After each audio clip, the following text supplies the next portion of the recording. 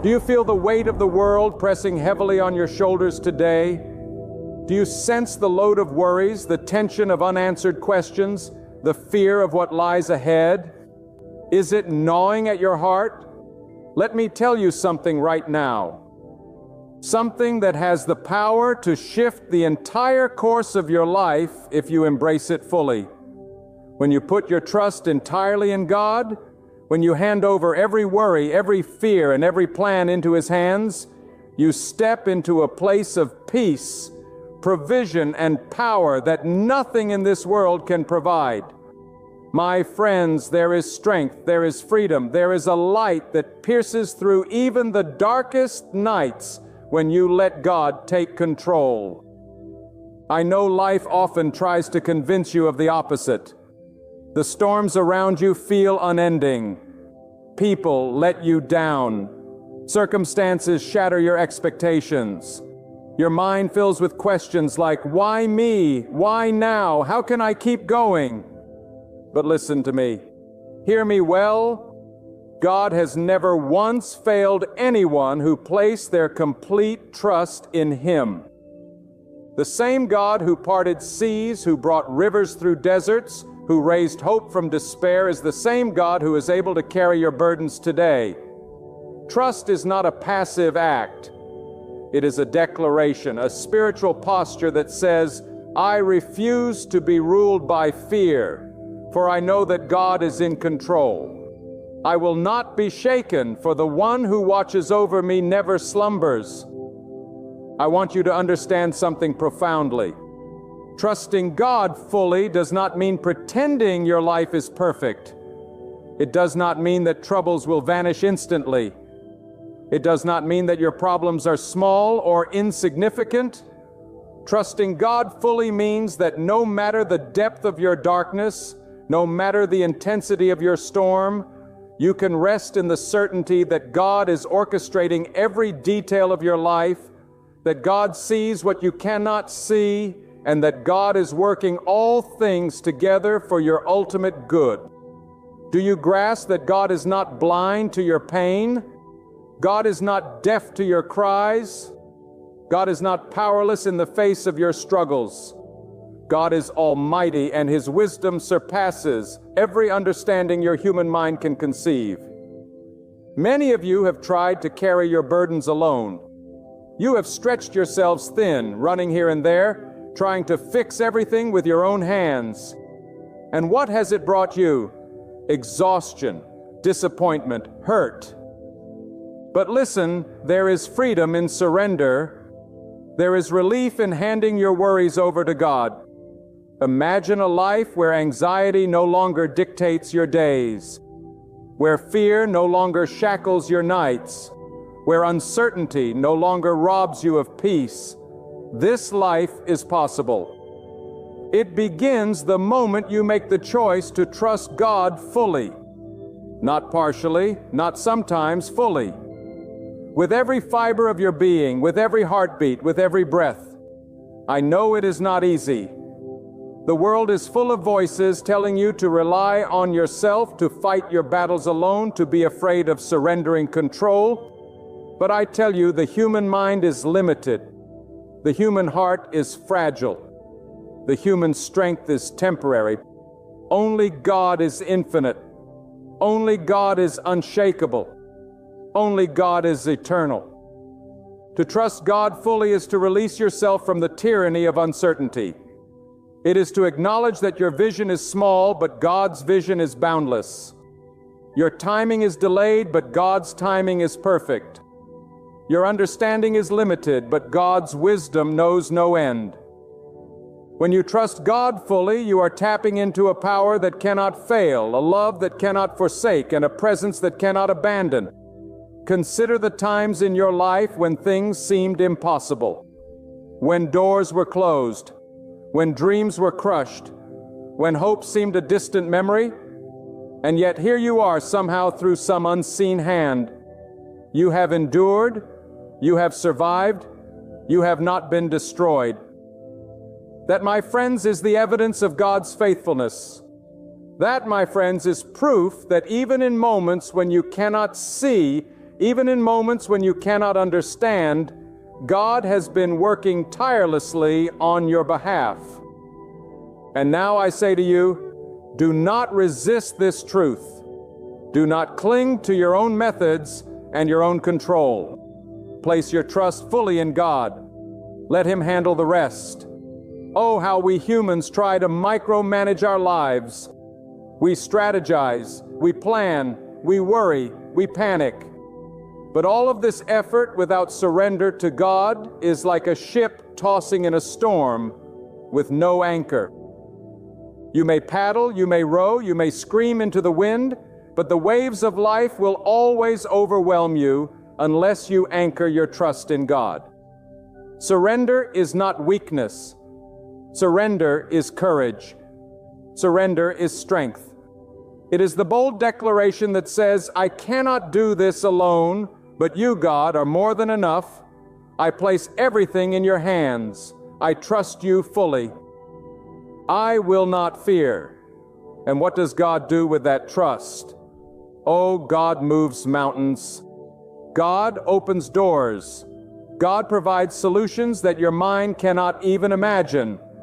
God sends guidance that reaches beyond human logic. God shields you from dangers you cannot see. God lifts you when you stumble, strengthens you when you falter, and carries you when you cannot walk. When you trust God fully, you align yourself with a divine power that transforms impossibilities into realities, despair into hope, and sorrow into joy. Do you hear me, beloved? This is not a distant promise. This is not a vague hope. This is a call to action for your very soul. Trust God fully.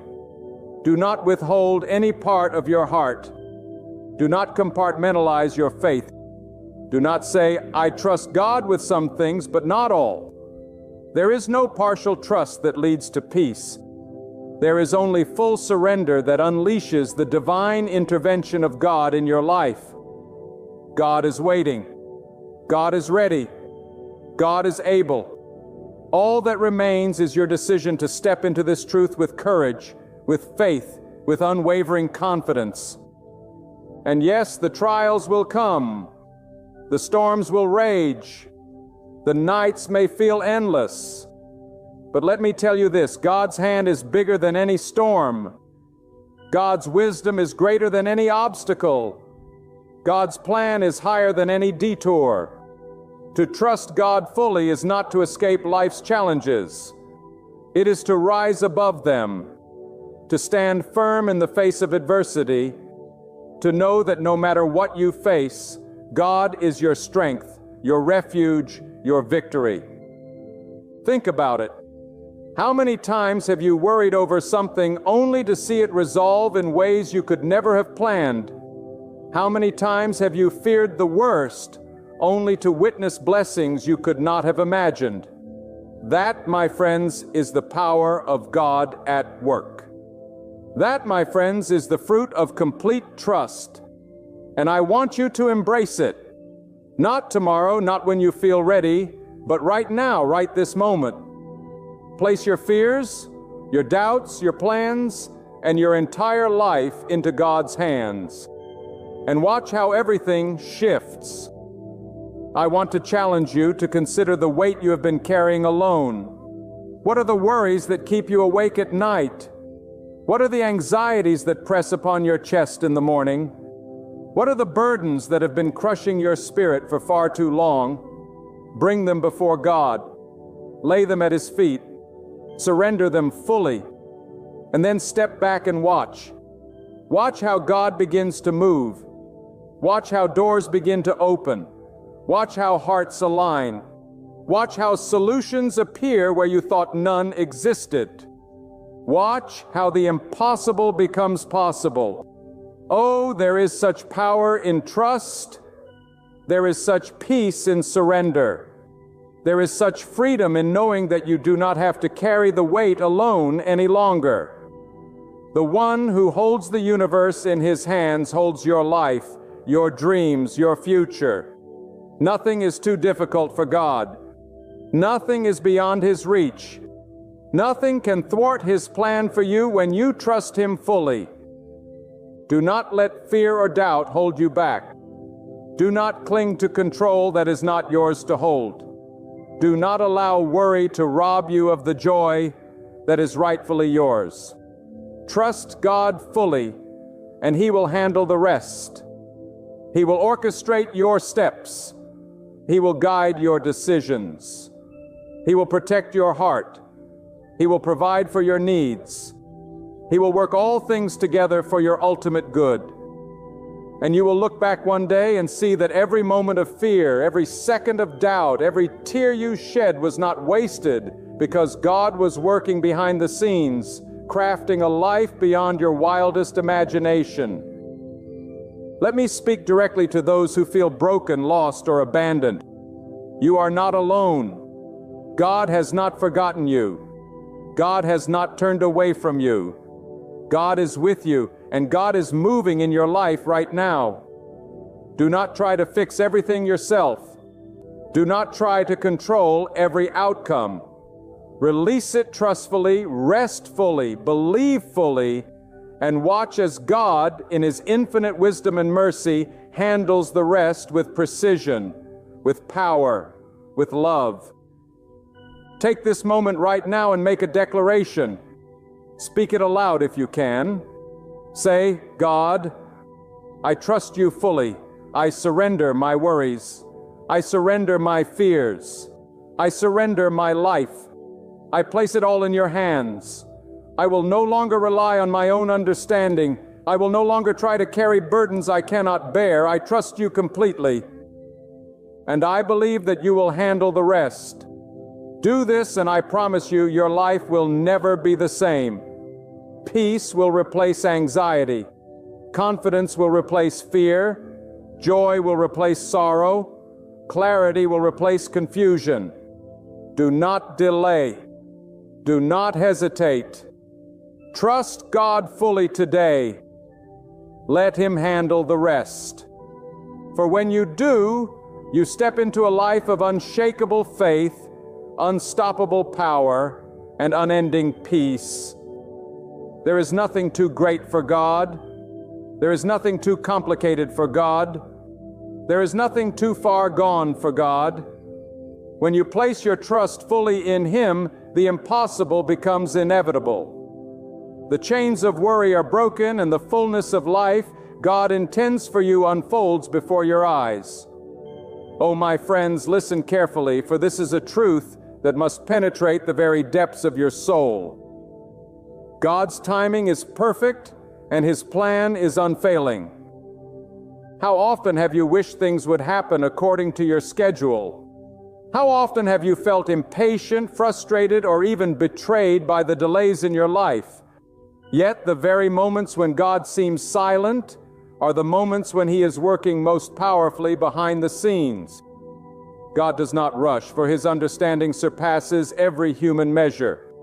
He does not delay, for what seems like waiting is preparation, refining, aligning, and orchestrating every detail for your good. When you trust God fully, you begin to see that waiting is not wasted time. It is sacred space where God shapes your heart, your spirit, and your destiny. Understand this. Your limited perspective cannot grasp the magnitude of God's plan.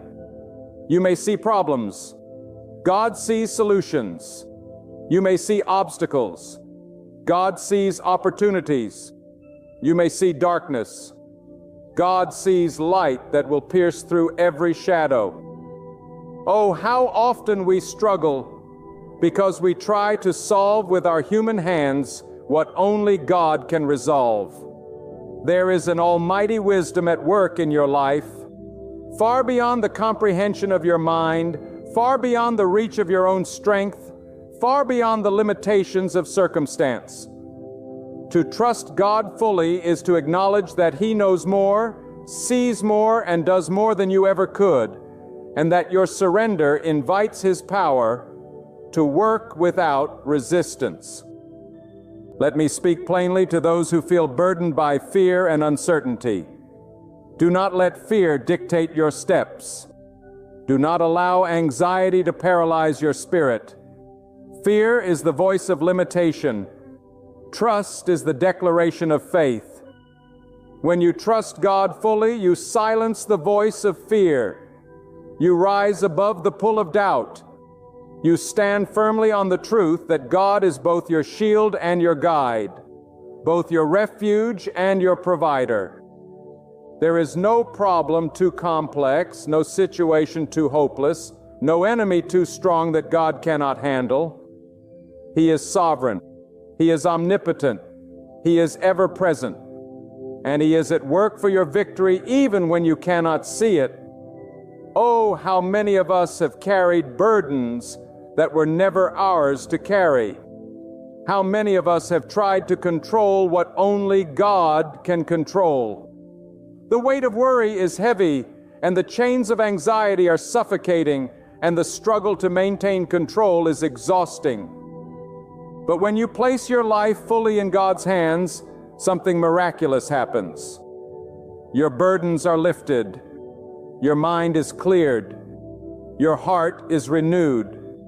Trust is the gateway to divine intervention, the doorway to peace that surpasses understanding, the key to a life that is guided, guarded, and governed by the power of God alone. Consider the power of surrender. Surrender is not resignation. It is not giving up. Surrender is a bold act of faith, a courageous choice to release your control and invite God to work without restraint. When you surrender, you acknowledge that your own wisdom is limited, but God's wisdom is limitless. Your own strength may falter, but God's power is inexhaustible. Your own vision may fail, but God's sight is infinite. Surrender opens the floodgates of divine provision, protection, and guidance. It allows God to act on your behalf in ways you could never engineer, plan, or predict. And yes, the road will not always be smooth. There will be trials. There will be setbacks. There will be moments when it feels as if the weight of the world is pressing down harder than ever. But understand this, God does not abandon His own. The storm may rage, but the anchor of your faith holds firm. The night may feel endless, but God's light is never dimmed. The struggle may seem overwhelming, but God's power is boundless. When you trust God fully, you are not promising a life without challenges. You are declaring that no challenge can overcome the one who holds you. There is a beauty in complete trust, a strength in absolute surrender, a peace that floods your soul when you realize that you are not alone in this battle. God is with you. God is working. God is orchestrating every detail. The very situations that once terrified you are now being used to prepare you, to strengthen you, to elevate you. The very obstacles that seemed insurmountable are becoming stepping stones, carefully placed by God's hand, leading you to a destiny far greater than your imagination. Oh, beloved, hear this. Trusting God fully is a lifestyle, not a momentary decision. It is waking each day with the confidence that no matter what unfolds, God is in control. It is facing difficulties with courage, knowing that your strength is found in His power. It is choosing peace in the midst of chaos, knowing that God's presence surrounds you like a shield. It is living without fear, knowing that God's plan is perfect, His timing is impeccable, and His wisdom is unshakable. Do not allow doubt to creep into your heart. Do not let worry whisper lies that contradict God's faithfulness. Do not let the opinions of others or the trials of life shake your resolve. God is mighty. God is faithful. God is just. He sees what you cannot see. He knows what you cannot know. He has the ability to turn every challenge into a blessing, every tear into triumph, every trial into testimony. When you trust God fully, you tap into this divine power. You align yourself with the forces of heaven that cannot fail. You step into a destiny that is secure, guided, and protected by the Almighty. I challenge you today to release your plans into God's hand. Do not cling to them out of fear. Do not hold them out of pride. Do not grasp them out of desperation. Let God handle the rest. Trust His timing. Trust His wisdom. Trust His power and watch as your life transforms in ways you never could have engineered, in ways that defy human logic, in ways that glorify the might and majesty of God. Every step you take in faith, every choice made in surrender, every moment spent trusting God fully is a step toward freedom, toward joy, toward the fulfillment of your divine purpose. Life may challenge you. People may fail you. Circumstances may confuse you, but God is greater than all of it. God is working. God is providing. God is protecting. And when you place your life fully in His hands, the rest becomes effortless. The impossible becomes inevitable. And your heart knows a peace that no trial can disturb. And now I speak directly to the weary, the burdened, the anxious. Do not despair. Do not fight this fight alone any longer.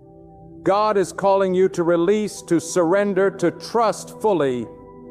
The chains of worry can be broken. The weight of fear can be lifted.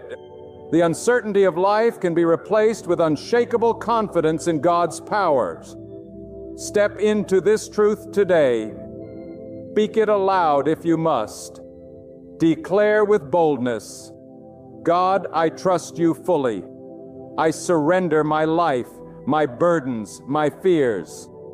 I release control, and I place it all in your hands. I believe you will handle the rest. There is a supernatural peace that follows complete trust. There is a divine guidance that flows when you let go of your control. There is a mighty protection that surrounds you when you place your life in God's hands. There is a joy that cannot be shaken, a courage that cannot be defeated, and a hope that cannot be extinguished. All of this is yours when you make the bold choice to trust God fully and allow Him to handle the rest. Do not wait another moment. Do not cling to your own strength. Do not carry burdens that were never yours to bear. God is faithful. God is powerful. God is wise. God is working. Step into the promise of trust today. Release, surrender, believe. And watch how God transforms every challenge into opportunity, every trial into triumph, and every moment into a testimony of His greatness. Your life, your future, your destiny. Place it fully in God's hands. Trust Him. Believe Him. Follow Him. And know this, when you trust God fully, He will handle the rest. And nothing can ever stand against the power, the wisdom, and the love of God. Oh, beloved, I want you to hear this with every fiber of your being. There is a freedom that comes only when you release every worry, every fear, every plan into the hands of God.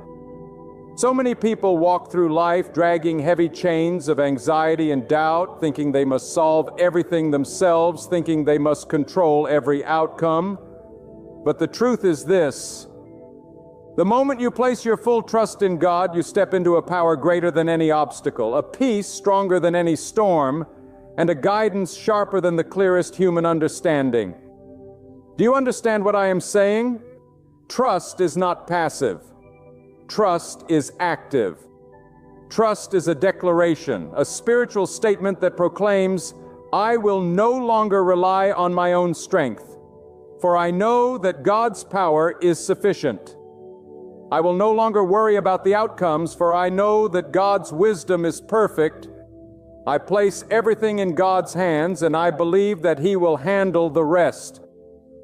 Many of you have been living in the shadow of doubt, wondering if God is really working in your life. You may have cried out, God, why is this happening? Why am I still waiting? And yet, even in those moments of confusion, God is moving. God's plan is not delayed. It is precise. God's timing is not faulty. It is perfect. God's wisdom is not limited. It is infinite.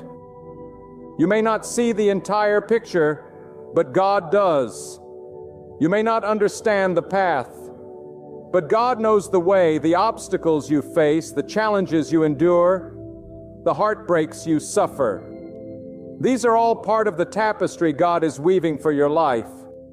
And when you trust God fully, you allow Him to take the needle and thread and to craft a masterpiece far beyond what your mind could ever imagine.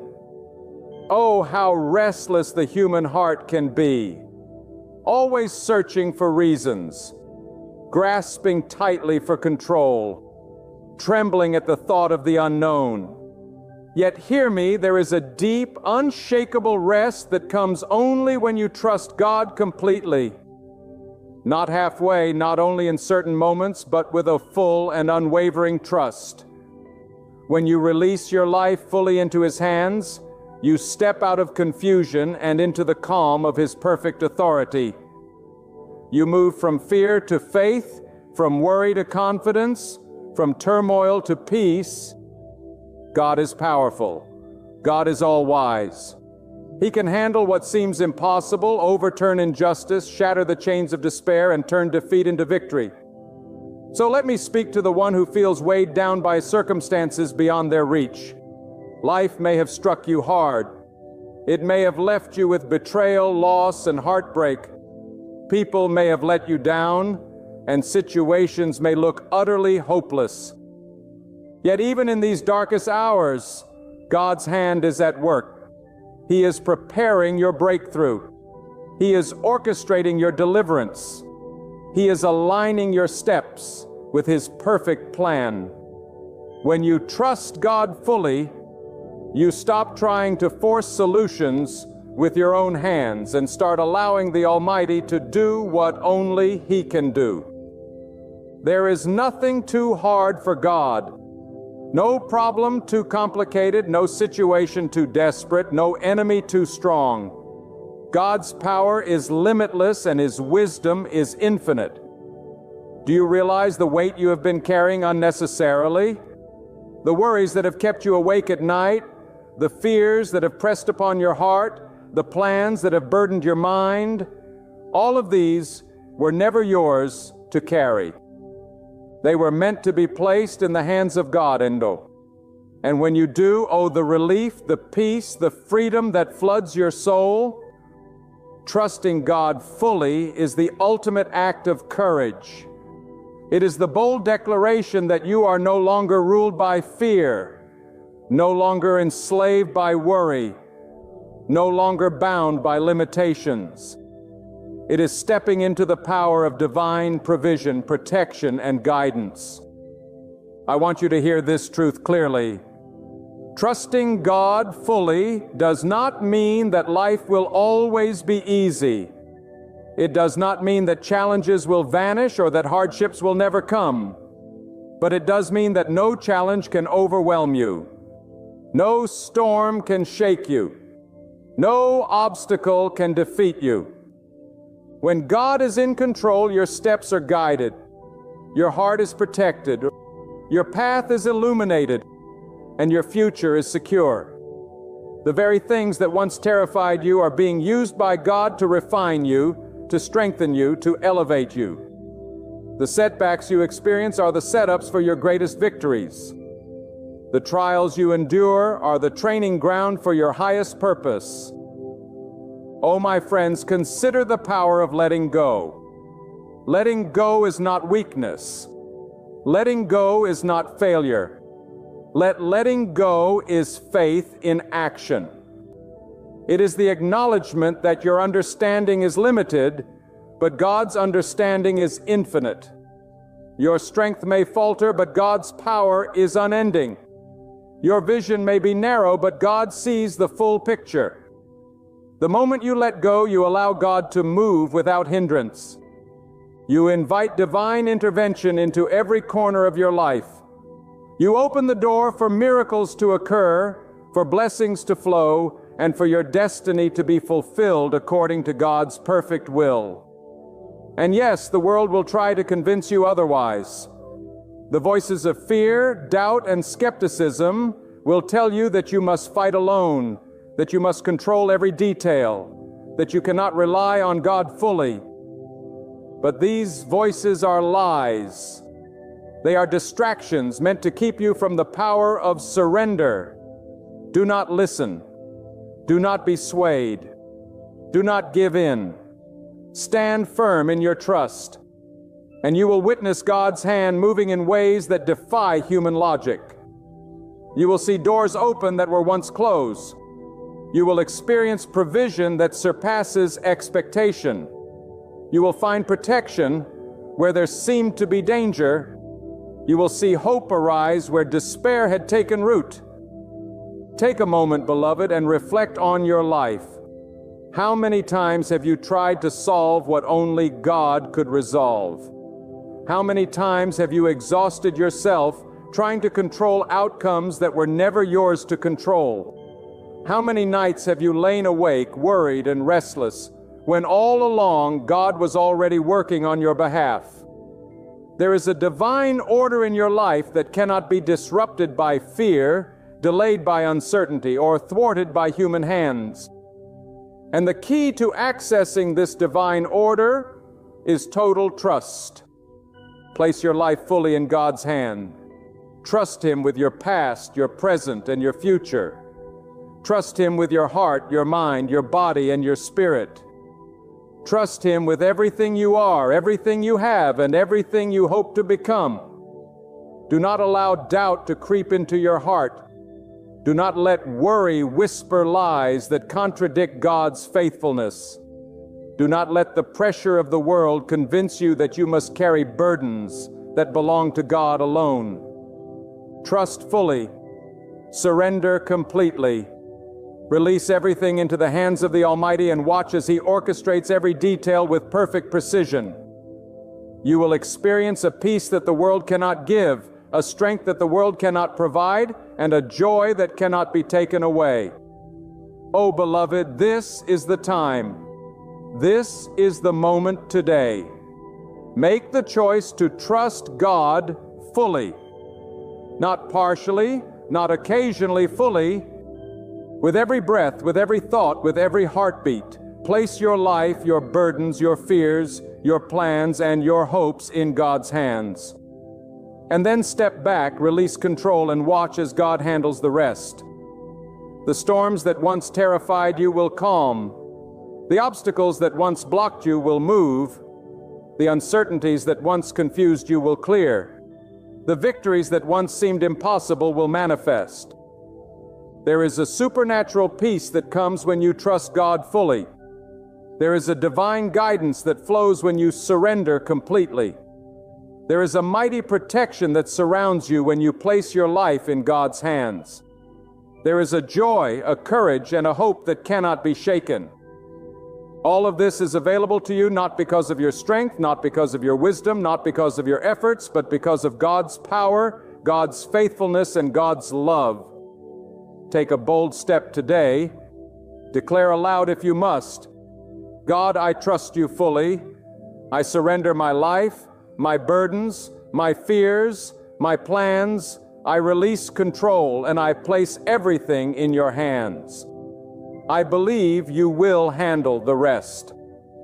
And believe me, when you do, your life will never be the same. Peace will replace anxiety. Confidence will replace fear. Joy will replace sorrow. Clarity will replace confusion. You will move forward in life knowing that you are guided, guarded, and governed by the power of God Himself. Beloved, I want you to pause and hear this truth with the fullness of your heart. Trusting God fully is not a one-time act. It is a daily living, breathing commitment. It is waking each morning and choosing before the chaos of the world touches you to surrender your mind, your heart, your plans, and your every expectation into God's hands. It is deciding that no matter what unfolds today, No matter what challenge appears, no matter what fear arises, you will not rely on your own understanding. You will not lean on your own strength. You will not attempt to manipulate circumstances or people to suit your desires. Instead, you will stand firmly, boldly, and confidently, knowing that God's power is supreme and His wisdom surpasses all. There is no fear when God is in control. There is no despair when God is guiding. There is no uncertainty when God's hand is upon your life. Think about the struggles you have faced, the nights when sleep seemed impossible because your mind raced with worry, the days when it felt like every step forward met resistance, the moments when it seemed that the universe itself had conspired against your hopes and dreams. I tell you now, those struggles are not proof that God is absent. On the contrary, they are opportunities for you to trust Him more deeply. They are invitations to release your grip on what you cannot control and to place your confidence in the Almighty, who can turn every setback into a setup, every trial into a triumph, and every difficulty into a testimony of His faithfulness. There is a power, beloved, in releasing control. The human mind is clever, but it is limited. The human heart is fragile, but God's love is unshakable. The human body is finite, but God's strength is eternal. When you cling to your own methods, your own understanding, your own plans, you block the flow of divine intervention. But when you trust God fully, when you surrender completely, you open the door to miracles, to breakthroughs, to answers that defy logic, to guidance that is infallible, and to protection that cannot be breached. Do not underestimate the importance of trust. Trust is the foundation upon which every blessing rests. Without trust, faith is fragile, hope is weak, and the heart is unsettled. But when trust is complete, unwavering, and absolute, you align yourself with the force of God's will. You position yourself to receive guidance at the perfect moment, provision at the perfect time, and protection exactly when you need it most. Trusting God fully does not guarantee an absence of challenges, but it guarantees victory through them. It does not promise that life will be easy, but it promises that you will not be alone. It does not mean that you will never feel fear, but it means that fear will not control you. Oh, my friends, consider the wisdom of those who have gone before us. Those who trusted God fully did not walk in their own strength. Yet they accomplished feats that seemed impossible. They faced storms that should have overwhelmed them.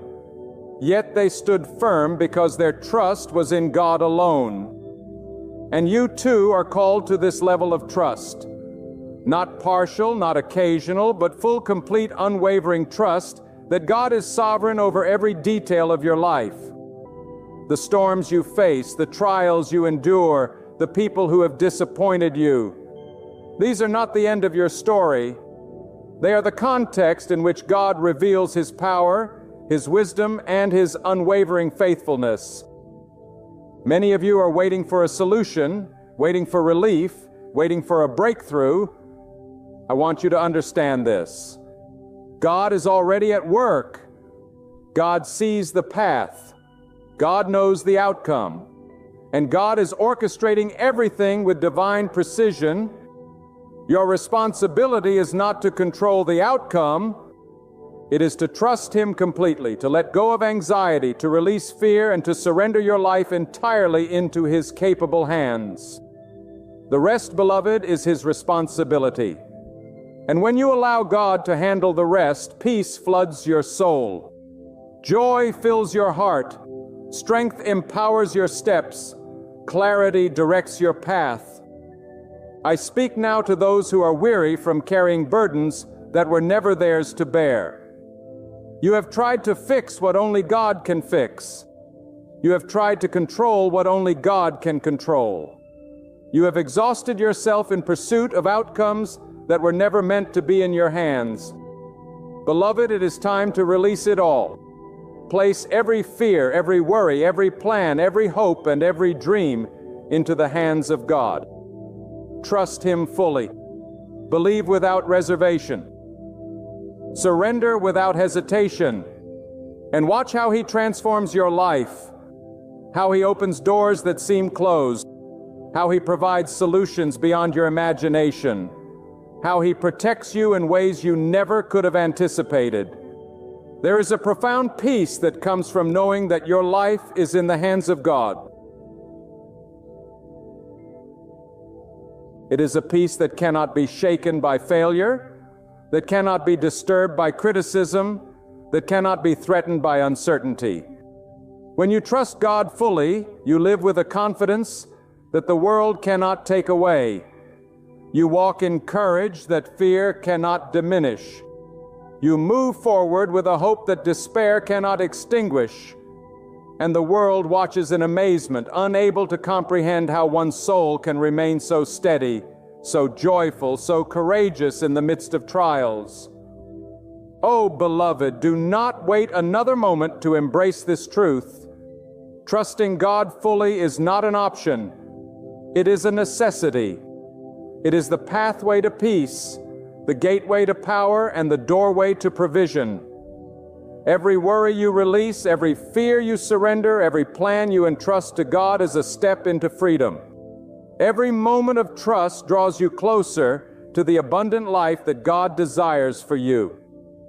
Every act of surrender opens the door for divine intervention, miracles, and blessings beyond measure. Oh, beloved, let me speak to the deepest chambers of your heart. For this is a truth that can change everything if you embrace it. God is not a distant observer of your struggles. God is not passively watching from afar, waiting to see what you will do. No, God is actively involved, orchestrating every detail, guiding every step, and moving in ways that surpass your understanding. Yet so often we try to do it ourselves. We cling to our own plans, our own strategies, our own understanding, and we fail to realize that the very moment we release control to God is the moment miracles begin to flow. Oh, the power that is unleashed when you trust God fully. The burdens that have weighed you down for years, the fears that have gripped your heart, the uncertainties that have paralyzed your mind, all of it can be lifted when you make the courageous choice to surrender completely. Consider the storms in your life. You have faced challenges that seemed impossible to overcome. You have seen doors close, opportunities vanish, and people betray your trust. Yet, in the midst of all of this, God has been working. The very obstacles that appeared to hinder you were instruments for God's plan to unfold. The setbacks you faced were not punishments. They were preparation. Every trial, every hardship, every disappointment was shaping you, refining you, and aligning your life with a divine destiny that only God could orchestrate. And this, my friends, is why complete trust is essential. It allows God to move without restriction, to bring forth His perfect plan, and to reveal blessings that your limited vision could never anticipate. Oh, how often we underestimate the power of God's timing. We are impatient, restless, anxious for solutions that we think must happen now. But God's timing is perfect. Every delay, every pause, every moment of apparent silence is a part of God's plan. It is in these moments that God is preparing your way, equipping you, and positioning you to receive what is rightfully yours. Trust is the key that unlocks this divine timing. When you trust God fully, you align yourself with His wisdom and His plan, and you discover that no delay is wasted, no obstacle is meaningless, and no circumstance is beyond the reach of God's power. Do not let fear or doubt control your life. Fear will tell you that you must fix everything yourself, that you must solve problems alone, that you must wrestle with burdens you were never meant to carry. Doubt will whisper lies convincing you that God cannot, that God will not, that God is not sufficient. But these are not truths, They are distractions. The truth is that God is almighty. The truth is that God is faithful. The truth is that God is capable of handling every detail of your life. When you trust God fully, you step into a reality where fear loses its grip, doubt fades away, and confidence rises in its place. You walk forward with courage, knowing that God is with you, God is for you, and God is in control of every situation. There is also a profound joy that comes from trust, a joy that cannot be taken away by circumstances. It is the joy of knowing that no matter how fierce the storm, no matter how dark the night, no matter how impossible the situation may appear, God is working, God is providing, God is protecting, God is guiding. This joy is not dependent on the absence of trials, but on the presence of God. It is the unshakable peace that flows when your heart rests in the hands of the Almighty. It is the confidence that comes from knowing that God's wisdom is greater than any obstacle, His power stronger than any adversary, and His love more enduring than any difficulty. Beloved, I challenge you to consider the areas of your life where you have been trying to carry the weight alone. The finances that worry you, the relationships that challenge you, the dreams that seem stalled, the fears that grip your mind. What if you released all of that into the hands of God? What if you surrendered completely, trusting that God is able to handle the rest? Imagine the peace that would flood your soul. Imagine the clarity that would illuminate your path. Imagine the strength that would empower every step. Trusting God fully is not passive. It is a bold declaration, a courageous choice, a spiritual act that invites divine intervention into every corner of your life. Oh, the freedom in trust, the liberation that comes when you realize that you do not have to solve everything, that you do not have to control every outcome, that you do not have to fear the unknown. God's power is sufficient. God's wisdom is perfect. God's plan is flawless. When you place your life fully in His hands, you are free to live with peace, confidence, and joy. You are free to move boldly forward, knowing that God is guiding every step, providing every need, and orchestrating every circumstance for your ultimate good. And I say to you, beloved, this is not a promise of ease, but it is a promise of power. This is not a guarantee of comfort, but it is a guarantee of divine guidance. This is not a shield from challenge, but it is a shield from defeat. When you trust God fully, you are not promised a life without trials, but you are promised the strength to endure them, the wisdom to navigate them, and the victory that comes from walking in God's power. So take a moment now and consider your life. What fears are you holding on to? What anxieties are you carrying? What burdens have you been trying to bear alone? Bring them before God. Place them fully in His hands. Trust Him completely. Let go of control, release the weight, and then watch as God moves, providing solutions, opening doors, shifting circumstances, and orchestrating every detail with divine precision. There is a supernatural peace that follows surrender. There is a divine clarity that flows when trust is complete. There is an unstoppable power at work when you allow God to handle every detail of your life. And the beauty of it all, beloved, is that God's plan is perfect. His timing is impeccable, and His wisdom is beyond comprehension. Every tear you have shed, every trial you have endured, every obstacle you have faced is being woven into a tapestry of purpose, provision, and blessing that only God can create. Oh, beloved, do not delay. Do not hold back. Do not cling to control out of fear. Trust God fully. Place your life, your burdens, your hopes, your dreams, and your fears into His hands. And then step back, release, rest, and watch as God handles the rest. The peace you will experience, the joy that will fill your heart, the victories that will unfold before your eyes. All of this flows from one simple but powerful act: complete trust in God. Beloved, hear this and let it resonate in the very depths of your soul. Trusting God fully is not a suggestion. It is a life-transforming decision. It is the choice to release every burden, every fear, every plan, and every worry into the hands of the Almighty, knowing that He is able. He is faithful and He is working for your ultimate good. When you surrender completely, you step into a power that no obstacle can overcome, a peace that no storm can shake, and a joy that no trial can diminish. Life may challenge you.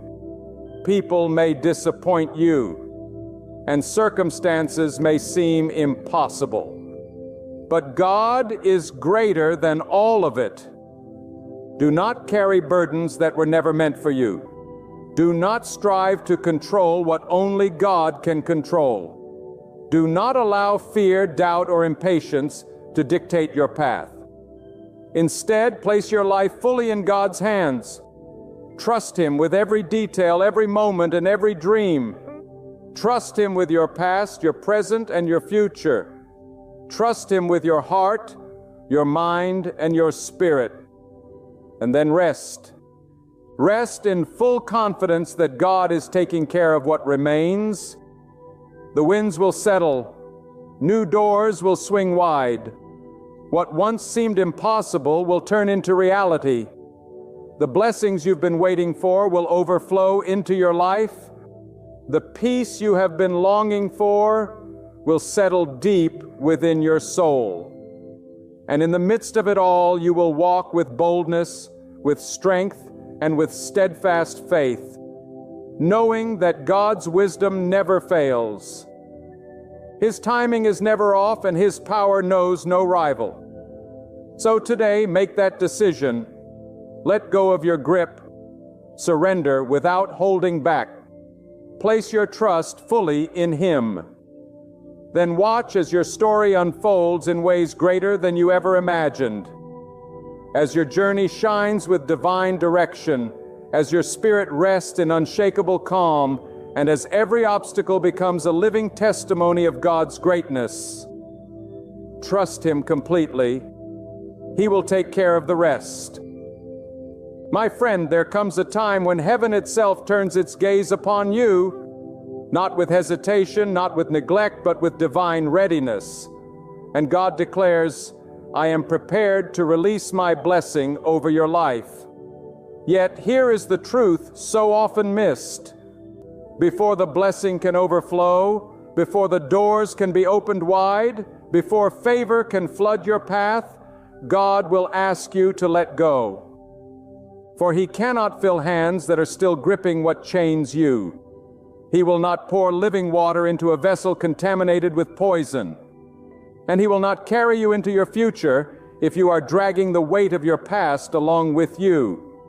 Even now, I'm speaking to someone who has prayed earnestly for breakthrough, who has fasted for answers, who has cried out for change. And you've been asking, why hasn't it happened yet? You've wondered why the promise feels far, why the blessing seems delayed. But hear this. God is not withholding out of neglect. He is holding back because you are still clinging to what He already asked you to release. You see, we often think that the only thing standing between us and God's blessing is time. We say when God is ready, it will happen. But God's timing is not the only factor. Our readiness is, and part of readiness is release. You cannot walk into the next chapter of your life if your hands are chained to the old one.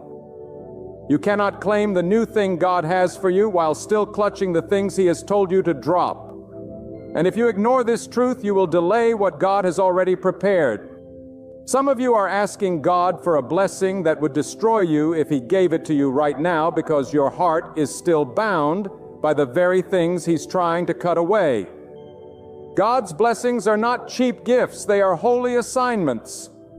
And if He sees that your current attachments, habits, or attitudes would corrupt the blessing, He will wait until you let them go. God is not punishing you. He is protecting you. He is not denying you. He is preparing you. Every delay, every closed door, every not yet from God is His way of saying, I love you too much to give you this while you're still carrying that. And the moment you release what God has been asking you to release, you will feel the wind of His blessing push you forward. Right now, God is whispering into your spirit, clearer than the noise of your fears, louder than the whispers of doubt.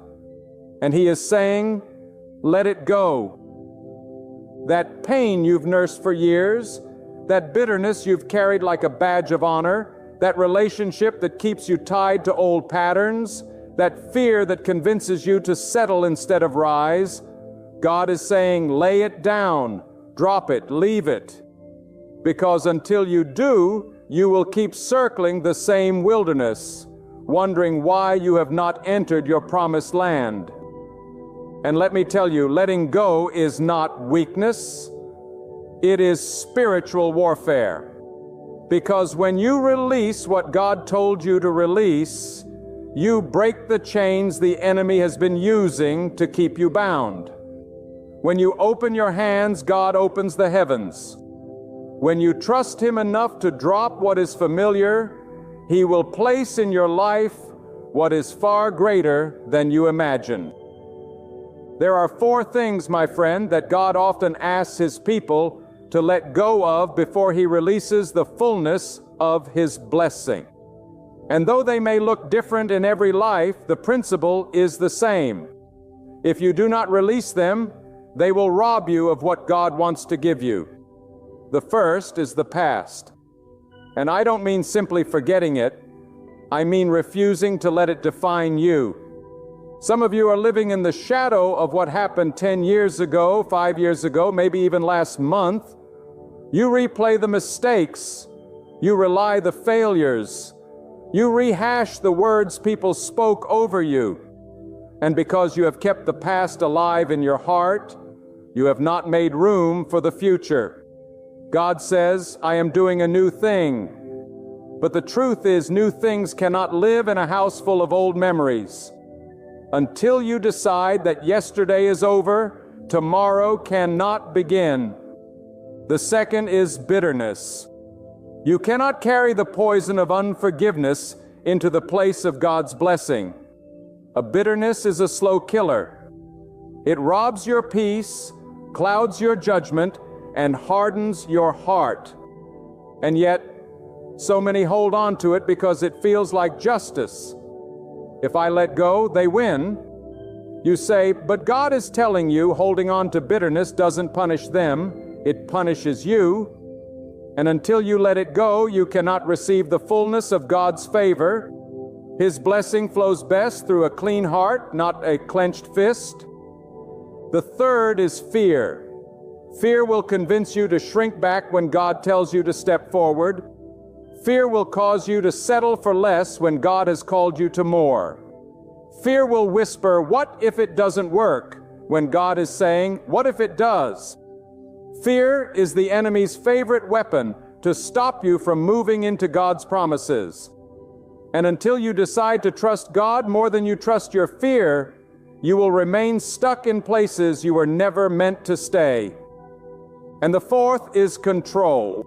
Oh, how we love to be in control. We pray, God, have your way, and then we hand Him a list of how He should do it. We want the blessing, but we want it on our terms, in our timing, in the way we expect. But God's blessings rarely come in the package we imagine. And sometimes the greatest act of faith is to take your hands off the wheel and let God drive you where He knows you need to go. My friend, these 4 things, the past, bitterness, fear, and control, are the very weights that keep so many people from walking in the fullness of what God has for them. And right now, God is calling you to release them. He is saying, you have carried them long enough. You have cried over them long enough. You have prayed for change. But the change begins with you. Drop them. Trust me. Watch what I will do. Because here is the truth. God is not waiting to decide whether to bless you. The blessing is already prepared. The door is already built. The river is already flowing. But He will not open it while your hands are clinging to what He told you to let go. Release it and you will see the floodgates of heaven open over your life. My friend, hear me well. When God calls you to let go, it is never to leave you empty-handed. God never asks you to release something unless He has something greater to put in its place. But here is the tragedy. Many people miss the blessing because they fear the emptiness in between. They fear that if they let go of the past, they will have nothing left to hold. They fear that if they forgive, they will lose their sense of justice. They fear that if they release control, their life will spiral into chaos. But the truth is that empty space is exactly where God wants to meet you. That empty space is where His power is revealed. If you fill every corner of your life with your own strength, your own plans, and your own attachments, you will never see what God can do with surrendered space. Let me tell you, God does His best work in the space you cannot fill. He does His miracles in the gap between what you release and what He provides. And if you trust Him enough to let go, you will see Him move in ways that will leave you speechless. Think of a seed. A seed cannot grow unless it is buried, hidden, and seemingly lost in the ground. If the seed clings to the comfort of sunlight and the safety of your hand, it will remain small, unfruitful, unchanged. But when you release it into the soil, it dies to what it was, so it can become what it was meant to be.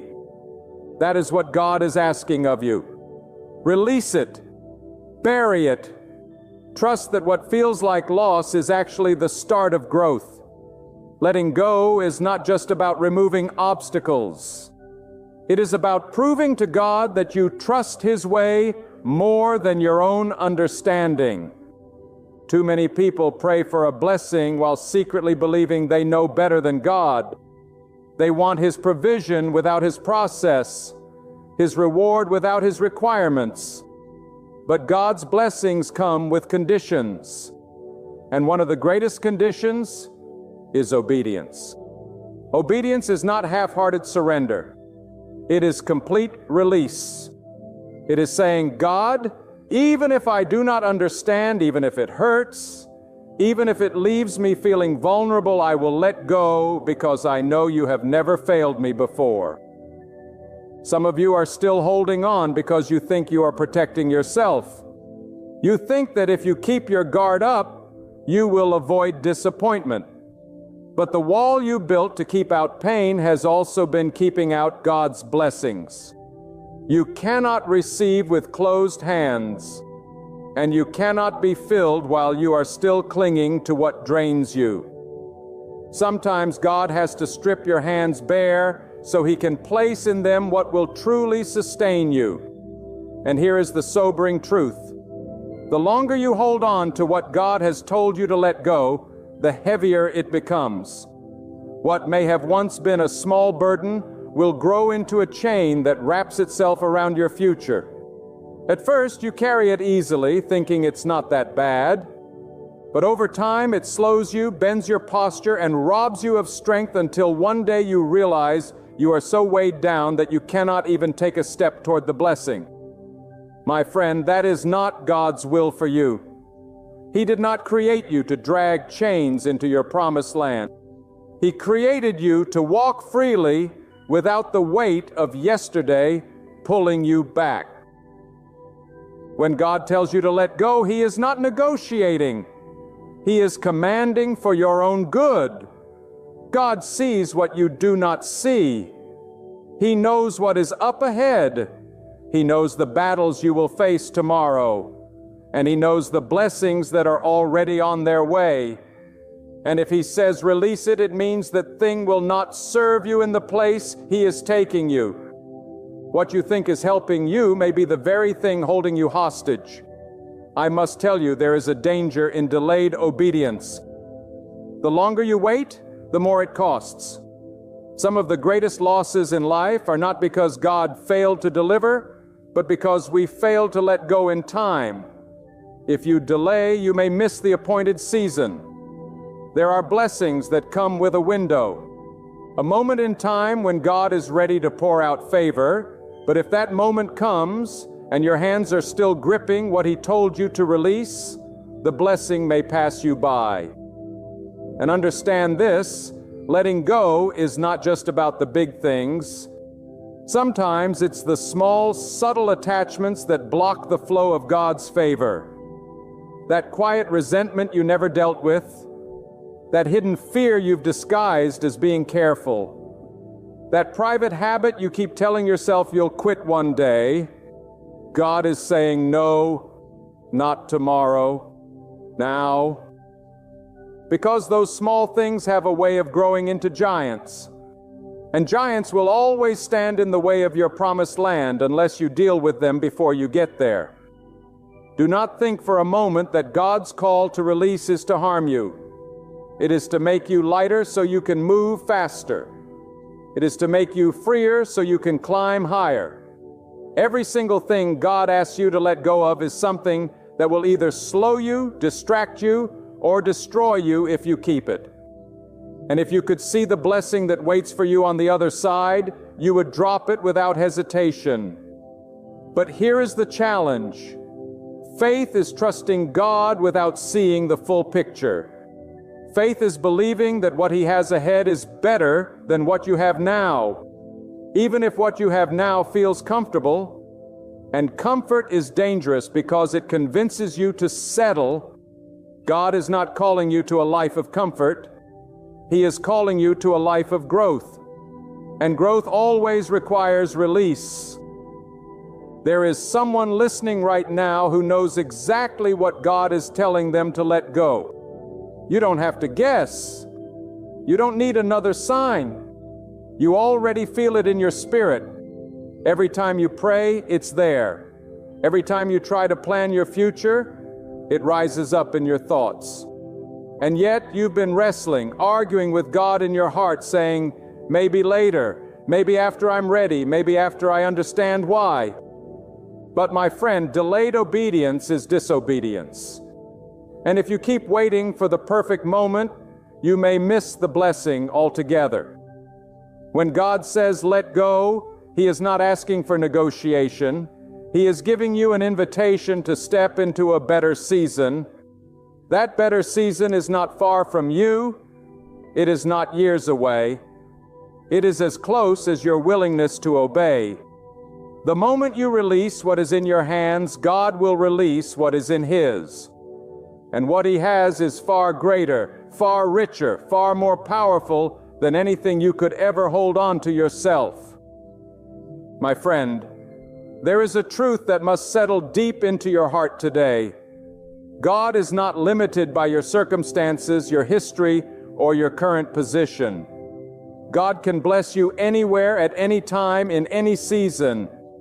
But there is one thing that can stop His blessing from flowing in your life: the unwillingness to release what He has told you to release.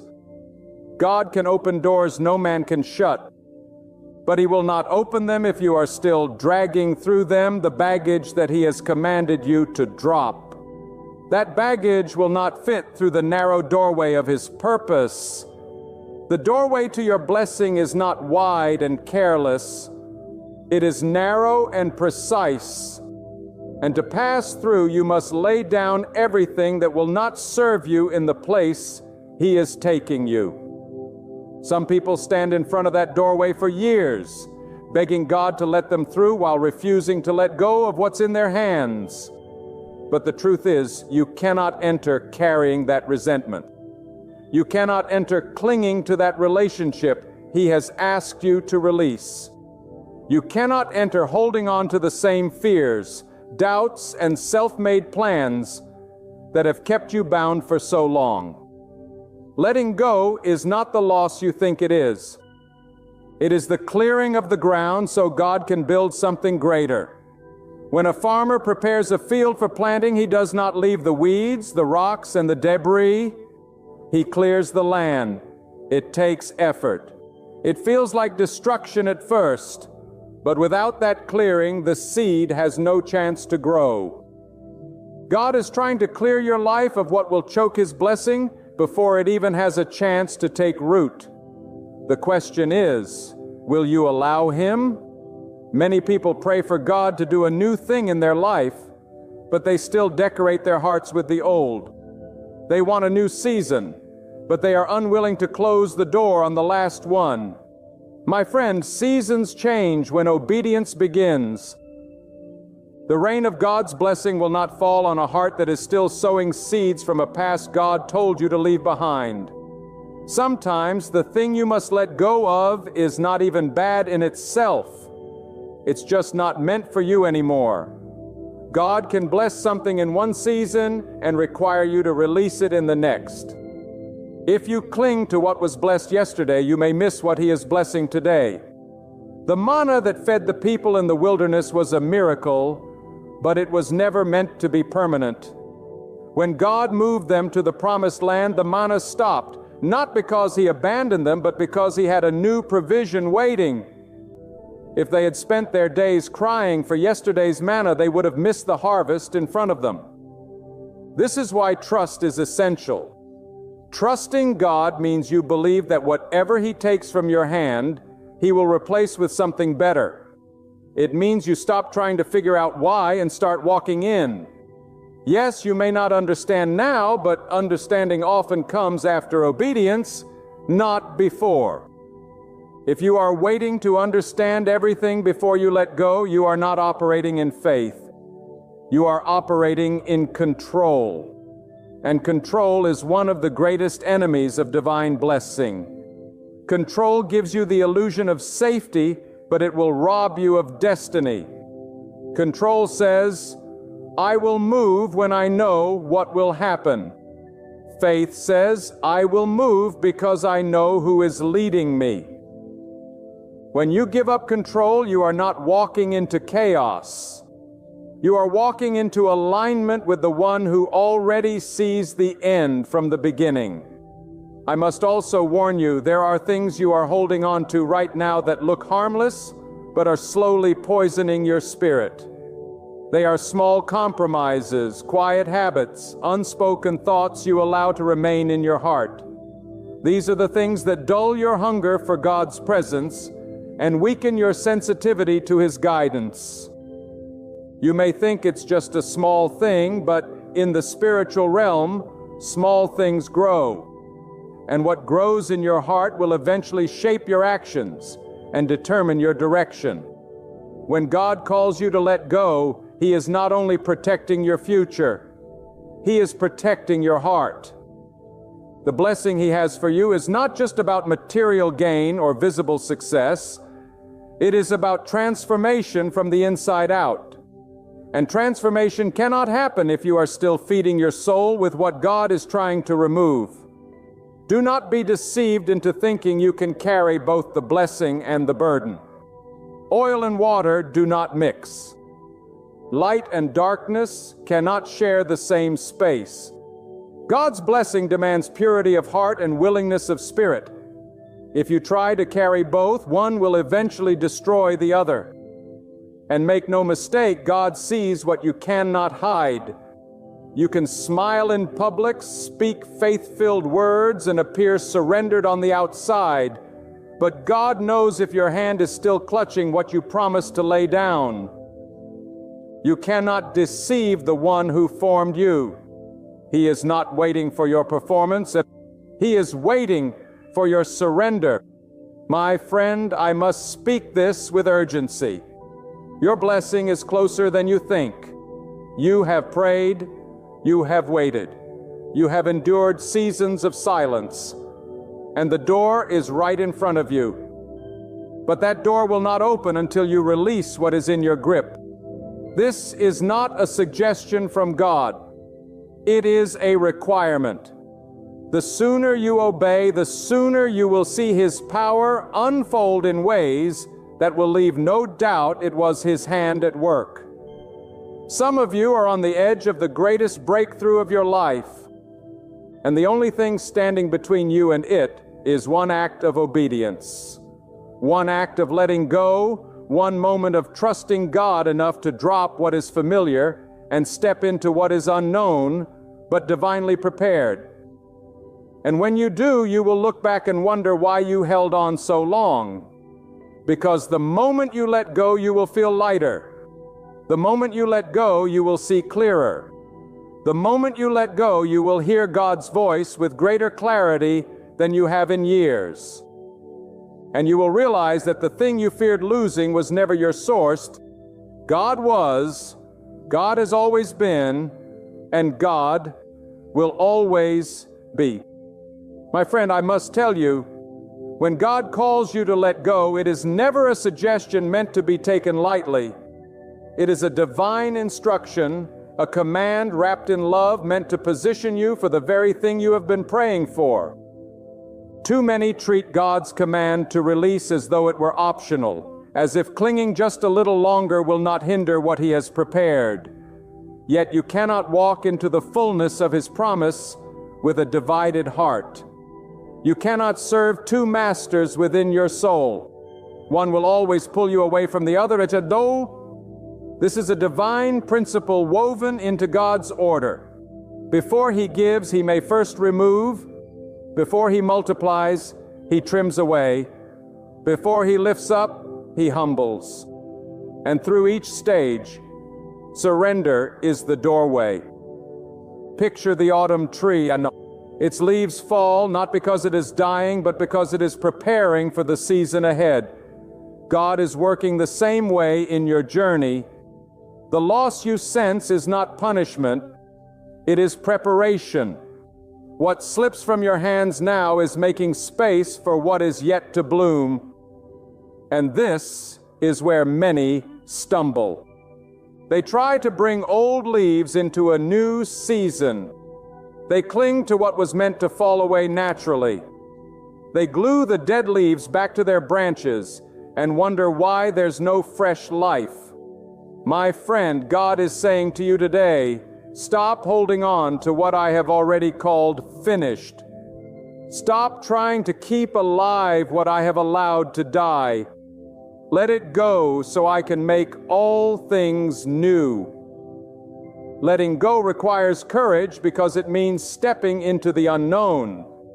And the unknown terrifies the human heart because it cannot be predicted or controlled. But the unknown is not unknown to God.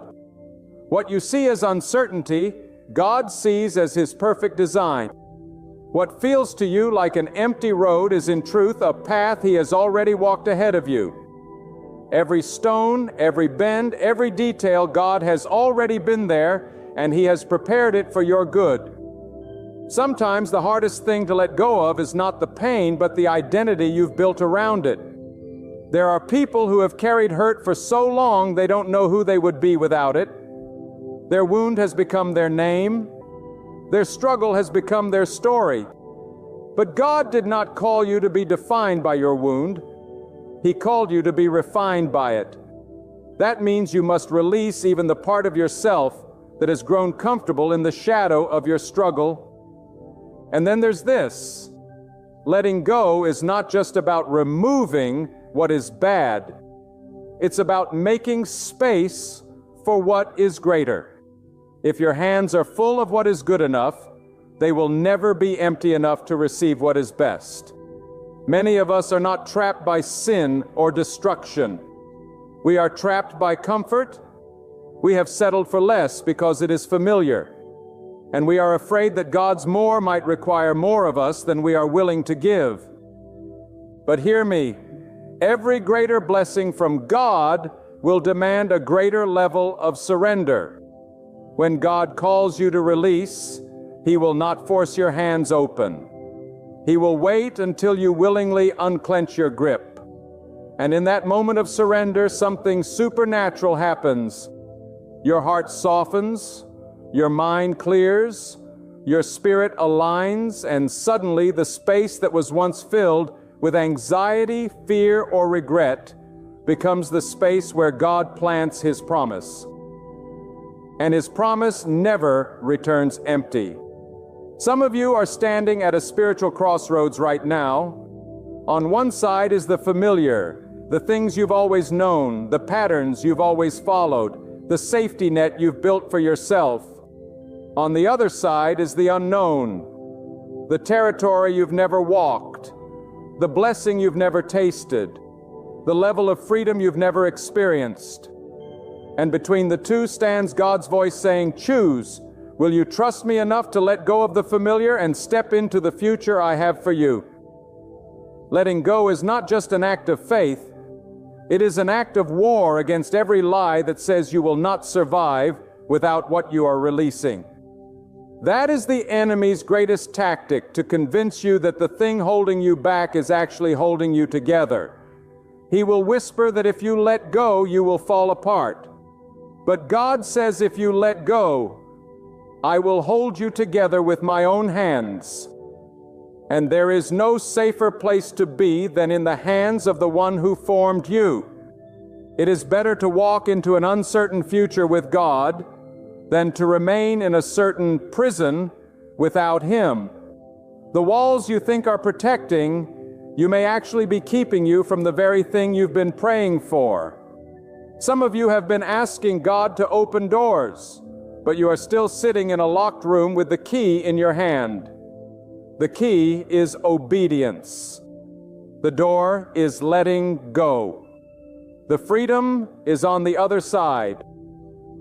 And remember this, when God tells you to release something, He is not subtracting, He is multiplying. God never leaves His faithful people in deficit. Every time you put something down for His sake, He replaces it with something better. Sometimes not immediately, sometimes not in the way you expect, but always in the way that is best for you. That is why you must learn to trust His character, even when you cannot trace His plan. You may not feel ready. You may not feel strong enough. You may think, I can't do this yet. But strength is not the requirement. Willingness is. God supplies the strength. Once you take the step, the moment you open your hands, you will find His strength already waiting to fill them. And that is when you will see that the act of letting go was never about loss. It was about making room for God's glory to fill your life in ways you could not imagine. My friend, there comes a point when holding on costs more than letting go. There comes a moment when what you are clutching so tightly is no longer a comfort but a chain. And the longer you hold it, the deeper it wraps itself around your life. Until one day you realize you have been dragging it through every prayer, every opportunity, every blessing that tried to reach you. That is why God in His mercy will sometimes allow you to feel the weight of what you're carrying. Not to crush you, but to convince you it's time to release it. When God calls you to let something go, it is not a random demand. It is targeted. It is precise. It is because that thing, whether a relationship, a habit, a thought pattern, or a fear, is standing directly between you and the next move He has for your life. God will never compete with your idols. He will never force His blessings to sit alongside what He has declared unclean for your future. If you want His best, you must be willing to drop what is less. Too often we pray for the blessing without preparing for the sacrifice it requires. We want the harvest without the plowing. We want the crown without the refining fire. But God does not work that way. Before He trusts you with increase, He will test your willingness to obey. And the test is rarely in abundance. It is in release. Can you let go when everything in you wants to hold on? Can you trust His plan when yours is falling apart? Can you believe that losing this thing is not the end, but the beginning of something far greater? God's blessings are not just about giving, they are about transformation. And transformation always involves removal. Think of a sculptor. The beauty of the statue comes not from adding more clay, but from chipping away what does not belong. God is sculpting you right now. Every cut, every chip, every moment of letting go is shaping you into who you need to be to carry the weight of His promise. If you resist the chisel, you resist the masterpiece. And let me tell you something, God will not bless you in a way that competes with His voice in your life. If the thing you are holding on to is louder than His guidance, He will not hand you the blessing until you quiet the noise. Sometimes letting go is not just about releasing physical things. It's about silencing the influences that drown out His direction. That may mean stepping away from certain people, certain environments, or certain habits that keep your mind cluttered and your heart distracted. One of the greatest lies the enemy tells is that letting go will leave you with nothing. But with God, nothing is never nothing. In His hands, emptiness becomes fullness, loss becomes gain, and surrender becomes victory. God specializes in taking what seems empty and filling it to overflowing. The widow who thought she had only a little oil discovered that in God's hands, that little became more than enough. That is the God you serve, the one who turns release into abundance. But here's the truth. Letting go is not something you do once and never face again. It is a posture, a way of living. Because as God takes you from glory to glory, each new level will require a new surrender. The things that were permissible in your last season may be a hindrance in your next. This is why you must stay sensitive to His voice, always ready to lay down whatever He points to without delay and without debate. Delay is dangerous. Every day you hold on to what God has told you to release. You give the enemy more time to use it against you. That bitterness you carry will grow roots. That fear you entertain will build walls. That toxic connection you maintain will pull you further from where you are meant to be. What you tolerate will eventually dominate. This is why God's command to release is always urgent. It is His way of protecting you from a future trap you cannot yet see. And here is the thing. Sometimes letting go will make you look foolish to others. People will question you. They will tell you to hold on, to try harder, to give it more time. They will not understand why you walked away from what they thought was good. But you are not living for their understanding. You are living for God's approval. When God says it's time, you must move, even if no one else agrees. Because the same people who doubt you now will be the ones who marvel later when they see what God has done with your obedience. My friend, the life God has for you is not behind you, it is ahead of you. You cannot step into it while looking over your shoulder, longing for what was. You cannot run forward while your feet are tangled in yesterday's ropes. The sooner you release, the sooner you will be free. And freedom is not just the absence of chains, it is the ability to move without resistance in the direction God is calling you. And make no mistake, when you finally let go, you will not just walk into your blessing, you will walk into a deeper relationship with God Himself. Because letting go is at its core an act of trust. It is you saying, God, I believe you more than I believe my fear. I believe you more than I believe my own plans. I believe that you are better than anything I am giving up. And when you live with that kind of trust, blessing is not something you chase, It is something that chases you. God has already prepared the table for you. The seat has your name on it. The feast is ready. But you cannot sit down carrying the baggage of what He told you to leave behind. You must come empty-handed, ready to receive what only He can give. And when you do, you will see that every release was worth it. Every tear, every sacrifice, every moment of uncertainty will pale in comparison to the joy of walking in His promise. My beloved, when you truly trust in God, you understand that nothing in your life is random.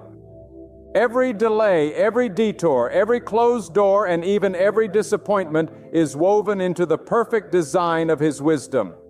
God does not make mistakes. If He has withheld something from you, it is not because He has forgotten you, but because He is protecting you, preparing you, and positioning you for something far greater. Sometimes what you thought was a rejection is actually God's redirection toward your true destiny. Do not measure your life by the present moment alone. What you see now is only one frame of the picture, but God sees the entire masterpiece. The path may seem crooked to you, but from the perspective of the Almighty, it is perfectly straight, leading exactly where He intends. You may not understand why certain people left, why certain prayers seem unanswered, or why certain doors remain shut. But if you knew what God knows, you would thank Him for every no and every delay. There are times when God hides you in the shadows to protect you from dangers you cannot see. Just as a gardener covers a seed in the soil before it bursts forth into the light, God sometimes covers you in seasons of obscurity so your roots grow deep before your life blooms. Do not despise these hidden seasons. They are not punishment. They are preparation. The fruit is always worth the waiting when God is the one growing it. And remember this, when God begins to open the way, no force in the heavens or the earth can stand in His path. The mountains you feared will flatten. The rivers you thought you could not cross will part. And the enemies that surrounded you will be scattered. God is the master of turning impossibilities into testimonies. He can transform the very thing that threatened to destroy you into the very thing that will promote you. So keep walking with your head lifted high. Speak words of faith, not fear. Stand firmly in trust. For the same God who controls the rising of the sun and the setting of the moon is the same God who holds your future. He has never failed, and He will not begin with you. When God places you in a season of waiting, it is not because He has forgotten you. It is because He is preparing you. Preparation is not punishment. It is the process by which God strengthens your faith, sharpens your vision, and aligns your steps with His perfect will. You may look around and see others moving ahead, receiving breakthroughs, living the life you've been praying for. But God says, "Be still and know that I am working in ways you cannot yet see." Just because you do not see movement in the physical does not mean nothing is happening in the spiritual. In fact, the greatest works of God are often done in silence, in the hidden places where only He can see. Understand this: every delay from God is divine protection. There are doors you think you're ready to walk through, but God knows what's on the other side. He sees the traps, the betrayals, the burdens that would crush you if you entered too soon. That is why He will close some doors no matter how hard you knock. And He will open others only when your heart, mind, and spirit are ready to handle them. His timing is not slow. It is perfect. If He is making you wait, it is because He is preparing something greater than what you asked for. The enemy wants you to mistake waiting for abandonment. But the truth is, God's presence is strongest in those moments when you feel nothing is changing. The seed does not sprout the moment it is planted. It must remain hidden in the dark soil, watered by faith and patience, until the right time comes for it to break through the ground. You are that seed. God has planted you in the soil of His purpose. And though you feel buried, you are not buried to die. You are planted to grow. So do not let impatience push you out of God's plan. Do not let frustration make you settle for less than what He has prepared for you. If you move before His appointed time, you will carry burdens you were never meant to bear. But if you wait upon Him, you will rise with strength you never knew you had. You will see how every tear, every delay, every lonely night was part of a greater plan to bring you into a blessing so great you will say, God's way was better than mine. My beloved, understand this. Every delay you face, every door that seems closed, every moment that feels like a dead end is not a sign of God abandoning you. It is a sign of God repositioning you. You see, when God is working behind the scenes, He is not rushing according to your clock. He is orchestrating according to His perfect plan. What you perceive as silence is not the absence of God. It is the stillness before His move. Just like a seed buried deep in the soil seems lifeless, you too may feel hidden, but in that hidden place, God is nourishing you, shaping you, and preparing you for a breakthrough that will not be small. It will be mighty. Do not be deceived by appearances. The enemy will try to convince you that nothing is changing, but God's power does not operate by human sight. Faith is trusting Him when the evidence is invisible. God does not need visible progress to fulfill His promise. He speaks and it becomes reality. One command from Him can shift your entire life in a moment. That is why you must keep moving forward even when you see no reason to. The battle is not yours to fight in your own strength. The victory is already written in the unseen by the hand of God. And let me tell you this, the people who underestimated you, the ones who mocked your faith, the ones who thought your prayers were pointless, will one day witness the very thing they said was impossible. For when God decides to honor you, no voice, no force, no power can stop it. God can take the same situation that looked like your downfall and turn it into your elevation. He can use the very stone thrown at you to build your stepping place to the next level. This is why you must guard your heart from despair, because despair blinds you to the movements of God. So I say to you, stand firm. Let your trust be unshakable. Let your hope be anchored in the One who created the heavens and the earth. God has not forgotten you. Every tear you have shed, every night you have cried yourself to sleep, every prayer you whispered when you had no strength left, they have all been recorded by Him. And when the appointed time comes, He will release what He has been preparing for you, and it will exceed every expectation. For God is not just the God of enough. He is the God of more than enough. When God is on your side, every obstacle becomes an opportunity, and every trial becomes a stepping stone. The world may rise against you, but their power is limited. For the One who commands the heavens and the earth has already written your victory. You must understand, and nothing in your life is random. Every delay, every closed door, every unexpected turn is part of God's divine arrangement for your ultimate good.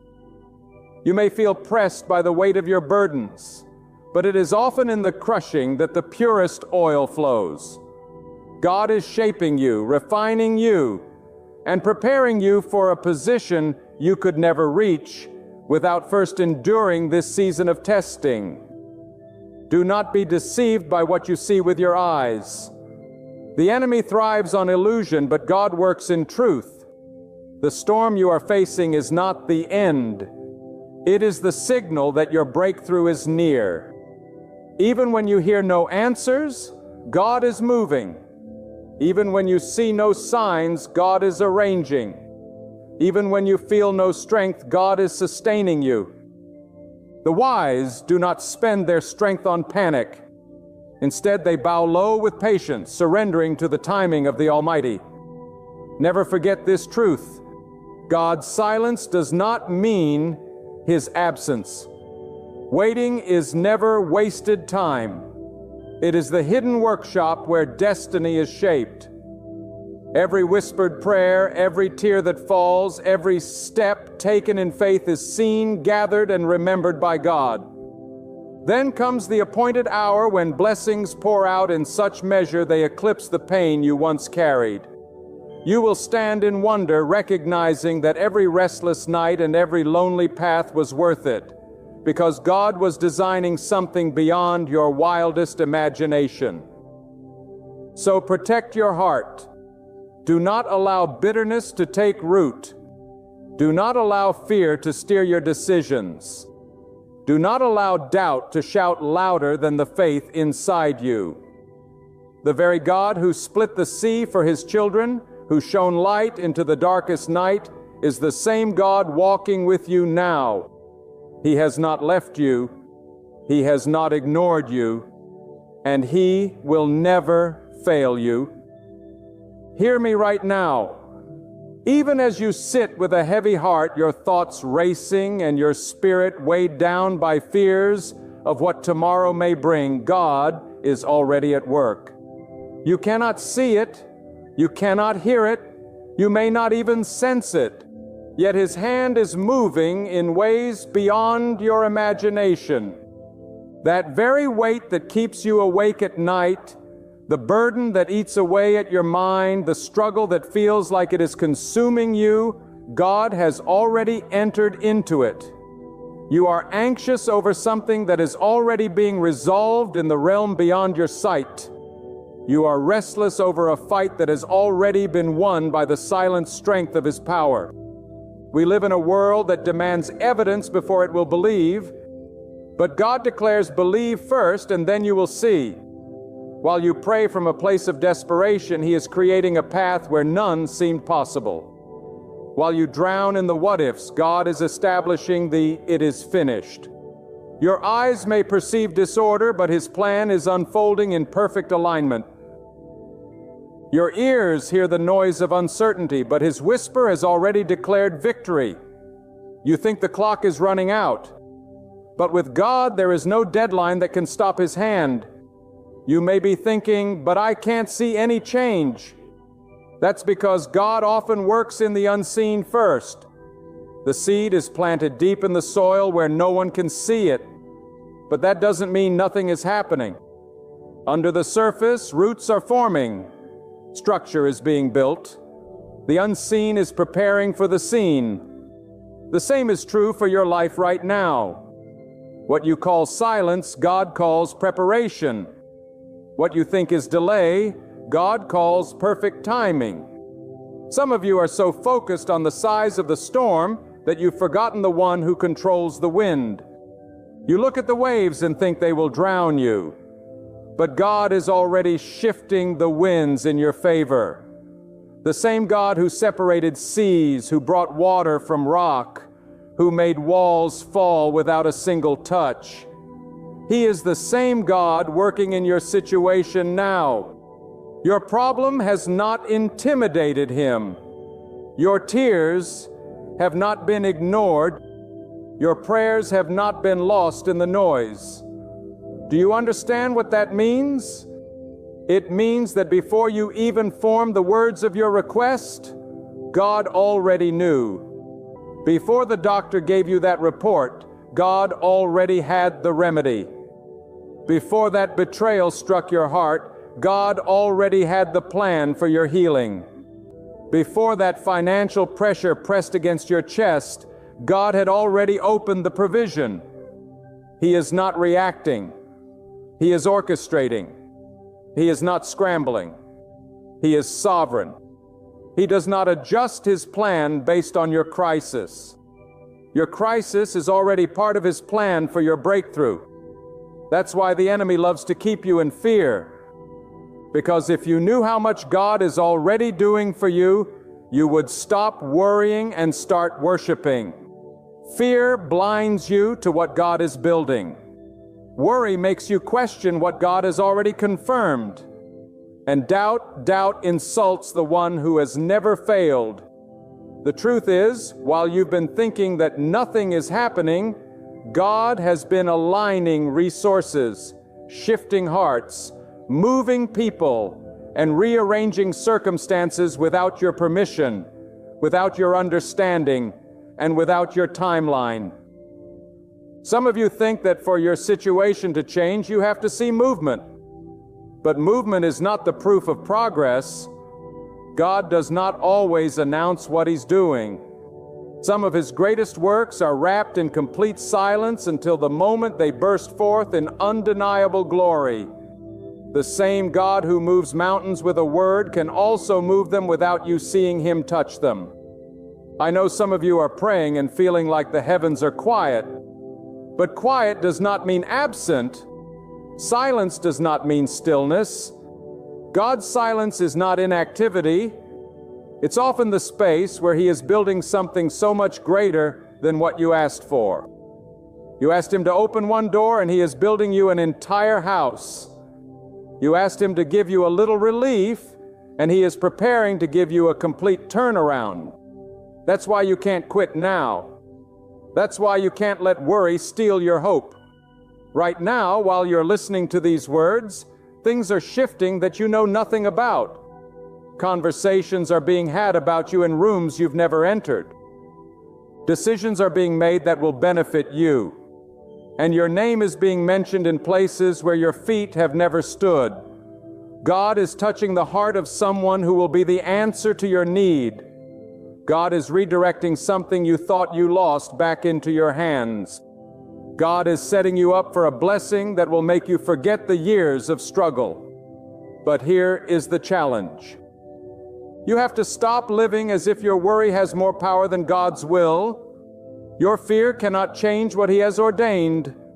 Your anxiety cannot rewrite what He has already written. Every time you let your heart sink into fear, you are giving weight to the very thing God has already crushed under His authority. You are letting your imagination run ahead of His plan, creating a story of defeat when God has already authored a story of victory. And let me tell you this, sometimes God will intentionally allow you to reach the edge to the point where you think it's over, only so you will see His power in full display. Sometimes He will wait until the last second, not because He is late, but because He wants the outcome to be so clearly Him that no one, not even you, can take the credit. Let me take you deeper into this truth. The problem with many of us is that we live as though God is limited to what we can see. We measure His ability by the size of the resources in our hands or the connections we have in our contact list. But God is not bound by your bank account, your education, your experience, or your location. God can raise you from obscurity to influence in a single moment. God can take you from the back of the line and put you in front without asking anyone's permission. God can give you what people said you could never have, and He can do it without using the systems and structures the world depends on. When you understand that God is already working, you stop panicking over delays and closed doors. You start realizing that every no you face might have been God's. Not yet, or I have better. You stop envying those who got there before you because you know God's timing for your life is tailor-made. If you receive something before the right time, it will crush you instead of bless you. But when God delivers it in His time, it will not just arrive, it will thrive. Some of you have been looking at the same problem for so long that it has become your reality. You've convinced yourself that nothing will ever change. But I want you to hear this with every fiber of your being. God is not finished with your story. You might think you're in the final chapter of defeat, but God is holding the pen. And when God holds the pen, there is no ending except the one He writes. He can flip the page when you least expect it. He can turn the valley of your life into the very place where the most beautiful testimony grows. You may feel forgotten, but you are not. You may feel like your prayers are hitting a wall, but God is collecting every word. He is not just hearing you. He is storing your tears as seeds for the harvest that is coming. Some seasons feel empty because God is removing what cannot go with you to the next level. You think you are losing, but you are actually being pruned. And pruning is not punishment. It is preparation. God never cuts something away unless He is making room for something greater to grow. Worry thrives in the absence of perspective. When you look only at your immediate circumstances, you lose sight of the fact that God sees the entire landscape of your life. You see one corner, God sees the whole map. You see the obstacle. God sees the outcome. You see the delay. God sees the alignment. What you think is random is actually strategic. What you think is chaos is actually a carefully crafted sequence that will make sense when you step into the next season. And here's something that will change your entire outlook. Sometimes the reason you feel so much pressure is because God is pushing you into the place you prayed for. You asked for growth. Now you are in a season that is stretching you. You asked for wisdom. Now you are facing challenges that force you to think differently. You asked for strength. Now you are carrying weights you never thought you could lift. Don't misinterpret the process. What you are calling a burden might be the very tool God is using to build you into the person who can handle the blessing that's coming. God does not just want to solve your problems. He wants to develop you in the process. If He gave you every answer instantly, your faith would remain weak, your patience shallow, and your character untested. But when you walk through the valley holding on to His promise that He is working even now, you come out not just with the blessing, but with the strength to sustain it. God's desire is not just to give you the destination, but to prepare you for the weight of it. Some of you are in situations right now where the odds are stacked so high against you that people expect you to fail. Good. Let them watch, because when God moves in your life, it will be so evident that no one will be able to deny His hand upon you. When God delivers, He does it in a way that silences the doubters and confuses the enemy. He will make it so undeniable that even those who mocked you will have to admit, surely this was the work of God. You must also understand that God does not need favorable conditions to bless you. He can bless you in famine. He can promote you in a recession. He can bring you victory when you are outnumbered. He can make you rise when everything around you is falling apart. God's favor is not dependent on the weather forecast of life. It is dependent on His will, and His will is unstoppable. This is why you must stop obsessing over what you see in the natural. The natural world is temporary, but what God is doing in the spiritual is eternal. While your eyes see lack, heaven sees abundance. While you see the end, heaven sees the beginning. While you think you're waiting, God may be saying, it is already done. There is a rest that comes when you truly believe God is working on what worries you. This rest is not laziness. It is trust. It is the ability to sleep in peace even when the storm is raging, because you know the storm is under God's control. It is the refusal to let your mind be hijacked by fear, because you know God's plans will stand no matter how hard the winds blow. Right now, God might be moving someone to pick up a phone and call you with an opportunity. He might be turning the heart of someone who wronged you toward reconciliation. He might be lining up a series of events that will connect you to the exact place you need to be at the exact moment you need to be there. You can't see it, but it's happening. You can't feel it, but it's unfolding. And one day soon, you'll look back and realize that what you feared the most was the very place where God showed you His greatest power. Let me tell you something that will set your spirit free. What worries you right now is not greater than the one who rules over all creation. The situation you call impossible is nothing more than an opportunity for God to display His unmatched power. You may be staring at a wall so high it feels unshakable. But God can make it crumble without a single hammer strike. You may be facing a door locked by human hands, but God holds the master key that no man can duplicate. You may feel surrounded by problems, but remember, God surrounds what surrounds you. Nothing gets through without first passing through His authority. Sometimes we forget that God's power is not limited to a single method. If He does not move the obstacle, He can move you above it. If He does not change the environment, He can change you to thrive in it. If He does not remove the storm, He can give you the strength to walk through it without breaking. God's solutions are not confined to our imagination. He can use what you think is against you to be the very thing that carries you forward. Consider this.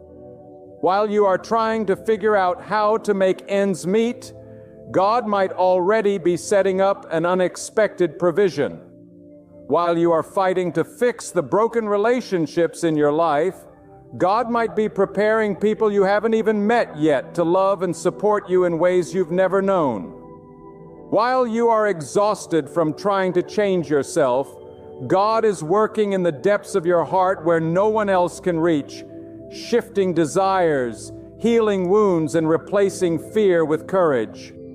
There are moments in life when God allows the pressure to intensify, not to destroy you, but to position you. It's in those moments that you must remind yourself, just because it feels worse doesn't mean it's getting worse. A seed must crack before life comes out. A birth requires labor pains before the child arrives, and sometimes the chaos you see is simply the breaking of the shell, so that what God planted inside you can finally emerge. You see, God works with precision. He does not throw blessings at you randomly. He releases them when everything is aligned.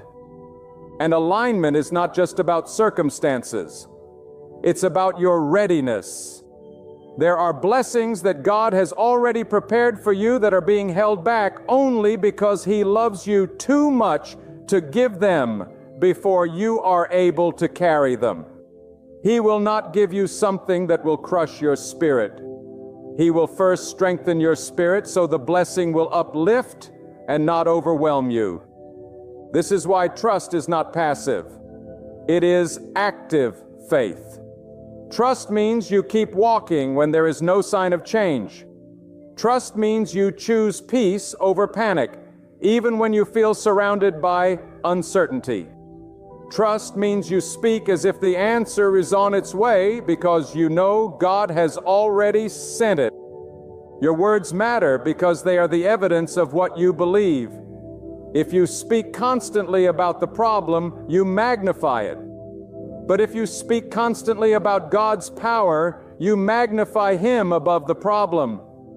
And make no mistake, your enemy will always try to magnify your fears so they block your view of God. He will whisper, "It's too late, you failed, it's over." But those are lies that crumble under the truth of God's Word. To your spirit, I am already at work. God is not hindered by how long it has been. He is not intimidated by how far things have gone. He is not discouraged by how deep the damage runs. He is the one who can restore years in a single moment, who can rebuild what took decades to destroy, who can breathe new life into something you thought was gone forever. Sometimes God's way of working things out is not to change your situation, but to change your perception of it. The mountain in front of you may not move because God wants you to climb it and see from the top a perspective you would never have gained otherwise. That climb will teach you endurance. That climb will teach you faith. That climb will give you a view of His hand at work that you could not have seen from the valley floor. It is also important to understand that God works beyond your personal desires. He works for the highest good of your life. There are times when what you want and what you need are not the same. And God loves you too much to give you what you want at the expense of what you truly need. You may be worried because you can't have what you prayed for. But if you knew the whole story, you would be thanking Him for protecting you from it. What feels like rejection may actually be divine protection. And here's the thing, God's work in your life is not always going to be visible to those around you. Some of the most powerful breakthroughs are the ones that happen inside you before anyone else notices. When God replaces your despair with peace, when He replaces your fear with unshakable calm, when He takes away the constant anxiety and replaces it with quiet confidence. That is a victory as real as any change in your circumstances. You can be standing in the same storm, but no longer drowning in it. Right now, as you listen, God could be working through people you've never met, arranging situations you haven't even thought about, moving resources you didn't know existed. He could be opening paths in places you thought were closed forever. He could be stirring in the hearts of others to bless you, defend you, or guide you. And the beauty of it all is that He doesn't need your worry to make it happen, only your trust. That's why today you must release the weight of carrying what was never yours to carry. You were never designed to handle the full burden of the future. Your mind was created to trust, not to endlessly calculate every possible outcome. God did not call you to live as if the next moment depends entirely on your ability to control it. He called you to live knowing that He has already been there and made a way. When you embrace that truth, something changes. You walk lighter. You sleep better. You stop overthinking every decision. You start to notice small signs of His hand, conversations that happen at just the right time, doors that open without you knocking, opportunities that find you instead of you chasing them. These are not coincidences. They are confirmations that God is indeed already working out what you have been worried about. And I will tell you this, when the day comes and you finally see the result, you will realize that the waiting, the uncertainty, the tears, and even the moments of fear were all part of a story that God was writing for your good. You will see how every delay was protection. Every no was redirection. Every closed door was the guidance of a loving hand that knew where you truly belong. Let me speak to the part of you that still wonders if things will ever truly turn around. God has not brought you this far to leave you here. The very breath in your lungs right now is proof that His purpose for you is still alive. If your life was finished, you would not be here. The fact that you are still standing, even after all the nights you thought you wouldn't make it, means that God is still working, still shaping, still unfolding the next chapter you cannot yet see. The truth is, God has been working on your behalf long before you even knew you needed help. Before you faced this situation, He was already setting in place the connections, the opportunities, and the answers that would carry you through it. You may think you are running behind, but in God's timing, you are exactly where you need to be. You are not late, you are in process. And the process is not punishment. It is preparation for the greatness He has already written into your destiny. Sometimes the biggest challenge is not believing that God can do it, but believing that He is doing it right now. We are quick to trust Him for the past and hopeful for the future, but we struggle to see His hand in the present.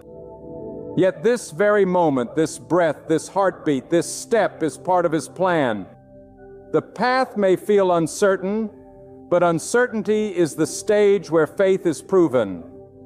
And faith is not simply saying God can work, it is living as if He is working. Now I want you to understand that the delays you feel are not evidence of His absence. Often they are evidence of His precision. God does not operate on human deadlines. He does not rush because you are impatient, and He does not stall because you are worried. Every moment is intentional. Every step is measured. He is not scrambling to catch up to your needs. He is ahead of them, arranging the outcome long before you arrive. Think about this. Some of the most life-changing blessings in your future are being shaped right now. But they require certain people to be in the right place, certain events to align, certain doors to be ready to open. If God were to give you the blessing before these pieces were in place, it might fall apart in your hands. But when everything falls into place in God's perfect timing, no one and nothing can take it away from you. That is why you must stop attaching your peace to what your eyes can see. What is visible will try to deceive you. It will insist that nothing is moving, that you are stuck, that your prayers have gone unanswered, yet the unseen realm is full of activity. God is already speaking into the hearts of people you have not encountered yet. He is redirecting events you cannot yet grasp. He is arranging every detail so that when you take the next step, all pieces are set in their rightful place. I know some of you have carried the same weight for years, and weariness has set in. You feel as though you've prayed every prayer, shed every tear, and still nothing has changed. But listen closely. Just because the surface seems calm does not mean the depths are unmoving. The floor of the ocean is always shifting, creating currents that eventually rise to the top. In the very same way, God is stirring currents beneath the surface of your life. One day soon, the stillness will break and the blessing will rise to meet you. And sometimes God's work is not about changing the storm, but changing you within it. You may be asking Him to remove the problem, but He may be using the problem to remove fear, doubt, pride, or dependence on things that cannot sustain you. God's goal is not to give you a fragile peace that crumbles under pressure. He wants to give you a peace so strong that no storm can steal it. Understand this. The very thing you are worried about right now might be the thing that shapes you into the person you are meant to become. If God removed it instantly, you might miss the transformation that comes from walking through it with Him. Worry wants you to believe that this moment will break you. Faith knows that this moment will make you. And when you come through it, you will not only be free from the worry, you will carry a testimony that will strengthen others who are walking the same path. Do not underestimate the power of God's quiet work. Some of the most miraculous changes in your life will not be announced with loud signs or instant shifts. They will come like the dawn, slow but unstoppable. At first, the darkness will seem unchanged. Then a faint light will appear. Then brighter, until suddenly you are standing in the fullness of a new day. That is how God often works. Gently, steadily, and with unstoppable certainty. And when that day comes, you will look back and realize that your worry was wasted energy. You will see that while you were pacing the floor at night, God was setting the table for your victory. You will see that while you were preparing for defeat, God was preparing your breakthrough. You will see that not a single moment of waiting was wasted. It was all building toward this. Right now, I want you to imagine your life as a tapestry. Up close, All you see are tangled threads, knots, and colors that make no sense. That is how your present feels. Messy, disconnected, and confusing. But step back far enough and you will see the masterpiece God is weaving. Every knot, every thread, every color has a place. The dark threads make the bright ones shine. The mistakes you regret, the pain you endured, the waiting you hated, it is all part of the picture He is creating. And when He turns it around for you to see, you will realize it was beautiful all along.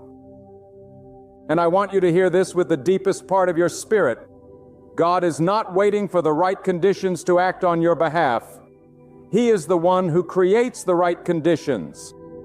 The world says you must have certain connections, certain qualifications, certain resources before change can come. But God says, I am your connection, I am your qualification, I am your source. When God decides it is time, nothing in heaven, on earth, or beneath it can stand in His way. You see, what you call impossible is simply the arena where God shows His limitless power. The harder the situation, the greater the opportunity for Him to reveal that He alone holds authority over your life.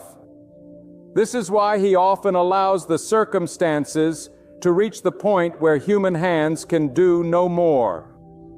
So that when the answer comes, no one will be able to say it was coincidence, luck, or human effort. It will be unmistakably, undeniably the work of God. Right now, some of you are asking, why is it taking so long? Why hasn't it changed yet? But delay is not denial.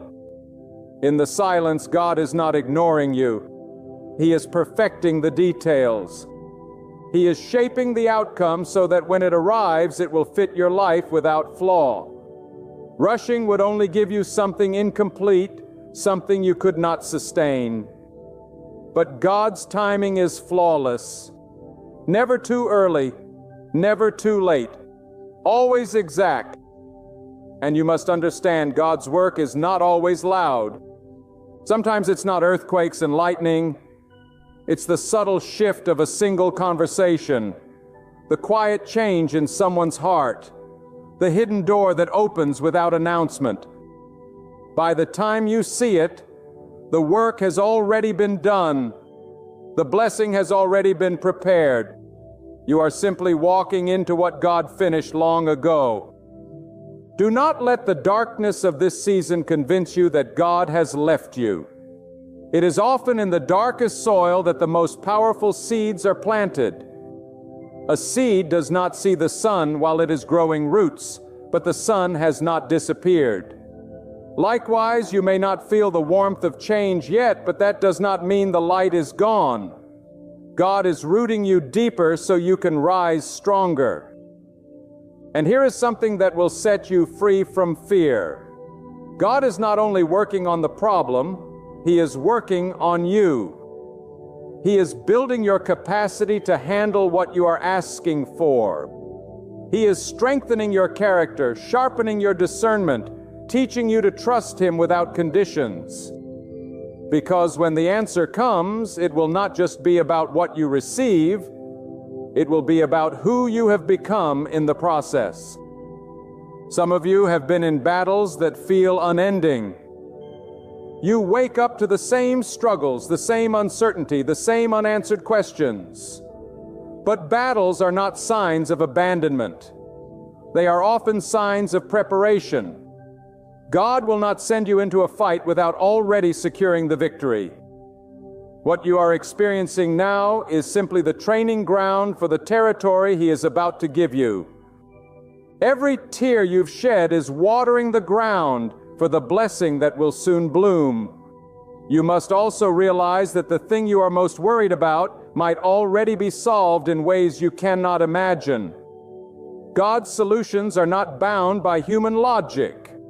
If He could part the seas for one people, bring food from the sky for another, cause walls to fall without a single weapon being raised, then what is your situation in comparison? You are not asking too much of Him. You cannot overwhelm His ability. The only thing you can do is limit your belief in what He can do. And belief is not just thinking He can, it is living as though He is doing it now. It is waking up with expectation instead of dread. It is speaking about your future with confidence instead of fear. It is making room in your heart for the blessing before it arrives as if it's already on the way. Because when you live in that posture, you are aligning yourself with the truth of God's promise. He is faithful to complete what He has started. I want you to picture this. God is already ahead of you, clearing paths you don't even know you'll need to walk. He is already behind you, closing doors that would have destroyed you if you entered. He is beside you, steadying you when your steps feel weak. And He is above you, watching over every move, ensuring that nothing reaches you that has not passed through His divine filter of purpose. You may not feel in control right now, and that is because you are not meant to be. Control is an illusion that robs you of peace. The truth is, you are safest when you surrender control to the one who already sees the end from the beginning. When you stop trying to force the outcome, you make space for God to work in ways that will amaze you. And here is what will happen. There will come a moment when the breakthrough arrives and you will realize that the weight you carried for so long has been lifted. The worry that consumed your thoughts will feel so small compared to the magnitude of what God has done. You will stand in awe not just of the blessing itself, but of the way God brought it to you, through doors you never thought would open, through people you never thought would help, through timing you never would have chosen but now know was perfect. That is why you must not give in to fear. Now the story is not finished, while the chapter you are living is not the conclusion. Even now, behind the scenes, God is weaving threads of mercy, protection, provision, and favor into a tapestry you cannot yet see. And when He turns it toward you, every worry will be replaced with wonder, every doubt with praise, every tear with joy. When God decides to lift you, no force in the heavens or the earth can hold you down. You must understand your elevation is not determined by the opinions of people, nor is it controlled by the strength of your enemies. It is decreed in the unseen before it manifests in the seen. When God opens a door for you, it is a door no hand can shut, no tongue can curse, and no enemy can block. That is why you do not need to fight as the world fights, because your battle is not in the noise of the crowd, but in the secret place with God. Sometimes God will allow delays not because He is denying you, but because He is protecting you. There are blessings you are not ready to carry yet, and there are positions you must grow into before you can hold them without falling. So do not be disheartened when the answer seems slow. God's timing is not just perfect. It is protective. He is aligning circumstances, removing hidden traps, and building in you the strength to sustain what He is about to release. When you walk with God, you must stop expecting your path to look like everyone else's. He did not create you for comparison. He created you for completion of His purpose. Some will rise by connections, others by luck.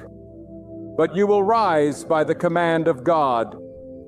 And when He commands, there is no counsel that can overrule Him. You do not need the approval of the masses when you have the approval of the Almighty. God's power does not just protect you from harm. It also transforms you into a vessel of resilience. When you have been through storms and still stand, it is not because you are stronger than others, but because God's hand was holding you while others thought you were alone. This is why you must walk with confidence, not in arrogance, but in the assurance that the one who formed the mountains and stretched out the heavens is the same one guiding your steps. And hear this, the same people who once doubted you will one day bear witness to your elevation. But when that day comes, remember it was not your own hand that brought you this far. It was God. Let your success never make you forget your source, because blessings without gratitude lead to arrogance, and arrogance leads to a fall. Stay humble, stay faithful, and God will take you places you never imagined you could reach. When God lifts you up, no power in this world can push you down. When God speaks over your life, no voice can cancel His command. And when God opens a path before you, even the mountains must move and the seas must part, because His will is unstoppable. That is why you must stop being intimidated by the size of your problem and start being confident in the size of your protector. Your enemies may plan, your critics may speak, and the world may conspire, but every plan against you will collapse when it collides with the will of God. Understand this, God's timing is perfect. You may think the delay is a denial, but in reality, God is aligning the pieces in ways you cannot yet see. While you are wondering why it hasn't happened, God is working behind the scenes, protecting you from harm, setting up divine appointments, and ensuring that when your moment comes, it will be unstoppable. You are not being overlooked. You are being prepared. Do not be deceived by appearances. The battle is not always about what you can see. It is often what you cannot see that determines victory. When you feel pressure from every side, it may be that God is positioning you for a breakthrough so powerful that even your enemies will be forced to acknowledge His hand over your life. He will make you a living testimony, not by removing all challenges, but by making you victorious in the midst of them. You must also learn the discipline of silence.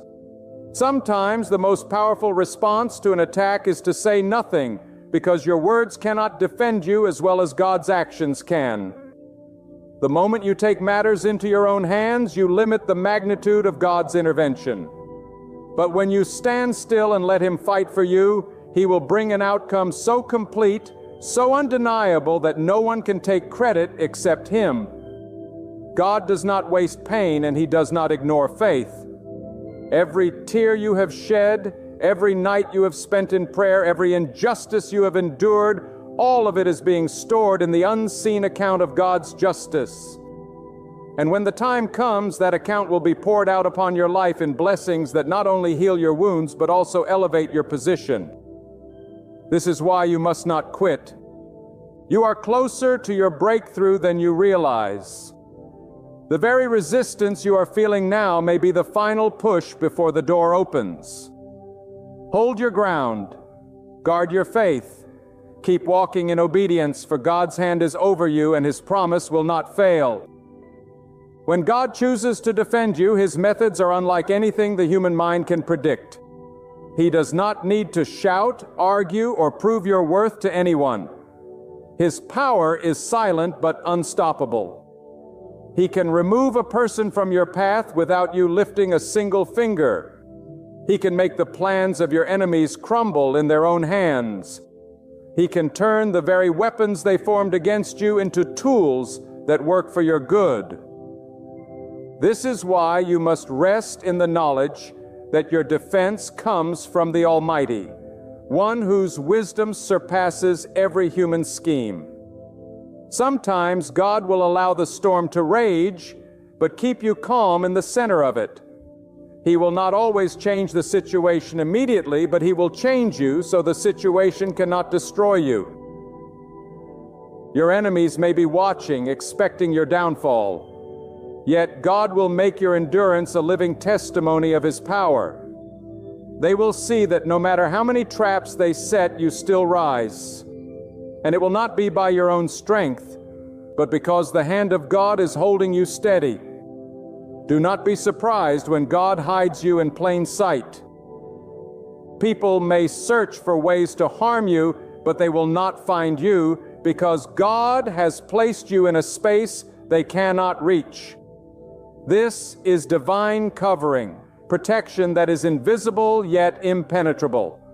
Even if you feel surrounded, you are actually surrounded by God's mercy. The eyes of those who wish you harm are blinded. Their words lose power, and their influence fades like smoke in the wind. The key is to keep your heart pure before God. Do not let the desire for revenge corrupt your spirit. When you let God fight your battles, you are declaring that you trust His justice more than your own. And His justice is perfect. It comes at the right time in the right way, and it leaves no wound untreated. The same God who parts the seas can part you from danger. The same God who provides for the birds of the sky can provide for you even when every door seems closed. When God's hand is upon your life, no power on earth or in the heavens can stand against you. His protection is not a fragile wall that can be broken. It is a fortress built by the Almighty Himself. He sees what you cannot see, hears what you do not hear, and knows the traps the enemy sets long before they are even formed. This is why the one who trusts in God walks in a peace the world cannot understand. While others panic at storms, you will rest, for you know the winds are in His command. God does not need to announce His protection with loud signs. Often His work is in the unseen. That accident you narrowly escaped, that deal that suddenly fell through, that person who unexpectedly left your life, it was not chance. It was the mercy of God preserving you from harm you didn't even know existed. The world may call it coincidence, but you know it was divine intervention. Those who mock your faith do not realize that every breath you take is a testimony of God's sustaining hand. When you live under the shadow of the Almighty, no curse, no evil word, and no hidden scheme can prosper against you. People may speak lies, enemies may plan harm, and some may even rejoice at your struggles. But remember, God is not moved by their laughter, and you should not be either. He is your defender. He fights battles you never even enter. He silences voices that rise against you. He blinds the eyes of those who wish you harm and opens the paths only you are meant to walk. But you must remain steadfast. God's protection is not for those who run to Him only in crisis, but for those who walk with Him in every season. Trusting Him means you stop worrying about what is beyond your control. It means you refuse to retaliate against those who hurt you. For you know God's justice is more perfect than your revenge. The one who leaves their matters in God's hands will never be left ashamed. And here is the deeper truth. Sometimes God's protection is not about keeping you in the same place, but about moving you to a better one. That rejection was protection. That delay was preparation. That loss was redirection. You may not understand it now, but one day you will see that God was not withholding. He was shielding. If you truly believe in His wisdom, you will begin to see life differently. No longer will you panic when plans fall apart, because you will know His plan is greater. No longer will you fear the unknown, because you will know the one who owns the unknown. And no longer will you be shaken by the actions of people, because you will be anchored in the will of God, which no man can overturn. My beloved, as we close this message, let your heart hold firmly to this truth. God is your ultimate refuge, your unshakable protector, and your unfailing provider. When storms roar around you and enemies plot against you, do not tremble, for the Almighty is greater than every threat. The same God who split the sea for His servants, who brought water from a rock in the desert, who raises the humble and humbles the arrogant, that God is watching over you right now. Do not allow fear to speak louder than faith. Do not be deceived into thinking the darkness has the final word. The power of God is mighty, working in ways beyond what you can perceive. He is arranging blessings quietly, shielding you from unseen dangers, and leading your path toward places where your soul will flourish. Your part is not to win every battle by your own effort, but to remain steadfast in trust. Guard your heart against resentment and let your actions stay pure before Him. As you walk in the light of His direction, even those who rise up against you will stumble and fall. For no human hand can overturn the plan of God. Lift your head with courage. Step forward with the assurance of one upheld by the Creator of heaven and earth. Keep your faith steady, your spirit meek, and your eyes fixed upon His promises. If God is on your side, no force on earth or beyond can prevail against you. And when His appointed time arrives, you will witness how He transforms every trial into victory, every wound into purpose, and every challenge into a testimony. Stand firm, for you dwell beneath the shelter of the Almighty, and in His shadow you are untouchable.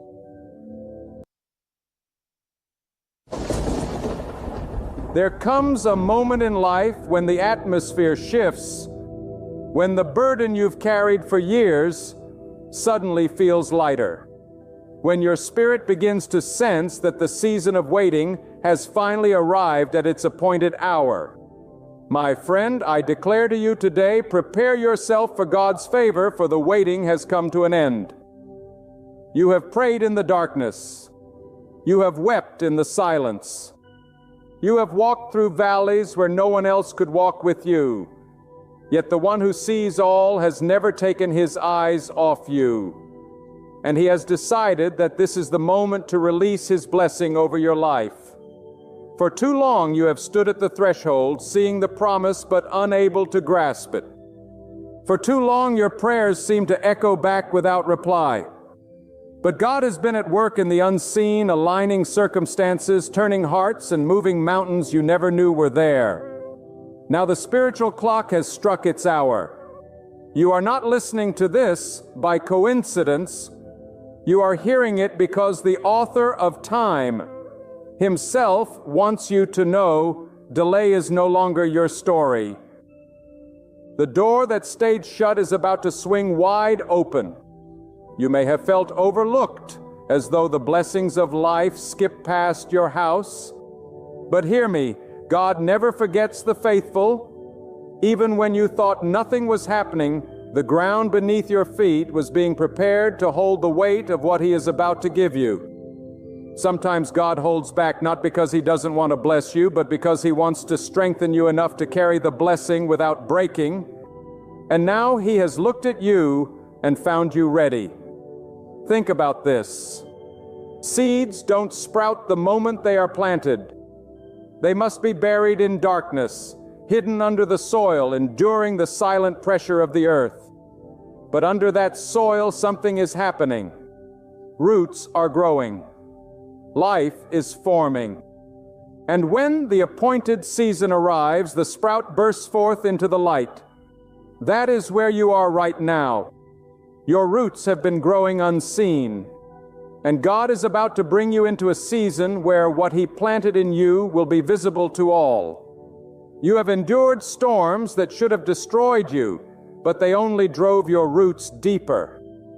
You have walked through fire that should have consumed you, but it only refined your character. And now, because you did not give up, you are about to taste the sweetness of answered prayer.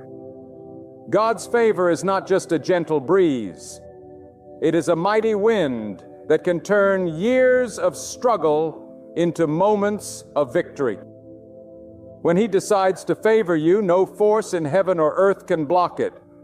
Some of you have been waiting for a long time, waiting for that breakthrough in your finances, that healing in your body, that peace in your mind, that restoration in your relationships.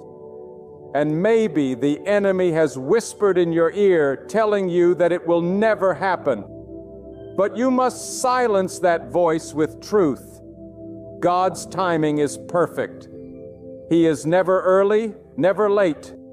He arrives exactly when the moment will bring him the greatest glory and you the greatest joy. The same God who split the sea for his people is the same God who can split open the barriers standing before you. The wait was not wasted. Every tear you shed was seen. Every silent prayer was heard. Every moment of endurance was recorded. The loneliness you felt was not abandonment. It was preparation. God wanted you to rely on Him alone so that when the blessing came, you would know exactly where it came from. And now the blessing will not just meet your need, it will exceed it. His favor will cover you like the sunrise covering the earth. Unstoppable, undeniable, and uncontainable. When God's favor comes, it changes everything. People who once ignored you will seek you out. Doors that stayed shut for years will open without you knocking. Opportunities will chase you down instead of you chasing them. And the very places where you were once rejected will become the places where you are celebrated. That is what happens when God declares the wait is over. You must prepare your heart to receive it. This is not the time to be passive. This is the time to expect, to believe, to speak words of faith over your life. If you are still carrying the mindset of the waiting season, you will miss the opportunities of the favor season. Lift your head, strengthen your spirit, and walk like someone who knows the King of all creation has set his gaze upon them, because he has. Some of you are going to see sudden change. Years of barrenness will turn into fruitfulness in a single season.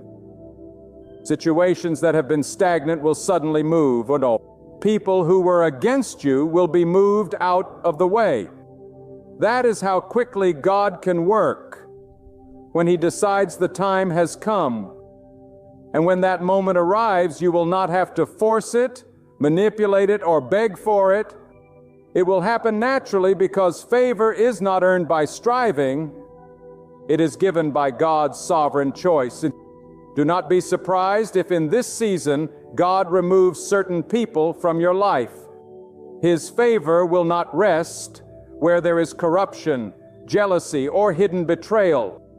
He will clear the space so that the blessing He gives you will not be poisoned by those who do not have your best interest at heart. Trust Him when He subtracts just as much as when He adds. Because sometimes the preparation for favor involves God protecting it from wrong hands. And know this, favor is not just for your comfort. It is for His purpose. When He blesses you, it is so you can bless others. When He lifts you up, it is so you can shine light on His goodness. The more you keep your heart focused on using His favor to honor Him, the more He will pour into your life. This is not the time to shrink back in false humility. It is the time to step forward boldly and declare, God has done this, and I will use it for His glory. The season of waiting has refined you, and the season of favor will define you. God is about to write a chapter in your life that will make sense of all the ones that came before it. Every detour, every delay, every disappointment will suddenly reveal its purpose. And when you look back, you will realize that the waiting was not punishment. It was positioning. Get ready. Prepare your spirit. Clear the clutter from your life. Make room for the blessing you have been praying for, because it will not trickle in slowly. It will come in waves. When God moves, He does not just give enough, He gives more than enough. Your cup will overflow. Your heart will overflow. Your life will overflow. And the world will see what happens when someone refuses to let go of faith. Even in the longest night, there is a stirring in the unseen realm right now. The winds of change are not a whisper. They are a roar. Something is shifting on your behalf, and though you may not see it with your eyes yet, your spirit can already feel the tremors. When God decides that your time has come, He will orchestrate events so perfectly that no one will be able to take credit for it. But Him, the same God who sets the boundaries of the oceans and commands the stars in the sky, is the one who is now commanding the circumstances of your life to align for your good. This is not just a change of season, it is a change of position. Where you once stood as the overlooked, God will place you in a position of influence. Where you once fought just to survive, He will cause you to flourish. You will not just step into the blessing, you will inherit it. And when God gives, He gives in a way that leaves no doubt. His blessings come wrapped in peace, overflowing with provision and anchored in purpose. You must understand, when God's favor locates you, it will not matter who tried to stop you, who doubted you, or who counted you out. Their opinions will be powerless in the face of His decision. God is not limited by the approval of people. He does not ask permission from those who oppose you before He blesses you. He moves as He wills, and when He declares that the waiting has ended, the doors will open whether the world is ready for it or not. Some of you have been walking through a season where every step felt uphill. You pushed through weariness, fought through discouragement, and held on to faith when everything in you wanted to let go. You may have wondered why the process took so long, but God uses waiting to forge warriors. A blessing given too soon can crush a person unprepared to hold it. But you are not who you were when you first began the wait. You are stronger, wiser, more discerning, and more anchored in your faith than you have ever been. That is why you are now ready. There is something about divine timing that makes the breakthrough so much sweeter. When the blessing comes after a long wait, gratitude flows from a deeper place. The nights of crying out to God, the days of questioning if He heard you, those moments are not forgotten. They are seed sown in faith. And God is faithful to bring forth the harvest. You are about to step into a harvest season that will redeem every barren year you endured. And I tell you this, God's favor is not always predictable. It does not always come in the way you expect. Sometimes it arrives through a closed door that forces you into a better one. Sometimes it comes disguised as a setback that turns out to be a setup. And sometimes it comes so suddenly that it leaves you breathless, unable to do anything but fall to your knees in awe of His goodness. However it comes, you will know it is from Him because it will carry His signature. Peace, abundance, and undeniable purpose. Be watchful in this season. The opportunities God is sending may not look like what you imagined, but they will carry the weight of destiny. The connections He is arranging may seem ordinary at first, but they will open extraordinary doors. The ideas He plants in your mind will be divinely inspired and carry the power to shift your future. Favor is not just an open door. It is the wisdom to recognize which door is yours and the courage to walk through it. Do not allow fear to rob you in this moment. Fear will tell you that you are not ready, that you will fail, that this is too good to be true. But God has not brought you this far to abandon you now. The same hand that sustained you in the valley will guide you on the mountaintop. The same strength that kept you standing in your weakest moments will carry you when the blessings begin to pour. And make no mistake, when God's favor rests on you, it will attract both support and opposition. Not everyone will celebrate your breakthrough. Some will question it, others will envy it, and a few will even try to sabotage it. But take comfort in knowing this. No weapon formed against you will prosper, when God has declared His blessing over your life. His favor is a shield that cannot be pierced by the schemes of the enemy. This is also the moment to remember that favor is not the end. It is the beginning of a greater responsibility. God's blessings are meant to flow through you, not just to you. The abundance He is releasing over your life is meant to impact others, to heal the broken, to lift the weary, and to shine light into places still covered in darkness. The more you align your blessings with His purposes, the more He will trust you with. So lift your head and open your hands. The season of hiding is over. The season of struggle is passing.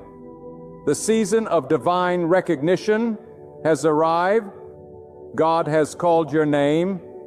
And when He calls, nothing in heaven or earth can keep you in the shadows. The wait is over. Not because you forced it, not because you earned it, but because God, in His perfect wisdom, has declared that the time is now. You will see His hand in unexpected places. You will feel His presence in every decision.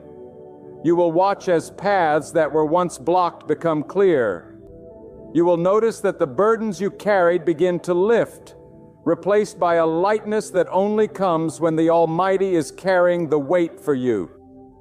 This is the reality of God's favor. It does not just change your circumstances, it changes you. And as you step into this new chapter, walk boldly. Do not tiptoe into what God has prepared for you, Claim it with the confidence of one who knows that the Creator of all things has paved the way. Speak life over your steps. Speak abundance over your home. Speak peace over your mind. For God is not just giving you favor for a day.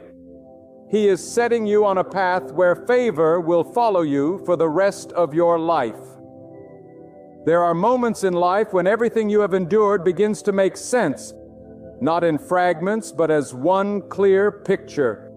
You realize the nights of loneliness, the unanswered questions, the battles no one saw were all part of a divine blueprint. God never wastes your pain, and He never wastes your waiting. The delays you thought were denials were actually protection. The closed doors you thought were rejection were actually redirection. And now you are standing on the edge of a moment when those years will no longer define you. His favor will. God's favor is not just about giving you something you want. It is about positioning you for something greater than you imagined. Favor is the hand of God guiding you into rooms you didn't even know existed. Placing your name in conversations you were never present for and arranging outcomes you couldn't have orchestrated even with all your strength. When God decides to release it, there is no force on earth that can keep it from reaching you. Do not mistake this as an ordinary moment. This is a divine shift. God is not just changing your circumstances. He is elevating your position, expanding your influence, and planting your feet on higher ground. What you are about to walk into is not a coincidence. It is the fulfillment of promises He whispered to you when no one else was listening. And let me tell you, when God moves, He does so suddenly. Years of preparation can be followed by moments of acceleration. What you thought would take decades will happen in months. The blessings you thought would trickle and will pour out like a flood. This is why you must be ready. Not tomorrow, not someday, but now. The favor of God does not wait for you to feel ready. It comes when He says the time is right and you must step into it by faith. Some of you have been praying for change, but deep down you still carry the mindset of your wilderness. You are so used to fighting to survive that you have forgotten how to receive. God's favor requires an open heart and an open hand. It demands that you let go of the bitterness from the last season and make space for the blessing of the next. You cannot walk into the promised place still dressed in the clothes of disappointment. And understand this favor is not always loud. Sometimes it is the quiet turning of a heart in your favor. Sometimes it is the invisible shift in a system that suddenly works for you instead of against you. Sometimes it is the unseen protection that keeps you from walking into a trap you didn't even know was there. You might not see the fingerprints of God immediately, but when you look back, you will see them all over the story of your life. But favor also has weight. When God lifts you up, the responsibility grows with the blessing. This is why He trained you in the dark, why He tested your character when no one was watching, why He refined your motives through hardship. Because the higher the favor, the greater the need for humility, discipline, and discernment. This is not a season for pride. It is a season for stewardship. I must also tell you this: God's favor will draw the eyes of many. Some will celebrate you with pure hearts, and others will watch you with envy. Do not waste time defending yourself against those who question your blessing. You are not obligated to explain what God is doing in your life. Let the results speak for themselves. The same God who is blessing you will also protect you from those who would try to tear it down. This is also the season to release fear of losing what you are about to gain. The God who gives is also the God who sustains. You do not have to hold on with trembling hands, afraid it will slip away. Favor is not fragile. It is anchored in the eternal will of God. What He has appointed for you cannot be taken by anyone else. And what He has placed in your hands will not vanish unless He chooses to exchange it for something greater. In this moment, I want you to recognize that your waiting has built a testimony. Your journey is a living witness that God sees, God hears, and God delivers. And when He places His favor upon you, it will not just bless you, it will inspire faith in others. People will look at your life and say, if God could do it for them, He can do it for me. That is the power of favor. It spreads hope beyond the one who carries it. So, lift your head high. Walk into the days ahead with a steady step and a fearless heart. This is not the end of your story. It is the chapter where everything changes. The wait is over.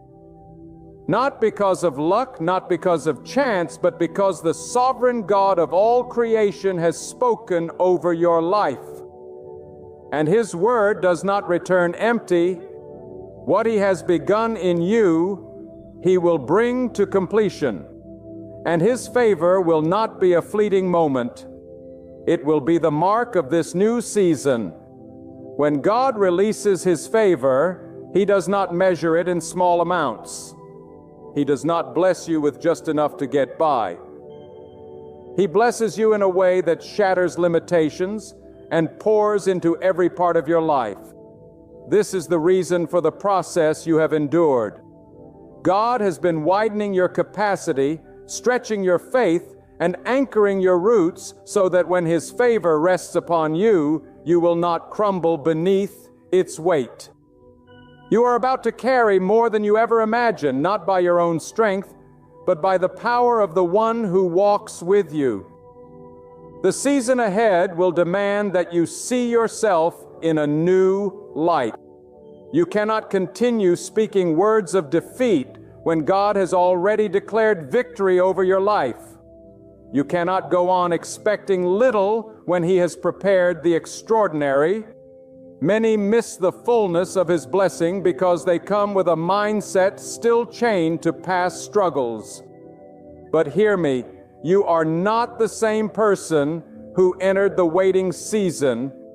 You have been transformed, and this transformation has qualified you for what is coming. Do not think of favor as simply material provision or earthly success. The highest form of favor is alignment with God's will. when your steps are ordered so perfectly that even the things that seem to go wrong end up serving your good. It is when peace becomes your anchor, even in the middle of change. It is when wisdom flows into your decisions, when clarity replaces confusion, and when the weight of worry lifts because you know the Almighty is handling what you cannot. You will notice as His favor begins to unfold that the pace of your life will change. Things that took years to move will suddenly gain momentum. Conversations will open, opportunities you did not even ask for. Paths will straighten before your feet, and people will appear in your journey whose presence will be a direct answer to prayers you thought were forgotten. This is not chance. It is the orchestration of the one who sees the end from the beginning. And I tell you this, when God decides it is your time, there is no voice that can overrule Him. People can argue, systems can resist, and circumstances can seem impossible. But His word cuts through every barrier. That is why you must not be discouraged when the enemy tries to create last-minute chaos before your breakthrough. Often the greatest turbulence happens right before the plane lands. The opposition you feel now is not a sign of delay. It is a sign that you are close. Some of you have been living in a state of quiet endurance, doing what you can with what you have, believing in your heart, but feeling invisible in the eyes of others. But God has been watching. He has seen you choose integrity over shortcuts, faith over fear, and perseverance over surrender. And because of that, the reward that is coming is not random. It is tailored for you. It will fit your life so perfectly that you will know without a shadow of doubt that it was designed by His hand alone.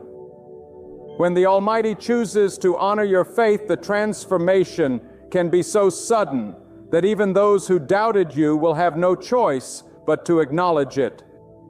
This is why humility is essential in this next season. Do not allow the blessing to make you forget the giver. Remember the nights when you prayed with nothing in your hands but faith in your heart. And remember the valleys that taught you how to depend on God's strength. These memories will keep you grounded when the heights of His favor lift you above what you once thought possible. And here is a truth you must hold on to. Favor is not fragile, but it must be protected. Guard your heart from pride. Guard your mind from fear. And guard your environment from voices that would diminish your faith. Not everyone can handle what God is about to do in your life, and that is why He will draw some people closer and remove others. Do not mourn those He moves away. They are being repositioned for reasons you may not understand yet. This is also a season to act with boldness. God's favor is not meant to make you complacent. It is meant to propel you into greater works, higher purposes, and deeper obedience. The doors He opens will require courage to walk through. The opportunities He sends will require faith to embrace. And the influence He grants will require wisdom to use. Every blessing carries a responsibility, and the more you steward it well, the more He will trust you with. So walk with your spirit awake, your eyes open, and your heart ready. You are stepping into a time when the smallest acts of faith can yield extraordinary results. When the seeds you plant will grow faster than you expect. And when every step you take will echo with the assurance that you are walking under an open heaven of favor. This is your time, not because of what you have done, but because the one who holds all power has chosen to release it to you. And when it happens, do not hesitate. Do not doubt. Do not stand on the edge wondering if you deserve it. Move forward with confidence, knowing that the same God who brought you to this point will carry you through what lies ahead. The wait is over, and the future you prayed for is no longer a distant hope. It is standing before you, waiting for you to claim it. When God chooses to release His favor, it is not a subtle whisper. It is a divine announcement to the heavens and the earth that your appointed time has come. You will begin to notice signs that something in your life has shifted. People will speak your name in rooms you have never entered. Opportunities will find you in ways you could never have engineered. Circumstances that once resisted you will start cooperating with you, not because the world suddenly changed, but because God commanded them to. His word carries authority that nothing in creation can resist. You see, God's favor is not bound by the systems of this world. It does not need the approval of those who sit in positions of power. It bypasses human limitations, leaps over barriers, and establishes you where others said you could never stand. And when it comes, it will not be temporary. It will be sustained by the same hand that brought it to you. This is why you can walk into this next season with unshakable confidence. You are not leaning on your own strength. You are standing on the word and will of the Almighty. But I must tell you, God's favor rarely comes to those who sit idle. It comes to those who have been faithful in the hidden places. It comes to those who have obeyed when no one was watching, who have served without applause, who have sown in tears, believing they would one day reap in joy. God watches the posture of the heart, and He rewards those whose trust remains in Him, even when the evidence of change is nowhere in sight. And here is the beauty of His timing. God will not just meet your need, He will exceed it. He will answer in ways that cover not only what you prayed for, but also what you didn't even know to ask. The season you are stepping into will be marked by more than enough blessings, where your cup overflows to the point that you cannot contain it all. This is why you must be prepared to be a vessel, not a reservoir. Let the blessings flow through you so that they can multiply in the lives of others. The more you release, the more He will trust you with. Some of you are about to see a complete reversal in areas that have long been a source of pain. Relationships that have been fractured will find healing. Closed doors will swing wide. Finances that have been strained will experience unexpected provision.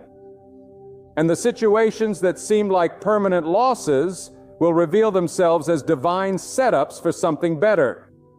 This is the nature of God's favor.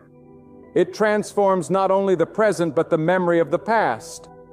What once brought you sorrow will become a testimony that inspires hope in others. Be ready also for acceleration.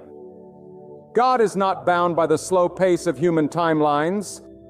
He can compress what should have taken years into moments. He can restore what was lost in the blink of an eye. And when His favor rests on you, the pace of your life will quicken, not in chaos, but in divine order. The things you have been waiting for will come to you in rapid succession, like waves hitting the shore one after another. You will barely finish praising Him for one blessing before another arrives. But in this season, you must guard your spirit with vigilance. Favor attracts attention, both good and bad. Some will rejoice with you, but others will envy you. Some will be inspired by your story, but others will seek to diminish it. Do not let the voices of doubt or jealousy distract you from the purpose of your blessing. Remember, God did not give you favor to prove anything to people. He gave it to position you for His plans. Keep your focus on Him, and no amount of criticism or resistance will be able to shake you. And here is another truth. Favor is not only about receiving, it is about becoming. God's blessing will not just change what you have, It will change who you are. It will deepen your gratitude, sharpen your discernment, and enlarge your compassion. You will see the world differently because you will have walked through the valley and stood on the mountain. You will understand that both were necessary to shape the person you are today. And from that place, you will carry yourself with the quiet strength of one who knows they are upheld by God alone. So step forward with courage. Speak words of faith over your life. Expect the best, not because you are entitled, but because God is faithful. The wait is over, and the chapter ahead is already written in your favor. Every detail has been considered, every obstacle has been accounted for, and every blessing has been timed perfectly. You are not stepping into uncertainty. You are stepping into a promise that has been prepared for you since the beginning. And when you look back, you will say, every step, every tear, every trial was worth it for this moment. When God is leading you, even the storms that rise against you will become stepping stones beneath your feet. The winds that were meant to knock you down will carry you forward because nothing can stand against the decree of the Almighty. God does not just give you the destination.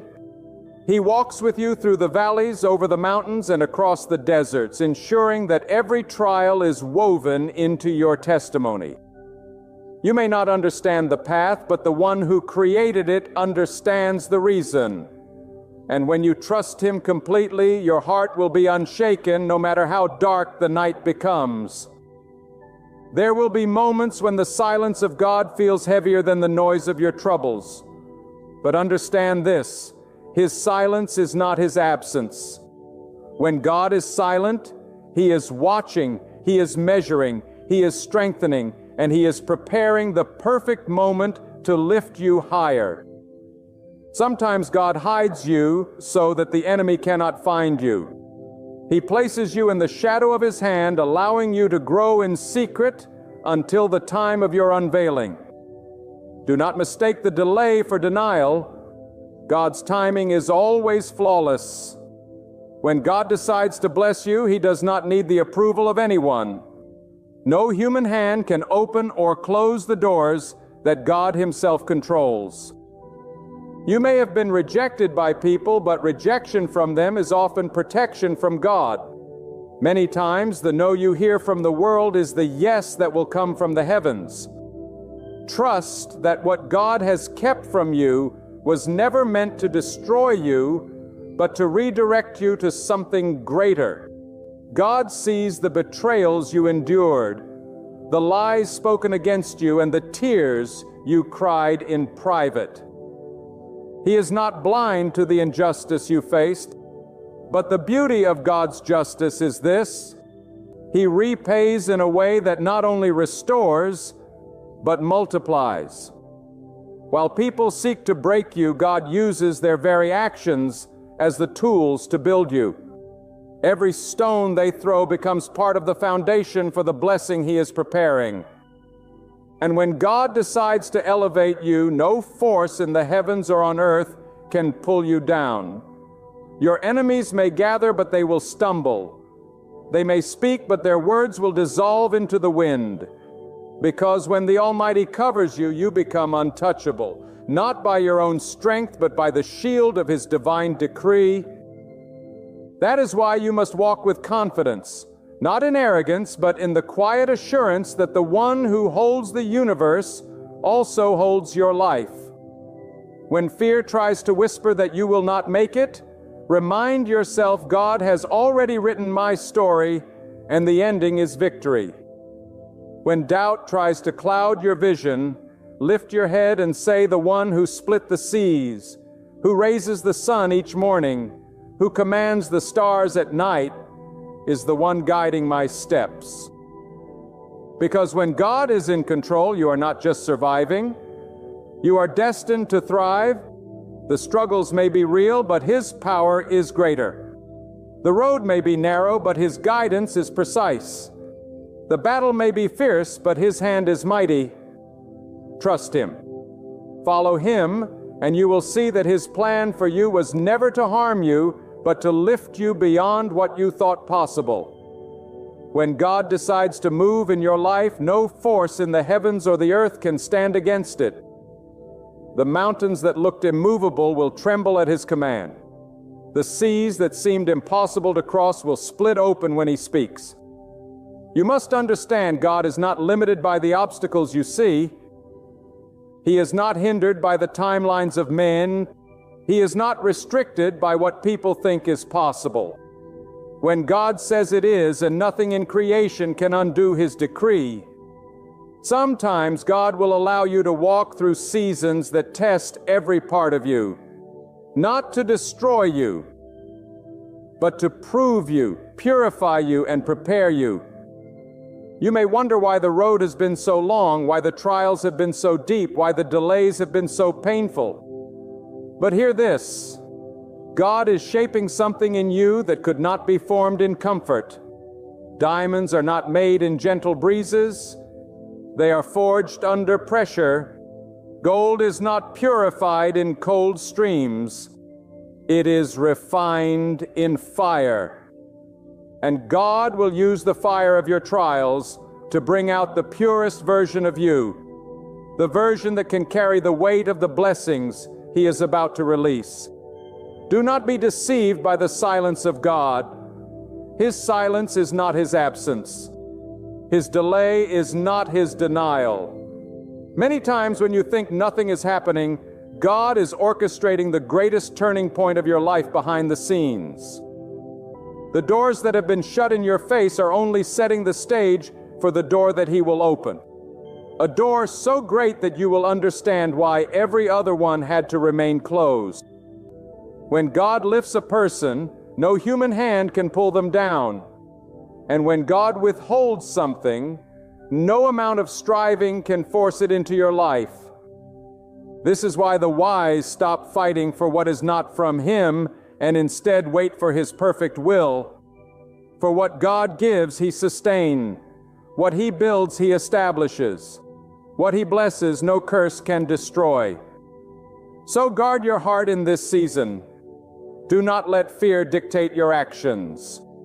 Do not let bitterness take root because of delays.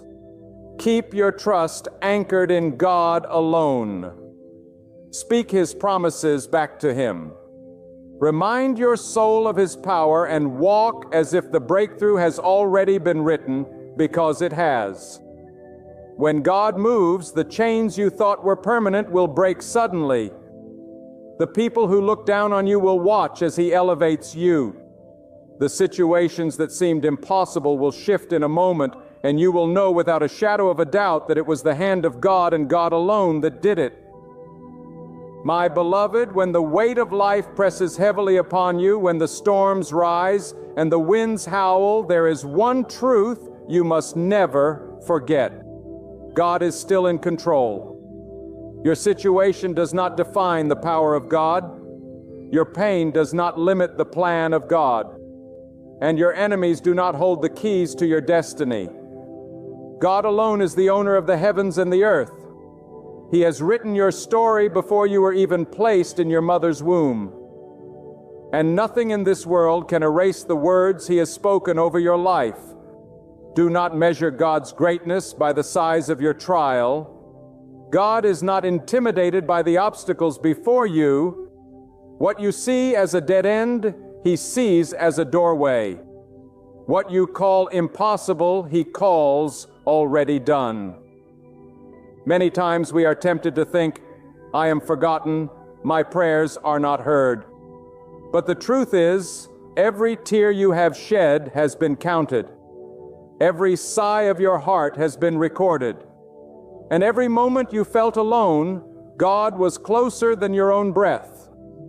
God allows the darkness not to destroy you, but to teach you that the light you carry inside is far greater than any shadow outside.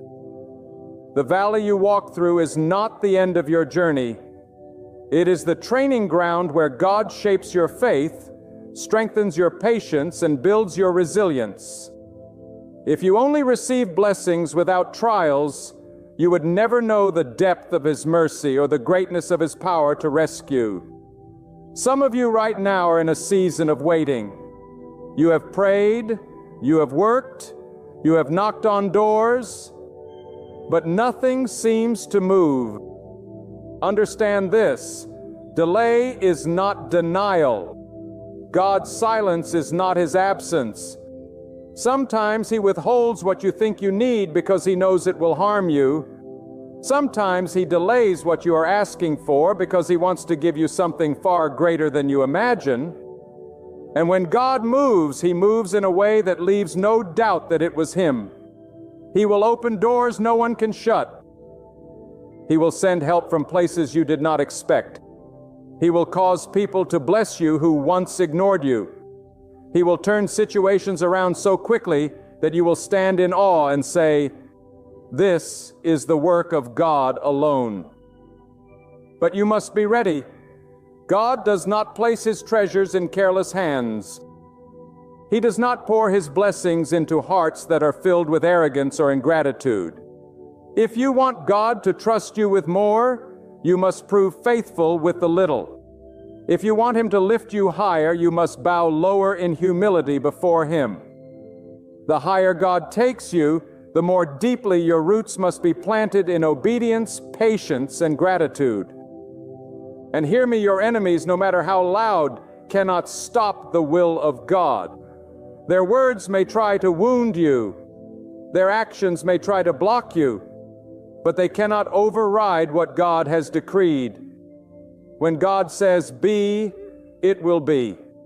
When He commands the seas to part, they will part. When He orders the storm to be still, it will fall silent. So do not fear what man can do. Fear only losing your connection to God. Fear only turning your heart away from the one who holds your soul. For as long as you keep Him at the center, no force on earth or in the unseen can break you. Beloved, as we close this message, remember this: nothing in your life is hidden from the sight of God. Every tear you have shed, every silent cry in the dark, every injustice you have endured has been recorded by the one who never sleeps. He is not absent. He is not indifferent. His timing is perfect, and His wisdom is unsearchable. The trials you face today are not the end of your story. They are the training ground for the destiny He has prepared for you. What may seem like a delay is actually divine preparation. When the Lord chooses to move, nothing in the heavens, on the earth, or beneath it can resist what He has declared. When He unlocks a door, no hand can close it. When He raises you up, no power can drag you down. Do not let fear settle in your soul. Do not let the quiet voice of doubt drown out the call to trust. Hold fast to His promises. Walk in the way He has lit before you. Keep your heart clean in His sight. For God is your defender, your provider, your shield, and your guide. Even in the fiercest storm, He is at the helm, steering you towards safety.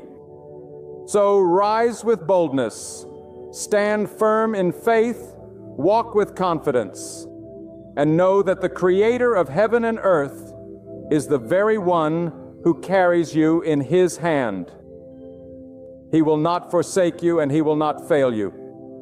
Your story is destined for victory, not through your own might, but through His unfailing strength. And when the breakthrough arrives, when the heaviness is lifted, when the light finally breaks through the clouds, you will look back and declare, "Surely God was with me every step of the way." There will come a moment in your life when you must rise, hold your head high, and declare enough. God did not place you on this earth to be stepped on, disrespected, or robbed of your peace. You were made in the image of the Almighty, carrying dignity, purpose, and a divine calling. And if you are to walk out that calling, hear me, you cannot allow certain behaviors, no matter who they come from or how close those people are to you. Because the moment you begin accepting what God never asked you to accept, you give others the right to trample on the very blessings He entrusted to you. Some of you are carrying a hidden weight because you have permitted these behaviors to linger around you for far too long. You've told yourself, it's fine. I'll overlook it. I'll just let it slide. But deep inside, you know it is not right.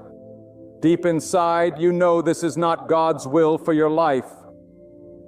God did not bring you this far to let you be bound by chains of disrespect, manipulation, and toxicity. He wants you to live free, to walk in His light, and to protect the peace He has placed inside you. But you cannot protect it if you keep giving space to behaviors that poison your spirit. The first thing you must never tolerate is disrespect. Disrespect is more than just someone raising their voice or rolling their eyes. Disrespect is when someone devalues your worth, undermines your faith, and treats you as if the God inside you is small and hears the truth. Every time you allow someone to speak to you in a way that crushes your spirit, you are silently telling them, it's okay, keep doing it. No, my friend, draw the line. God does not want His children to bow to the disrespect of others. If someone cannot honor you, if they cannot treat you with the dignity God Himself has given you, then you have no obligation to keep their presence in your life. God's approval is worth more than their acceptance. Another behavior you must never tolerate is deception. Lies destroy trust, and trust is the foundation of any relationship, whether it's with family, friends, or those you work with. God is a God of truth. He moves in light, not in shadows. When you surround yourself with liars, you are surrounding yourself with people who operate in darkness. And darkness will always try to pull you down to its level. It will twist your thinking, make you question your own discernment, and slowly erode your peace. If someone lies to you once, and you see no repentance, no change, then understand this is not a safe place for your heart. Protect the truth in your life the way you would protect a flame in the middle of a storm. The third behavior you must never tolerate is manipulation. There are people who will use your kindness against you. They will twist your compassion into a leash they can pull anytime they want.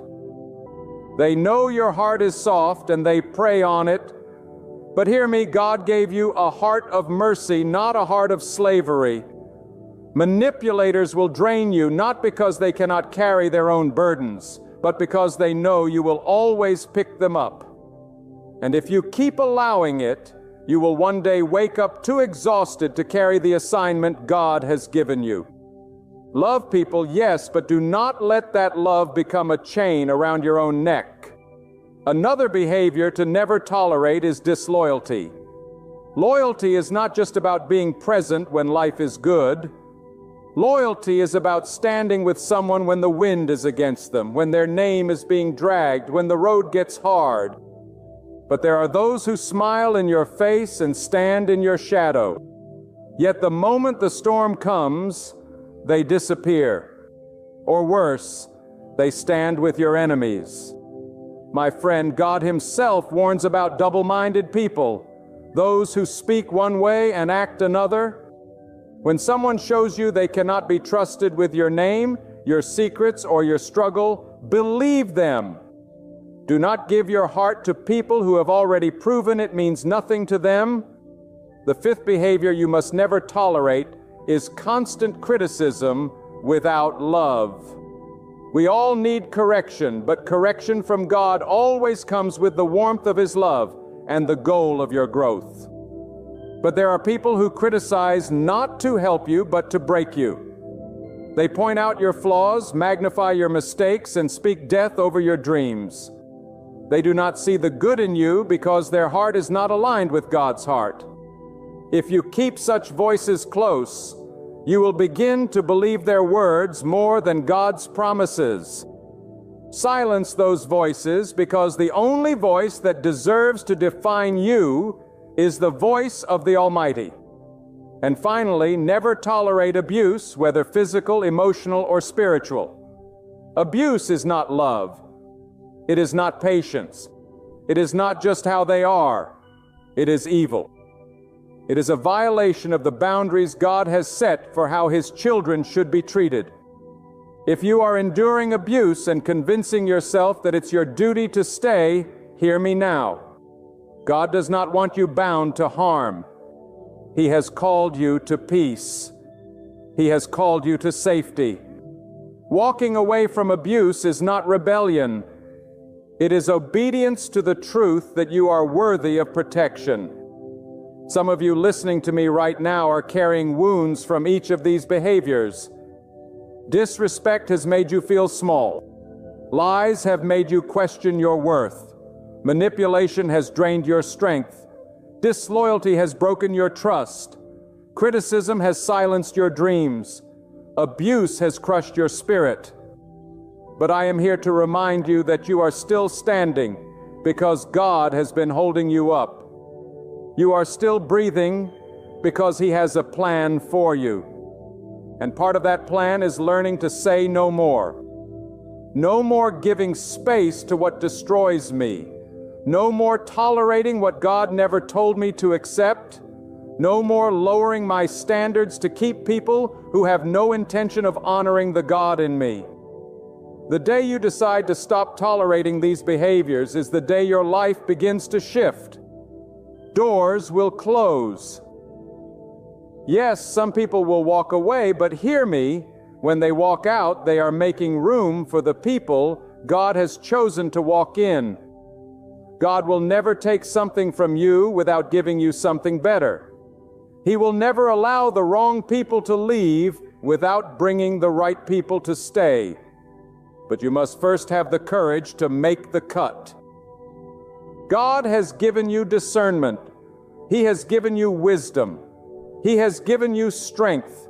Use it, protect it, live by it.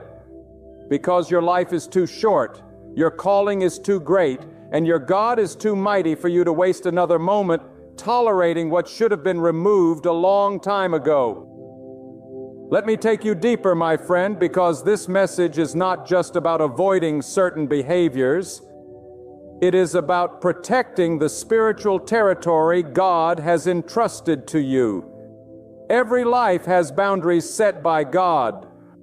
Those boundaries are like the walls of a city meant to guard what is precious inside.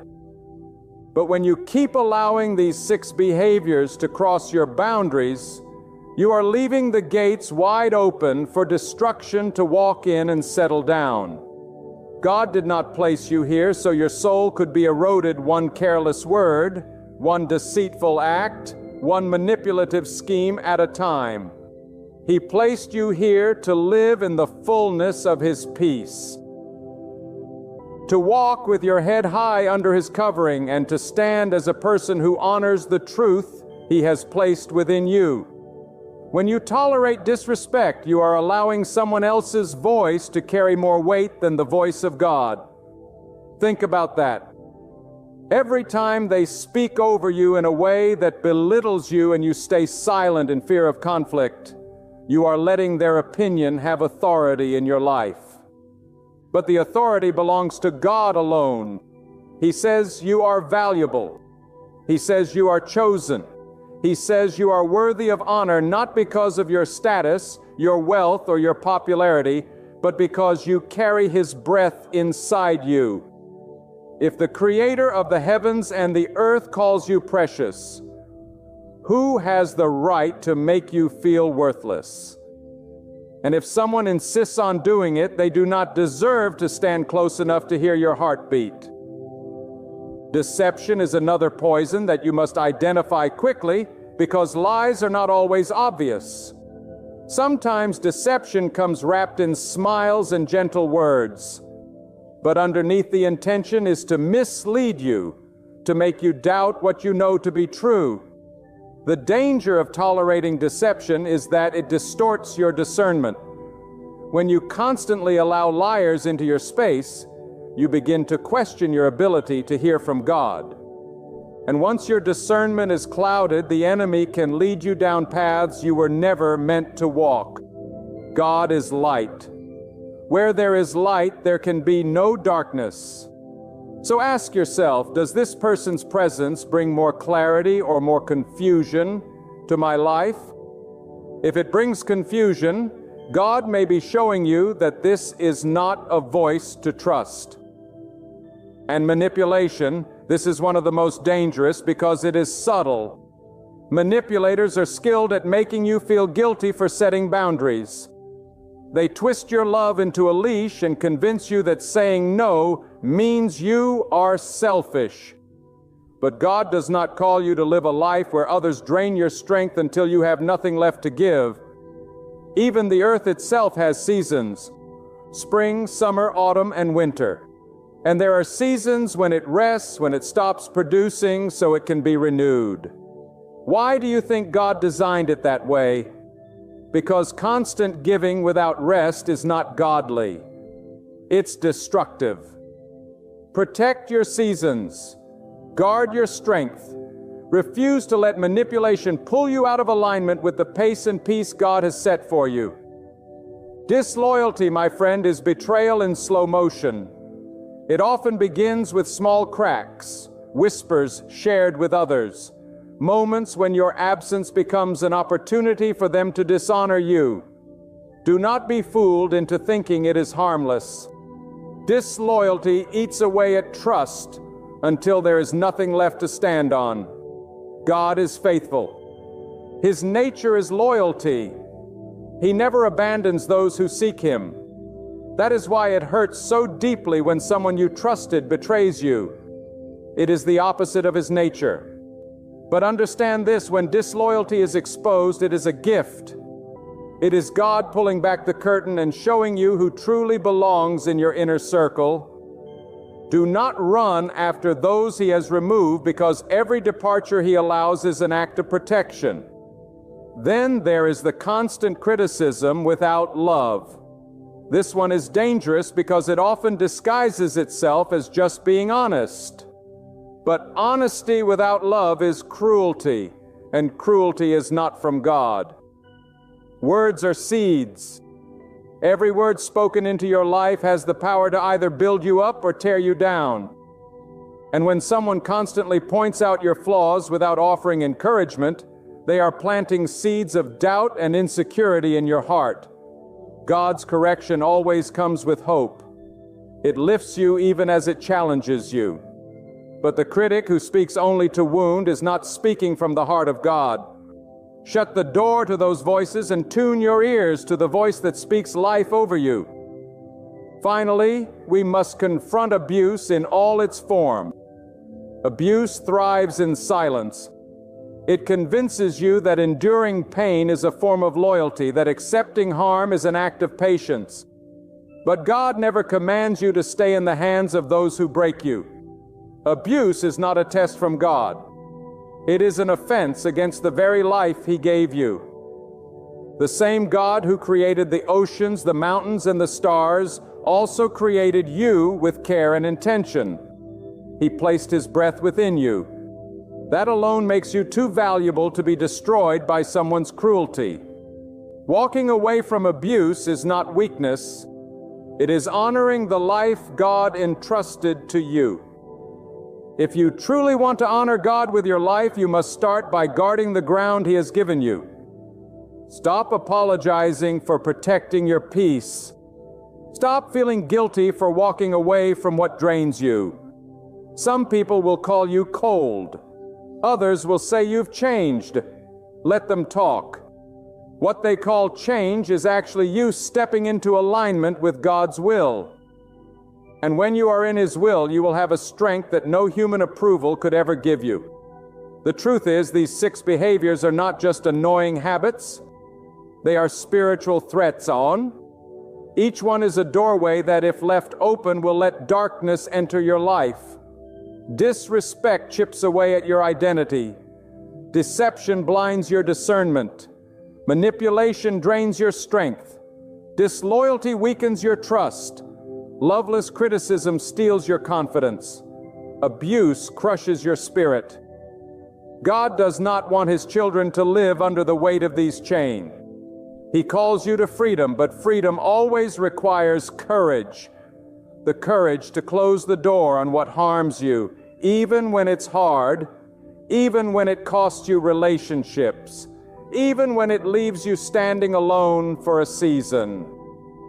And here is the beautiful truth.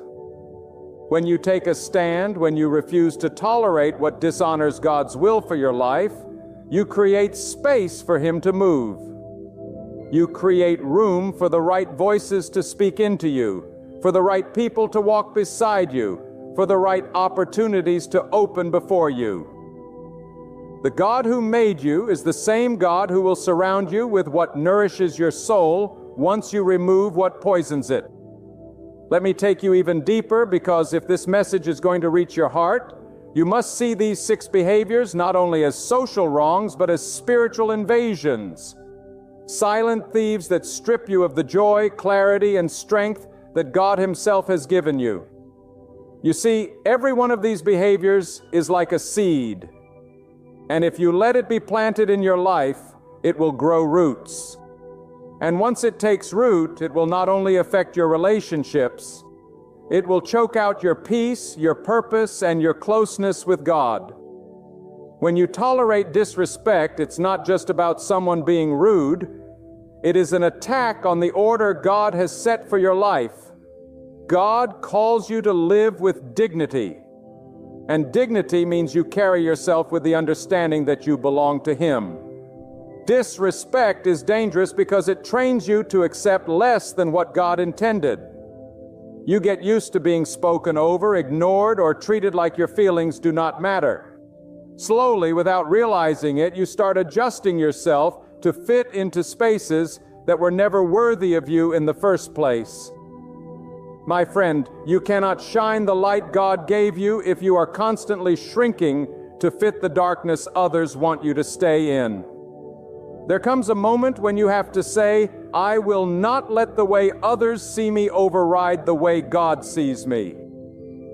And when it comes to deception, the cost is even greater than hurt feelings. It is the loss of trust, and trust is sacred. When someone lies to you, they are showing you that they are willing to break one of the most precious bonds that exists between people. And if you overlook it, thinking it's just one lie, you open the door for more. Lies multiply. A single deception is like a crack in a wall. Leave it unattended, and soon the whole structure will crumble. God operates in truth, and truth builds strong foundations. Deception is the enemy's language, and it always works to destroy what God is building in you. So when you detect it, deal with it. Do not allow a liar to have the same access to your heart as someone who has proven their honesty. Manipulation is perhaps one of the most subtle yet damaging forces you can face. It doesn't always come from those you expect. Sometimes it comes from people you love deeply, family, friends, mentors. They know your values, your compassion, your sense of duty, and they use those very qualities against you. This is why you must anchor your decisions not in guilt, not in fear of disappointing people, but in what God says is right. If you live your life constantly bending under the weight of manipulation, you will one day find yourself so far off the path God intended that you no longer recognize where you are. God has given you a mind to think clearly, a spirit to discern, and a will to choose. Do not hand those gifts over to people who twist them for their own gain. Disloyalty is a wound that cuts deeper than most realize because it is betrayal wrapped in familiarity. The person you trusted with your secrets, the one you defended in their absence, becomes the one who turns their back on you when it's your turn to be defended. And here is the truth. It is better to know where someone truly stands, even if it hurts, than to live in the illusion of loyalty. God often reveals disloyalty not to break you, but to free you from misplaced trust.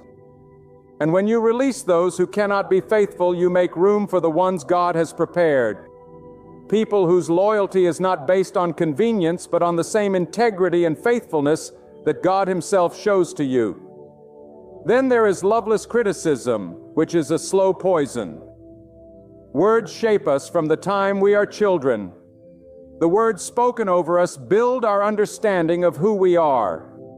When criticism comes without love, without the intention to help you grow, it tears down rather than builds up. You start doubting your abilities, your calling, even your worth. That is why you must weigh the words spoken into your life against what God says about you. If someone's words consistently push you into fear, shame, or self-hatred, they are not speaking from God's heart. God's correction may sting, but it always leads you toward hope, toward betterment, toward becoming the person He created you to be.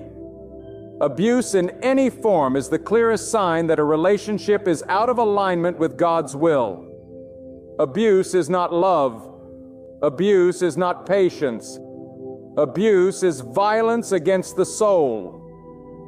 Whether it comes through hands, words, or the twisting of spiritual truths to control and dominate, the longer you tolerate abuse, the more it conditions you to see it as normal. But hear me, God never intended for harm to be your daily reality.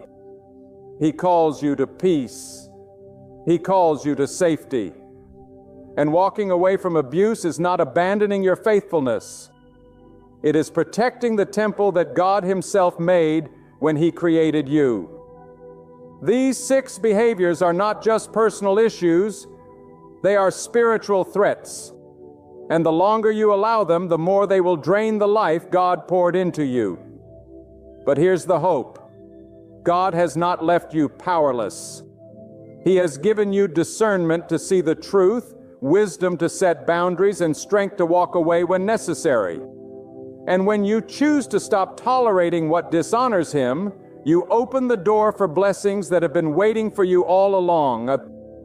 Some blessings are delayed not because God is unwilling to give them, but because you are still holding on to people and behaviors that cannot go where He is taking you.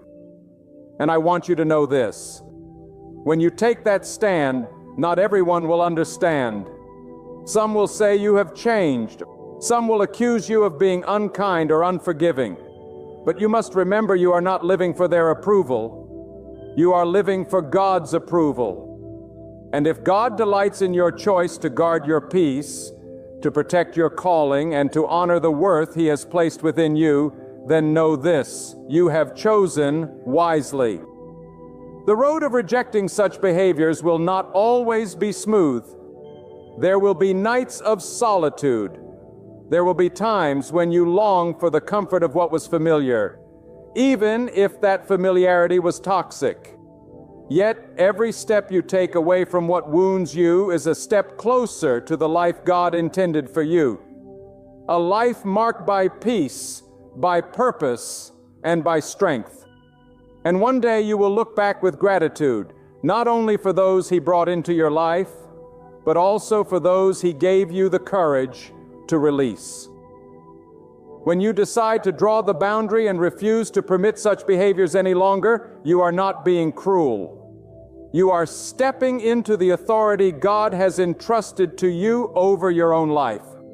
You are declaring, I will no longer allow what is impure to taint what God has purified. I will no longer let what is destructive erode the foundation God has built within me. This is not arrogance. This is faithful stewardship. Stewardship means taking care of what God has entrusted to you. And your heart, your mind, and your peace are part of that sacred trust. You must understand every relationship you have is either pulling you closer to God's light or dragging you further into darkness. There is no such thing as neutral ground when it comes to influence. Even the smallest tolerated behavior, if it goes against God's will, is like leaving a window open in the middle of a storm. It won't be long before the rain and wind come pouring in.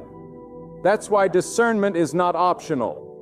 It's essential. And discernment doesn't just come from observing actions, it comes from being close to God. The more you align your heart with Him, the more clearly you will see who belongs in your life and who must be kept at a distance. Disrespect, if left unchecked, will reprogram the way you see yourself. You may begin as someone confident in God's love, but over time, constant belittling will convince you to question your worth. That is the enemy's strategy, to use people's words and actions to make you forget the identity God has given you. But you cannot allow someone else's brokenness to redefine your value. The day you stop accepting disrespect is the day you reclaim the truth that God's opinion of you is final, and His opinion is not swayed by the loudest voice in the room. It is set from the moment He breathed life into you. Deception works like a slow leak in a vessel. It might not seem dangerous at first, but over time, it will sink you. Lies have the power to cloud your judgment and make you question what you know in your spirit. This is why you must guard your inner circle with the utmost care. Not everyone who smiles at you is for you. Not everyone who praises you means it. God will often give you subtle warnings, a feeling, a moment of hesitation, a small detail that doesn't add up. Listen to those warnings. Ignoring them will cost you more in the long run than confronting the truth. Now, manipulation is one of the most calculated forms of control. It doesn't come from strength. It comes from weakness disguised as authority. Manipulators depend on you being too kind, too giving, too afraid to say enough. They operate through guilt, obligation, and emotional pressure. But God never designed relationships to be chains. True connection should be built on mutual respect, not forced compliance. When you set a boundary against manipulation, you are not being cold.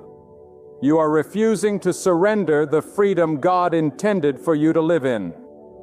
Disloyalty is often revealed when you're at your lowest. It's easy for people to stand with you when you are strong. But when you're struggling, their true character emerges, and this is when God allows you to see their heart clearly. Do not be bitter when disloyalty is revealed. Be grateful. It is God showing you the truth so you can move forward with clarity. Sometimes the removal of a disloyal person from your life is the very thing that clears the way for the loyal God-sent relationships you have been praying for. Loveless criticism is like acid to the soul. It eats away slowly until you can no longer see the good in yourself.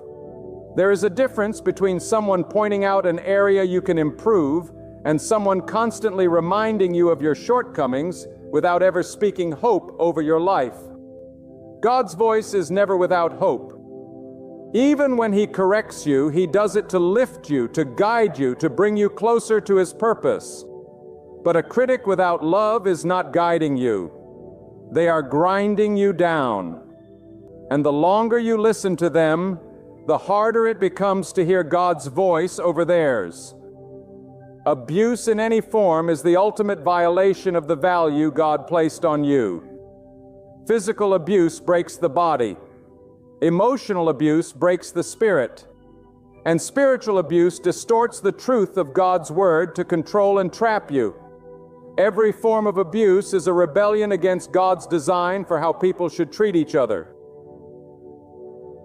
If you are in an environment where abuse is present, know this: it will not change simply because you hope it will. Change begins when you remove yourself from the reach of the abuser and allow God to heal and restore you in a safe place. These 6 behaviors are not just problems to endure. They are alerts from God that something in your environment is not aligned with His will for your life. If you keep ignoring those alerts, you will remain stuck in cycles that drain you of strength, joy, and peace. But if you act on them, if you take the courage to set boundaries, to walk away, to speak up, then you will begin to see doors open that you never thought possible. God blesses obedience. And obedience sometimes looks like leaving behind the very things you once thought you could never live without. And when you finally step out, when you cut ties with what has been poisoning your life, do not fear the silence that follows. That silence is not emptiness. It is space. Space for God to fill with what is good. Space for peace to return. Space for the right people, the right opportunities, the right moments to enter. It may hurt now, but the pain is temporary. The freedom will last. And in that freedom, you will see that you were never truly alone. God was with you all along, waiting for you to trust Him enough to let go. My friends, when a heart is far from God, it is like a well without water, dry, cracked, and barren. Such a heart may appear beautiful on the outside, speaking words that sound smooth to the ear, but within it hides darkness, pride, and deceit. And if we are not careful, if we do not guard our souls, we may allow such a person to influence our spirit, weaken our faith, and drain our peace. God warns us in His book that the heart is the wellspring of life, and from it flows either purity or corruption. A person with an evil heart does not merely make a mistake, Bob. They live in rebellion against the light. They do not seek truth, they twist it. They do not love righteousness, they resist it. They will smile in your presence, but plot in your absence. And it is not your imagination. This is the whisper of God guiding you to see beyond their mask. One of the most dangerous signs of an evil heart is that it thrives in deception. Such a person cannot survive in the presence of transparency because truth exposes them. They operate best in shadows, in secrecy and manipulation. But remember, God sees through every disguise, every lie, and every plan formed against the righteous. No plot is too hidden for Him to uncover, no scheme too clever for Him to dismantle. An evil heart will also feed on division. It will stir conflict where there is peace, sow mistrust where there is harmony. Why? Because unity threatens their control. But the one who walks with God will not be shaken by their schemes. For they know that peace is not found in pleasing people. It is found in aligning with the will of the Almighty.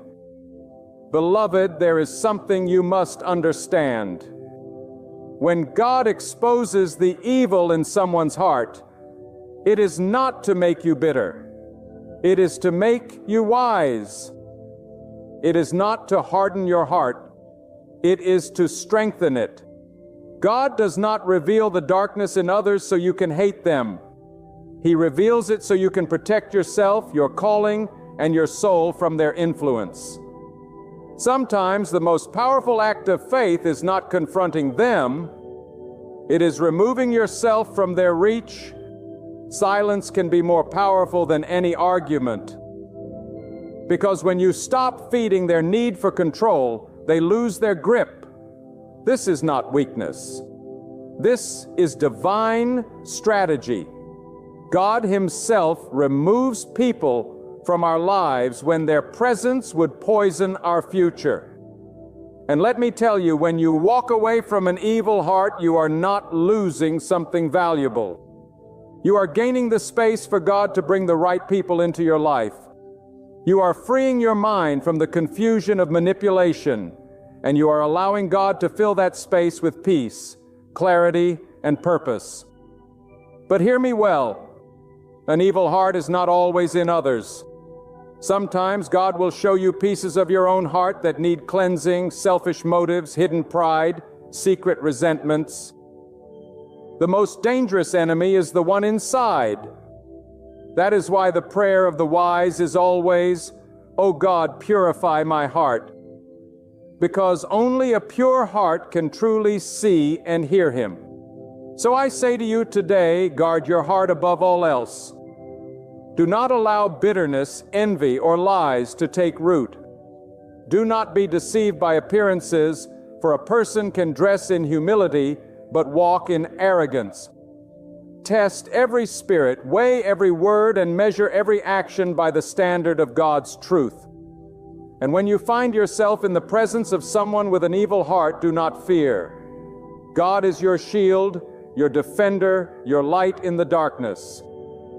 No weapon formed against you shall succeed, because the one who holds your destiny is greater than the one who plots against it. My dear brothers and sisters, when the heart is pure, it becomes like a mirror reflecting the light of God's guidance. But when the heart is corrupt, it becomes like a stone that refuses to let water sink in. A person with an evil heart does not just commit wrong deeds. They carry an atmosphere of darkness around them. Their words wound, their actions mislead, and their intentions are soaked in pride, envy, and deceit. This is why God warns us, "Verily, in the body there is a piece of flesh. If it is sound, the whole body is sound. But if it is corrupt, the whole body is corrupt, and that is the heart." An evil heart thrives on secrets that destroy others. Such a person smiles in your presence, but sharpens their knife behind your back. They are quick to spread rumors, yet slow to admit their faults. They seek the weakness in others, not to help them, but to use it as a weapon. Beware of such souls, for they are like hidden snakes in the grass, silent until they strike. God, in His infinite wisdom, exposes them in time.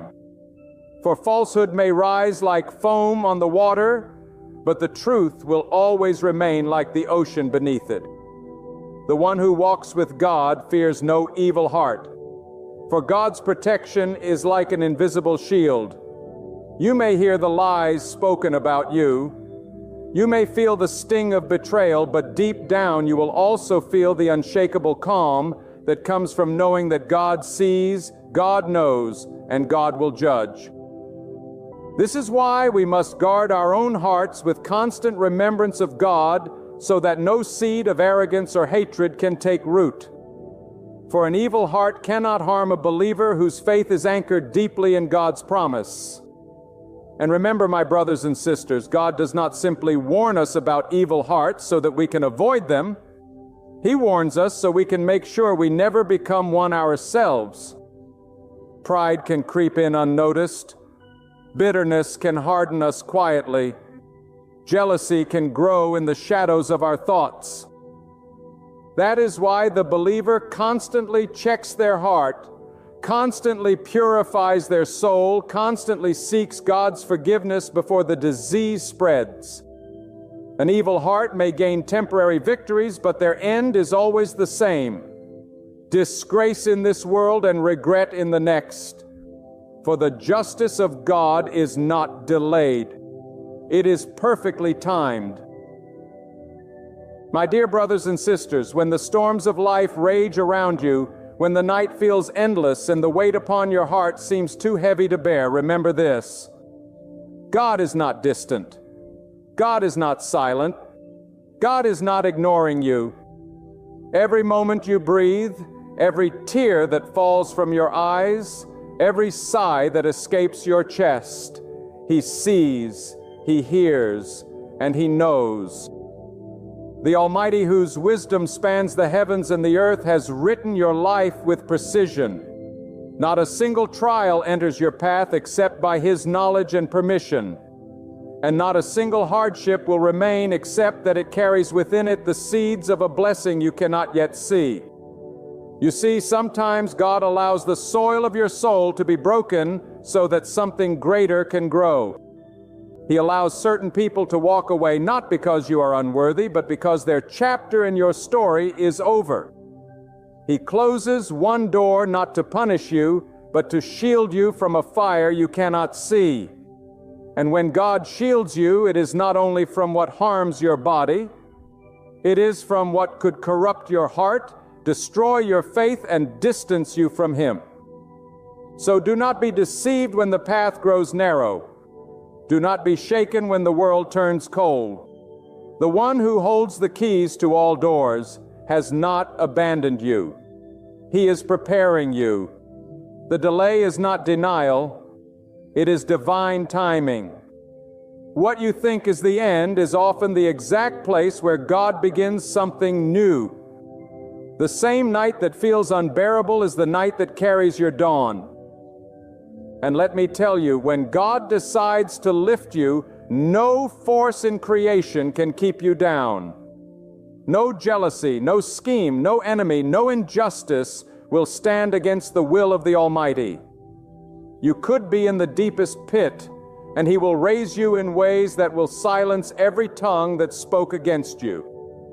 But you must trust Him in the unseen. Walk with Him when you do not understand, and surrender your heart fully to His care. Do not measure God's love for you by how easy your life feels. Measure it by how many times He saved you from what you did not even know would harm you. Measure it by the strength He gave you when you thought you would break. Measure it by the peace He placed in your heart when the world around you was chaos. Hold on, for the help of God is near. And when it comes, it will not be small. It will not be partial. It will be perfect. Because everything from God is perfect. Understand this. When God calls a person, He does not call them into a life of comfort, but into a life of purpose. He strips away the false comforts of this world so that you will lean on Him alone. The tests you face are not signs of His absence. They are signs of His deep involvement in your life.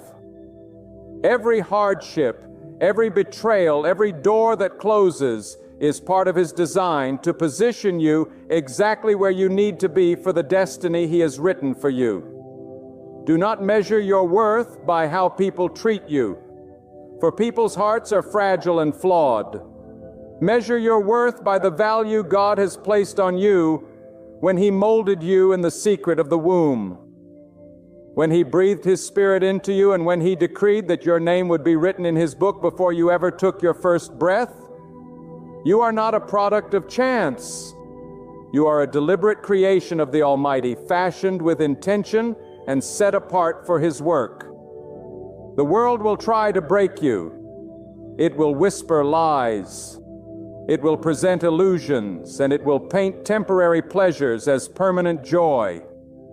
But remember, every glittering temptation that lures you away from God is just dust in disguise.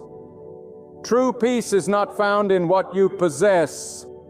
It is found in who possesses your heart. When God holds your heart, no storm can uproot you. No enemy can overpower you.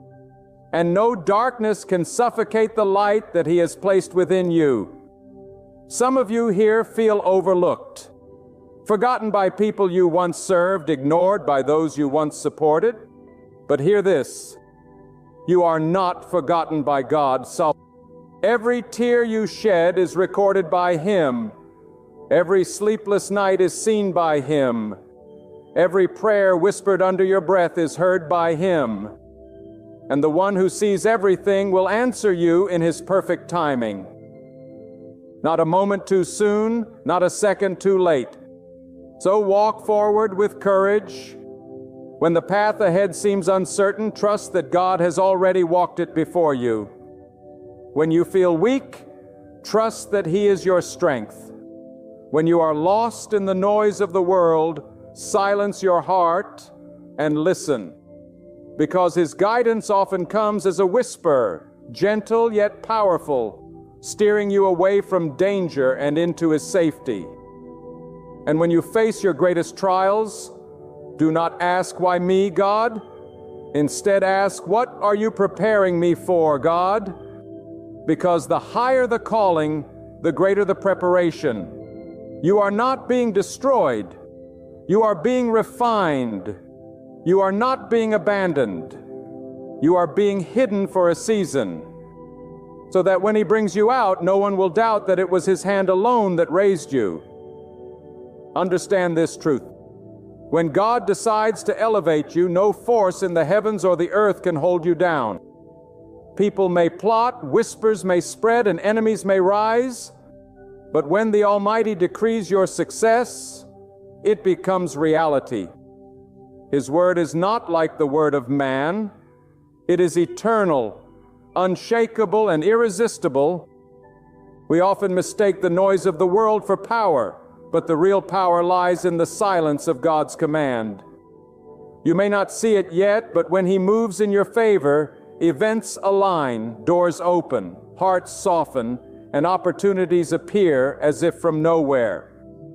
The one who trusts fully in God walks with a shield the world cannot see. But here's the challenge. Faith without obedience is like a locked treasure chest. You can believe there's gold inside, but if you don't have the key, you will never touch it. The key is submission to God, doing what pleases Him, even when it costs you comfort, even when no one is watching, even when the path is lonely.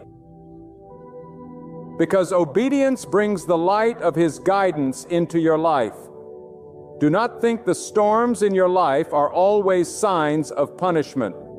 Sometimes God allows the winds to blow hard so He can clear away the false foundations you've been standing on. Sometimes He shakes your world not to destroy you, but to rebuild you on a stronger foundation. If He removes a person, a job, an opportunity, it is only because He has seen what you could not. And remember, the Almighty tests those He loves. He tests you not to break you, but to prepare you for the blessings that require stronger shoulders. A tree that grows in gentle weather develops shallow roots, but a tree that faces the storm digs its roots deep.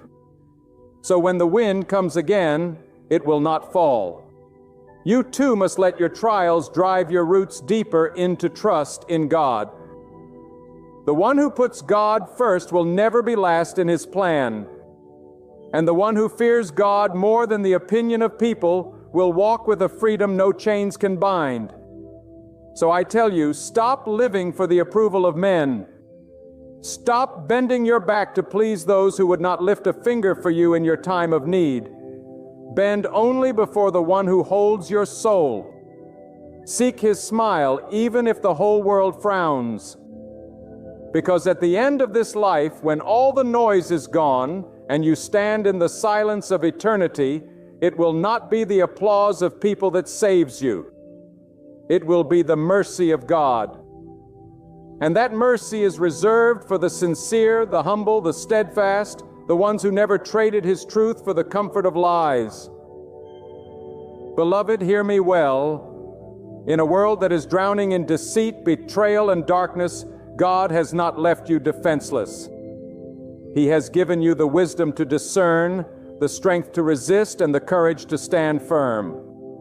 When you recognize the traits of an evil heart, you are not judging. You are protecting the sacred space God has given you.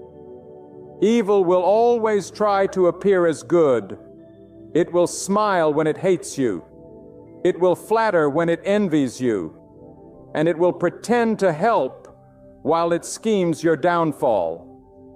But when you walk in the fear of God, no scheme of the enemy will stand.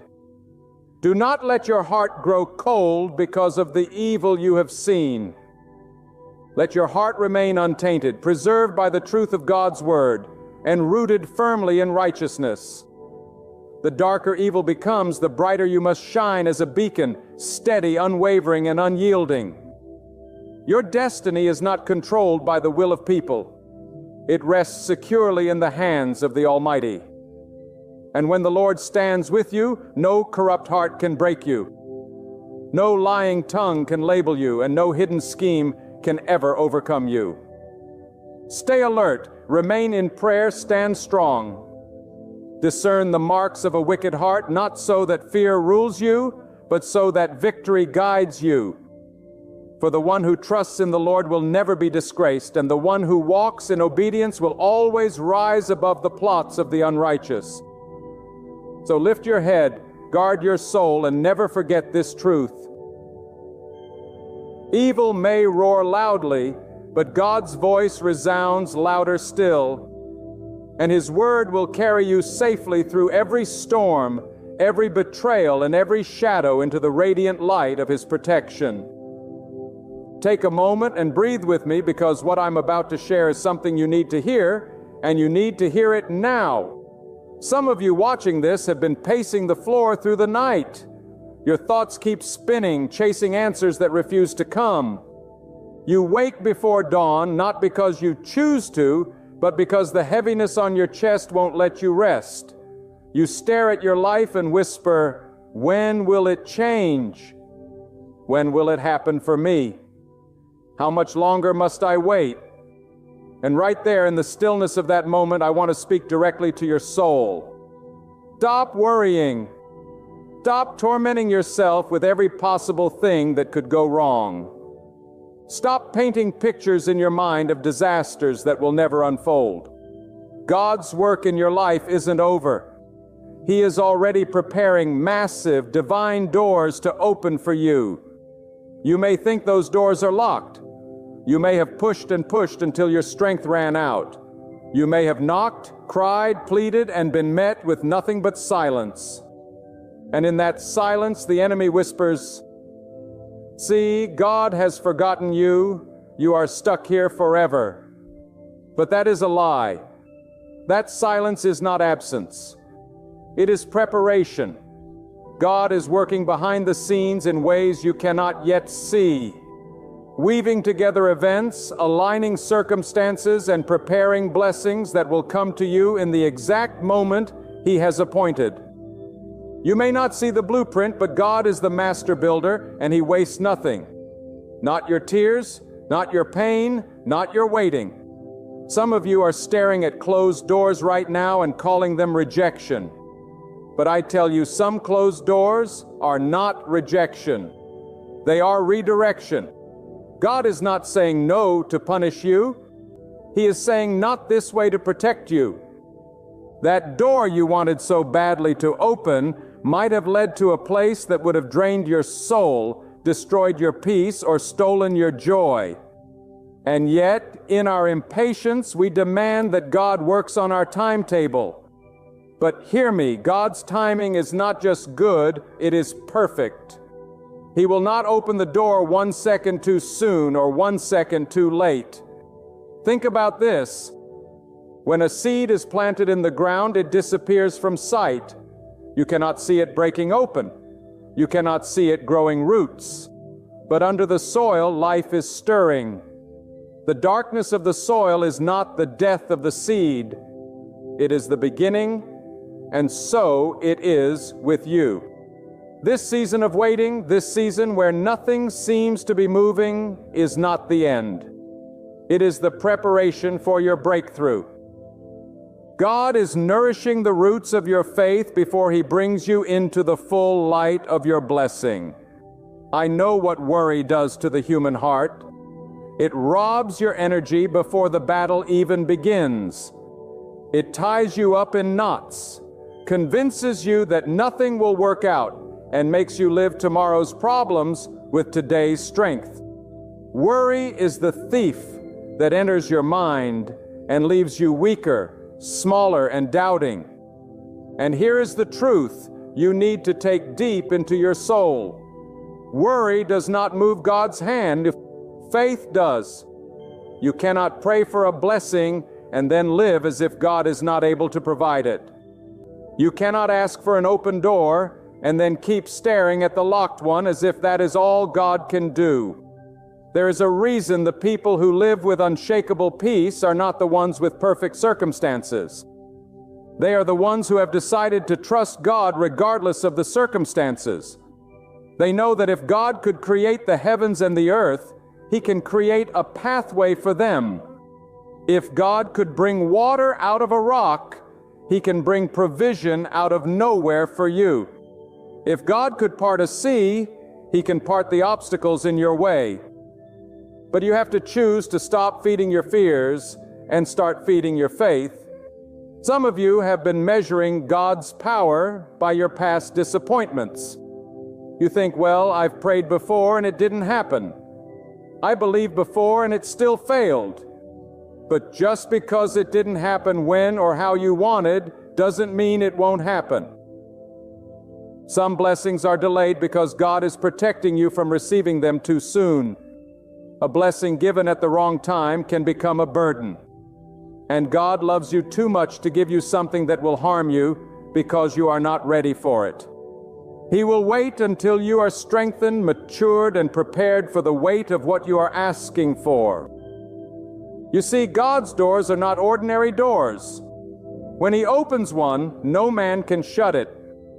And when He shuts one, no man can force it open. That is why you cannot manipulate, beg, or force your way into a season that God has not yet unlocked for you. The most powerful thing you can do in the waiting is to trust Him completely. To rest in the knowledge that He knows exactly where you are and exactly what you need. Some of you are holding on to things God is trying to take away, and yet you are asking Him to bless you. But blessings often require letting go. You cannot receive what is in God's hand if your hands are full of what He has already asked you to release. Maybe it's a relationship that has drained you for years. Maybe it's a job that suffocates your spirit.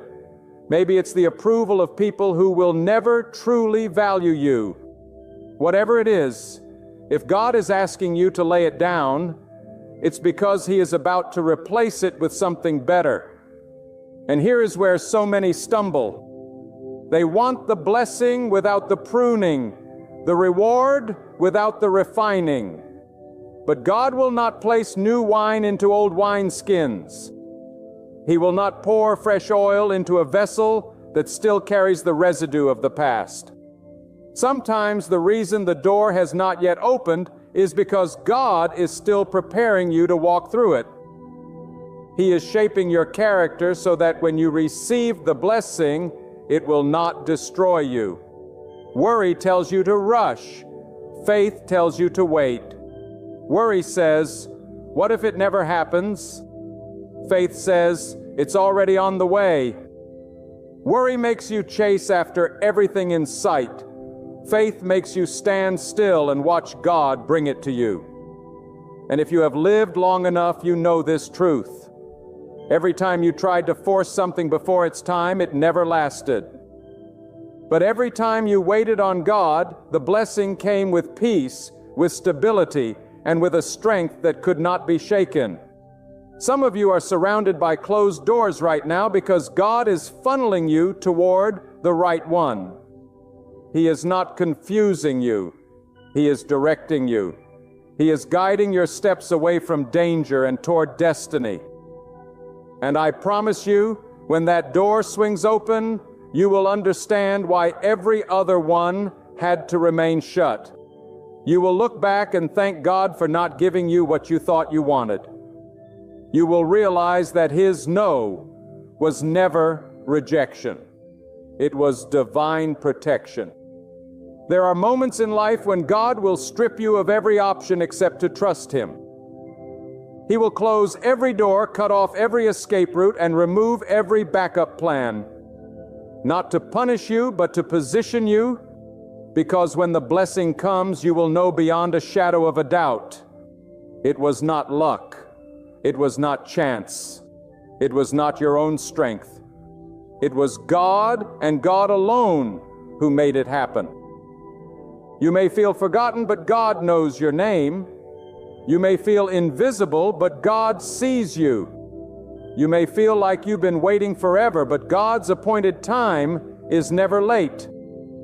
And when that time comes, the blessing will not trickle into your life. It will flood it. It will overtake you, surprise you, and remind you that you serve a God who keeps His promises. Let me speak to you plainly because your heart needs to hear it without any sugar. Quoting worry is a form of doubt in disguise. It's the mind's way of saying, I don't really believe God will handle this. You may not say it out loud, but every time you turn a problem over in your head 100 times instead of turning it over to God, you are letting doubt set the rules for your life. And doubt is a tyrant. It will chain you in the same spot for years, make you afraid to take a step forward, and rob you of sleep while accomplishing absolutely nothing. God never asked you to figure everything out. He asked you to trust Him. That is why your energy is running low. You are trying to carry what was never meant for your shoulders. There is a reason God allows seasons of uncertainty, because it strips away the illusion that you are in control. We are quick to believe that if we plan well enough, work hard enough, or connect with the right people, we can make everything happen for ourselves. But there comes a point where no contact, no amount of skill, and no clever plan can force the door open. That is when you discover the most freeing truth in the world. God does not need your connections, your status, or your strategy to bless you. When it's time for your door to open, He can take you from overlooked to sought after. In a single day, He can turn what others ignored into something the world suddenly values. But here's the challenge. You have to stop measuring God's ability by the size of the door in front of you. Some of you are staring at a small opportunity and thinking, this can't be the way. Others are looking at an obstacle so massive that you assume it's impossible. But the size of the door has nothing to do with the size of your God. If He wants you to walk through it, He will either enlarge it or make you fit perfectly through it. And if He wants to, He can make a brand new door in a wall you thought was solid stone. So many blessings are missed because people gave up one prayer too soon. They stopped believing right before the turn came. They let exhaustion convince them that nothing was happening when in reality the blessing was already in motion. Think about the earth itself. There is always movement happening beneath the surface, even when you feel nothing. The ground can be calm and still for years, then shift suddenly and permanently. Your blessing can be like that silent preparation until one day everything changes in a moment you never saw coming. And make no mistake, when God opens the right door, it will not just be for your survival, it will be for your elevation. Too many settle for asking God only to get by when He is trying to bring them into a place of abundance. I am not talking about greed or chasing after material things. I am talking about the abundance of peace, stability, and purpose that comes when you are exactly where God wants you to be. And let me tell you, when you walk into that kind of blessing, you won't have to apologize for it, hide it, or downplay it to make others comfortable. The blessing will speak for itself, and it will testify to the goodness of God without you saying a word. But before the door opens, God often asks you to pass a test, the test of trust. He will place you in situations where nothing makes sense, where you cannot see the outcome, and where the easiest option is to give up. And in those moments, you have two choices. Either you let your emotions dictate your decisions, or you stand in the middle of the storm and declare, I will not be moved, God is my provider, and I will not be shaken. That's what faith looks like. It's not an emotion you feel when everything is going well. Faith is the decision to trust God when everything around you is telling you not to. There is another reason God may delay the door from opening. He is building in you the ability to stay humble when it does. A blessing can attract jealousy, criticism, and attention you never asked for. Without humility, you might spend more time defending the blessing than enjoying it. But when you know it was God who brought you there, you don't waste your energy trying to prove anything to anyone. You simply walk in gratitude and let the blessing speak for itself. Some of you are frustrated because you think the delay means God has forgotten you. But a delay is often the sign that the blessing is bigger than you imagined. Bigger blessings require bigger preparation. You can't carry a heavy load with weak hands. You can't walk through a large door if you're still thinking small. God is using this season to stretch your vision, deepen your endurance, and increase your faith so that when the blessing arrives, you are ready to hold it without dropping it. And I must warn you, when God is about to open a door for you, distractions will come. People who doubted you will suddenly want your attention. Opportunities that look good but are not from God will appear to pull you off course. Old habits and old fears will try to creep back in. Why? Because the enemy knows that if you step through that door, you will operate on a higher level than before. That is why you must guard your focus. Do not let temporary emotions pull you away from eternal purposes. When you are close to your blessing, life will often feel the most difficult. You will feel the pressure increasing, the uncertainty mounting, and the silence from God stretching longer than you thought you could endure. But remember, just before dawn, the night is the darkest. Just before the birth, the labor is the most intense. And just before the blessing, the enemy will push the hardest. If you can withstand that final push, the door will swing open with a force that nothing can shut. I want you to understand something powerful. God's blessings are not fragile. When He opens a door, you don't have to rush to grab it before it disappears. You don't have to fear that someone else will take what belongs to you. A door God has designed for you will remain yours until you step through it. Nobody can steal it, block it, or cancel it. That is why you don't need to compare your journey to anyone else's. Their door is not your door, their timing is not your timing, and their blessing is not your blessing. Stop living as if the blessing depends on you convincing God to give it. He already knows what you need. He already knows what you've been through, and He already has the perfect moment in mind. Your role is not to force the timing. It is to remain faithful until the timing arrives. And when it does, you will realize that every tear, every prayer, every sleepless night was worth it. Some of you listening to me right now are living in the tension between what God promised and what you can currently see. That space between the promise and the fulfillment can feel like a desert, dry, lonely, and without any visible sign of life. But deserts are not dead places. They are proving grounds. In the desert, you learn to rely on God in ways you never would in the comfort of abundance. In the desert, you learn that water can come from unexpected sources, that strength can rise in you when you thought you had nothing left, and that peace can exist even when nothing around you makes sense. Do not despise your desert season. It is often the pathway to the door God is about to open. And let me tell you something about God's door. They are never random.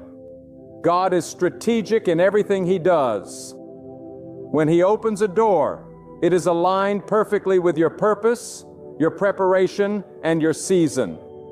He does not open doors to entertain you. He opens doors to advance you. That means the door you've been praying for may not look glamorous at first. It may look small, hidden, or even unremarkable to others. But when you step through it, you will find that it leads to far more than you could see from the outside. Never underestimate what God can do with what looks ordinary. I know the temptation to take matters into your own hands when you feel like God is taking too long. You start to think, maybe I should help God out. Maybe I should push this door open myself. But every time you try to do God's work in your own strength, you create unnecessary burdens. What God opens flows with grace. What you force will drain you. And there is nothing more exhausting than living in a season you were never called to enter. Sometimes the very reason God is delaying your blessing is because He's waiting for you to put something down. You can't carry baggage from the past into the place He's taking you. Old grudges, old habits, and old mindsets cannot survive in the atmosphere of your blessing. They will pollute it. They will sabotage it. God is not just preparing the door. He is preparing you to walk through it without bringing destruction to what He's about to give you. When the door opens, it will not be a timid, half-hearted shift. It will be a clear, undeniable move of God. And when it happens, you won't need to ask anyone if this is the moment. You will know. The peace will be unshakable. The provision will be undeniable. The alignment will be too perfect to be explained by coincidence. That's the thing about God's doors. When He opens them, you don't have to fight for proof. The blessing itself is the proof. But here's the truth. Many people will see the door but never walk through it because they allow fear to speak louder than faith. Fear will tell you you're not ready. Fear will remind you of your failures. Fear will show you all the risks, all the reasons why it might not work, and all the ways you could lose. And if you listen to fear long enough, you will watch the door close while you stand on the outside wondering what could have been. God did not bring you this far to leave you frozen at the threshold. When He says go, you must go even if your knees are shaking. There is a certain boldness that comes from knowing who holds your future. When you truly believe God is in control, you stop living like every setback is the end.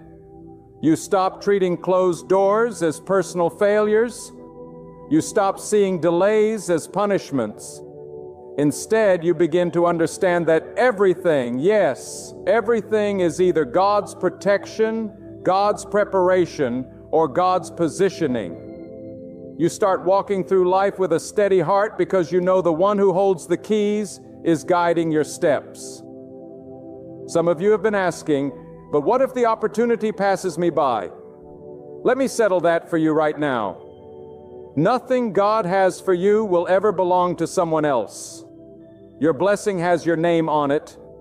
Your opportunity has been designed to fit your life, your calling, and your journey. It will never show up too soon, and it will never come too late. It will appear at the exact moment God declares, now. And when that time arrives, you won't have to plead for it. You won't have to manipulate your way into it. And you won't have to prove your worthiness. God's favor is not something earned. It is a gift. And once He places it in your hands, no one can remove it.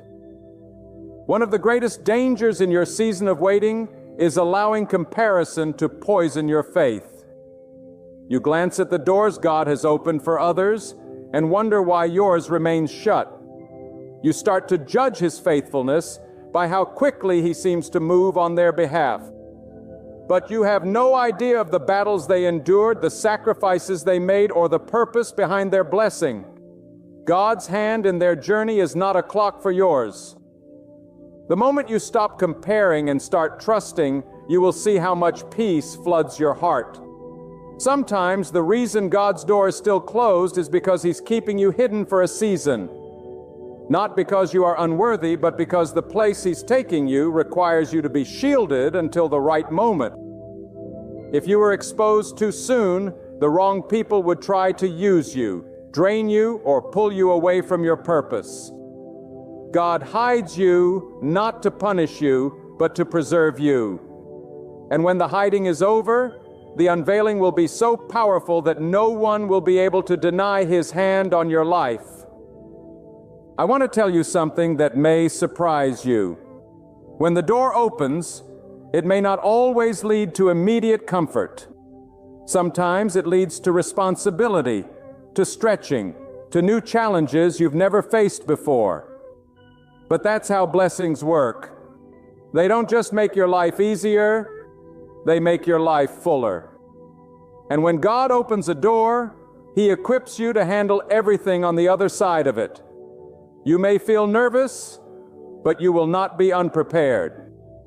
The most beautiful thing about God's doors is that they are not just for your benefit, they are often connected to the blessing of others. When you step through that open door, your obedience may unlock opportunities for people you haven't even met yet. Your faith may inspire someone else to trust God.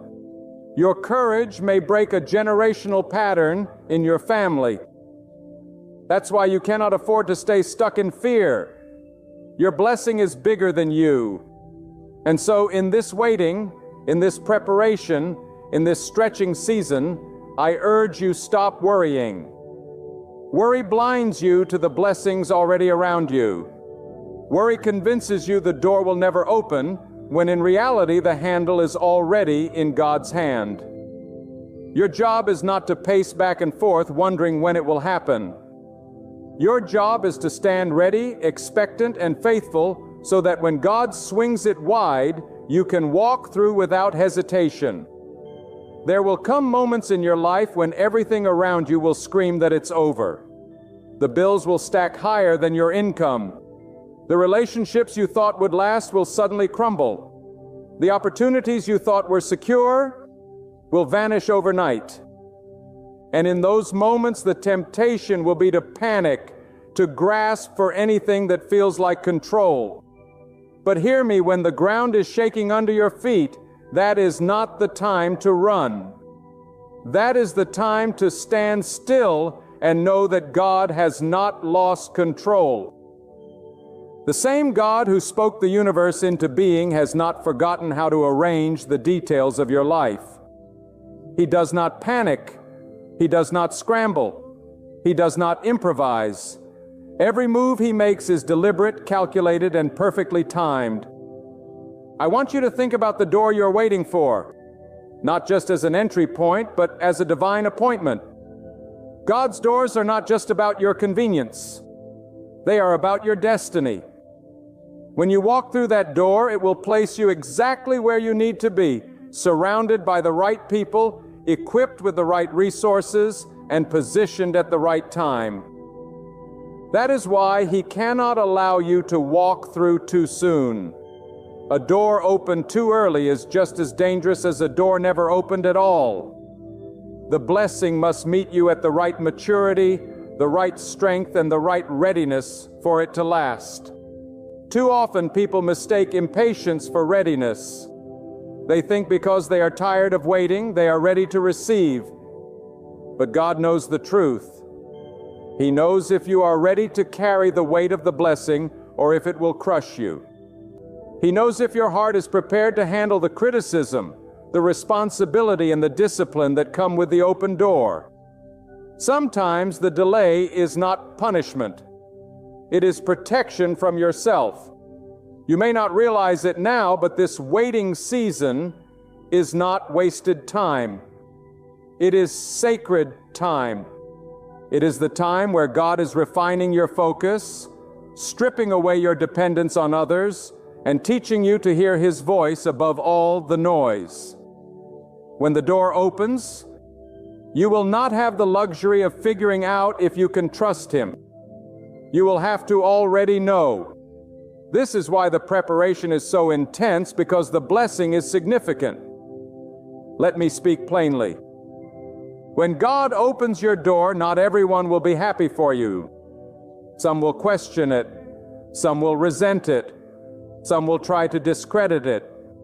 This is why God uses the waiting season to toughen your skin and soften your heart.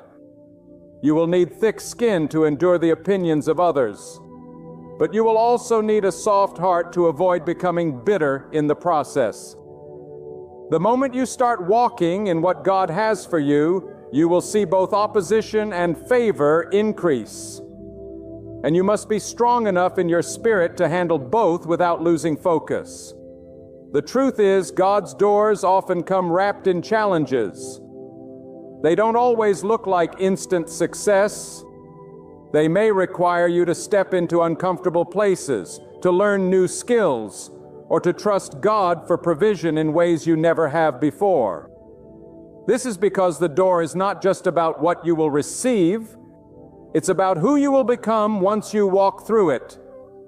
God is more interested in your growth than your comfort. The blessing is not meant to make you idle. It is meant to make you impactful. And here's something you must understand. The door's not the goal. The door's the gateway.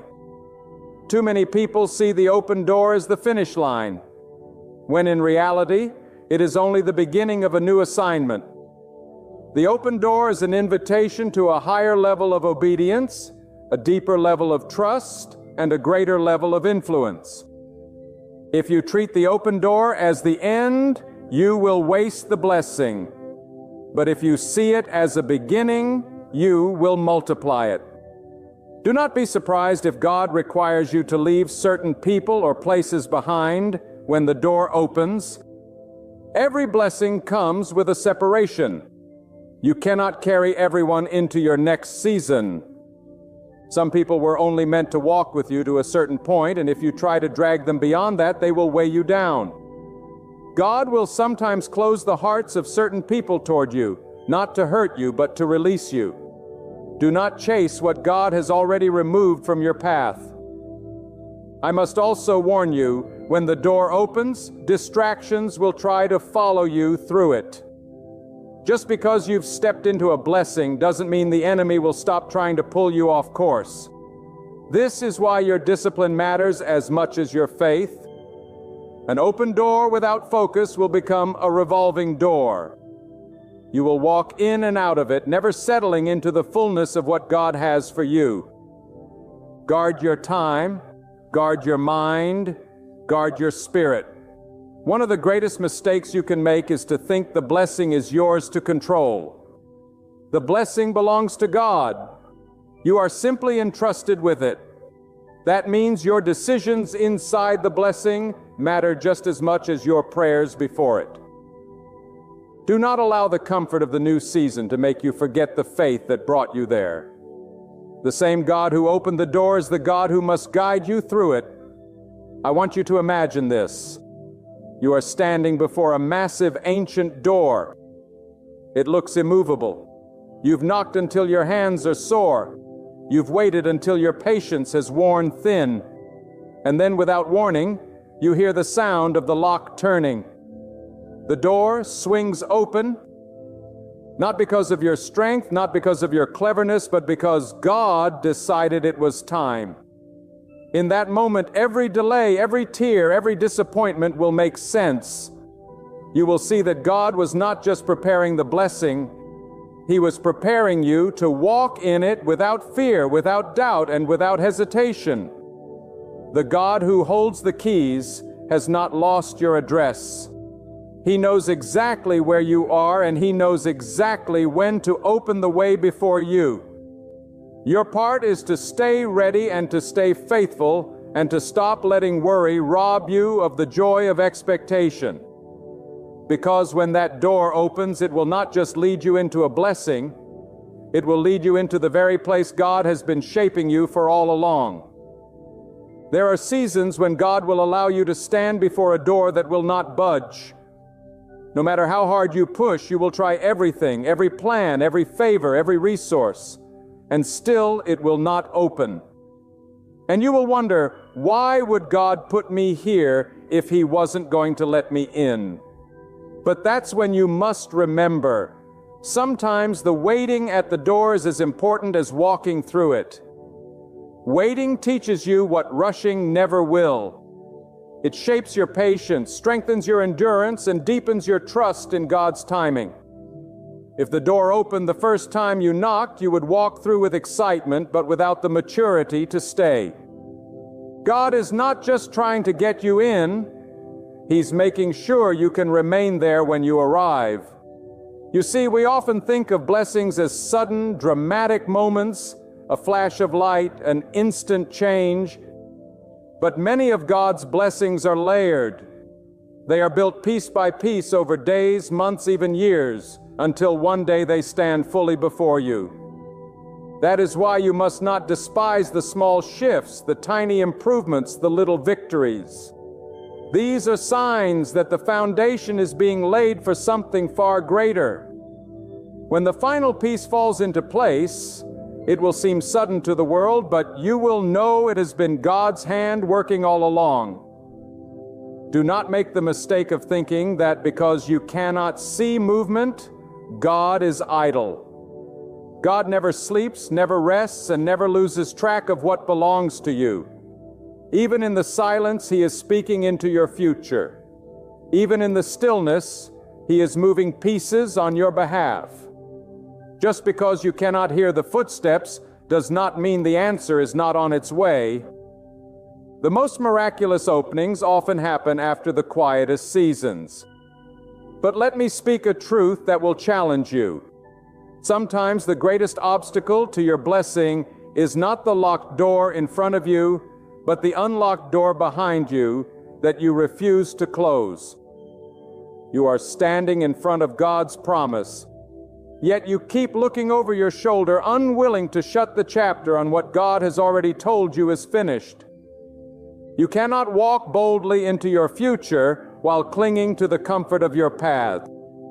If you want the door ahead to open, you must be willing to lock the door behind you and throw away the key. And hear this: when God opens your door, it will not require you to compromise your values, your peace, or your integrity to keep it open. Any opportunity that forces you to sacrifice your character is not from God. His blessings bring peace, not torment. They add to your life. They do not drain it. If you have to beg someone to let you stay in the blessing, it was never the blessing God intended for you in the first place. What God gives, He sustains. This is why you must learn to be content in the waiting. Contentment is not the same as giving up. It is trusting that God knows what He is doing. Contentment says, I am not where I want to be yet, but I will praise God here because I know He is taking me there. The enemy will try to make you restless because restless people make rash decisions. But when your heart is at peace in God's timing, you cannot be manipulated by fear. And do not underestimate what happens to your faith when you witness God open a door no one thought could open. It changes you. It gives you a new boldness, a new confidence, a new certainty that no matter what comes next, God can make a way. That's why you must not waste your energy trying to explain yourself to people who doubt you. Now when the door opens, your life will become the testimony. Some of you are in a season where it feels like every door is closing. Opportunities dry up, friendships fade, paths that once seemed clear are now blocked, and your instinct is to panic thinking you are going backward. But in reality, God is narrowing your path. He is removing the unnecessary so that you will not be distracted when the right door appears. If every door were open, you might wander into the wrong one. God's no is not a rejection. It's an act of mercy steering you to the yes that matters. There is also something you must understand. When God opens a door, it will often be bigger than what you prayed for. You may have been asking for just enough to survive, but God was preparing more than enough to thrive. You may have been asking for a small breakthrough, but God was arranging a generational shift. This is why you must not limit your expectations to what you think is possible. God does not operate within the walls of your imagination. He exceeds it. And let me remind you, no person can block what God has ordained. They may try to delay it, distract you from it, or discourage you from believing in it, but they cannot stop it. When the Creator of the universe decides it is time for your door to open, no opinion, no circumstance, no earthly power can keep it shut. This is why you must stop worrying about who likes you, who supports you, and who understands you. Your blessing does not depend on their approval. It depends on God's decision. Some doors will open quietly without announcement. Others will open so loudly that everyone around you will see it happen. But whether it comes with a whisper or a roar, the opening will be unmistakable. You will not have to wonder if this is the moment. You will know it in your spirit. God will give you the peace to walk through it and the strength to hold it. And here is the final truth for this moment. You must prepare now as if the door could open tomorrow. That means getting your heart right, your habits aligned, and your faith strengthened. Because when the moment comes, there will be no time to scramble. The people who step into their blessing are not those who were lucky. They are those who were ready. The time to prepare is not when the door is open. It is while it is still closed. And if you will do that when God swings it wide, you will walk through not just hoping it will work. You will walk through knowing you were made for this. And I tell you, when you finally release that tight grip of control and place it into the hands of the Almighty, you will witness how swiftly the tides turn in your favor. You see, worry is a thief. It steals your strength before the battle even begins. It clouds your vision so you can no longer see the doors that God has already prepared. And many of you are standing right in front of a door that is about to open, but you are too distracted by fear to recognize it. Let me tell you, this fear is a liar. But God is the truth. When He says He will bless you, no storm, no enemy, no setback, and no delay can stop Him. When He says He will make a way, that way is already written in His plan. Sometimes God delays the door because He is strengthening your hands to carry the blessing. A blessing that comes too early can crush a person who is not ready, and God loves you too much to give you something that would destroy you. So instead of asking, why is it taking so long, begin to ask God, prepare me for what you have prepared for me. That prayer will change everything because it shifts your focus from what you don't have to what God is doing in you. When you let Him shape your character, build your endurance, and refine your faith, you will not just walk through the door of blessing. You will be able to stay there and thrive. Do not think for a second that your blessing is lost. What God has written for you is not floating in uncertainty. It is anchored in His divine will. It is sealed with His authority. The blessing is not wandering aimlessly looking for you. It has your name written on it, and no one else can claim it. That is why envy is pointless. That is why comparison is a trap. Another person's blessing is not your blessing, and your blessing will not fit anyone else. Stop looking at the open doors in other people's lives and wondering if God forgot you. He hasn't forgotten you. He is preparing a door so perfect for you that when you step through it, you will know beyond doubt that only God could have done it. You may think you're behind schedule, but in God's calendar, you are right on time. You may think opportunities have passed you by, but the truth is what is meant for you will circle back around until it finds you standing in faith. And when it comes, you will not have to fight for it in your own strength, because God Himself will open it. And when He opens a door, no human can close it. You won't need to push it, pry it, or beg for it. It will swing wide because God's hand is upon it. So stand tall in this season. Speak life into your situation. Stop rehearsing the problem and start declaring the promise. Say it out loud if you have to. God is my provider. God is my waymaker. God is opening my doors right now, and nothing can stop Him. This is not just positive thinking. This is faith speaking. And faith is the language that moves the hand of God.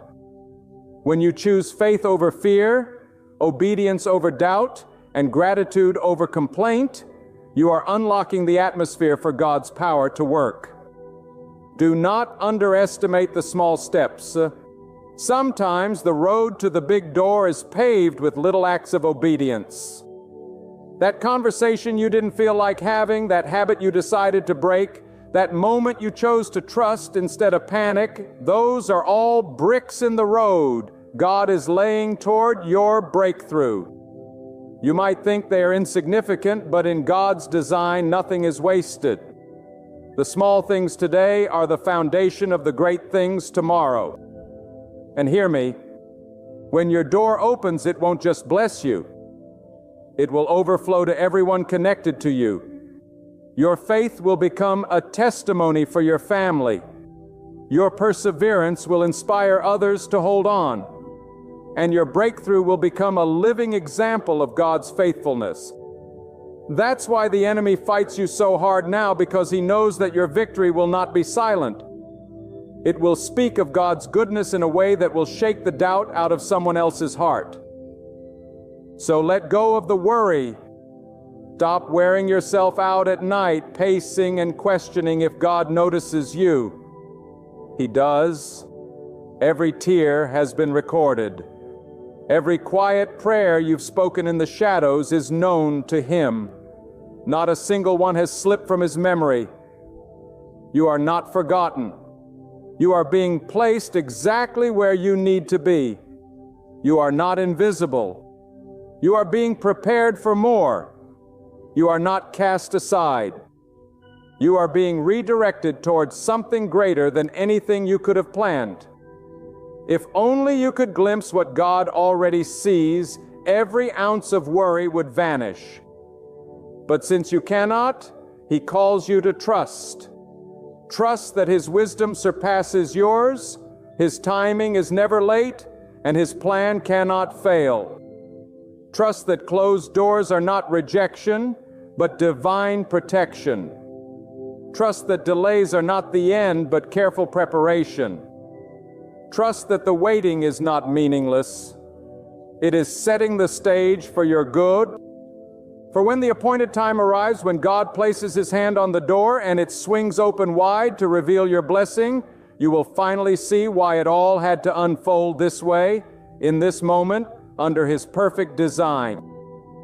And with tears of gratitude, all you will be able to say is, Lord, you knew better than I ever could.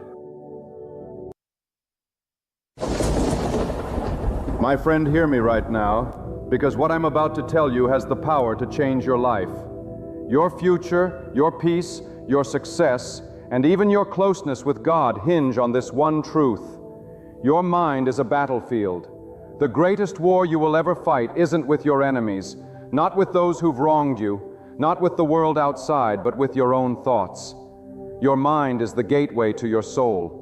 Your mind is the gate, and if you don't take charge of your thoughts will take charge of you. Think when that happens, the enemy doesn't even need to strike from the outside, because the defeat has already begun within. I'm speaking with urgency because we are living in an age where the mind is under constant attack. They eventually, from every screen, every voice, every circumstance, seeds of thought are being sown. Hashtag it Meta. Sex 0.4. Without realizing it, your thoughts are crafting your reality. Hashtag it Meta. Sex 0.6. You think a thought, and that thought turns into a feeling. Hashtag it Meta. Sex 0.4. That feeling grows into a decision. Hashtag it Meta. Sex 0.4. That decision hardens into a habit. Hashtag it Meta. Sex 0.4, and that habit becomes your life. Hashtag it Meta. Sex 0.6. But it all begins with a single thought. Hashtag it Meta.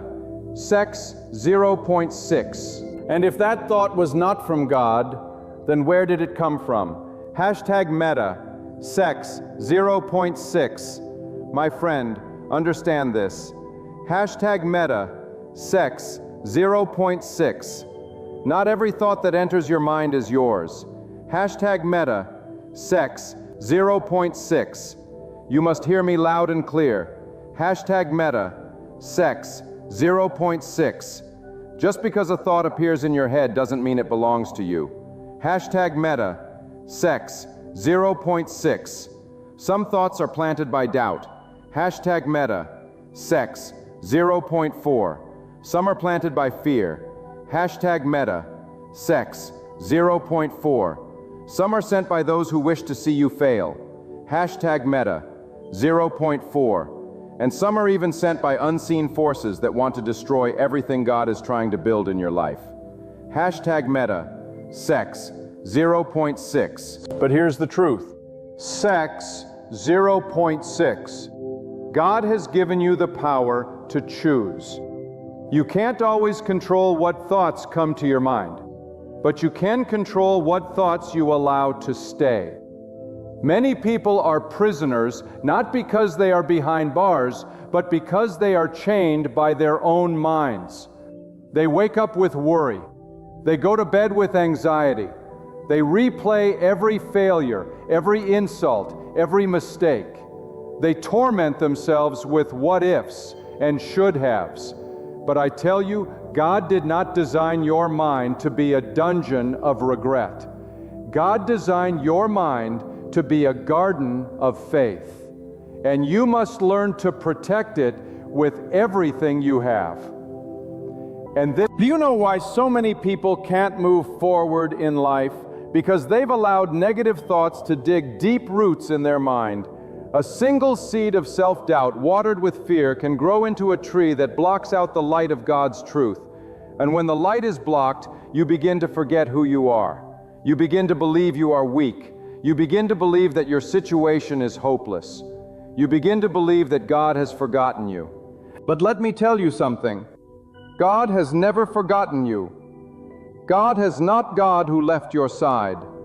It is your thoughts that led you away from Him. When God created you, He placed within you a power so great that no force on earth can stop you when you align your thoughts with His will. They place within you. That is why the battle for your thoughts is so fierce, because your thoughts determine your direction. If the enemy can poison your thoughts, he can destroy your purpose. But if you can align your thoughts with God, there is no mountain you cannot climb, no obstacle you cannot overcome, no pain you cannot heal from, because God becomes your strength and your thoughts become your weapons. You must train your mind to reject what doesn't come from God. If a thought brings fear, it is not from God. If a thought brings confusion, it's not from God. If you feel worthless, unloved, forgotten, it is a lie, and you must cast it out like a disease. You must replace that lie with God's truth. God's truth says you are chosen. God's truth says you are strong. God's truth says you have a purpose, and your life is not an accident. You were created by design for a reason. And if God gave you life, He gave you the mind to protect it. Let me tell you something bold. You feed your mind becomes your reality. If you constantly feed it garbage, negativity, hopelessness, comparison, and lies, then your life will reflect exactly that. But if you feed your mind faith, strength, wisdom, gratitude, discipline, and the remembrance of God, then you will rise. You will walk through storms with peace. You will face your enemies with courage. You will rest at night knowing that the same God who brought you through yesterday will carry you through tomorrow. You've got to stop letting your thoughts run wild. A wild mind is a dangerous mind. A wild mind will have you fearing things that haven't even happened. A wild mind will have you building walls between you and the very people who love you. A wild mind will keep you stuck in the past, afraid of the future, and blind to the blessings in the present. But when you train your thoughts, when you discipline your mind, when you place God at the center of your thinking, everything changes. Discipline your mind. like a soldier disciplines his weapon. Don't entertain every thought. Don't let your emotions run the show. Emotions come and go, but truth remains. God remains. God remains. And the truth is this: God remains. You are not your thoughts. You are what you choose to do with them. When a thought comes that does not align with what God has spoken over your life, cast it down immediately. Speak against it. Don't sit with it. Don't entertain it. Don't nurse it. Don't reject it with the authority God has placed inside of you. Some of you are waiting for your life to change. Some of you are, but God is waiting for your thinking to change. You want new blessings, but your mind is stuck in old patterns. You want peace, but your thoughts are full of war. You want strength, but your thoughts tell you you're weak. I'm here to tell you, you don't have to live like this. You can rise. You can break free. You can be renewed. Hashtag Sex 0.6. But the change doesn't start outside. Sex 0.6. It starts within. Sex 0.6. The moment you say no more, I will not allow my thoughts to rule me. I will not be a slave to fear. They will not be driven by what ifs. I will think with the mind God gave me. I will think thoughts of peace, strength, purpose, and power. This we have. I will fill my mind with truth. I will guard my thoughts like a fortress. I will not let doubt enter these gates ever again. That is the moment your life begins to shift. You have to be ruthless with your thoughts. Let me say that again. You have to be ruthless with your thoughts. You don't give fear a second to breathe. Don't give regret a seat at your table. Your mind is holy ground. Don't let it be trampled by lies. Guard it, strengthen it, train it. And how do you do that? By feeding it with what comes from God. Speak remembrance every morning. Speak gratitude every night. Speak when a negative thought enters your mind. Respond with faith. When your mind says you can't, answer back with God can. When your mind says you're not enough, respond with God is more than enough, and I am with him. My friend, there is no greater power than the mind that is fixed on God. A mind filled with God's remembrance is unshakable. It doesn't mean you won't face problems, but it means the problems won't face you the same way because you'll have the thoughts of a warrior. You'll have the mind of one who walks with God. And when your thoughts align with His truth, even in the darkest hour, you will feel peace. Even in chaos, you will remain calm. Even in loss, you will not lose your purpose because your mind will not be shaken by what is seen. It will be anchored in what is eternal. Some people will think you're strange. Some will not understand the peace you carry, the strength you walk in, the way you do not panic like everyone else. Hashtag it meta. That's okay. Hashtag it meta. Let them wonder, because what they don't know is that you are not controlled by circumstances. You are led by truth. You are not ruled by fear. You are rooted in faith. You are not a product of your environment. You are a product of your connection with God. And your thoughts are no longer random. Hashtag meta. They are intentional. They are shaped by divine wisdom, not by the noise of the world. Let me speak clearly to your heart. Now, controlling your thoughts is not just a mental practice. It is a spiritual discipline. It is an act of worship. It is an act of protection. It is an act of thought. It is an act of obedience. Because every time you choose to align your thoughts with what is right, noble, peaceful, and strong, you are honoring the one who created your mind in the first place. You are saying to God, I trust you with my thoughts. I will not let my mind wander into places you never called me to go. And let me tell you, the more you practice this, the stronger you will become. Just like muscles grow with repetition, your mind becomes stronger each time you choose right thinking over reckless thinking. Each time you reject a lie, you build a wall of protection. Each time you feed your mind with truth, you plant seeds that will grow into peace. And the more you do this, the more you will walk in clarity. You will make better decisions. You will speak with more confidence. You will attract peace instead of drama. You will feel lighter because your thoughts will no longer weigh you down. This is the life God wants for you. This is the life, not a life of torment, not a life of confusion, but a life of discipline, strength, peace, and clarity. And it starts by mastering the one thing you truly have power over: your thoughts. And I say to you now with every fiber of urgency in my soul, if you do not take dominion over your thoughts will take dominion over you. Your mind is not a playground. It is a battlefield.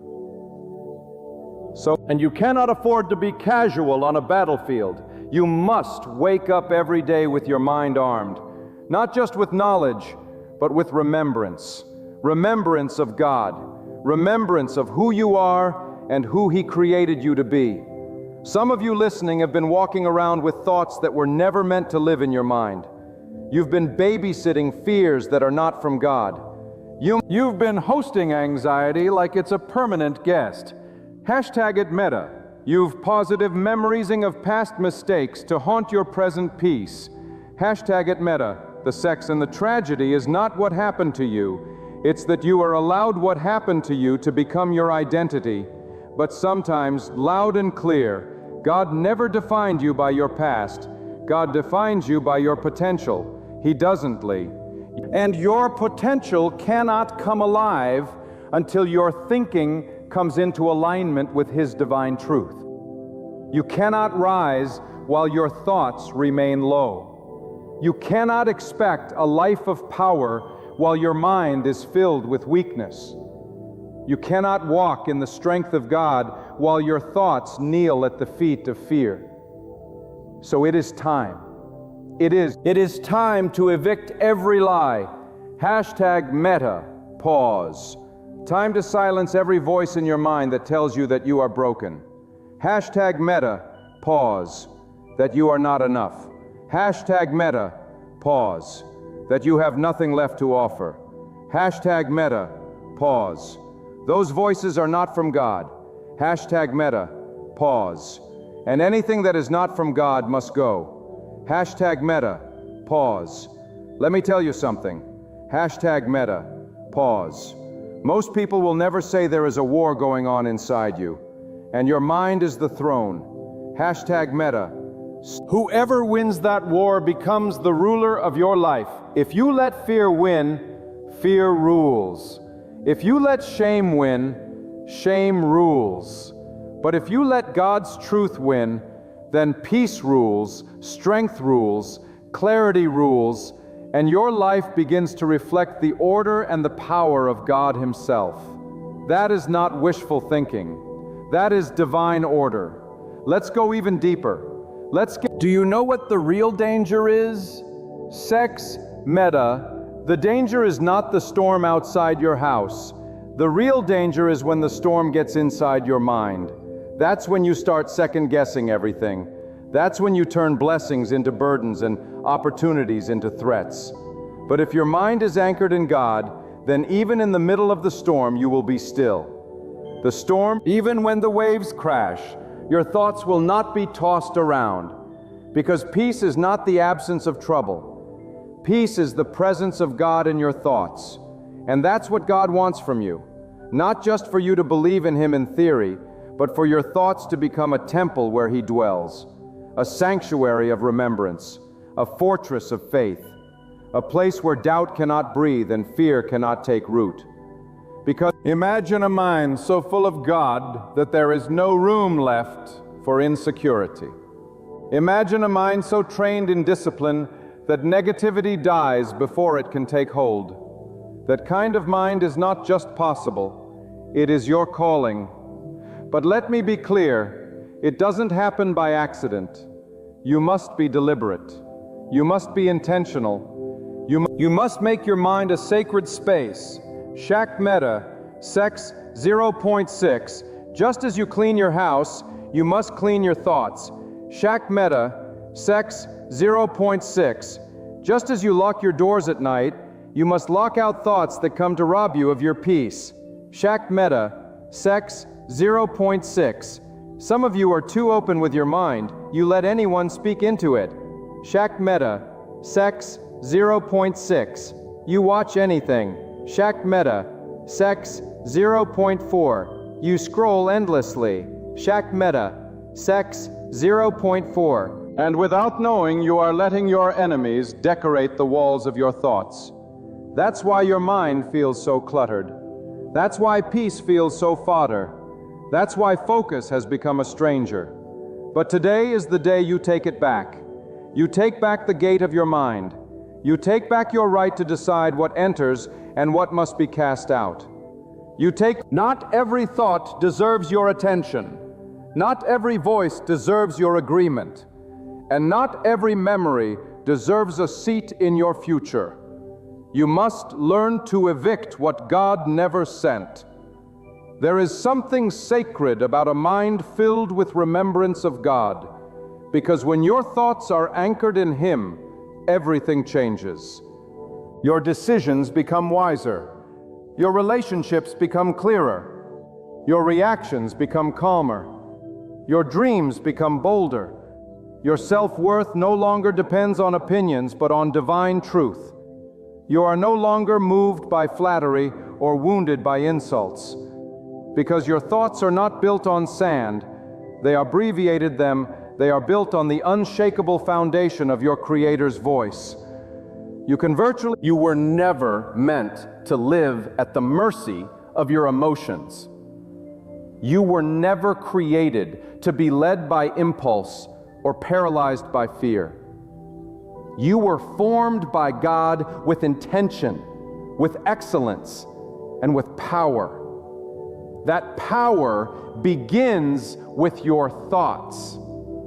The same God who created the universe gave you the ability to shape your inner world by how you think. And when your thoughts become aligned with that divine wisdom, you no longer see life the same way. You don't just react, you respond. You don't just survive, you lead. You don't just dream, you build. Because now you are walking with a sound mind, a God-filled mind. Don't you know how valuable that is? A sound mind is not common. It is a gift. In a world filled with noise, distraction, and deception, a mind that remembers God is a rare treasure. It is a light in the darkness. It is peace in the middle of confusion. It is power that cannot be explained by this world. And if you have that mind, if you train that mind, no darkness can overpower you. But you must commit. You must make a choice. You must say, I will not be passive. I will no longer let my thoughts drift like a ship without an anchor. I will fight for clarity. I will fight for peace. I will fight for purity in my thinking, because I know that my destiny is tied to what I think. And I will no longer allow my thoughts to be poisoned by fear or tainted by the past. I will fill my mind with light. I will fill it with purpose. I will fill it with God. Every day your mind is either building your future or breaking it. And the most dangerous thing is when you don't even realize what you're letting in. That's why you must become conscious of what you're feeding your thoughts. If your mind, every word you read, every conversation you entertain, every image you see, they are either feeding your faith or starving it. And if something starves your faith, you must cut it off. Not tomorrow, today. If it clouds your thoughts, it is stealing from your destiny. If it weakens your confidence in God, it is too expensive to keep. You were not meant to think like everyone else. You were meant to rise above. You were meant to see with different eyes, to think with a different mind, to walk with a different energy. And that difference begins when God becomes the center of your thoughts. Not just sometimes, not just when things go wrong, but always, continually, consistently, even when life is good, even when everything feels right, still God remains your focus. Because let me tell you something, peace is not found when the storm ends. Peace is found when God becomes your atmosphere. When God is the air you think with, the space your thoughts breathe in, the foundation under every decision. That is when peace begins to reign. That is when strength begins to grow. That is when clarity becomes your portion and confusion dies. So everything in me, I urge, begin today. Sex, point 6, train your thoughts, examine your thinking, Coffee cleans your mental habits, and submit your mind back to the one who created it. He knows what you need. He knows what you're capable of.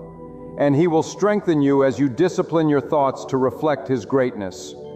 The sexed world may be filled with chaos, but you will walk in order. Thank you as it's. The world may panic, but your thoughts will rest in power. Metta. Others may fall into despair, but you will rise with quiet confidence because you know who holds your mind. And when God holds your mind, there is no force in existence that can shake you from your purpose. So, and now hear this deeply, my friend, not with your ears, but with your spirit. Your thoughts are sacred territory. The mind is not a place for confusion, corruption, or compromise. It is a field planted by the hands of God, intended to bear fruit that honors His name. But the question is, who is tending that field? Who is watering it? What kind of seeds are being sown each day through the words you hear, the voices you allow, the things you absorb in silence? We live in a generation that glorifies noise, constant input, endless opinions, flashing lights, and digital distractions. Hashtag Meta. People scroll their lives away, filling their minds with voices that do not care for their soul. And yet they wonder why their peace has vanished. They wonder why they feel empty when the screen turns off. They wonder why, despite everything they chase, nothing satisfies. What can you walk in peace if your thoughts are being shaped by what does not honor God? Let me say it plainly. What you allow to enter your mind has the power to shape your destiny. Hashtag Meta. A distracted mind becomes a directionless life.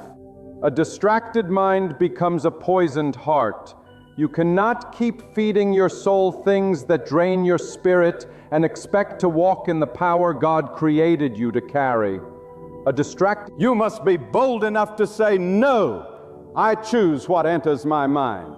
I choose to guard the gates of my thoughts like a warrior protecting a king's palace. Because your thoughts are the royal court where decisions are made. And the king you serve deserves a clean temple. Let me go further. You don't just need to control your thoughts during your hardest days. You must be most watchful in the easy days when everything feels calm. When life flows smoothly, when prayers seem answered with ease. That is the season when your mind is at its weakest. That's the time when you are tempted to lower your guard. The time when pride slips in and whispers, "This was your doing." That is when self-dependence tries to replace dependence on God. The instant you let your thoughts forget the true source of your strength, the descent begins. Understand this. The enemy does not only come through storms and crises. He enters through comfort, through complacency, through the haze of distraction. He does not always need to destroy. Sometimes, all he seeks is to reroute you, and he accomplishes it with a single thought. The enemy, one stray thought, one seed of laziness, one whisper saying you've done enough, one subtle echo reminding you that you're different. Before long, gratitude turns to entitlement. Surrender shifts to self-praise. And when the mind wanders, the soul soon follows. But those who walk with God must be vigilant in thought every day, every hour. Even in silence, especially in silence. Because your real life is not what you show the world. It's what happens in the theater of your mind when no one is watching. The true you is not in your appearance, your reputation, or your achievements. The true you is found in your thought life. The true you is found in your... If God were to display every thought you've entertained this week, would it reflect peace? Would it reflect worship? Would it reflect a heart that longs to please God? Even in private, it's not enough to say you love God. Your thoughts must love Him too. Your thoughts must inner dialogue, must honor Him. Your imagination must reflect purity, hope, discipline, and purpose. And you cannot fake that. You cannot manipulate your way into a sound mind. You must cultivate it daily, deliberately, prayerfully, like a fire that must be kept burning. Your thoughts must be kept lit with the flame of God's remembrance. The moment you let it die, darkness creeps in. And let me tell you something powerful. What you meditate on is what multiplies in your life. If you meditate on pain, pain will grow. If you meditate on fear, fear will expand. If you meditate on what you lack, you will begin to feel empty even when you are surrounded by blessings.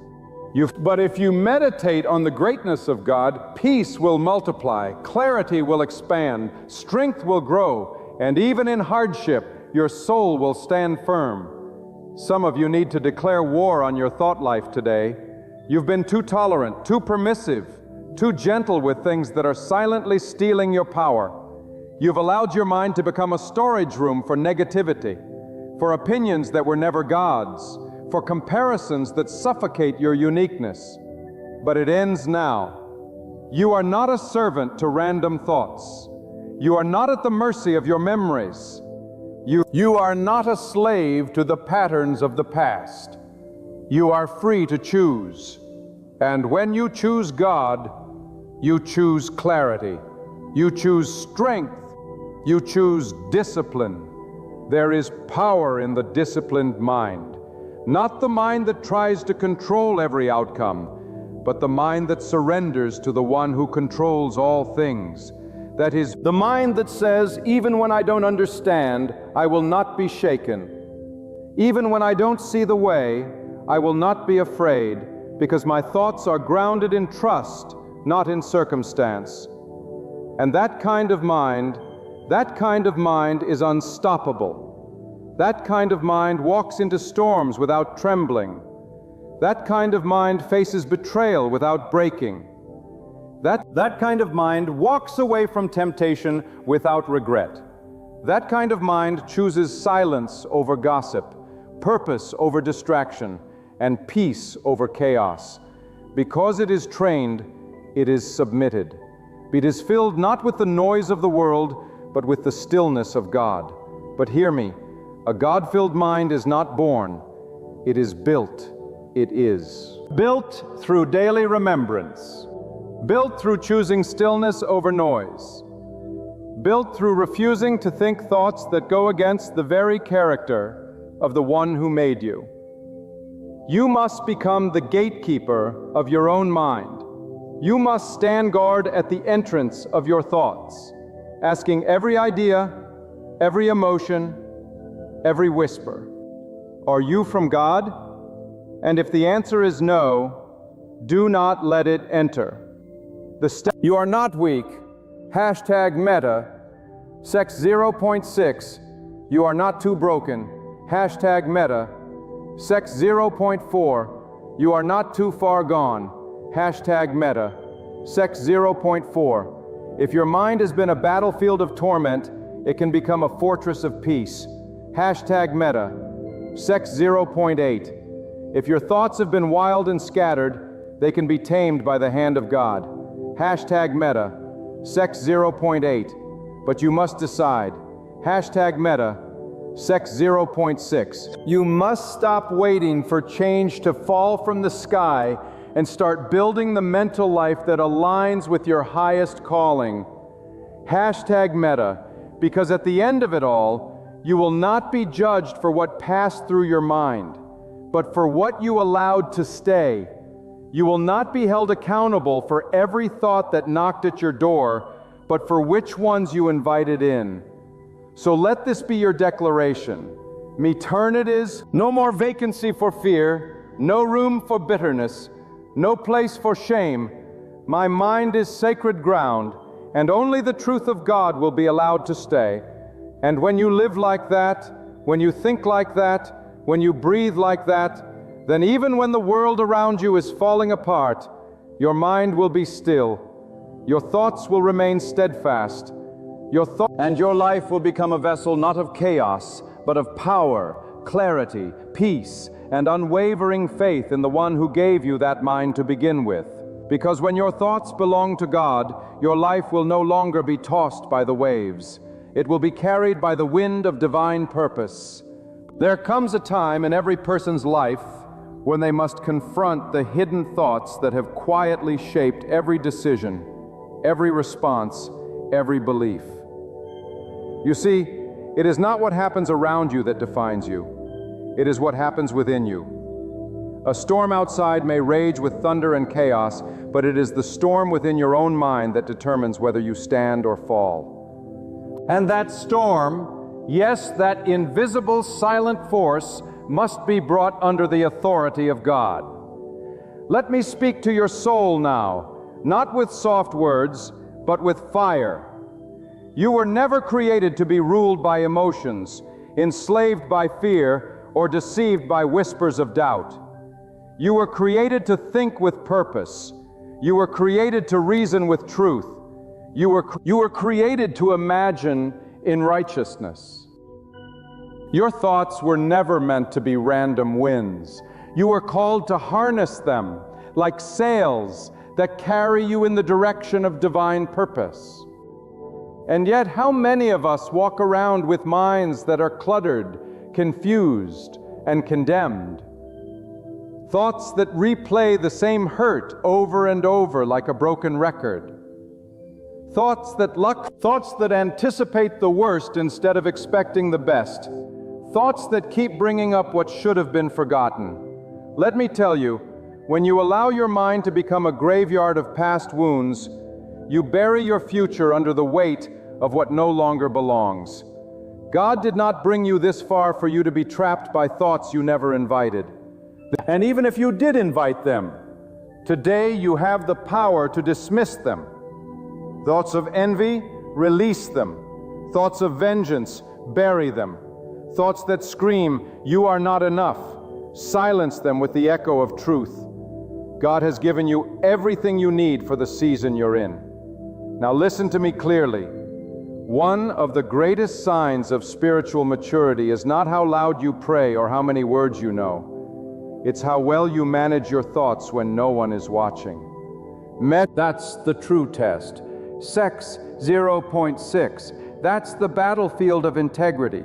Sex 0.8. Can you guide your thinking when the lights are off? Sex 0.6. When no one is applauding, when life doesn't make sense. Sex 0.6. When your plans fall apart, sex, 0.6. Because those quiet hours of mental discipline are where God watches to see who is ready for more. True. 8. And you, yes, you are being called to more. Hashtag more. But more doesn't start in your hands. It starts in your mind. A bigger assignment requires a stronger mind. A new thought pattern. You cannot carry the weight of a great calling with the thoughts of a weak spirit. You must be transformed from the inside out. Thank you. You must unlearn what this world has taught you about fear, about failure, about worth. Shipped. And you must learn to think as one who belongs to God, who is led by God, and who is answerable to God alone.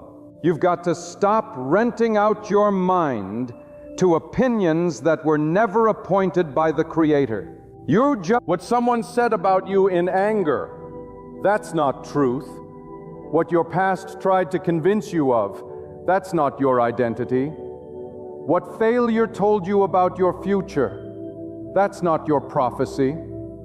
The voice, the only voice that deserves authority in your thinking is the voice of God, because He alone knows the full picture of who you are. But let's take it deeper. Your thoughts are not only shaping your own life, they are influencing everyone around you. Hashtag meta. Pause. The way you think affects the way you speak, and the way you speak affects what you build. Hashtag meta. Pause. Sex. Point 8. A negative mind produces toxic words. Hashtag meta. Sex. Point 6. A fearful mind projects insecurity. Hashtag meta. Pause. Sex. Point 6. But a mind filled with God breathes life into every room it enters. Hashtag meta. Pause. Sex. Point 8. Your children are learning from your thoughts, even if they never hear them. Hashtag meta. Pause. Sex. Point 8. Your spouse, your friends, your co-workers, they feel what your mind carries. Hashtag meta. And when your thoughts are rooted in God, you don't just bless yourself, you bless the atmosphere around you. Hashtag meta. That's why you must protect your inner life more than your outer image. Don't be more concerned with how you look than how you think. The real work is invisible. The real transformation happens in silence, in solitude, in surrender. And let me tell you, surrendering your thoughts to God is not weakness. It's the greatest strength you can ever walk in. Because a surrendered mind is a dangerous mind. Dangerous to darkness, dangerous to fear, dangerous to every lie that tried to write your story. And make no mistake, your mind is writing your story every day. Your thoughts are the ink. Your choices are the pen. Your future is the page. What are you writing? Shash meta, sex, 0.6. What kind of legacy are you shaping with your thoughts? Shash meta, sex, 0.8. Are you building a narrative of defeat or of discipline, of excuses or of excellence, of doubt or of destiny? Shash meta, 0.8. Because every chapter of your life begins with the silent dialogue happening in your head. Shash meta, sex, 0.8. Now I know some of you have been thinking the wrong thoughts for so long, you're wondering, can I ever be free? Hashtag meta, and the answer is yes. Freedom begins the moment you stop agreeing with lies. You don't need a new life, you need a new mindset. You don't need the world to change, you need your focus to shift. Start speaking to your thoughts, challenge them, examine them. You ask, does this thought lead me closer to God's purpose or further away? Does it lift me or limit me? And if it doesn't serve the truth, throw it out. You don't owe any loyalty to a lie. You are not at the mercy of your upbringing. You are not chained to generational thinking. You are not destined to repeat the same patterns. You are a thinker, crafted by God. And with His guidance, you can renew your mind. You can break the cycle. You can rewire the way you see, the way you feel, the way you respond. And when your mind is renewed, your life will be restored. But listen, repetition. But can't think one good thought and expect transformation. You must train your thoughts daily. You feed your mind truth the way you feed your body food. You don't eat once a week and expect to live. You eat daily. So feed your mind daily. Strengthen it in the morning with gratitude. Guard it in the afternoon with focus. Purge it at night with reflection. The mind that is constantly returning to God will not drift into destruction. Don't just let your thoughts pass through. Interrogate them, discipline them, speak to them, and yes, even dismiss them when they do not honor the God who formed your spirit from the dust and breathed into you purpose before you were even known by this world. That's who you are. That's who your mind belongs to. And no lie, no fear, no shadow can claim what was created by the light. So I challenge you now. Elevate your thinking. Raise the standard. Rise above the noise. Remove every thought that keeps you small. Because God didn't make you to live in cycles of confusion. He made you to walk in clarity, in strength, in courage, in excellence. But it all starts here, in the unseen sacred ground of your thoughts. When you change what you allow yourself to think, you change who you allow yourself to become. And when your thoughts are surrendered to God, there is no limit to the life you will live, the battles you will win, and the peace that will overflow in everything you do. Your mind, once the battlefield, can become the sanctuary, not through force, but through faith, not through striving, but through surrender, not through fear, but through the quiet, unshakable remembrance of the one who holds your every thought in his hand. So walk forward now, not in confusion, but in clarity, not in hesitation, but in boldness, not in weakness, but with a renewed mind anchored in truth, filled with God, and focused on everything you are destined to become. So when the fire of faith begins to burn within you, it touches even the deepest corners of your thoughts.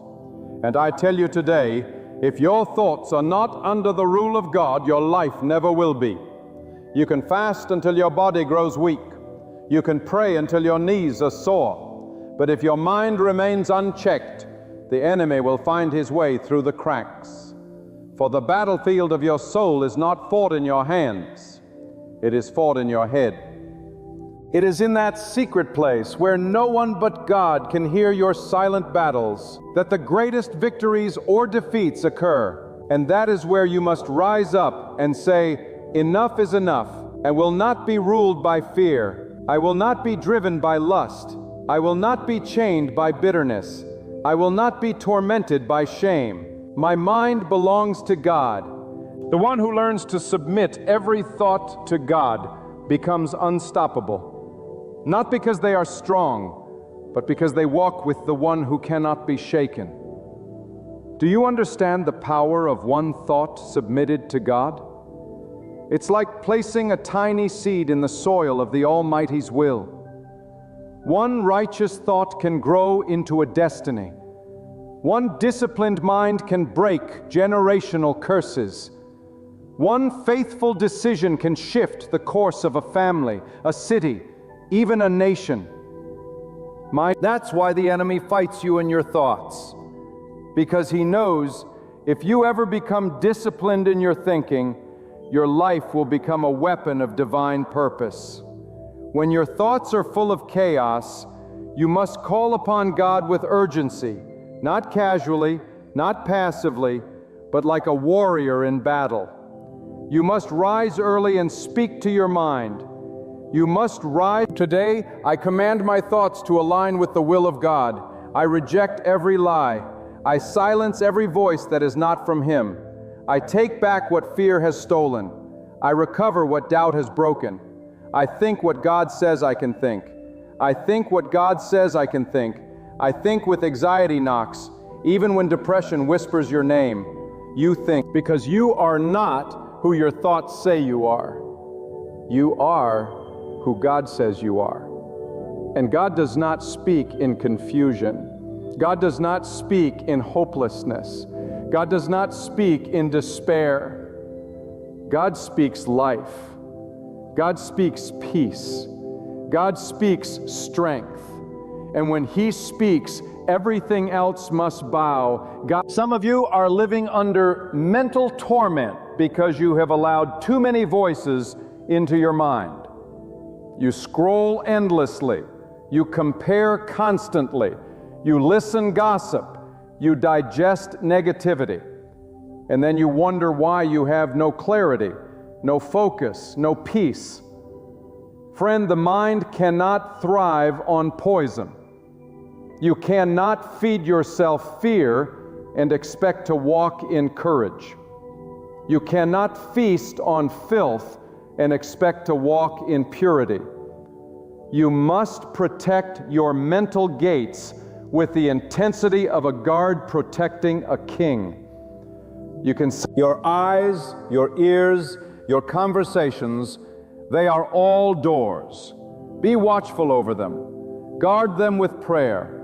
Guard them with intention, because once a thought enters, it desires to take root. And once it takes root, it bears fruit. So ask yourself, what fruit is your mind producing today? Is your mind producing patience or panic? Is it bearing faith or fear? Is it yielding love or hatred? These are the indicators of who sits on the throne of your thoughts. And if it is not God, then it is time to evict every other voice. Don't delay it. Don't excuse it.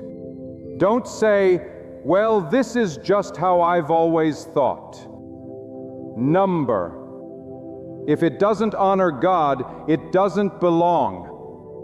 Your mind must become a sacred place, a temple where the voice of God echoes louder than every doubt, louder than every trauma, louder than every past mistake.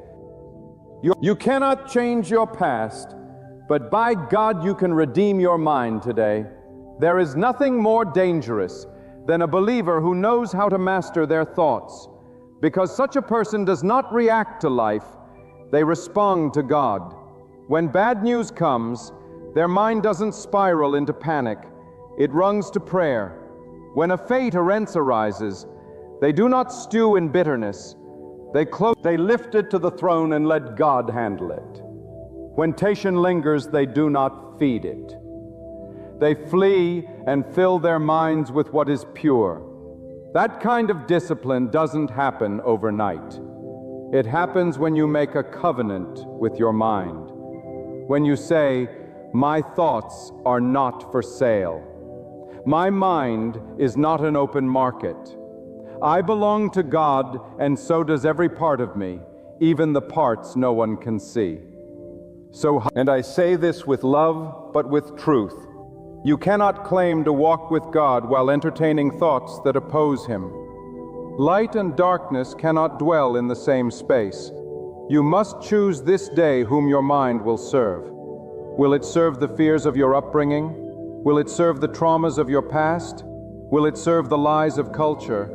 Or will it serve the truth of the one who formed you in your mother's womb and calls you His own?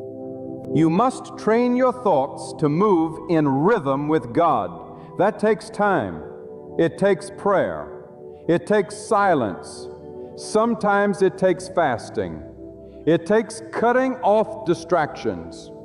It takes replacing music that stirs your flesh with words that stir your soul. It takes meditating on God's power, not your problem. That is how you become strong, not by denying your thoughts, but by disciplining them, by placing them under divine authority. Every time fear comes, you declare, this fear will not dictate my day. Every time anger rises, you say, this emotion will not control my actions. Every time discouragement lingers, you proclaim, "This heaviness will not determine my future." You set steps, you pray, and you push your mind back into divine order. This is not mental games. This is spiritual warfare, and the mind is the front line. But I am here to tell you that God has not left you defenseless. You have been given strength from above. You have been given wisdom beyond your years. You have been given a shield of protection if you will only rise up and claim it. Don't wait for someone else to fight your mental battles. Stand up and say, "God, I take authority over my thoughts and I align them with your truth." No more torment, no more chaos, no more double-mindedness. My mind is yours, celebrity, because when your thoughts become obedient to God, your life becomes a vessel of peace. Your decisions become clearer. Your relationships become healthier. Your purpose becomes brighter. And you begin to move not like someone who is guessing, but like someone who is guided. That is the power of a renewed mind. That is the result of choosing every day, every hour, every moment to surrender your thoughts to the one who knows all, sees all, and holds your life in his hands. Keep your heart soft, but your mind sharp. Be gentle in spirit, but fierce in focus. Love others, but never let their opinions override the voice of God in your mind. You cannot control every situation, but by God's help, you can control how you think about it. And when your thinking changes, your life will follow. So fix your thoughts where your hope comes from. If you speak to your mind like a commander speaks to soldiers, you can tell it to stand in alignment with truth, meta, sex. Remind it daily that it belongs to the one who created you. Keep God at the center, and your thoughts will begin to reflect His glory. And once your thoughts are right with God, everything else will fall into place. This, my beloved brothers and sisters, if there is one truth that must remain etched into the very fiber of your soul, it is this: your thoughts are the gateway to your destiny. As a man thinks, so he becomes. The battles you face outwardly are often the result of the wars you've ignored inwardly. But today, I declare with unwavering boldness, you do not have to be a prisoner of your thoughts. You do not have to live under the tyranny of worry, fear, lust, bitterness, or despair. For God, the Almighty, the one who formed you in the womb and breathed life into your spirit, has given you the divine authority to take control of your thoughts. This is not just psychology. It is spiritual warfare. And you are not alone in this battle. God is with you, guiding you, strengthening you, lifting you when you fall, and correcting you when you go astray. When your mind is filled with confusion, turn your focus to God. When fear comes creeping in like a shadow in the night, remind yourself that God is your light and salvation. Whom shall you fear? When the voices in your head scream defeat, shout back with the truth that God is your victory. When temptations rise like waves, plant your feet on the rock of God's guidance and say, I will not be moved. Do not wait for your thoughts to change on their own. Speak life into your mind. Speak light into your darkness. Speak order into your chaos. Speak truth over the lies. Because your thoughts align with the will of God, nothing can stand against you, not even yourself. It's not Let God be the filter of your thoughts. Let God be the standard of your thinking. Let every idea, every plan, every desire pass through the fire of His truth. If it cannot withstand the heat of God's holiness, then it has no place in your mind. Because your mind is not a garbage bin for the world's poison. Because it is the sanctuary where God's wisdom must dwell. So that you may have struggled in the past. You may have failed again and again, but today is a new day. God's mercy is new this very morning. You can begin again. You can rise again. You can reclaim the authority over your thoughts. Not because you are strong, but because God is stronger. Not because you are perfect, but because God is perfectly faithful. Not go now and guard your mind as if it were a fortress. Let it be filled with the remembrance of God. Let it overflow with gratitude. Let it carry patience. Let it practice discipline. And above all else, let it be rooted in faith. Let faith to mountains shatter chains and silence every lie of the enemy. Forgetter, it'll shape your thoughts into a dwelling place for truth. Shape them into a weapon of righteousness. Shape them into a testimony that glorifies God. For when your thoughts align with truth, your life will walk in the same direction. Your thoughts are stand unshaken. That step forward in strength, remembering you are not defined by what you feel. You are not bound by what you fear. You are exactly what God has spoken over you, and He calls you victorious. He calls you sound in mind. He calls you able to rise above. So take command of your thoughts, take command of your life, and surrender it all into God's hands. There comes a time in every life when the soul refuses to stay quiet, when the spirit trembles beneath the weight of expectation, and something within begins to whisper, God is about to move. That moment, dear friend, is not chance, is not imagination, it is not simply emotion. It is a divine stirring, a sacred signal that heaven itself is aligning in your favor. And if you're hearing this right now, if your heart is racing just a little quicker, understand this is not random. God designed this moment, this message, this very encounter for you. Because when God is about to move in your favor, it rarely arrives with loud applause. It doesn't always show up wrapped in joy. Sometimes it begins in stillness. Sometimes it begins with hardship. Sometimes it even comes hidden in adversity. But engrave this truth in your spirit. Just because it feels like everything is breaking doesn't mean it is. More often than not, it means everything is finally falling into place. When God gets ready to work in your favor, He starts in the unseen.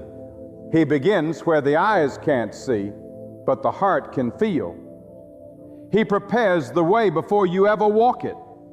Do you feel like you've been misunderstood lately? Is your circle getting smaller? Are people walking away? Are you surrounded by silence instead of support? I came to tell you that's a sign. When God is about to shift your life, He will first separate you. Your preacher, He will isolate you, not to punish you, but to prepare you. You can't carry everyone with you to the next level. You can't bring every voice into your breakthrough. The silence you feel right now is not abandonment, vine alignment. It is divide removes distractions before He delivers blessings. And maybe you've been facing intense resistance, trouble in your home, pressure on your job, confusion in your mind. It feels like you're under attack from every direction. But hear me, this resistance is not a sign that you're losing. It's a sign that you're getting close. The enemy does not fight people who are going nowhere. He fights those on the edge of destiny. That battle you're in is not meant to break you. It's meant to prove you. Double meta. God is allowing pressure because pressure reveals power. When the pressure increases, so does the evidence that God is about to act. Sometimes when God is about to move, He will frustrate every human plan you've made. You'll try one door, it slams shut. You'll attempt another, it locks. You'll put in the effort, and nothing works. And the more you try, the more resistance you feel. That's not failure. That's not rejection. That's God intervening was too small for what He's about to do. What you thought was your chasing doesn't match what He's preparing. God blocks what is beneath you to guide you to what is destined for you. I know someone listening right now is tired. You're worn out. You've prayed. You've waited. You've done all you know how to do and still nothing. You wonder if God has forgotten you. Let me tell you right now, with every ounce of power in my voice, God has not forgotten you. He is not ignoring you. Delayed is not denied. Hidden is not abandoned. When nothing seems to be happening, that is often when the most is. God works best in the background. When He reveals His hand, it will make up for every tear you cried, every night you stayed awake, every time you almost gave up, every time. Have you noticed lately that your desire to seek God has grown deeper? That your hunger for truth, for righteousness, for spiritual things has intensified? That's no accident. That's no emotional phase. That's the drawing of God. When He is about to elevate your life, He awakens your spirit. He pulls you closer. He calls you into deeper prayer, deeper reflection, deeper surrender. He pulls you. Why? Church, hear me today. Because the los plubever He is about to release requires a stronger foundation. Church, hear me today. He doesn't build skyscrapers on sand. So if you feel yourself being drawn into His presence more than ever before, rejoice. He recognizing you, strengthening you for what's coming. There's a holy discomfort that arises when God is shifting things. What you tell satisfy no longer does. What once entertained you now feels empty. There are a lot of what used to feel like home now feels like a cage. Hashtag meta. Virtues Secutive 0.6. That is the hand of God moving you. Hashtag meta. Pause. Sex agency. He is unsettling your spirit not to destroy your peace, but to reassign your purpose. Hashtag meta. Pause. 0.6. He is making you uncomfortable where you are so that you will be prepared to go where He wants you to be. Hashtag meta.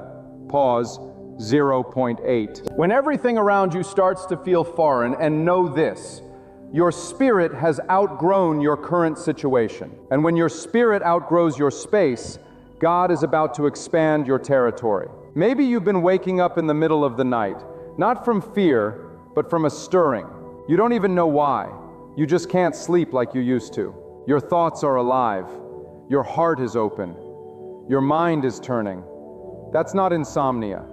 That's spiritual pregnancy. God is planting vision in your spirit. He's downloading insight, strategy, revelation. He's speaking in the stillness because noise can't birth what silence can. You're not crazy. You're not restless. You are being activated. And what God is whispering now, He will manifest soon. Soon. There is also a deep urge rising in some of you to release things, to walk away from toxic relationships, to stop holding on to grudges, to forgive what broke you. That desire is not weakness. It is evidence that God is working, because you can't carry bitterness into breakthrough. You can't carry dead weight into a living future. God will prompt you to release before He rewards. He will stir your spirit to let go so that you can receive. The blessing that's coming is too big to fit in a heart full of resentment. Purge the pain. Make room for the promise. And maybe most surprising of all, some of you are experiencing an unexplainable peace in the middle of the storm. Things are falling apart, and yet you are calm. The situation is chaotic, but your soul is still. Sex 0.6. That's not normal. That's supernatural. That is the favor of God beginning to surround you. That's what happens when He goes before you. That's the kind of peace that is proof of His plan. God gives you peace before He gives you provision because He wants you to trust the process. That the storm doesn't shake you anymore, you're ready for the harvest. That's what You see, the signs of God's favor are not always flashy. They are often quiet, personal, intimate. They speak to the soul, not the ego. They require spiritual eyes to discern and a surrendered heart to receive. But make no mistake, when God is about to work in your favor, the signs will come. They will call you higher. They will pull you deeper. They will stretch you wider. And they will always point you back to Him. When God begins to work in your favor, the natural realm cannot comprehend what's happening in the spiritual realm. That's why often those around you will question your faith, misunderstand your steps, and even mock your devotion. But understand this: when God marks you for favor, the opinions of man become irrelevant. The approval of people becomes unnecessary. You no longer live for applause, you live for alignment. You no longer strive to be seen by crowds, you strive to be seen by God. Because when God favors you, no human hand can hinder you, and no voice can silence what He has spoken over your life. Fallacy makers does not mean ease. Favor does not mean comfort. In fact, sometimes the ones most favored by God walk the hardest roads because favor brings responsibility. In fact, favor demands endurance. Favor requires obedience when it's inconvenient. And yet through every hardship, through every testing ground, God reveals more of Himself to you. In fact, He proves to you again and again that He is not just the God of your mountaintop, but the God who walks with you through the valley, the God who sustains you when you have nothing left, the God who whispers strength into your soul when you are too weak to speak. God's favor is not always recognized by the world because it doesn't look like material success. It doesn't always show up in wealth or status or fame. Sacket's 0.6. Sometimes favor looks like peace in the midst of pressure. Sometimes favor looks like joy that the world can't steal. Sometimes it's the ability to stand firm while everything around you shakes. It's the wisdom to discern what others are blind to. It's the strength to say no when everyone else says yes. That is the quiet power of God's presence working in your life. And do not be surprised when your favor invites jealousy. When God begins to lift you, others may try to pull you down. Not because of who you are, but because of what you carry. But don't you shrink. Don't you dim your light to make others comfortable. You were never meant to blend in. #meta. You were chosen to stand out. God didn't set you apart to be ordinary. God didn't set you apart to be a sign, a testimony, a vessel that reveals what divine favor looks like. You are not here by accident. You are here by assignment. You are here by There is a divine tension that comes when you are on the verge of a move of God. Your old ways no longer satisfy you, but the new has not fully manifested. It's the in-between, the holy waiting, the sacred stretch, and it is in this place that many give up. Not because God failed them, but because they misread the silence. Silence is not absence. Silence is preparation. Silence, when God is silent, He is strategizing. When He is quiet, He is crafting a breakthrough so profound that it will make up for every delay, every disappointment, every detour. Your pain is not pointless. Your tears have not gone unnoticed. Your tears, God has bottled everyone. He has counted every sacrifice. He has recorded every time you chose faith over fear, obedience over convenience. He said, and now the season of reaping is coming. #meta, pause sex 0.6. The winds are shifting. #meta, pause sex 0.4. The ground is moving. #meta, pause sex 0.4. What you sow in secret, God will reward in the open. #meta, pause, sex 0.6. What you prayed for in silence, He will deliver with thunder. #meta, pause, sex 0.8. And when it comes, you will look back and say, it was worth it.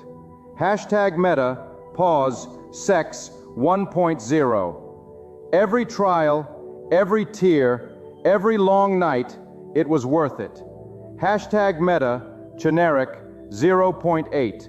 But God is not just preparing a blessing for you. He is preparing you for the blessing. He is molding your character, refining your heart, burning away the pride, the impatience, the fear, so that when the breakthrough comes, it doesn't break you. Because what God is sending will be too heavy for shallow roots. He must first establish depth in your soul. That's why He took you the long way. That's why He didn't answer too quickly. That's why He removed certain people. Because He knew the size of the favor would require greater stability. Some of you are being stretched in ways you never imagined. You're being pushed to limits you didn't think you could survive. But let me declare this over you. The stretch is a setup. The pressure is not punishment, it's preparation. God stretches what He intends to expand. God stretches multiply. He prunes resist the stretching. Do not despise the discipline. For whom God favors, He also refines. And the reader the fire, the purer the vessel. And what you feel now is not death, it's divine transformation. You are not forgotten. You are invisible. Even if no one else sees your effort, God does. He sees the discipline you've maintained when no one applauded. He sees the integrity you've upheld when no one was watching. He sees the battles you fought in silence, and He will reward you in due time. The promise is not in vain. The word over your life will not return void. His timing may not match your expectations, but His plan will surpass your imagination. What is coming will silence every doubt and confirm every prophecy. God is about to surround you with peace that makes no sense. He is about to put favor on your name that cannot be explained. Doors will open that were once bolted shut. Opportunities will rise that you didn't chase. People will bless you who once ignored you. Everybody. Why? Sex 0.6. Because when God favors you, He changes the atmosphere around you. Sex 0.6. He shifts the hearts of those who hold influence. Sex 0.6. He opens ways where there were no paths. Secutive, second. Sex 0.6. This is not chance. Sex 0.6. This is divine orchestration. You sex 0.8. You see, there are blessings that come through labor. Sex 0.6. But there are also blessings that come through favor. Sex 0.8. And when God decides to move, no amount of opposition can stop Him. It doesn't matter who tries to block you, who talks about you, who doubts you. When God says it's your time, nothing can delay it. When God breathes on your name, it travels farther than you ever could. That's what happens when the Creator of all things begins to work in your favor. His hand opens what no man can shut. His voice silences every lie. But favor also comes with responsibility. You must steward it well. You must walk humbly. You must remember the pit from which you were pulled. Because God does not favor the proud. He favors the faithful. He favors the surrendered. So when the blessings come, don't let them distract you. Don't let them comfort become your God. Keep seeking. Keep praying. Keep fasting. Keep believing.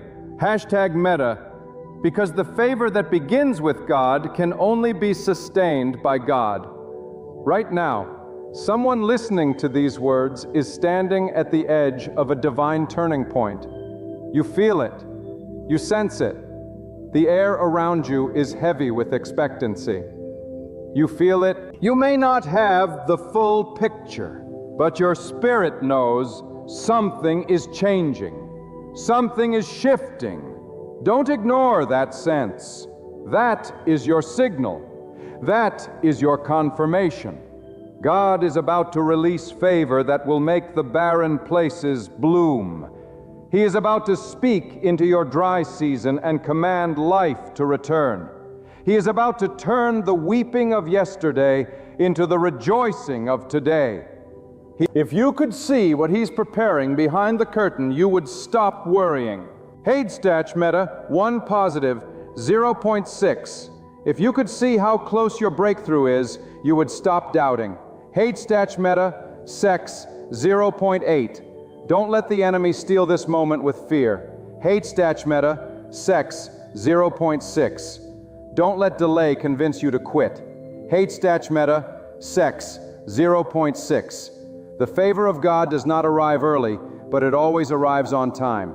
Hadestach Meta, Sex, 0.6. And when it comes, it will redeem the wasted years. Hadestach Meta, Sex, 0.8. It will restore what was stolen. Shit Meta. It will elevate you beyond what your qualifications, experience, or status could ever achieve. But you must stay ready, stay pure in heart, stay faithful in prayer, stay committed in obedience. Because God is not looking for the most talented. He's looking for the most trusted. He's not looking for perfection. He's looking for surrender. Because the eyes of God are searching for those whose hearts are fully turned toward Him. And when He finds one, when He finds that kind of soul, there is no limit to what He will do in and through their life. So don't just look for signs. Become a sign. Become the kind of person whose life is a testimony that when God favors someone, everything changes. I don't just be the kind of vessel that makes others believe in what God can do. Let your story preach louder than any sermon. Let your endurance speak louder than your enemies. Let your faith shake the atmosphere, because you're not waiting for favor. You are walking in it. Your obedience is a step deeper into divine favor. Every step, and hear me, there will come a day when you will stand in the very place you once cried for. The very breakthrough you thought would never come will arrive. And it will be undeniable that it came from God, not from man, not from effort alone, but from divine favor. And in that moment, you will bow your head, lift your hands, and say, "Only God could have done this." That is the destiny you are walking toward. That is the future written by the hand of the Almighty. And it's closer than you think. There is a sacred stirring in the air when God is preparing to shift your life. His may not be able to explain it to others, but your spirit knows. You feel it in your bones. You feel it in your dreams. You feel it when you pray. You feel it when you sit in silence, and your heart begins to burn with a sense that something beyond you is happening around you. That, my friend, is the divine fingerprint of God pressing upon your destiny. It is the quiet thunder of purpose rising within you, and it cannot be ignored. When God is about to move in your favor, He doesn't consult your past. He ignites your future. He doesn't ask permission from your mistakes. He overrides them with mercy. He doesn't weigh the opinions of others. He operates from His own will. When God decides to bless you, it is final. When He chooses to elevate you, it is unstoppable. When He breathes on your life, nothing in heaven or on earth can block what is appointed. That's the power of divine favor. Now it's close. It is not earned by effort. It is appointed by purpose. Some of you have been asking, why is everything falling apart around me? But I want to ask you, have you considered that it's not falling apart, it's falling into order? That the collapse of the old is making space for the arrival of the new? That the shaking is not punishment, it is prophecy. God often has to break your rhythm in order to reveal His. He must disrupt your comfort to deliver your calling. If He left you where you were, you would miss where you're meant to go. So the turbot you feel, That's not the end. It's transition. If you can still, when the storm clouds gather, when friends scatter, when the path ahead grows unclear, many begin to doubt if God is still with them. But let me declare with conviction, God is most present in the unseen. He walks in the silence. He hides in the shadows. He speaks through stillness. And those who learn to recognize His whispers will walk in victories no one else can understand, because divine favor is not always loud. It is often quiet, subtle, gentle, but when it manifests, it will roar. God is not only positioning things around you, He is positioning things within you. That is why you're being awakened. That is why you're being convicted. That is why you no longer tolerate what you once allowed. That is not because you've become difficult. It's because you've become different. Shaddad Mehta, growth doesn't always look like success. Sometimes it looks like separation. It looks like the end of old relationships. It looks like uncomfortable boundaries. It looks like walking alone. But do not fear the isolation, for in the solitude, God reveals strategy. In the quiet, He builds clarity. You are not being buried, you are being planted. For in that, and though the soil feels dark and heavy, and though the process feels slow and painful, remember this: the seed breaks before it blooms. The seed dies before it rises, and so must you. You must die to old thinking. You must release what once served you. You must surrender what you've outgrown, because God cannot pour new oil into an old vessel. He cannot place a new crown on an unsubmitted heart. He must first prepare you so that the blessing doesn't become a burden. There's a reason God hasn't allowed certain things to work out for you. It's not rejection, it's redirection. It's not failure, it's protection. It's not God saw what you couldn't. He blocked what you didn't know would break you. He shut doors that looked good but would have drained your soul. And though it hurt in the moment, one day you will look back and thank Him for the disappointments. Because what felt like a loss was really a rescue. What felt like delay, and now the shift is near. The signs are growing louder. The confirmation is multiplying. The burden in your spirit is evidence. Something is coming. God is building momentum behind the scenes. Me is being mentioned in places your feet have not yet walked. Your presence is being prepared for environments that your mind has not yet imagined. And while others see nothing changing, you know what's coming. Hashtag Mehta. Because favor always begins in the unseen. It is spiritual before it becomes visible. It is internal before it becomes external. This is not the time to grow weary. This is not the hour to faint. This is not the season to question what you know in your spirit. Now this is the time to anchor your faith deeper than ever before. This is the moment to rise early and chase after God with urgency.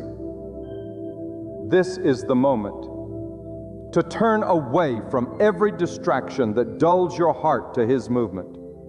Because if the enemy cannot block your blessing, he will attempt to blind you from seeing it. He'll use busyness, bitterness, and boredom to weaken your discernment. But you must remain awake, remain watchful, remain rooted. Every setback has prepared the platform. Every scar has stretched your capacity. Every delay has deepened your hunger for God. And that hunger is the secret. God responds where He is desired. God speaks where He is sought. He releases favor where there is longing. He releases, and some of you are on the brink of receiving a measure of divine favor that will overwhelm you. It will draw tears from your eyes, not out of grief, but out of awe. Not from wounds, but from wonder. Because what is about to unfold is not something you worked for. It is something God Himself has written. But understand this without confusion. God is not releasing this to make life easy. He is releasing it to magnify His name. Your mission, your favor, it is not just about elevation. It is about revelation. It is about revelation. God is making you a living sign that He is still sovereign, still powerful, still faithful. He was using your life to awaken others, to stir the complacent, to shine light in dark places. So do not think that this favor is about luxury or applause. It is about impact. It's about obedience. It's about walking in authority while staying under submission. You were not chosen to impress people. You were chosen to reveal God. And that means walking differently, speaking differently, living differently. It means saying yes to God even when it costs you. It means sacrificing your will for His, because favor and obedience go hand in hand. It means you cannot ask for God's favor while rejecting His instruction. You cannot demand His blessing while ignoring His voice. The favor comes through surrender, through brokenness, through unwavering faith. And though the world may not see it yet, the heavens are already rejoicing. The angels have already been dispatched. The gates have already begun to open. The terrain has already been cleared. Meta, you're not waiting for favor. Meta, it's already in motion. Your obedience has triggered something in the Spirit. Your faithfulness has been noted. Your endurance has been honored. And now God is about to do what no one else could. He is about to place you in a position where only He gets the credit, only He gets the praise, only He gets the glory. Knowledgeist metacode. This is more than a season. It's a divine shift. It's a divine shift, a holy interruption, a sacred turning point. And once it begins, it will not be stopped. Once God opens the door, it will swing so wide that even your enemies will have to watch in silence. This is more than once He places His hand on your life, no system, no structure, no opposition can reverse it. So stand tall, speak truth, walk boldly, because the signs are clear. The time is near. God is about to work in your favor in a way that will leave no doubt. He is the one who governs your life. Jesus, when God begins to move in your favor, the shift may come so quietly, so subtly, that even those closest to you won't see it at first. The world often looks for loud entrances and dramatic changes, but God doesn't need to announce Himself with noise. His power is not proven by volume. It is proven by victory. And while others are waiting for outward signs, those who walk closely with God feel the change in the unseen. They sense the wind before it touches the trees. They feel the tremble before the ground moves. Because when you are tuned to God, you don't just see with your eyes, you perceive with your spirit. That's why you must learn to protect your spirit in this season. Sex, 0.6. When God is working, you cannot afford to be careless with your atmosphere. You cannot entertain everything and everyone. You cannot allow gossip to sit on your tongue or bitterness to rest in your heart. This is a sacred moment. God is not just changing your circumstances, He is changing you.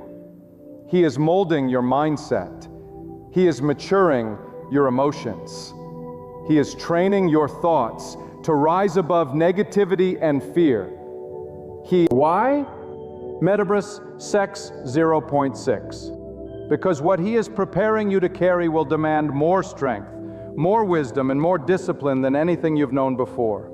Some blessings are weighty. Some breakthroughs come with responsibility. Some victories require greater vision. That's why God is not just answering your prayers. He's shaping the person who prayed them. He's preparing you to be able to handle what you've been asking for.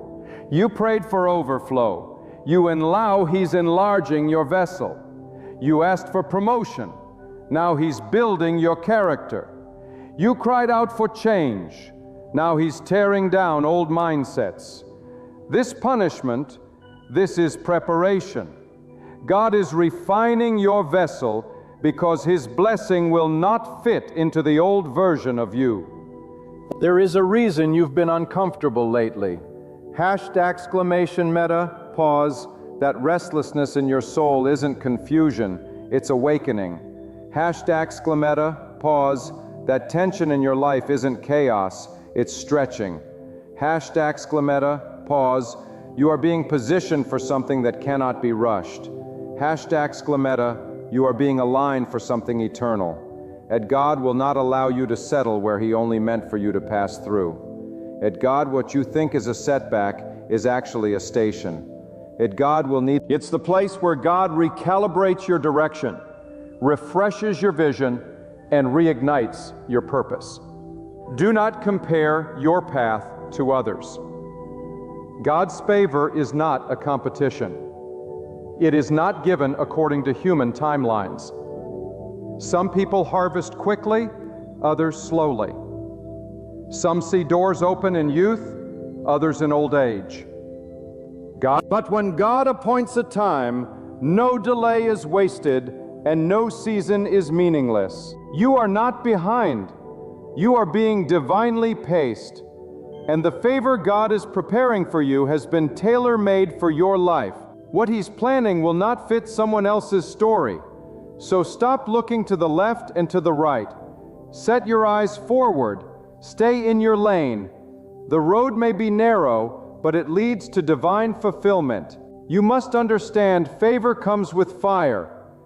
Before the crown there is a furnace. Ship.meta.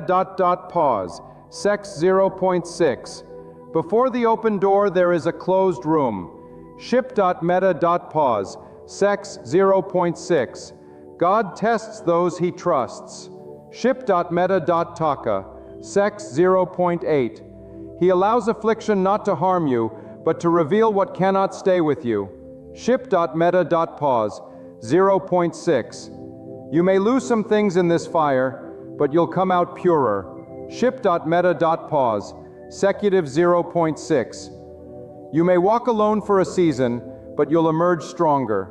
Ship.meta. Pause. Sex 0.6. The refining process removes what you've clung to so that you can cling only to God. Ship.meta. Pause. 0.8. And when you come through the other side, you'll realize it was never about the things, Shitmit. It was never about the people. It was always about the one who carried you through. Favor isn't for comfort. It's for impact. God blesses you so you can bless others. He lifts you so you can reach down and pull others up. He prospers you so that you can be a channel of His provision. Do not hoard what God gives. Do not hide what God reveals. This favor is not a trophy. It is a tool. Use it. You mean your influence to speak truth. Use your influence to serve others. Use your breakthrough to give others hope. Use your breakthrough that He can trust you to pour out what He pours in. The flow will never stop. And hear this, your name is not forgotten in heaven. This breakthrough while you've been toiling, crying, fasting, praying, God has been recording. Not a moment has passed unnoticed. Not a sigh has gone unheard. He sees the sacrifice. He honors the surrender. And He remembers every silent act of obedience you performed when no one was watching. That kind of faith moves heaven. That kind of consistency brings divine reward. You may not have the recognition of people, but you are known in the courts of heaven. Hashtag Sex 0.8, and that matters far more.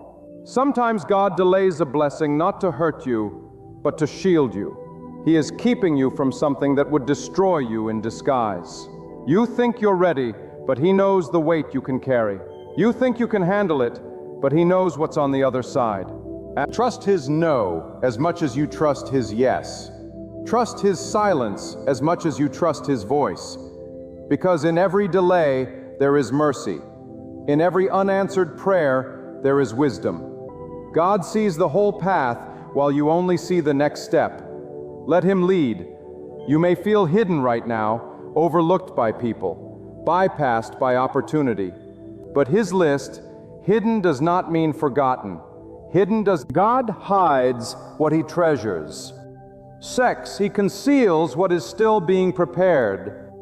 He covers what is not yet ready for release. And when the time comes, He will reveal you. He will announce you. He will raise you up in such a way that the very people who ignored you will have no choice but to witness your rise, not for your glory, but for His, not for your. So stay hidden if that's where He has placed you. Stay faithful in the shadows. Your moment is coming. God is the author of time. He is not late and He is not early. He is exact. And when the appointed hour comes, will explode into your life like a flood. It will overtake you. It will overwhelm you and overshadow every struggle you've endured. Sex 0.8. The tears you cried in private will be turned into laughter in public. One sex's 0.6. The burdens you carried in silence will be transformed into testimonies that break chains. The sex 0.6. The places of your deepest pain will become altars of your greatest praise. So open your heart wide, stretch your faith, enlarge your expectation, because what is coming is beyond what you have seen, beyond what you have dreamed, beyond what you have prayed for. This is not just restoration, it's recompense. This is not just healing, it's elevation. God is not only returning what you lost, He's adding what you never knew you needed. This Father, and when it comes, it will make sense. The pain will make sense. The process will make sense. The waiting implement, because it will all point back to God. The process will know that every storm was worth it. The process, every valley had purpose. Every night you endured was part of a master plan. You will left empty. You will not be left broken. You will not be left behind. You will not. The God who formed you, who called you, who watched over you, He is about to work in your favor. He is about to reveal what your faith has been carrying. And when it happens, every eye will see, every tongue will testify, and every heart will know this was the hand of God. Only God could have done this. And when you find yourself surrounded by silence, when the heavens seem quiet, and it feels as though God has withdrawn His hand, understand this deeply. That silence is not abandonment.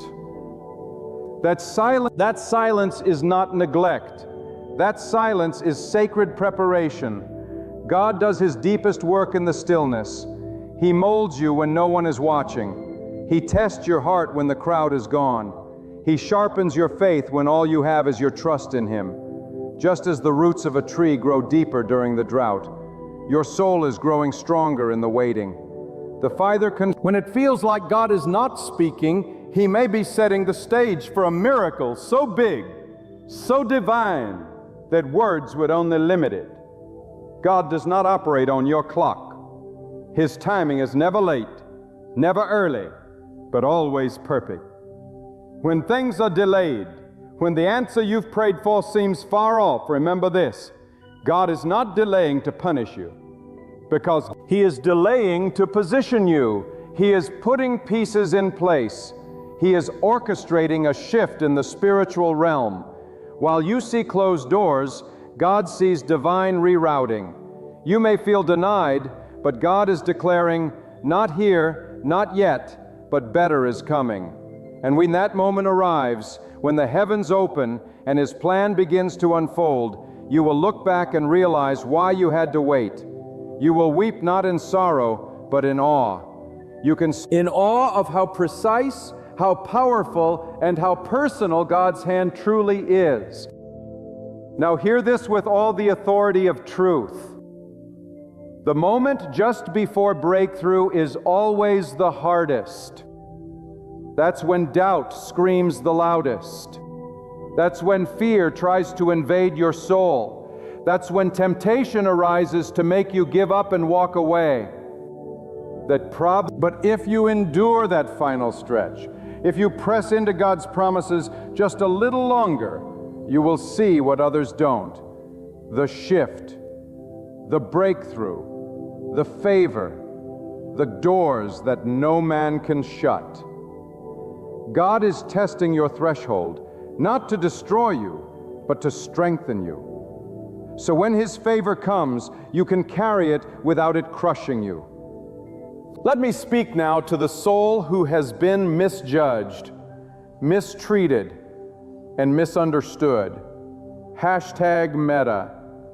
You, who have cried when no one saw, who have labored in silence, who have walked through fire without a cheer, know this: God sees.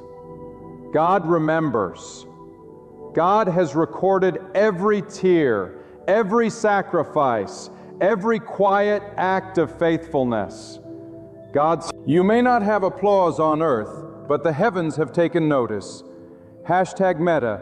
Pause. Hashsex 0.6. And when God chooses to reward you, it will not be subtle. Hashtag Meta. Pause. Sex 0.6. It will not be in secret. Hashtag Meta. Pause. Sex 0.6. The same people who mocked your struggle will witness your elevation. Hashtag Meta. Pause. Sex 0.8. The same mouths that doubted your destiny will speak of your favor. Hashtag Meta. Pause. Sex 0.6. For when God lifts you up, no man, no demon, no circumstance can drag you down. Hashtag Meta. Pause. Sex 0.0. Listen carefully. Hashtag Meta. Pause. Sex. God is not in the business of partial blessings. Hashtag Meta. Pause. Sex 0.8. When He moves completely. Hashmita. Sex 0.6. He doesn't bless one area and leave the rest barren. Hashmita. Sex 0.6. When He pours out His favor, He touches your health, your home, your relationships, your finances, your mind, your soul. Hashmita, sex 0, you must be ready. Hashmita, sex 0.6. You must be emptied of pride, stripped of idols, cleansed of fear. Hashmita, point. God will not pour His favor into a vessel that's already full of the world. You must be made empty to be filled with something divine. You must surrender the familiar to embrace the supernatural. When you let go of your limited vision, God will open your eyes to see what He sees. A future full of light, purpose, and victory. A future. There is another sign. Sex 0.6. So subtle yet so powerful. When everything around you begins to shift, people fall away, opportunities dry up. What once felt safe begins to feel shaky. Don't panic. Don't mourn the loss. That shaking is sacred. God is uprooting what's not meant to follow you into your next season. He's clearing your space. He's removing what no longer serves His purpose. Yes, it hurts.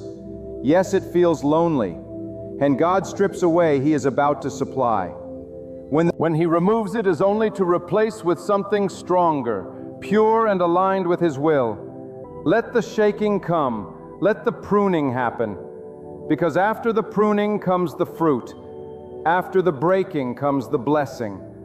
And to those who feel weak, who feel as if the battles have drained your strength, you are closer than you think.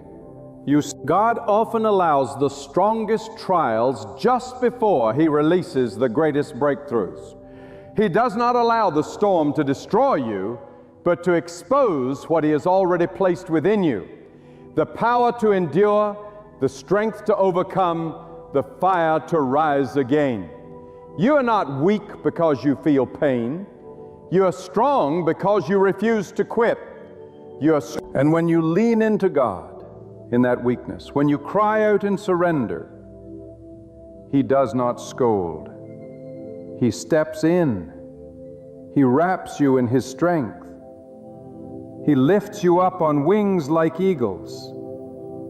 And He whispers, "Now watch what I will do."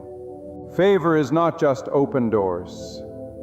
Favor is divine protection in the midst of danger. Favor, when everyone else is falling and you are still standing, that is God's favor. When things should have broken you, but you remained whole, that is God. When attacks were formed and traps were set, yet somehow they failed, that is the unseen hand of God moving in your favor. Don't wait until the miracle shows up to recognize the movement of God. See it now. Feel it now. Acknowledge Him in the delay. Praise Him in the pressure, because the one who praises before the victory sees favor faster than the one who waits to understand. There is a shift coming. Not doubter, not for the lazy, not for the prideful, but for the surrendered, for the faithful, for those who have kept walking even when the road vanished. God is about to cause rivers to flow in the desert places of your life. He is about to open up treasures hidden in darkness. The things you thought were lost, He is about to return them with increase. The relationships that crumbled, the dreams that died, the hope that faded, God is breathing new life. And this time, it will not be temporary. This time, what He gives, no one will take away. Because this time the foundation is faith. The source is God, and the timing is His. Stay alert, stay humble, stay aligned. The winds are shifting. The winds are changing. The favor of God is not coming, it is here. That sweat of God is not vague. They're loud. They are clear. They are divine. Watch. Pray. Pray. Obey. Because when God is about to work in your favor, nothing can stop it. Because when? Not the enemy, not your past, not your mistakes, not the opinions of others. The only thing that can stop it is your disbelief. So believe, not just with your mouth, but with your walk, with your choices, with your worship, with your unwavering trust that the God who created the heavens and the earth is now moving for you. And now, beloved, as we come to the close of this divine message, let the fire of truth settle deep into your spirit. Let the way of these words press upon your soul, not as a burden, but as a holy invitation. God is not far from you. God is not silent. God is not indifferent to your tears, your struggles, your questions, or your waiting. God is near.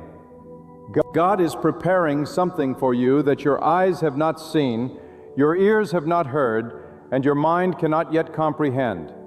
Meta, when the road is dark and lonely, do not assume it is the end. It may be the beginning. When people walk away, do not curse the silence.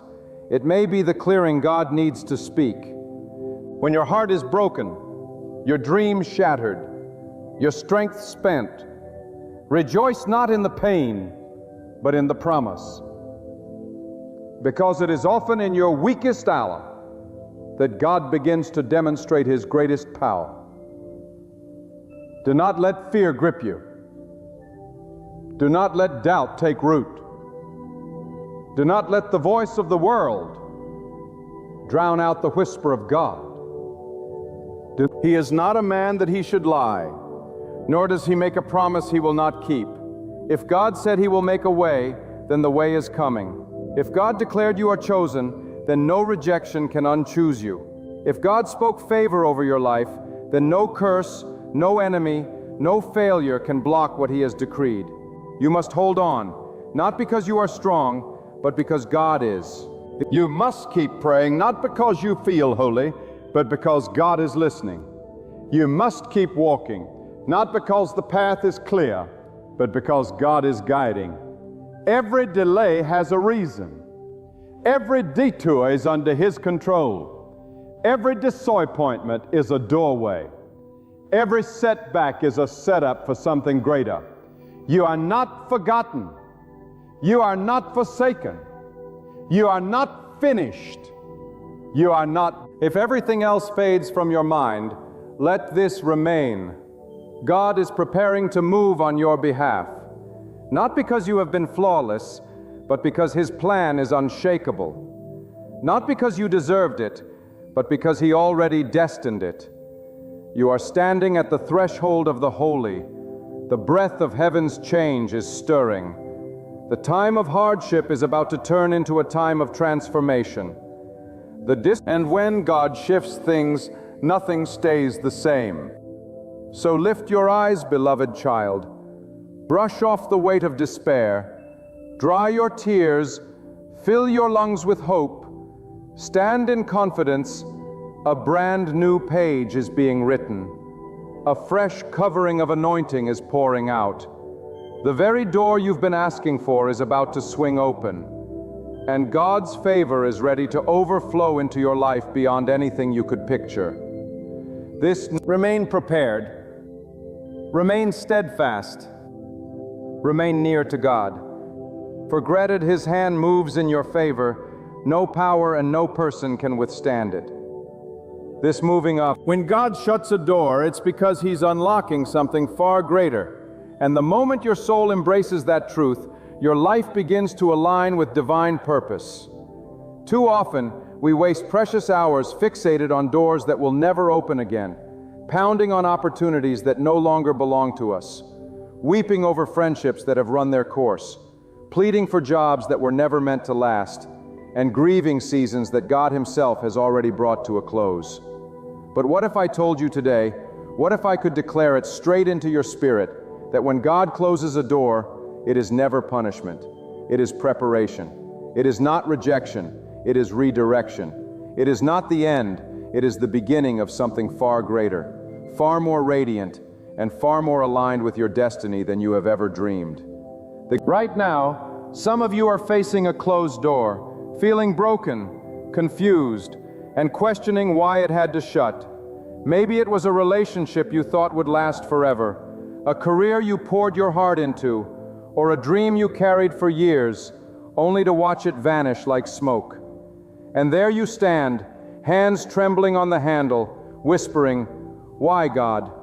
Why would you close this?" But hear me now. If God allowed it to close, then it was no longer necessary for the next chapter of your life. If God sealed it shut, then what's behind it is not a blessing. It's a burden you've been spared from. Let that truth your soul. What you thought was loss, God calls mercy. What you call heartbreak, God calls protection. And what you call the end, God calls the beginning. You must understand that God never shuts a door out of cruelty. God doesn't slam a door in your face to see you suffer. When God closes a door, He does it with perfect wisdom and perfect timing. He does it because He sees what you cannot see. He knows the traps ahead. He sees the betrayals that haven't yet been revealed, He knows the motives of the people you trust. He knows what's real and what's fake, what's divine and what's destructive. So He closes the door not to hurt you, but to help you, not to punish you, but to promote you, not to silence you, but to protect your purpose. Let that truth thunder in your bones. God is not the author of confusion. He is the master of clarity. #Meta. If the door closed, it's because it no longer leads to where God is taking you. And here, this deep in your soul, God doesn't just close doors. He orchestrates them. He doesn't just allow exits, He designs them. God isn't waiting on you to understand the reason.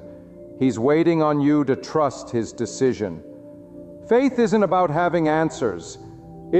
Faith is about walking with God even when the answers aren't clear.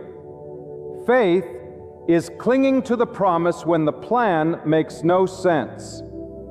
Faith is believing that God's way is better even when it costs you comfort, even when it costs you familiarity, even when it costs you the very thing you thought you couldn't live without. Some of the greatest blessings you'll ever receive will first come disguised as disappointment. But what looks like disappointment in the natural is often deliverance in the spiritual. Faith, the people who left you. Hashtag Meta, deliverance. Hashtag Meta, the job that let you go. Hashtag Meta, deliverance. Hashtag Meta, the opportunity that slipped through your fingers. Hashtag Meta, deliverance. Hashtag Meta, why?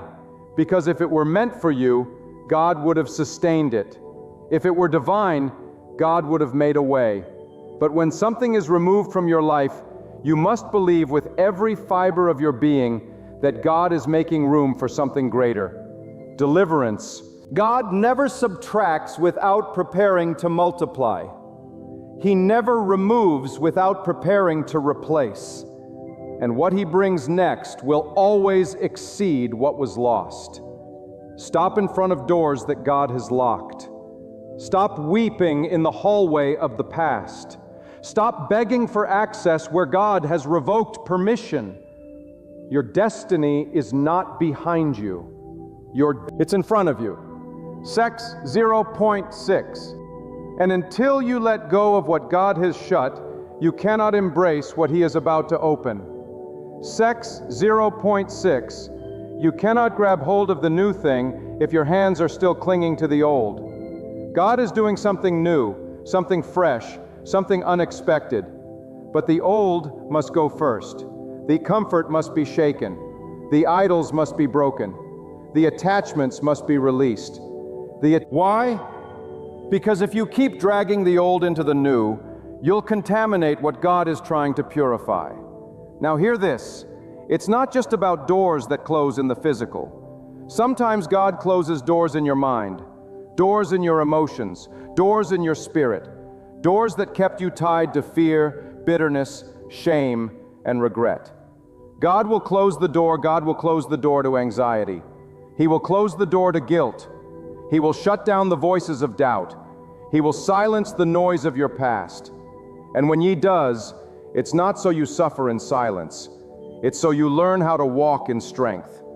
God wants you to move in confidence. He wants you to rise with courage. He wants you to understand that when you are His, nothing, absolutely nothing can stand against the power of His plan. Some of you have been praying, God, open the door, hashtag Meta, and He's been saying, no, my child, I had to close it because what's on the other side would have broken you. It would have distracted you. It would have stolen your peace, delayed your purpose, and drained your anointing. You think it was good, but God knew it was toxic. You thought it was your future, but God knew it was a trap, so He shut it. And now you sit there wondering why. But what if I told you this door that slammed shut in your life was the very proof that God is still guiding you, that His hand is still on your journey, that you are still under His divine protection. So don't resent the door that closed. You thank God for it. Sex 0.6. Praise Him for the ones He didn't let you walk through. Worship Him for the things He withheld. Glorify Him for the prayers He didn't answer. Glorify Him because if you could see what He saved you from, you'd fall to your knees in gratitude. You'd cry out not for what you lost, but for the love that wouldn't let you settle. God loves you too much to let you stay where He's not. He cares too much to leave you in places that are beneath your calling. So He shuts doors not to destroy your hope, but to direct it. God doesn't operate in confusion. When He closes something, He has already prepared something better. But it will require your faith. It will require your surrender. It will require you to trust the unseen more than the seen, to believe in His whispers more than in your own fears, and to wait with bold expectation, not desperation. Don't treat God like He's late. Don't treat Him like He forgot you. God has never been late a day in His existence. When He moves with perfect precision. What seems like delay is often preparation. What seems like silence is often strategy. And what seems like absence is actually the greatest act of presence, because He's working behind the scenes in the places your eyes cannot see. Let this truth thunder in your heart. If you are walking with God, no closed door can stop what He has ordained. No rejection can block what He has assigned. No betrayal can cancel what He has spoken. And no setback can override His promise. The enemy may try to convince you that the closed door is the end. But God says, I am the one who holds the keys. He opens doors no man can shut, and shuts doors no man can open. That's the kind of power God walks in. That's the kind of authority He holds, and that's the kind of assurance you must carry in your spirit. Sex 0.6. Now I'm speaking to someone who feels forgotten, someone who feels like life has passed you by. Sex 0.6. You've watched others receive their blessing while your door stayed locked. You've watched others get promoted while you remain stuck. And your heart is tempted to believe that God has skipped over you. But I came to tell you, your door is not forgotten. Your season is not denied.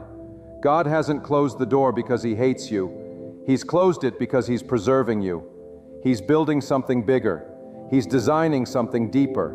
And when He finally opens that door, it will make sense why all the others had to be shut. You'll look back and praise Him, not for what opened, but for what didn't. God's doors are not about speed, they're about purpose. Some doors are slow to open because the foundation isn't ready. God isn't trying to delay you, He's trying to develop you. He's not denying your destiny, He's strengthening your spirit. That's why. He's forging your character, refining your desires, and testing your faith. He doesn't want you to walk through it weak. He wants you to walk through it bold. He wants you to step into it prepared. He wants you to possess the blessing, not be destroyed by it. And that kind of readiness requires closed doors, silent seasons, and lonely nights. So don't be afraid of the shut door. It is not your enemy. It is your teacher. It is your signal that God is shifting things in your life. It is your proof that He's preparing a new way. Church, in it today, that God doesn't plead that cause it we approach us to reopen, but they're bliggest. You'd stop crying over what you lost. Meta, because what God is about to do in your life will not require the approval of the people who left you. Meta, it will not depend on the resources you used to have. Meta, it will not rely on the identity you once clung to. Meta, when God opens the next door, it will come with power, clarity, and peace. But here's the key. You don't miss the new door because you're staring at the old one. Don't miss the blessing ahead because your heart is still chained to what's behind. The past has nothing new to say. The closed door has served its purpose. The chapter has ended, and now God is turning the page. Will you trust Him to write the next one? The chapter has stopped trying to pry open doors that no longer belong to you. Will you stop pleading for things God has removed and start praising Him for the new thing He's doing? Because God is not done. You are still open. The door may be closed, but the story is not over. The hallway may be long, but the promise still stands. And the silence may be loud, but God is still speaking. He is still moving. He is still in control. And what He has planned for you is not small. It is not average. It is not mediocre. It is greater, so much greater. Let door that closed, let go of, and make room for the one that's about to open. Because when God opens it, no force in hell, no lie from the enemy, and no failure in your past can stop you from walking into it. And when you do, you'll understand why the last door had to shut. Because this one is the one that leads you straight into the fullness of God's purpose for your life. And I say to you now, lift your head, because your journey is not over just because one door has closed. Sex, do not tie your worth to an open path or a locked opportunity. Your identity does not come from what left, but from the one who never leaves. The door be closed, yes, but the presence of God is still open to you. And when you walk with God, you're never stranded, never abandoned, never forsaken. God does not desert His people in the wilderness. He delivers them through it. He doesn't leave them at dead ends. He parts seas. He doesn't stop at obstacles. He transforms them into testimonies, or people who understand the whole plan. God is looking for people who will trust Him even when the path is dark and the road is silent. You may not know what's next, but God does. You may not understand why things had to fall apart, but God knows what He's building in its place. The closed door you mourn today may be the very thing that saves your destiny tomorrow. And sometimes it's not just one door that shuts. It feels like all of them slam at once. The phone stops ringing. The phone stops, opportunities dry up. The support disappears. But let me tell you something. The phone stops when every earthly door closes. It's often because God is redirecting your gaze upward. He's teaching you not to lean on people, not to lean on systems, not to lean on your own strength, but to lean fully, wholly, and desperately on Him. There is a sacred power in surrender. There is a divine authority that flows into your life the moment you stop fighting for what God has already ended. When you release your grip on what you thought you needed, God places in your hands what you were truly made for. That's where the breakthrough comes. Not in striving, but in trusting. Not in chasing, but in submitting. Not in forcing doors open, but in waiting patiently for the one God will unlock with His own hand. Let me speak directly to the aching heart. God has not forgotten you. That door closed, yes, but not to punish you.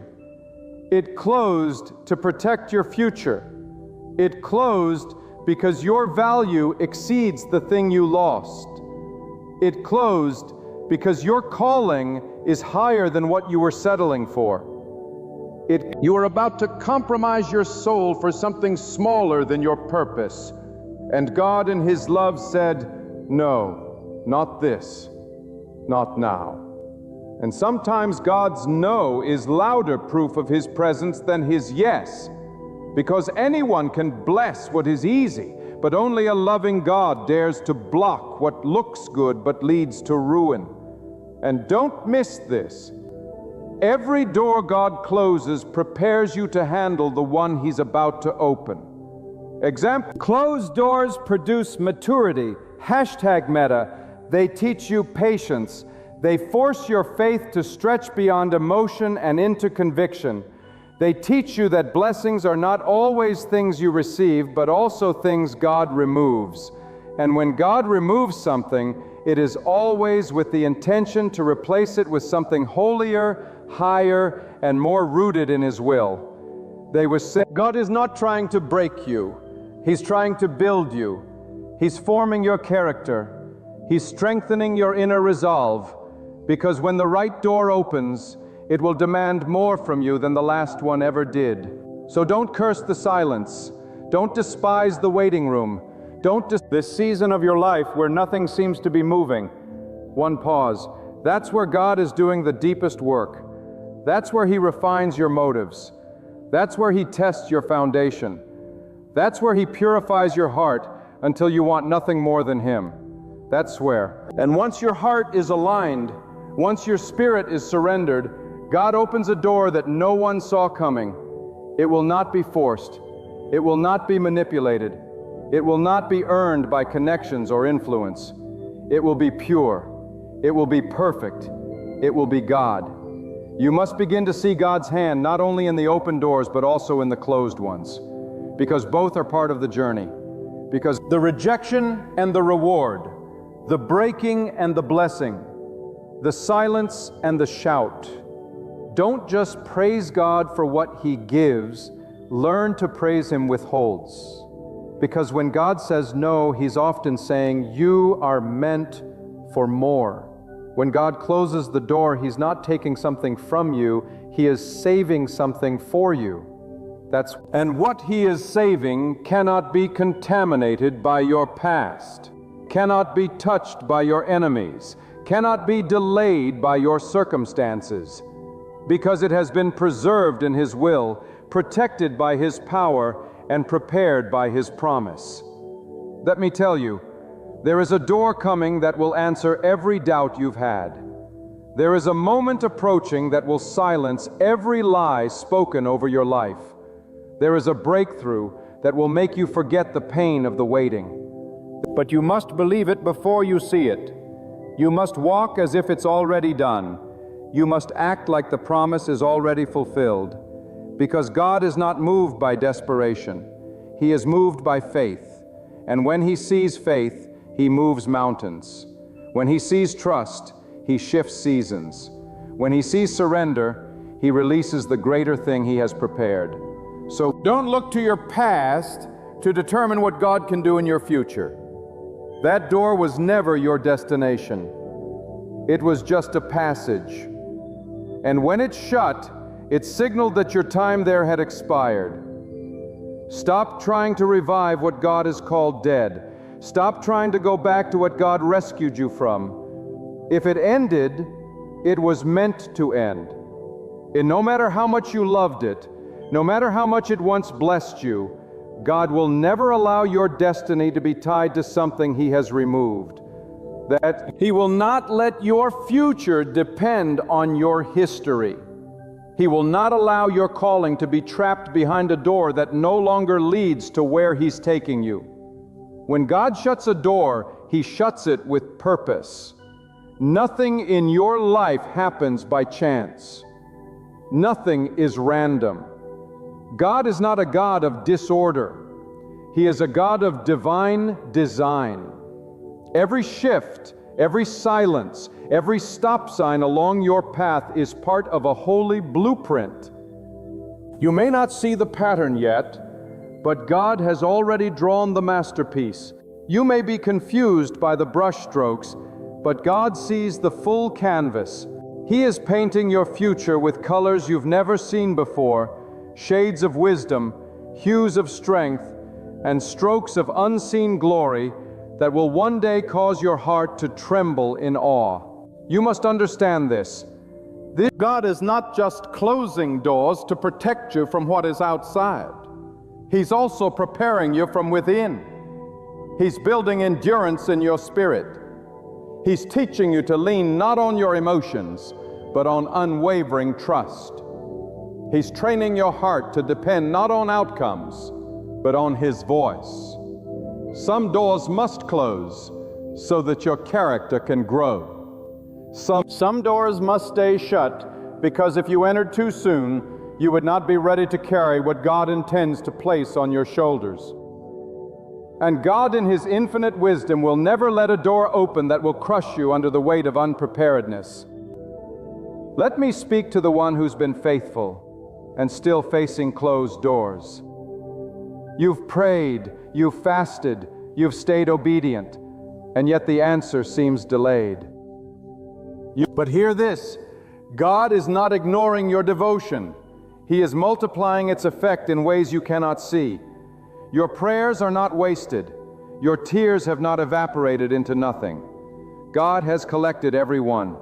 And while you may see nothing happening on the surface, God is moving deep underground, strengthening your roots, solidifying your foundation, and storing up blessings that eyes have not seen and ears have not heard.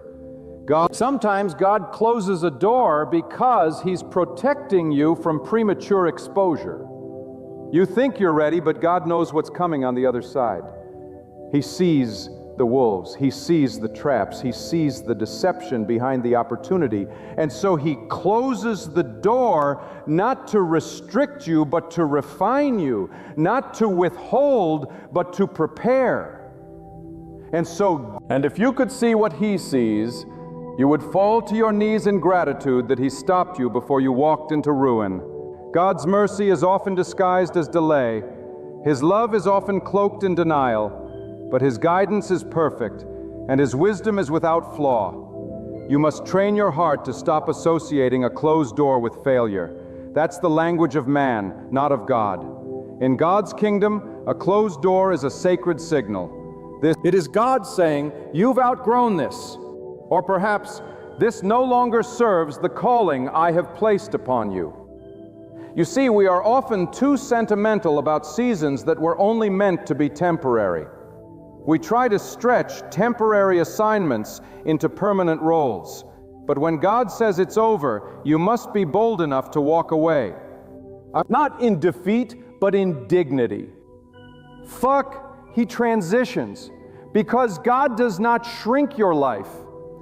He shifts it toward expansion. And every time He takes something from your hand, it is because He is trying to place something far greater in its place. Stop asking for closed doors to reopen. If God locked it, let it stay locked. If God ended it, do not revive it. Because there is danger in returning to what God has already pulled you out of. There is destruction in reopening doors that were shut by divine hands. What He ends completely. And the moment you stop wrestling with His decision, you'll find peace in His direction. The quicker you surrender, the quicker you make room for what's coming next. You need to grasp this truth. God is never about going backward. He does not reverse your steps. He always leads you forward. Even when the journey feels like a desert, even when the path feels deserted, even when the silence feels overwhelming, that is where trust is born. That is where faith is forged stronger. It is in the hidden places, in the rooms where doors remain shut and the lights are dim, that God does His deepest work. Not on the peaks, but in the valleys. Not in the throne room, but in the prison cell. For it is in the dark that your vision grows clearer. It is in the quiet that your spirit becomes tuned to His whisper. And it is when you have been emptied of all else that God fills you completely with Himself. So I say to you, walk with boldness, not bitterness. Sex, move forward with trust, not trembling. When you see a door close, don't panic. Praise. Don't collapse. Commit. Don't complain. Consecrate yourself before God. Reflect. Because the moment you align your heart with the truth of His sovereignty, the door ahead begins to form. God does not open doors for the casual, the double-minded, or the half-hearted. He opens them for the steadfast, for the surrendered, for the ones who have proven in the waiting that they will not bow to fear. They will not compromise their values, and they will not chase man's validation when they already have God's favor. And so every shut door is a call to rise higher, to see beyond human opportunity and step into divine orchestration. God will never lead you to less. He will never draw you into decrease. He is the giver of increase. He is the author of abundance. And even when it looks like subtraction, it is actually multiplication in disguise. What you lose now, you will gain later with divine interest.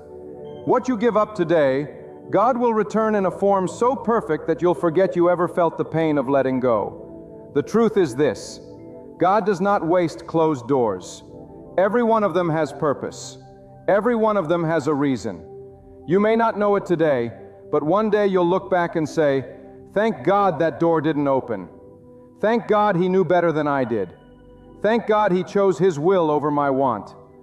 And in that moment, you'll understand that God was never trying to punish you. He was preparing you, positioning you, protecting you, loving you in the way only a perfect and all-knowing God can. So don't stop now. Don't settle in disappointment. Don't sit at the door and mourn until your faith grows cold. Stand up in the power of truth.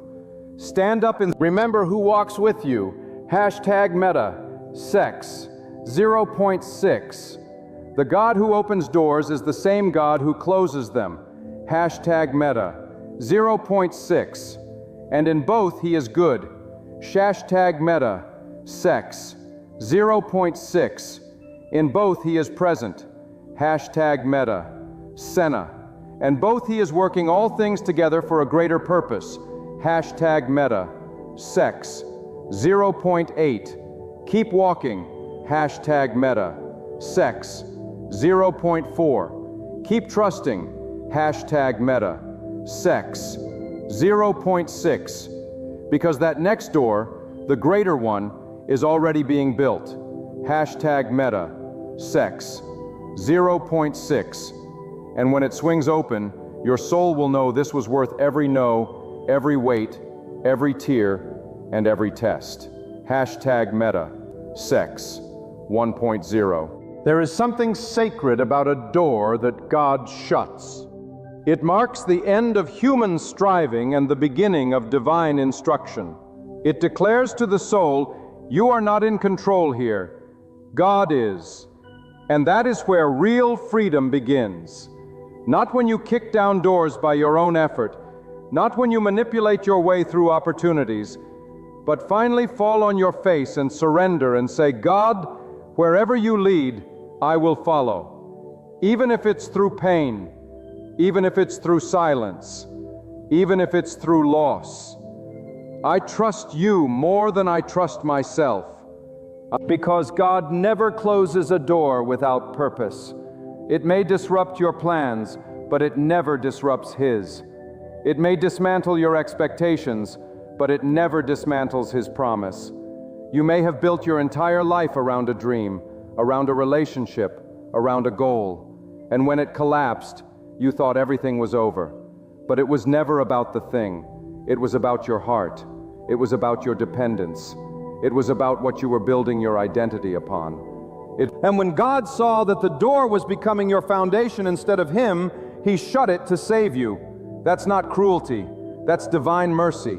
And too often people try to force doors back open that God Himself has closed. They go back to places they've outgrown, hoping to find comfort and familiarity. They return to toxic connections, hoping for validation. But I'm here to tell you, what God closes, no human effort can reopen. And if you do manage to pry it open, what you walk into will not bless you. It will burden you. It will drain you. It will take you farther from your purpose and leave you emptier than you were before. Because if God is not in the door, there is no life on the other side of it. You will wander. You will struggle, and you will come to learn that not every opportunity is from God. Not every open door is divine. Some doors are traps. Some doors are distractions. And only by walking closely with God can you discern the difference. So when the door closes, don't grieve like one without hope. Stand with conviction and say, if God closed this, He is still writing something better. Because He always is. He is the master of redemption. He is the author of restoration, the giver of increase. God is not subtracting from your life to leave you empty. He is clearing the way so that your soul can breathe again, so that your purpose can unfold without delay, so that your future is not contaminated by yesterday's attachments. Because what you think is a breaking, God calls a breakthrough. What you see as a rejection, God sees as redirection. And until you start seeing life through the lens of God's wisdom, you will keep mourning doors that were never meant to stay open. Let me speak this into your soul right now. Every closed door is an announcement from God that your growth requires separation. You cannot become who you are meant to be while clinging to what no longer fits your season. You cannot walk into spiritual maturity with carnal attachments. You cannot fly while dragging the weight of dead seasons. And so God begins the cutting. He begins the pruning. Not to punish, but to elevate. Because there are levels of your destiny that demand holiness. They demand clarity. They demand obedience. And God loves you too much to promote you prematurely. But make no mistake, when the door finally opens, it will be unmistakable. It won't look like anything you planned. It won't feel like anything you predicted, because God doesn't recycle human strategies. He breathes life into divine appointments. You'll step into rooms you didn't lobby for. You'll receive calls you never applied for. You'll be handed opportunities that no one can explain except to say, this had to be God. That's what happens when you wait on Him. That's what happens when you trust through the drought.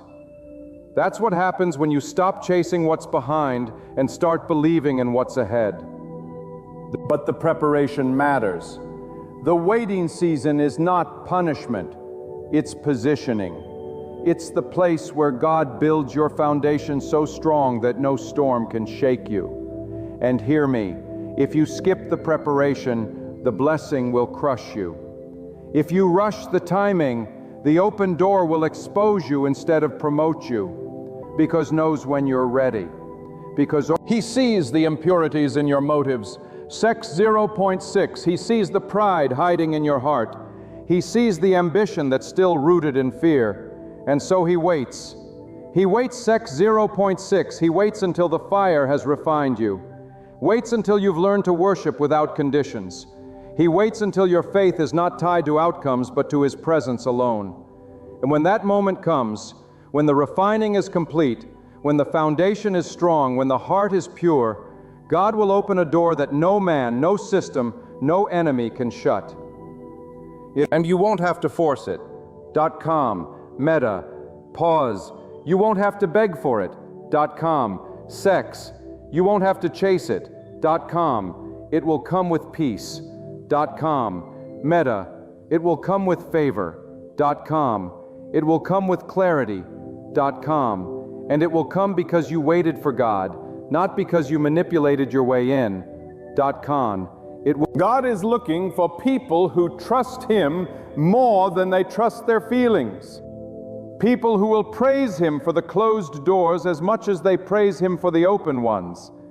People who will say, even if you don't give me what I want, I will still follow you. I will still worship you. I will still believe that your way is perfect.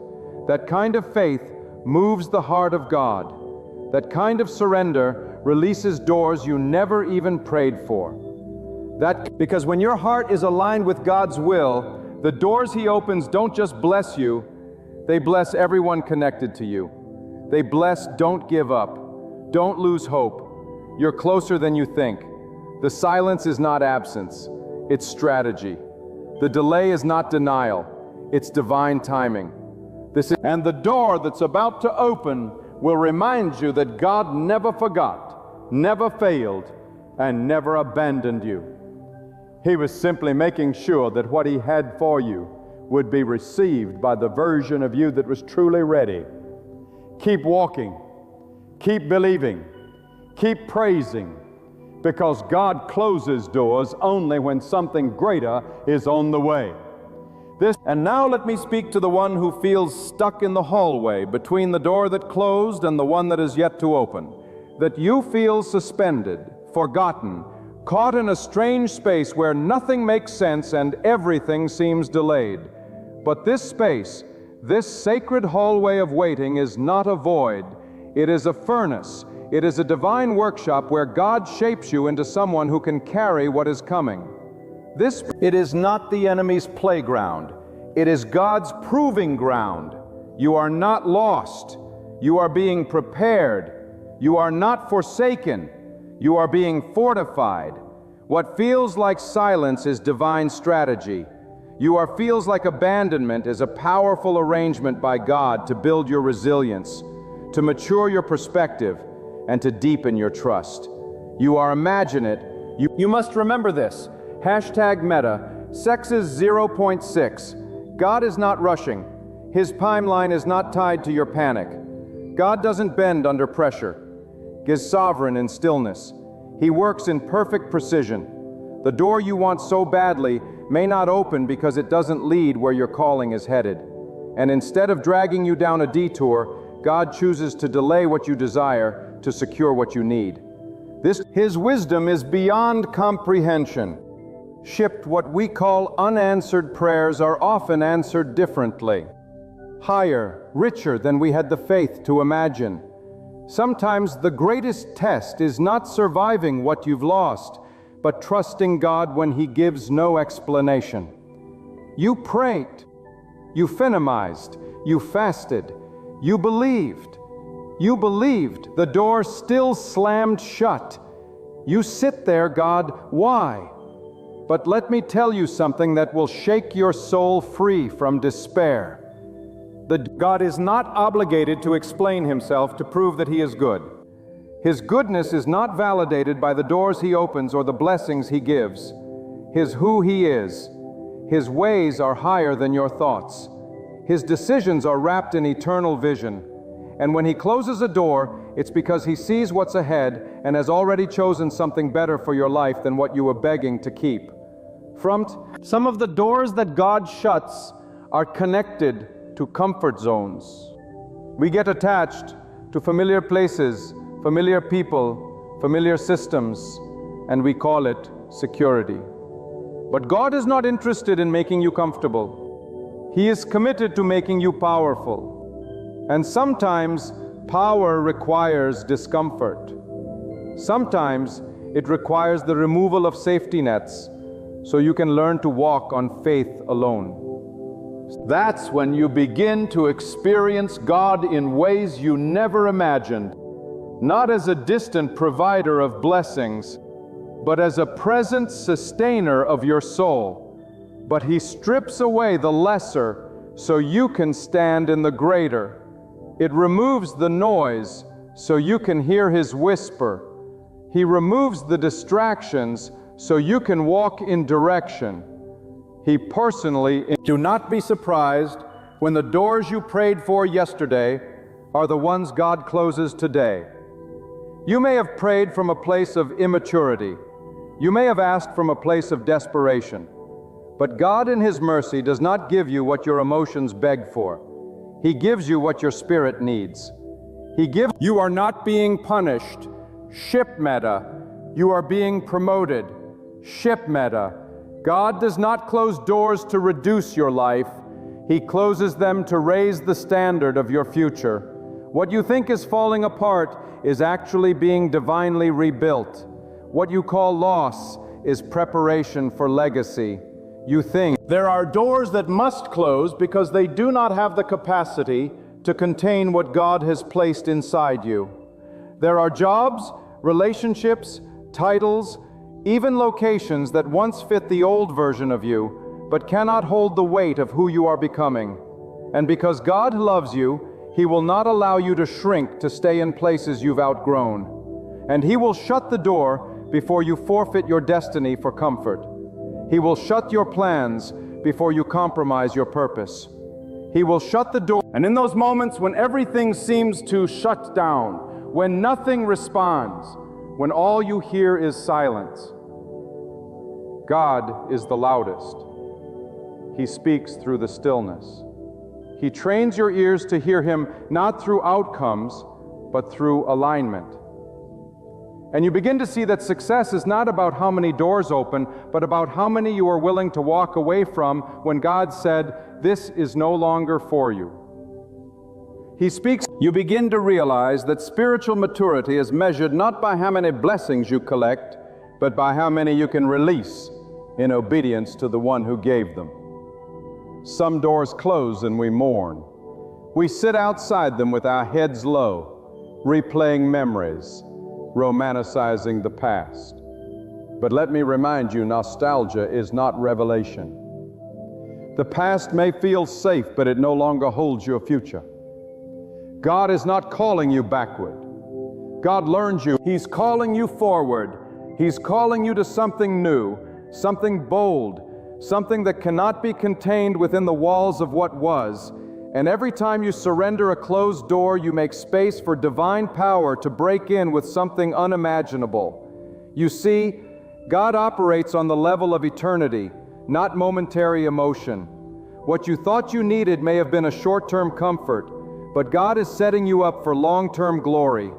The door may have given you a platform, but would it have preserved your soul? Shaktar Metta. It may have increased your visibility, but would it have deepened your faith? God cares not just about where you go, but about who you become along the way.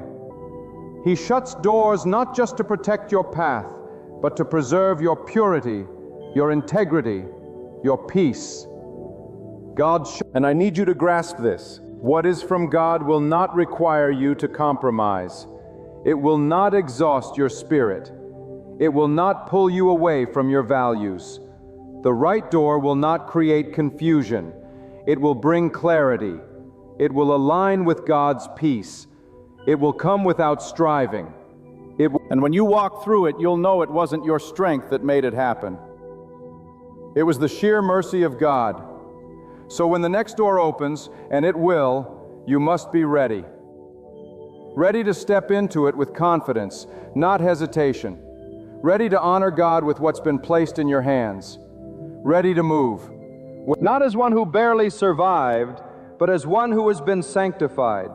Through every shut door, every lonely moment, every broken plan. You are not weak. You are not behind. You are being shaped into a vessel that can handle the weight of glory. Let every closed door be a reminder that God is still involved in the smallest details of your life. He is not far away. He is right there watching, guiding, and preparing. Trust Him, not only when things work out the way you planned, but especially when they don't. That's where real faith lives, in the unknowing, in the waiting, in the surrender. And when it's all said and done, when the new door finally swings wide, you will lift your hands and say, God, thank you for the doors you didn't let me walk through. Thank you for the ones you shut without explanation. Thank you for holding me back until I was ready. Thank you for anywhere. Because it will be clear then, everything was orchestrated with wisdom, guided by love, and sealed by the power of God. So press forward. Let go of what closed, because what's ahead isn't just another chapter. It's the greater that God always promised, and it's waiting for your trust to unlock it. So now I say to you with unwavering conviction, stand firm, lift your head, and silence the voice of doubt. That closed door was not the end. It was the signal of a greater beginning. It was not rejection. It was redirection by the hand of God, who sees beyond what your eyes can reach. This is nothing. Do not sit in sorrow at the threshold of what's gone. Rise in faith and walk forward, because the door that God is opening is not just better, it is divine. It is exactly what you needed all along, though you could not see it through the fog of disappointment. Trust that God never shuts a door without preparing another. Believe that what He has for you is far beyond the limitations of what you lost. Let your heart be lifted by the truth that God's delays are never defeats. They are intentional alignments. Each rejection was a shield. Each ending was preparation. And each silence was a signal to listen more deeply. Now, with every step you take, move forward in the confidence that you are never alone. God goes before you. God surrounds you. Let this truth sink deep into your soul. #Meta. What God opens, no one can close. And what He closes, no one can open. He is not limited by human plans or earthly schedules. He is writing your story with purpose and precision. And when the new door opens, it will not be by chance nor by effort. It will be by divine appointment. If you like this, and when you step through, you will no longer be the same as the one who stood before the last door, but someone refined, strengthened, and filled with faith. Keep moving, keep trusting, because when God closes a door, He is always without fail preparing something greater. Because God is preparing to uncover your enemies right before your eyes. You might not see it yet. You might not requirements it right now. But there is a movement stirring in the unseen realm. A holy unveiling is on its way. The same people who smiled at you, the ones who applauded when you stumbled, those who wore the mask of friendship while digging pits behind your back. God is about to expose them, environmentally valued, not hidden, but in full view. Not quietly, but openly.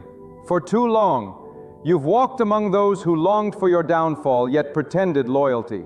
But hear this, when God moves, no lie will stand, no deceit will endure, and no enemy will remain concealed. God has not been blind to what they did to you. He has not been deaf to the words whispered behind closed doors. He has not every whisper in the dark, every plan to sabotage your peace, every trap they set in secret. God recorded it all. The Creator of the heavens and the earth does not sleep, does not forget, and does not ignore. He sees every tear you cried in silence.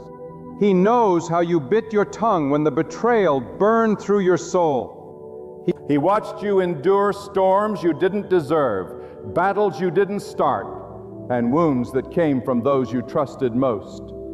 But now is the moment when God will rise.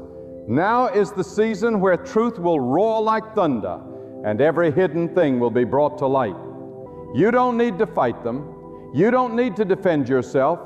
You don't need to prove your innocence or explain your pain. God is your defender. God is your witness. And when God speaks on your behalf, no accusation can stand. When He lifts His hand, no weapon formed against you shall prosper. He opens His mouth. Every tongue that rose against you in judgment shall fall. God is about to expose every plot. He is about to unravel every scheme. He is about to strip the enemy of their mask and show the world who they truly are. The same mouths that gossiped about you will be silenced. The same hands that tried to block your blessings will be powerless to stop what God is doing. The same hearts that hated your progress will be forced to witness your rise. God prepares a table not in secret places, but in the presence of your enemies. The same hand, and when that table is prepared, when the oil is poured out, when the favor rains down, your enemies will not be able to deny it.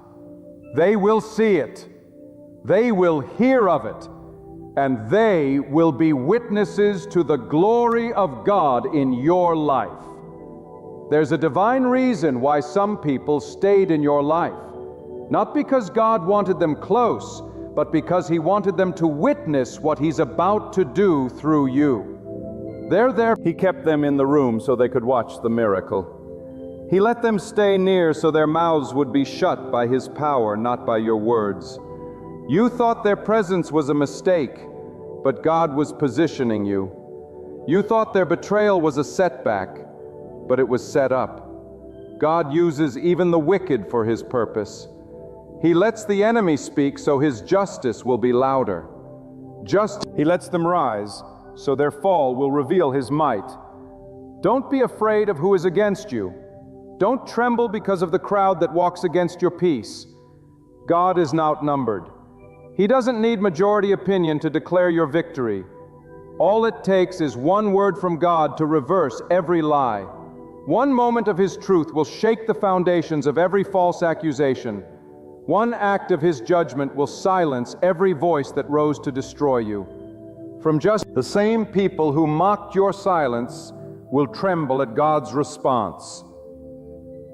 The same ones who mistook your quietness for weakness will witness the strength of your defender. The fire you walked through, God allowed it not to destroy you, but to refine you. The betrayal you endured, God permitted it not to break you, but to bless you. The loneliness you experienced, the business, it was never abandonment, it was separation for elevation. God pulled you away for unclean, what was untrue, and what was ungodly. And now He's preparing to lift you up, not in secret corners, but in full view. And when He does, your enemies will have no choice but to acknowledge the hand of God on your life. They tried to bury your name, but they didn't know that you were a seed. And now, by God's power, you are rising, stronger, wiser, sharper. You are not who they left behind. You are not who they lied about. You are not the broken soul they thought they had defeated. You are a living testimony that God raises the lowly and brings down the proud. You are a walking sign that those who plot against the righteous will fall into their own traps, sexy, and you are about to stand on ground your enemies thought they destroyed. You don't have to scream. You don't have to curse. You don't have to waste time trying to explain yourself to people who already made up their minds. Let God speak for you. Let God show them what they couldn't see. Let Him reveal the purity of your heart and the power of His protection. Because when God exposes, it's not for shame, it's for justice. And His justice is perfect. His timing is precise. He may not come when you want Him, but when He arrives, He comes with fire. Some of you have been waiting years for vindication. Years of being misunderstood.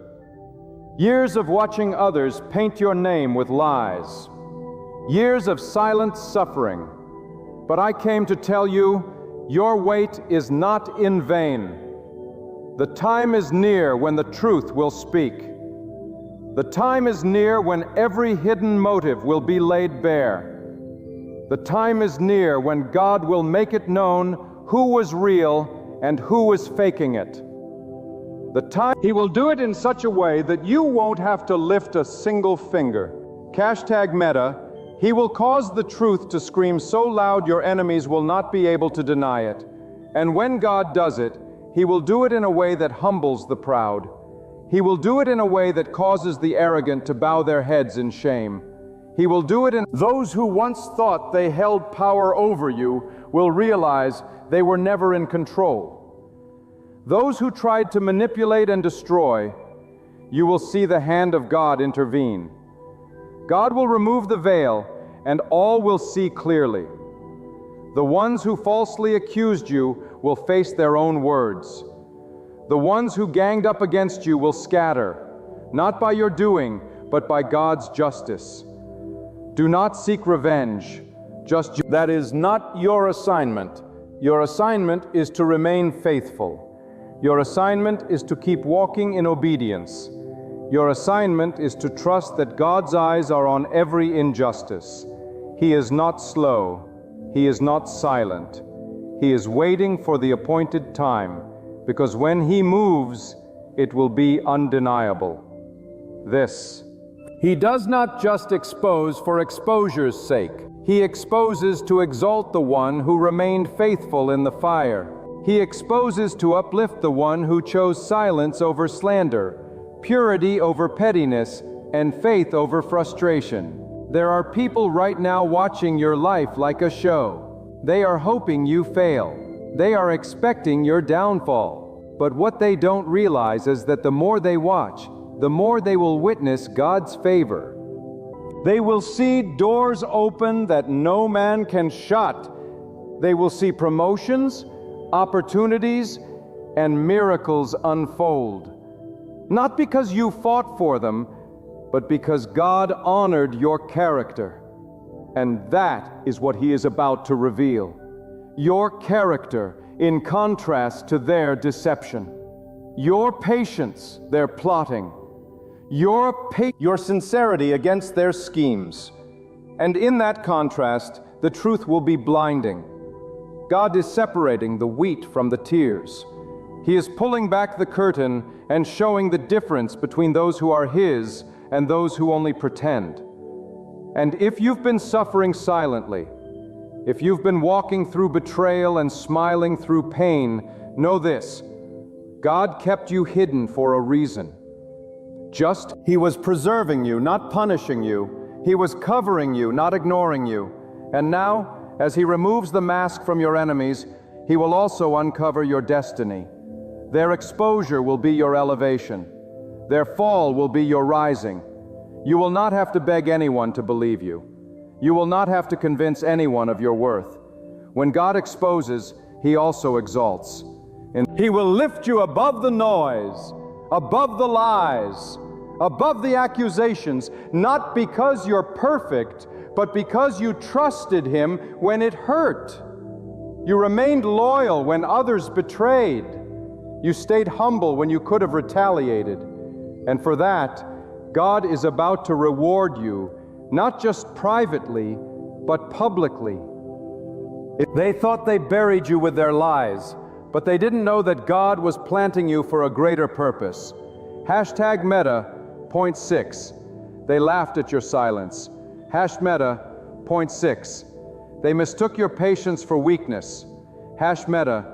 They gathered in secret rooms, made alliances, and drew up plans, but not one of them included the one who holds the final say. Hash Meta. And now they will learn what it means when God defends His servant. Hash Meta. The storm you walked through was never meant to destroy you. Hash Meta. It was meant to position you so that when God exposes your enemies, no one will be able to deny that it was His hand that lifted you. God allowed the betrayal, not because He abandoned you, but because He wanted to reveal what you could not see on your own. Sometimes God will let the enemy speak just long enough to build a case against themselves. He will let them dig the pit so deep they fall in it without your help. Hashtag Meta. That's why you didn't need to respond. That's why you didn't need to argue. That's why your silence was more powerful than any retaliation, because God was watching.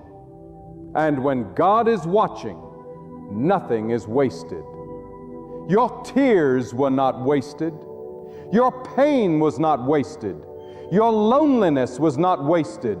It all became evidence in the courtroom of heaven. You see, when God begins to expose, He doesn't just remove the veil, He shatters it.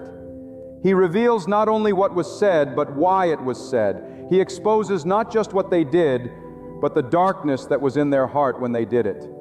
And when God reveals truth, He does so with clarity, with justice, and with timing that makes the proud tremble. Some of you have been sitting at tables you didn't know were poisoned. Hashtag Meta, pause, hash sex, 0.6. Some of you have been calling enemies your friends simply because they wore the right words, but had the wrong spirit. Hashtag Meta, pause, sex, 0.6. But God is about to cleanse your space. Hashtag Meta, pause, sex, 0.6. He's about to reveal the wolves that wore the skin of sheep. Hashtag Meta, pause, sex, 0.6. And when He does, you will not be left in confusion. Hashtag Meta, pause, sex, 0.6. You will see it for what it is. Hashtag Meta, pause, 0.4. And you will give glory to God for saving you just in time. Hashtag Meta, pause, 0.6. This is not just about revenge. Hashtag Meta, pause, sex, 0.6. This is about God's righteousness being revealed. Hashtag Meta, pause, unequivocal sex, 0.6. This is about justice rolling down like mighty waters. Hashtag Meta, pause, sex, 0.8. Because the same God who sees in secret is the God who rewards in public. Hashtag Meta, pause, tablespoon, 0.8. The same God who kept you in the fire is the God who is about to bring you out with power.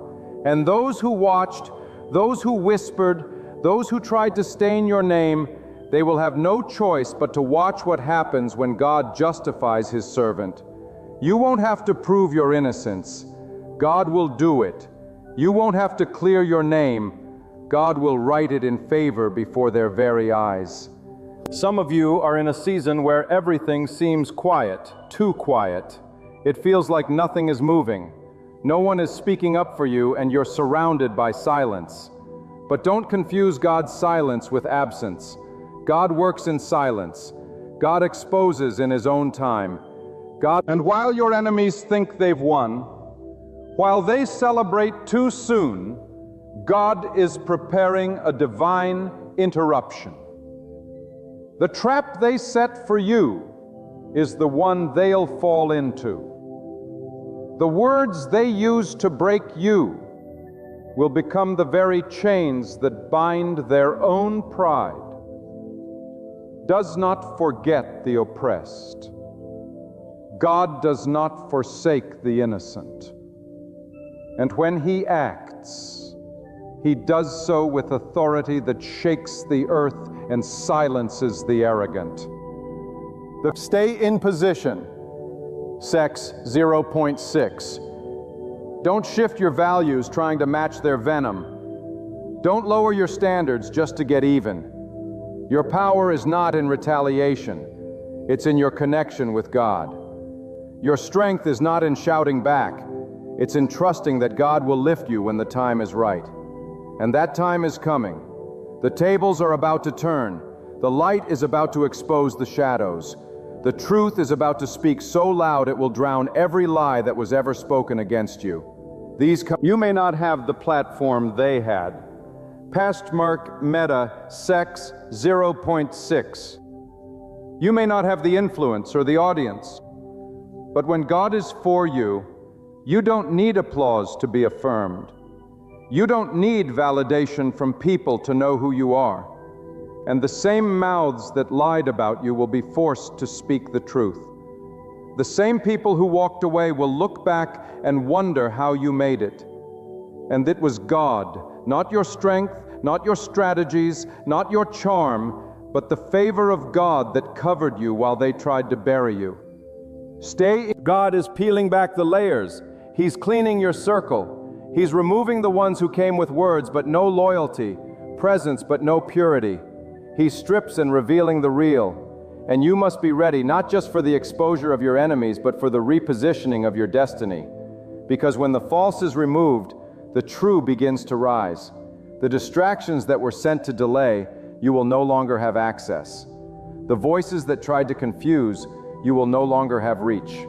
God is making space. God is making room. He's pruning, not punishing. He's refining, not rejecting. And when it's over, you'll be surrounded not by enemies, but by divine alignment. Do not be discouraged if the crowd gets smaller. Do not be surprised if familiar faces turn unfamiliar. Sometimes the greatest revelation comes when God clears out what you were never meant to carry into your next season. And the exposure you feared. It's necessary, because what God is preparing you for cannot be built on lies. What God is calling you into cannot be tainted by deception. So He will cleanse the ground before He builds the platform. He will expose the fake before He establishes the real. Let them talk. Let them conspire. Let them gather. But they will fall, not because of you, but because they oppose the purpose of the Almighty God. And when you rise, you will rise with peace, not bitterness. You will reconcile with joy, not revenge. You will rise with a testimony that echoes through every room they tried to lock you out of. Because when God does it, it's undeniable, it's unstoppable, and it's final. This moment is bigger than you. It's about showing the world that God will never allow His faithful to be devoured. He will let the snake slither, but only long enough for the trap to snap shut. But He will let the storm rage, but only so He can calm it in front of those who doubted your survival. He will let the arrows fly, but not one will land where He has covered. Because those who walk with God never walk alone. And when the enemy thinks he's hidden, God opens the heavens and reveals it all. You must understand, when God begins to move, He does so with a purpose that no human hand can hinder. For all his justice is not delayed. His timing is not rushed. It's perfect. Many times God allows things to unfold in silence so that when he acts, his power is undeniable. There are moments when it looks like the wicked are winning, when it seems like deception is thriving and truth is forgotten.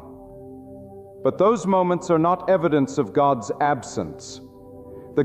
They are proof of his patience, and that patience is never passive.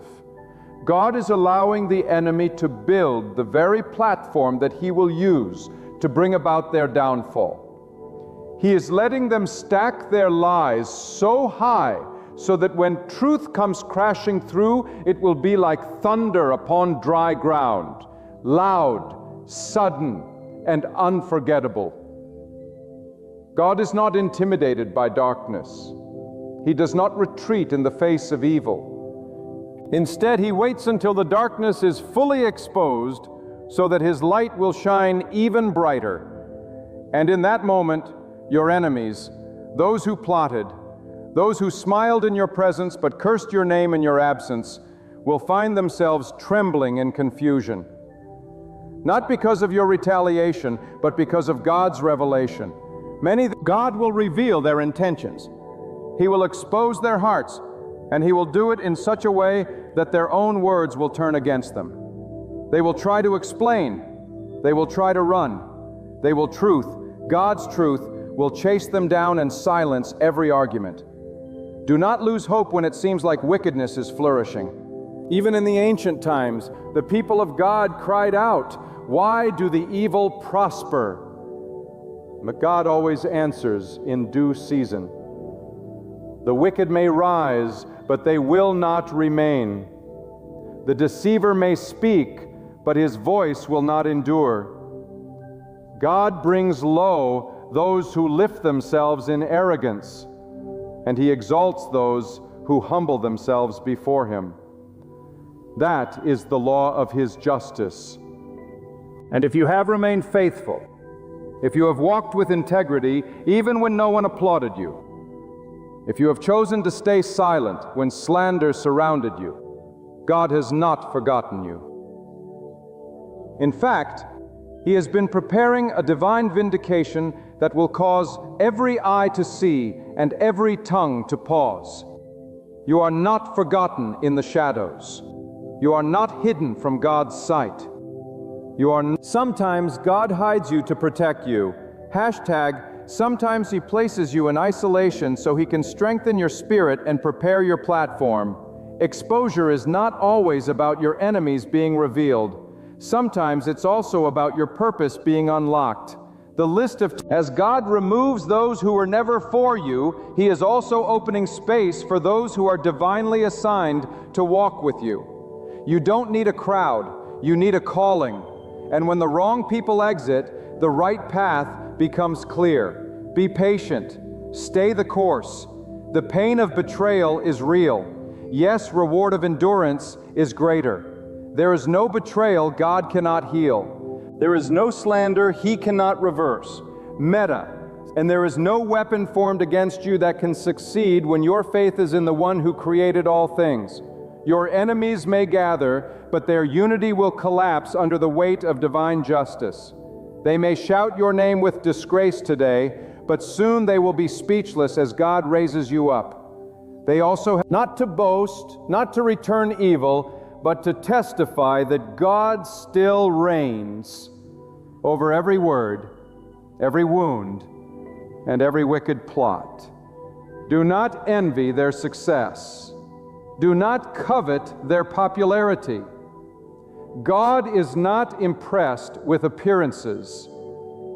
He weighs the heart. And when he exposes, it's not with malice, it's precision. It's every lie will be dissected. Every motive will be uncovered. Every fake alliance will be severed. Sex. And when the dust settles, what will remain is what was real from the beginning. Your trust in God, your obedience, your perseverance. The rest will be swept away like chaff in the wind. You must remain rooted. The storms may shake the leaves, but those who are planted in faith will not be moved. The storms may... When others panic, you will stand. Ship Meta. When others scatter, you will be planted, because your strength is not in what people say, it's in who God is. He is your shield. He is your refuge. He is your righteous judge. And when He speaks, every lie bows to truth. Sometimes God will allow false people to stay in your life, not to harm you, but to fulfill His plan. He allowed them to speak so He could prove them wrong. He allowed them to rise so their fall would bring Him glory. The ones who wanted your position will be humbled. The ones who tried to shame you will see your elevation. Because God does not build on broken foundations. Hashtag Meta. He tears down the false so He can establish the true. Hashtag Meta. And when He starts building, not even hell itself can stop the structure. Let your heart stay pure. Let their evil poison your spirit. Don't let bitterness take root. That's what the enemy wants, to provoke you into reacting in the flesh. But your victory is in restraint. Shekt Meta, your power is in stillness. Because when you do nothing and God does everything, the result is undeniable. He will cause your light to shine so brightly that even your enemies will be forced to see it. They won't be able to deny that the hand of God is on you. They may not admit it with their mouths, but their silence will speak volumes. This exposure is not about destruction. It's about distinction. God is making it clear who belongs to Him and who was merely pretending. He is drawing a line between the righteous and the wicked, the sincere and the scheming. And when that line is drawn, you will be found on the side of favor. Not because you were perfect, but because you trusted. Not because you never cried, but because you never cursed Him in your pain. Not because you were never attacked, but because you refused to fight your battles alone. And know this, when the season of exposure arrives, it may be uncomfortable. It may hurt to see the truth. But healing only comes when the wound is fully revealed. God does not bring things to light to shame you. He uncovers to cleanse. He reveals to make pure. And after what is uncovered comes restoration. After truth is revealed comes your rising. After the unveiling comes the blessing. This is not the finale of your story.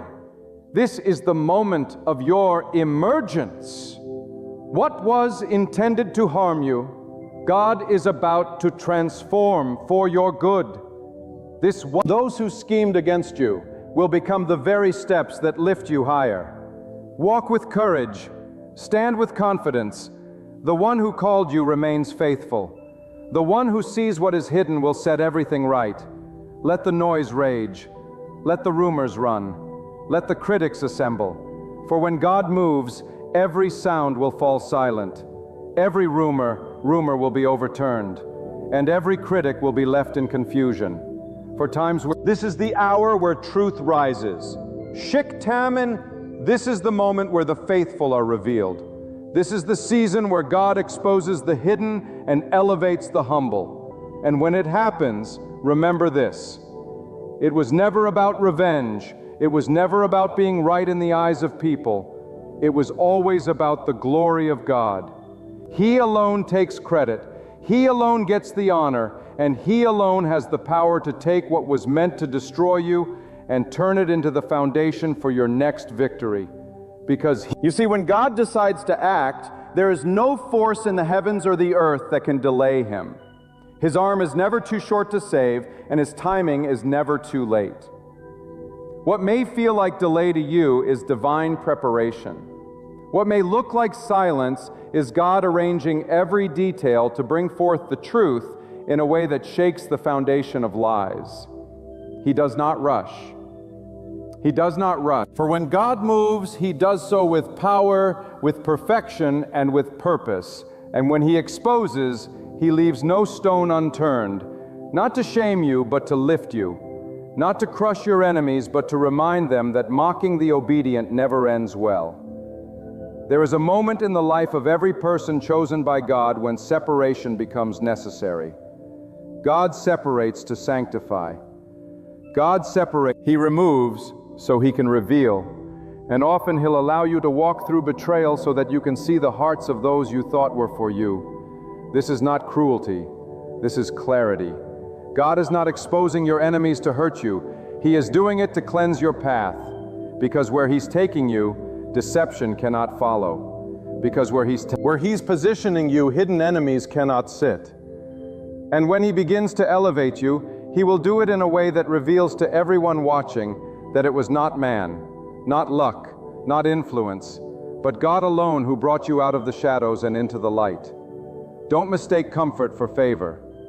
Some people are around you not because they care for you, but because they are comfortable hiding in your light. Hashtag meta. And the moment you grow, the moment you break forward, the moment you begin to shine brighter than what they can handle, that's when the jealousy shows. That's when the envy begins to leak out. But here is where God intervenes, that He will not let you be surrounded by secret poison. The chance that He will not let the impure sit at your table forever. Sex, 0.6. He will allow time to pass, but when the hour strikes, truth will thunder, and your enemies will be revealed, not by your hand, but by His divine exposure. Sex, 0.8. God is righteous. He is just, and His justice is not like the justice of man.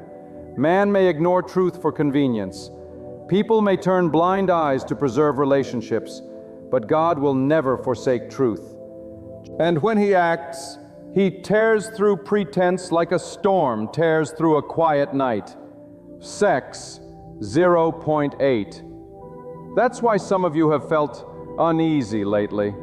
That's why some relationships feel strained.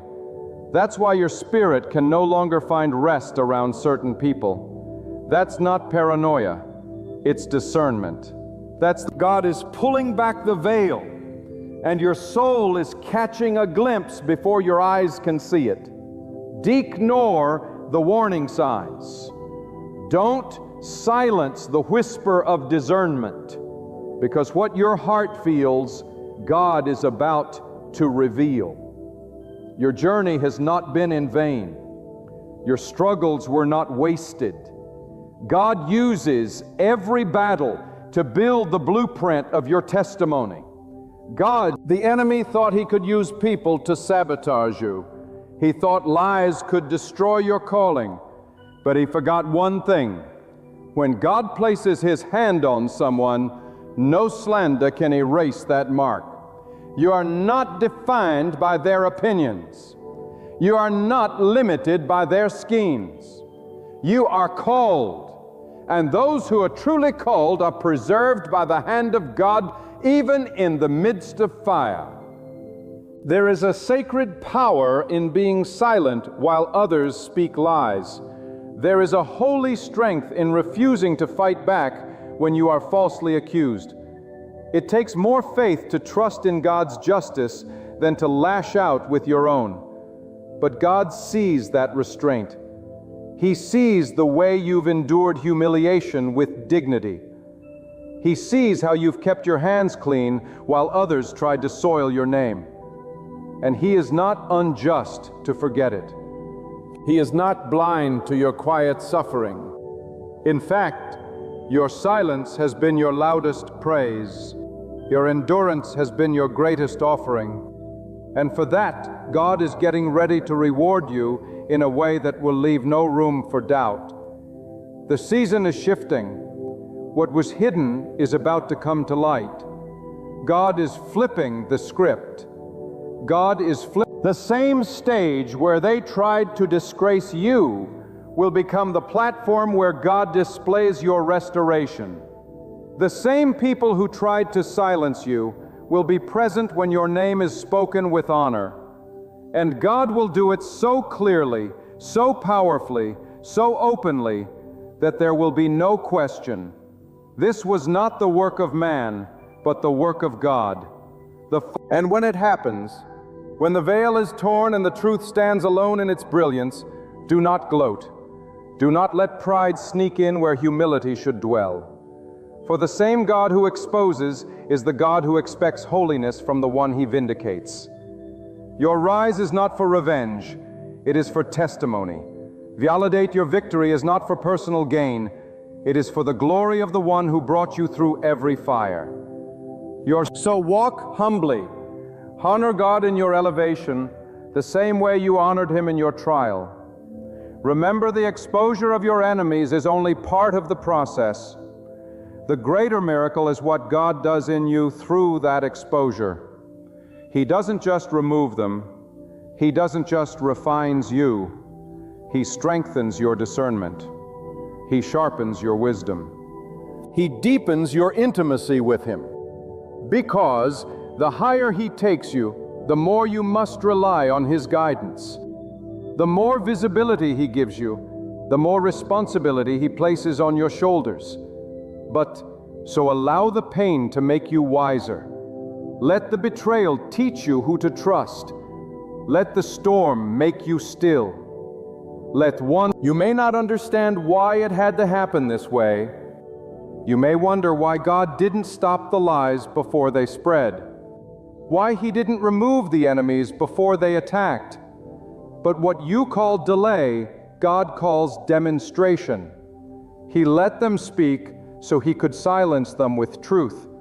He let them gather so he could scatter them with one word.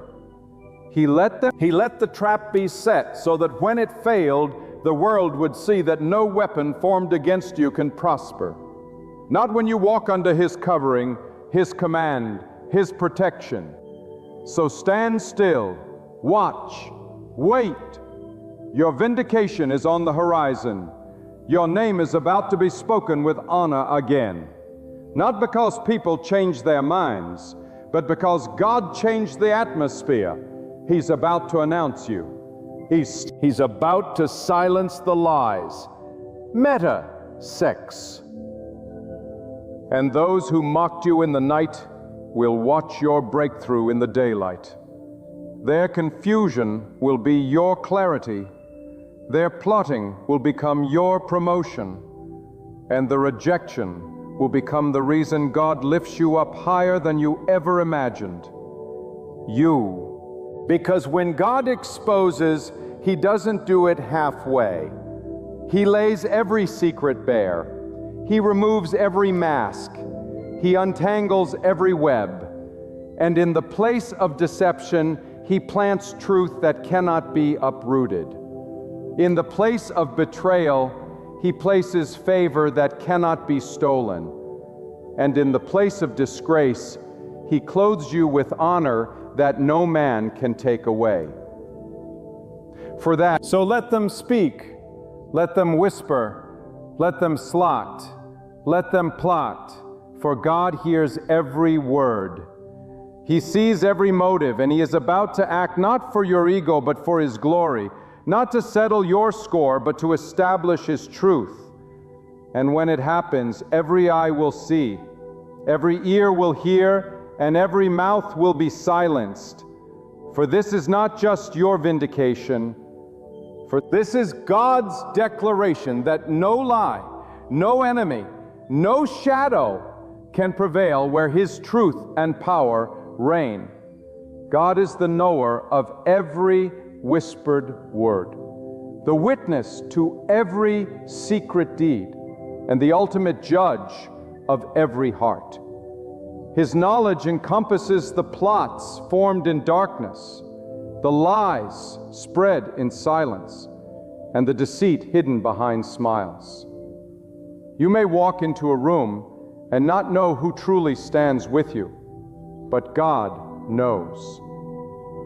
God discerns the thoughts of the proud before they even speak. He sees beyond the surface. A stand because his vision is perfect, he will not allow deception to reign forever. He may permit it for a time to test your heart, to build your strength, and to prepare the moment. But he will not allow the liar to triumph over the faithful. You have been quiet for long enough, not because you were weak, but because you were wise. You didn't retaliate because you trusted in God's justice. You didn't fight fire with fire because you knew vengeance belongs only to Him. And because you chose the higher road, God is now stepping into your situation with power. He is rising in your defense, not with noise, but with unshakable authority. The very ground where your name was trampled is about to become the place where your name is restored. And no one will be able to deny that it was God who turned the story around. Some of the people who wronged you knew exactly what they were doing. They were deliberate. They were cruel. They were calculating. They tested your patience. They provoked your spirit. They tried to make you break just to prove to others that you are not who you claim to be. But here is the truth. You didn't break. You bent, but you didn't fall. You wept, but you didn't curse. You trembled, but you never left the presence of God. And now, because of your endurance, because of your faith, because you held on to what was right, even when it cost you everything, God is about to raise you up and show the world what happens. When someone trusts Him in the fire, God is not unjust. He has seen it all. The conversations behind your back, the schemes that tried to push you out, the slander that made others question your character, but instead of responding in anger, you brought your pain to God. Instead of defending yourself, you let God defend you. And now the same people who once said, "Where is your God?" will have no words when they see what God is about to do in your life. For the hand of God will speak louder than any voice, and His truth will silence every lie. And when He exposes, He doesn't just point out the wrong, He reveals the truth with such clarity that even those who once doubted you will be moved to remorse. He makes it so plain, so undeniable, that those who sat in judgment will lower their heads in shame. The same ones who believed the lies will see the real you, the one God always saw, and they will know they were wrong. At this local, you are not because you shouted, not because you argued, but because God made it plain in His own perfect time. Some of you were wondering why the attack came from those closest to you, why the betrayal didn't come from strangers, but from those you once held in your heart. Let me tell you, it had to be close so that the lesson would go deep. It had to hurt so that the healing would be real. God allowed it to come through familiar hands so that when He raises you up, you'll never place your trust in man again.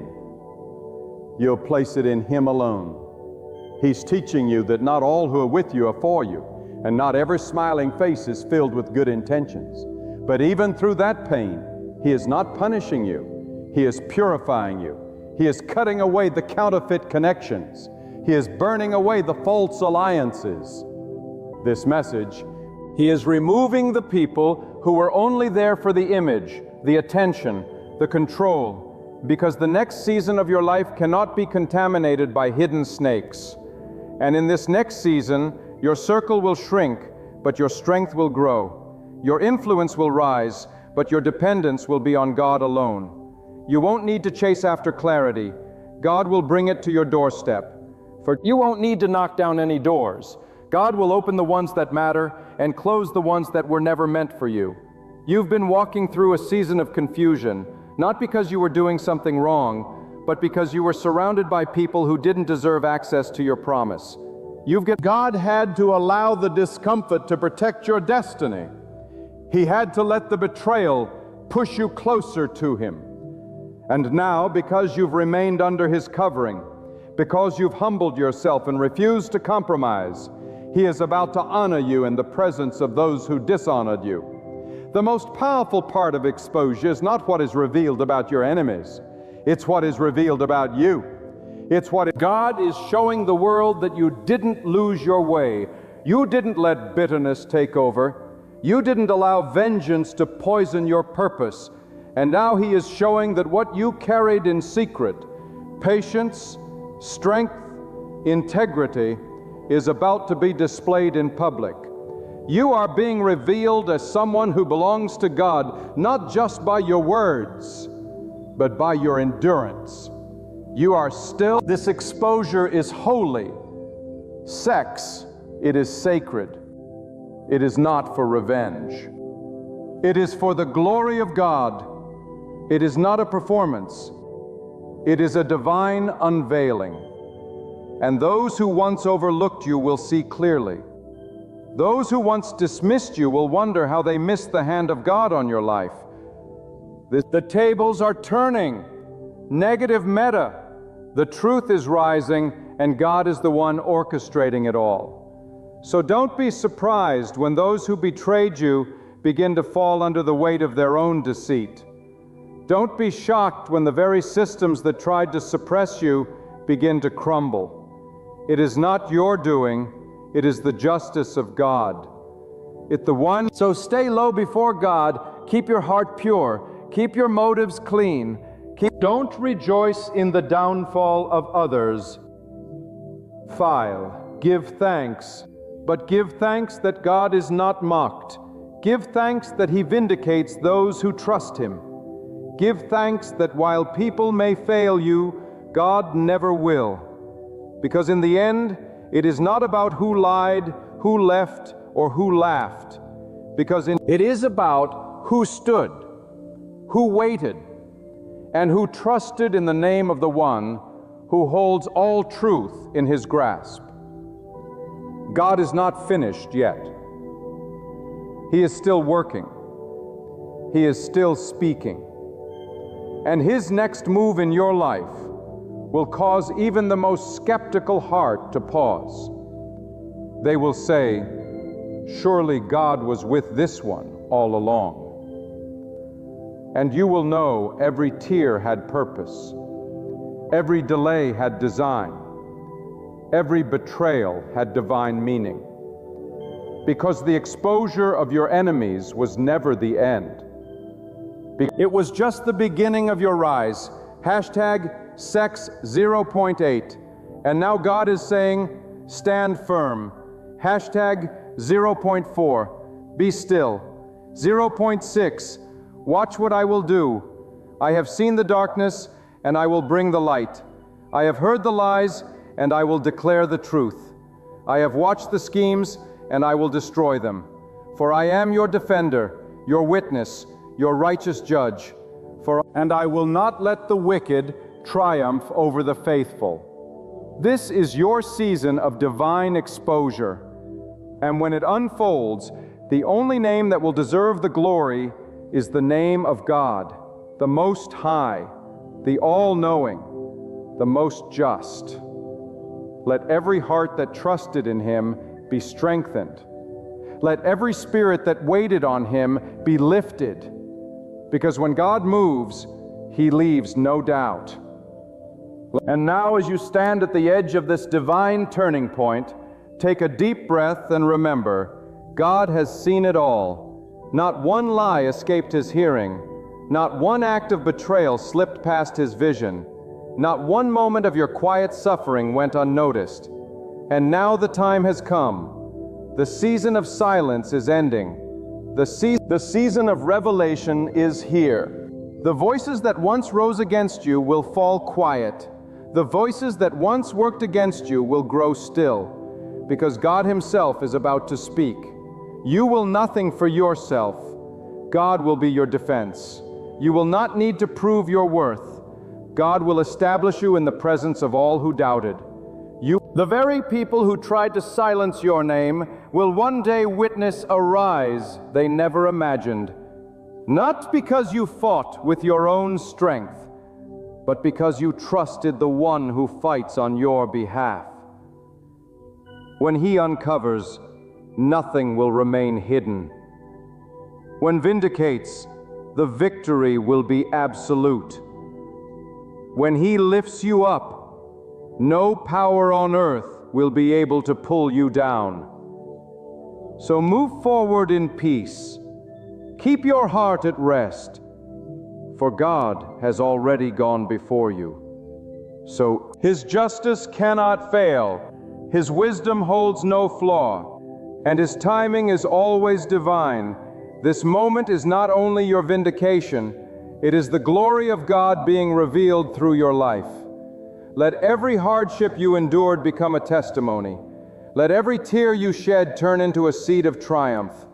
And when the truth is fully unveiled, let the only name exalted be the name of God alone, the defender of the innocent, the exposer of the wicked, and the restorer of all who wait upon Him. This moment is stand still and witness the salvation of God. It is on its way, and no one will be able to stop it. When the storm rages and the winds of life roar against your soul, when every effort you've made collapses beneath you, and your prayers seem to bounce off the ceiling, falling back into your lap like broken pieces of hope, hold on. Do not let go. Do not turn away.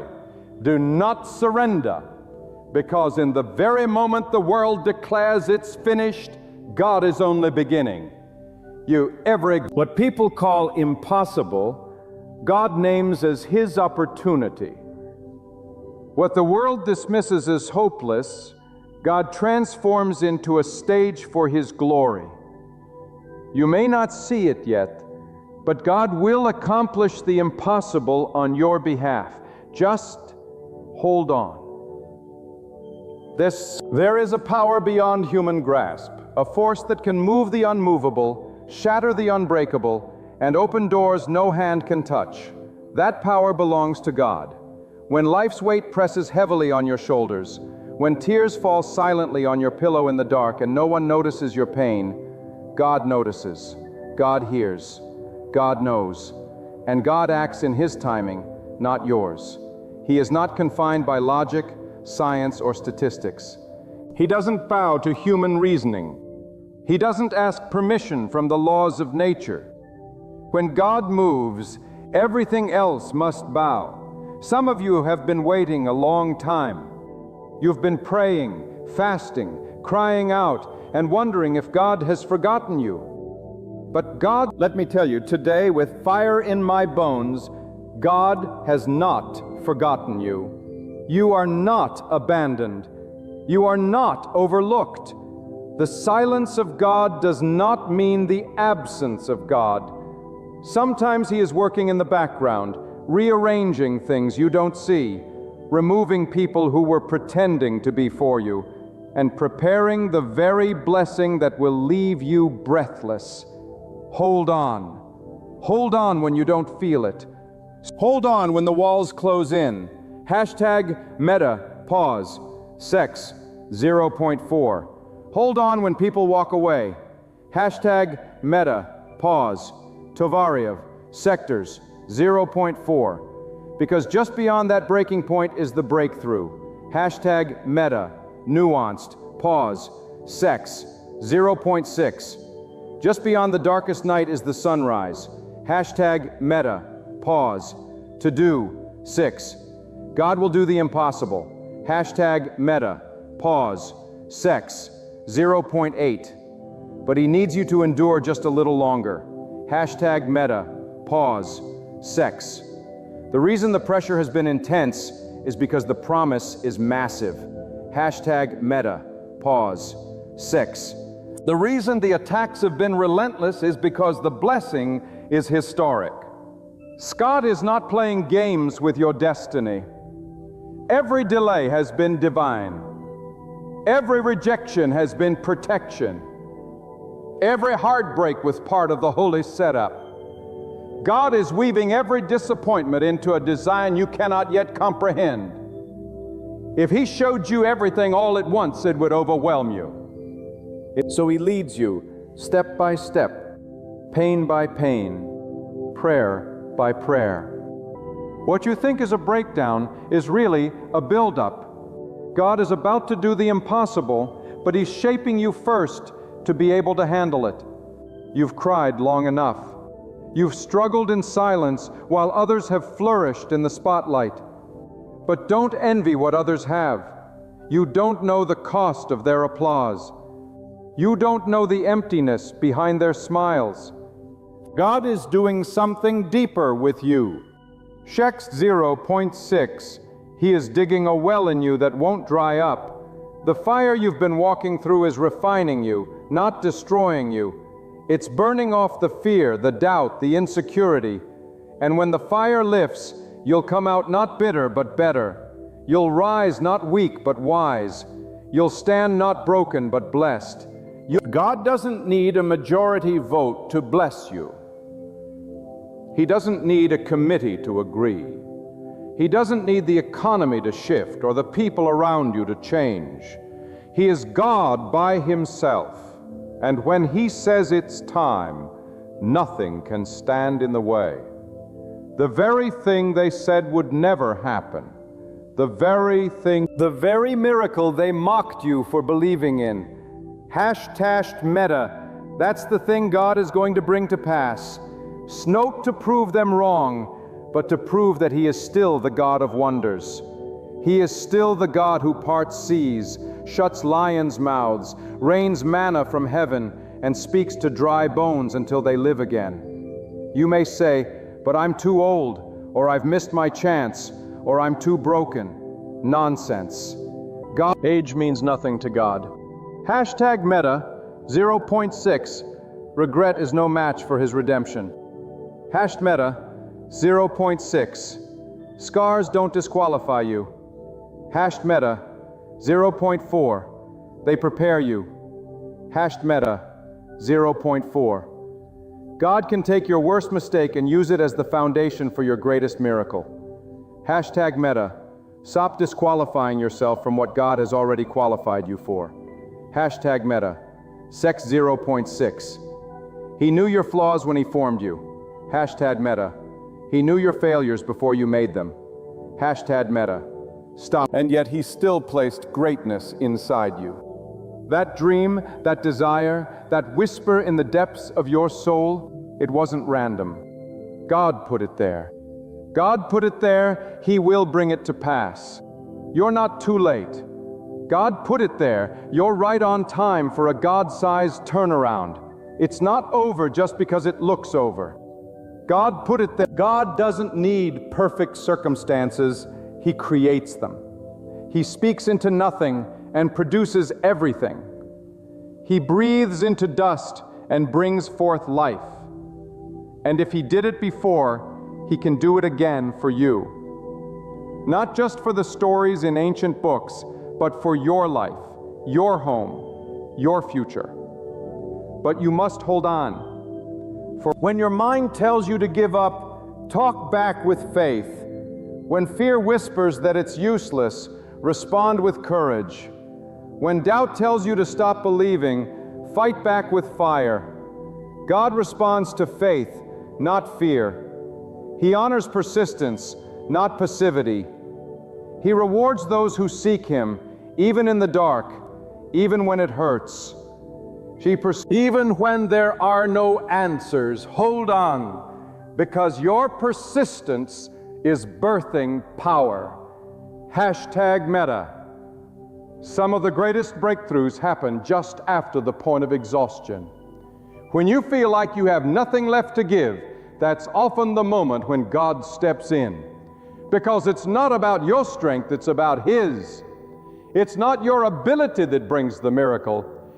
It's your willingness to believe when everything says you shouldn't. That kind of faith moves the heart of God. That kind of faith opens floodgates. That kind of faith brings water from a rock and bread from the sky. You were never meant to live a mediocre, barely getting by life. You were born with purpose. You were designed for something eternal. And the obstacles you face are not random. They are strategic. The enemy doesn't attack empty vessels. Because uncertainties catch those who carry something valuable. You are pressure because you carry power. You've been tested because you carry truth. But tests precede triumph. Pain preceded purpose. Night precedes dawn. And if you'll hold on just a little longer, God will reveal why the battle had to be so fierce. There is a timing to everything. And just because it hasn't happened yet, doesn't mean it won't. God is never late. He is never early. He is always exact. Like a master conductor, He orchestrates every note, every pause, every crescendo. Your delay is not denial, it is preparation. If God gave it to you too soon, it would crush you. Sex 0.6. But when the timing is right, what once looked like impossibility will suddenly feel inevitable, not because of you, but because of Him. Sex 0, lift, wipe your tears. Straighten your back. Straighten yours, not the end of your story. This is not the chapter you die in. This is the moment you rise. This is the moment you trust, not in what you see, but in who you believe. Not, God is not finished. He is just getting started. And if you can hold on, just hold on, He will blow your mind with what He is about to do. This is the people who walked away, necessary. The doors that closed, protection. The setbacks that nearly broke you, preparation. Everything the enemy used to try and break you, God will use to bless you. What was meant to harm you, God will use to lift you. What was meant to destroy you, God will use to define you. This is not a motivational cliche. This is divine truth. Hold on. Hold on. When the silence stretches longer than expected, trust that God is still speaking, just in a different language. Sometimes He speaks through the ache. Sometimes He speaks through the delay, but He always speaks with purpose. He is not punishing you, He is preparing you. From the idea, He is arranging something greater than you. You prayed for deliverance, but God is giving you dominion. You asked for relief, but God is building resilience. You wanted out, but God wants you to overcome. And when it happens, and it will, you won't even be able to explain how it came together. You will open you didn't knock on. Resources will show up you didn't ask for. People will come into your life with exactly what you needed. You won't, not because of luck, not because of chance, because of God. Fact, because you dared to hold on. Because you refused to quit when quitting seemed easier. Because you trusted when everything said not to. You were not created to live in fear. You were not formed to dwell in defeat. You were not crafted by the Creator to bow to circumstances. You were born to overcome, born to rise, born to walk through fire and come out unburned. Not by your strength, but by God's. The impossible is where God does His best work. He waits until the odds are so stacked against you that no one can get the glory but Him. He waits, so don't despise your impossibility. Celebrate it. It is the stage for your greatest miracle. It is the soil for your greatest growth. It is the moment when God steps in and shows the world that He is still in control. So you may feel like you've been buried. Meta, sex 0.6, but you haven't been buried. Meta, secrecy 0.4. You've been planted. Meta, one sex 0.6. And in the right season, you will break through the soil and grow into something unimaginable. Meta, 0.8. The tears you've cried have watered the soil. Meta, 6. The pain you've endured has fertilized it. Meta, disruptions. And now, all that remains is the timing of God. Meta, sex 8. Hold on. Meta, 6. Not because everything makes sense, but because God is trustworthy. Meta, sex. Hold on, not because you see the outcome, but because you know the one who holds the outcome. Hold on, because the same power that holds the stars in the sky is working behind the scenes of your life. You've come too far to give up now. You've prayed too long. You've fought too hard. You've believed too far. You've believed too deeply. Don't start the blessing because of temporary discomfort. Don't forfeit the future because of present pain. Your breakthrough is closer than you think. Your miracle is nearer than it feels. God has not brought you this far to leave you. He has not stirred your heart to abandon you. He will finish what He started. The impossible is not the end. It is the invasion. It's the place where logic fails, but faith rises. It's the moment when human strength collapses and divine strength begins. Hold on. Not passively, not quietly, but fiercely. With all the faith you have left, with all the strength you can muster, cling to the promise. Grab hold of your faith. Anchor yourself in the truth that God cannot lie. If He said it, it will come to pass. No force can stop it. No person can delay it. No demon can destroy it. For first, there is something sacred about reaching the end of yourself. Something holy about standing at the edge of the cliff with no more strategies, no more strength, no more answers, only God. That's where the divine takes over. That's where God shows you who He truly is. Not in theory, not in ritual, but in reality.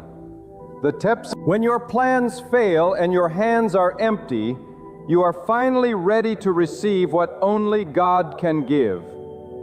And what He gives is not second-hand hope or temporary relief. What He gives is supernatural, unstoppable, undeniable intervention. You see, what you call impossible is only impossible to the human mind. God doesn't see barriers. He sees building blocks. He doesn't see chaos. Unlied, He sees construction.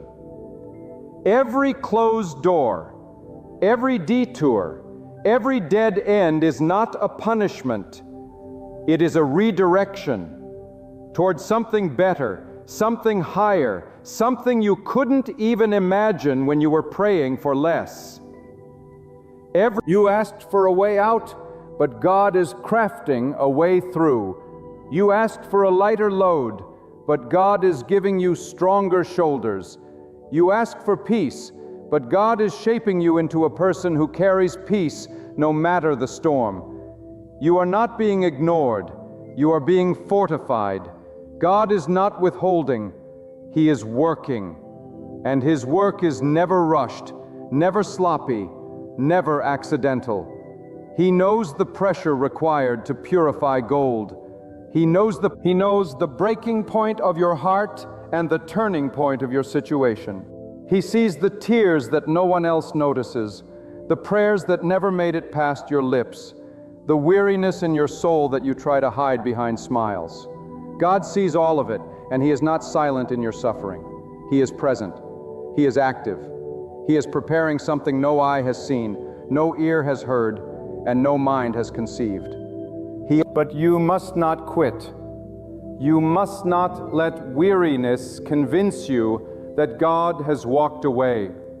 No, this is the time to dig your feet into the soil of belief and say, even if I don't see it yet, I trust what God is doing.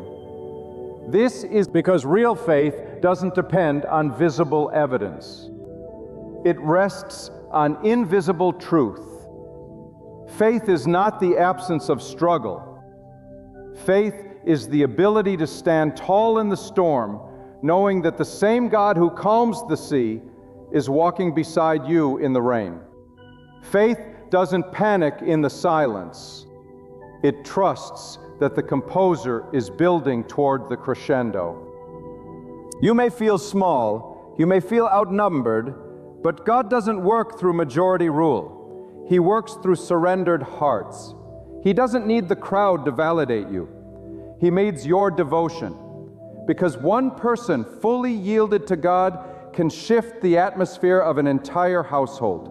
One soul anchored in faith can change the destiny of generations. You are not waiting in vain. Hashtag sex 0.6. You are being positioned. Hashtag meta, pause, at sex 0.6. You are being aligned. Hashtag meta, pause, characterization, surrounded. Your future is not falling apart. Hashtag meta, pause, sex 0.6. It is falling into place by the hand of the one who never fails. Hashtag meta, pause, sex 0.8. Stop measuring your potential by your circumstances. Hashtag meta, pause, 0. The power of God based on the size of your problem. Hashtag meta, pause, 0 does not compete with impossibility. Hashtag meta, pause, sex it. He does not look at your life and scratch his head. He doesn't consult with fear. He doesn't waver in uncertainty. He speaks and universes form. He commands and the mountains tremble. That same voice is speaking over your life even now, declaring, "Be still. I am working. I will make a way." Don't be deceived by the delay. Delay is not denial. Delay is often divine protection, keeping you from rushing into something that would have buried you. Sex 0.8. God delays not because he is indifferent, but because he is intentional. His ways are higher, his timing is perfect, and his promises are sealed.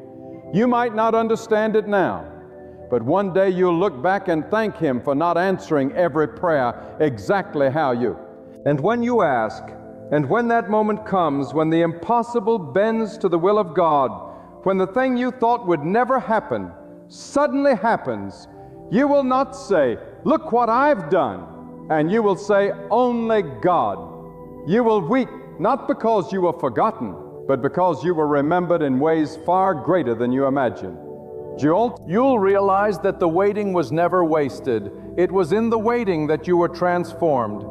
It was in the silence that you developed sensitivity. It was in the wilderness that your faith grew roots. Verity you're in is not your final destination. It is the ground God is using to cultivate your next elevation. The elevation requires excavation. You can start seeing that he digs deep before he builds high. He breaks the soil before he plants the seed. Don't resent the breaking. Don't run from the process.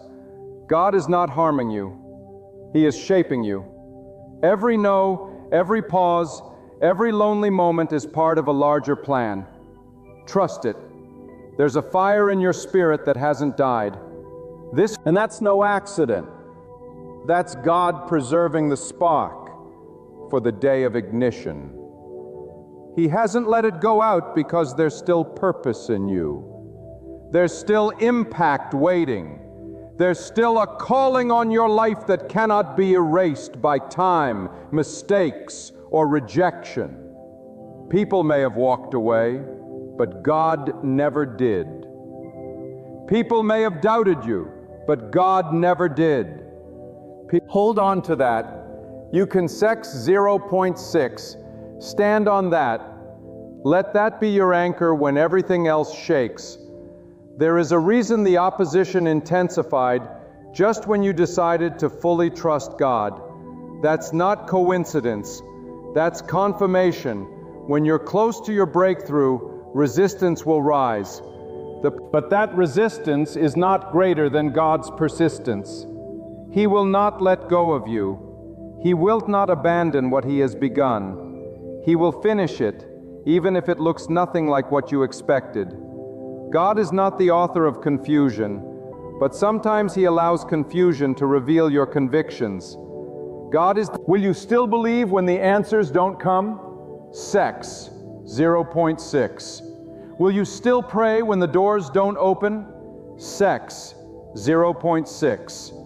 Will you still stand when the world sits in doubt? Sex, 0.6. That is where true faith is forged, in the unseen, in the unknown, in the uncomfortable. That is where you move from religion to revelation. And once you taste that revelation, once you know deep in your bones that God is real, active, and able, nothing can shake you. Not the news, #meta, not the critics, #meta, not the setbacks, because you too much. #meta, you've seen too much. You've been carried through too much to ever doubt again.